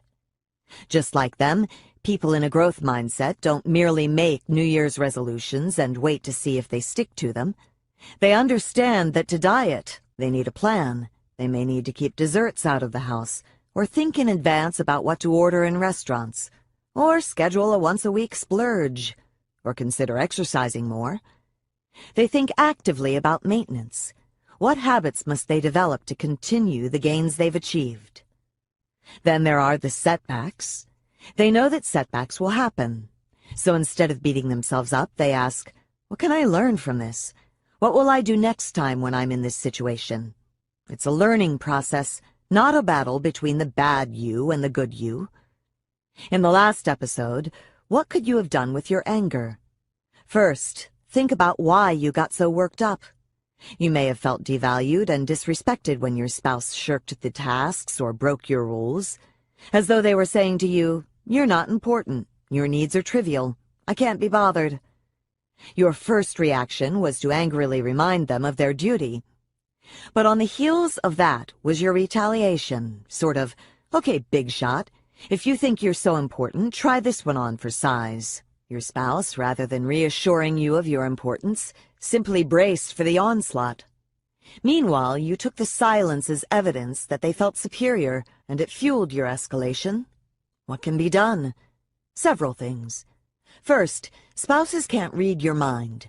So, when an anger-provoking situation arises, you have to matter-of-factly tell them how it makes you feel. "I'm not sure why, but when you do that, it makes me feel unimportant. Like you can't be bothered to do things that mattered to me." They, in turn, can reassure you that they care about how you feel, and will try to be more watchful. Are you kidding? You say, my spouse would never do that. Well, you can request it directly, as I've sometimes done. Please tell me that you care how I feel and you'll try to be more watchful. When you feel yourself losing it, you can learn to leave the room and write down your ugliest thoughts, followed by what is probably really happening. She doesn't understand this is important to me. He doesn't know what to do when I start to blow. When you feel calm enough, you can return to the situation. You can also learn to loosen up on some of your rules now that each one is not a test of your partner's respect for you. With time, you might even gain a sense of humor about them. For example, if your spouse leaves some socks in the living room or puts the wrong things in the recycling bins, you might point at the offending items and ask sternly, "What is the meaning of this?" You might even have a good laugh. When people drop the good, bad, strong, weak thinking that grows out of the fixed mindset, they're better able to learn useful strategies that help with self-control. Every lapse doesn't spell doom. It's like anything else in the growth mindset. It's a reminder that you're an unfinished human being and a clue to how to do it better next time. Maintaining change. Whether people change their mindset in order to further their career, heal from a loss, help their children thrive, lose weight, or control their anger, change needs to be maintained. It's amazing. Once a problem improves, people often stop doing what caused it to improve. Once you feel better, you stop taking your medicine. But